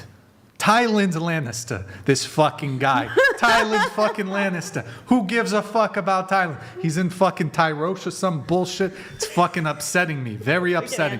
Let me tell you this much. I'll tell you this much. And his fucking love prospect is some fucking trans YouTuber? What the fuck? Javanik donated $30. It was so bad I went from generic conservative libertarian cringe like yellow shirt to full-on culture war crucible killed.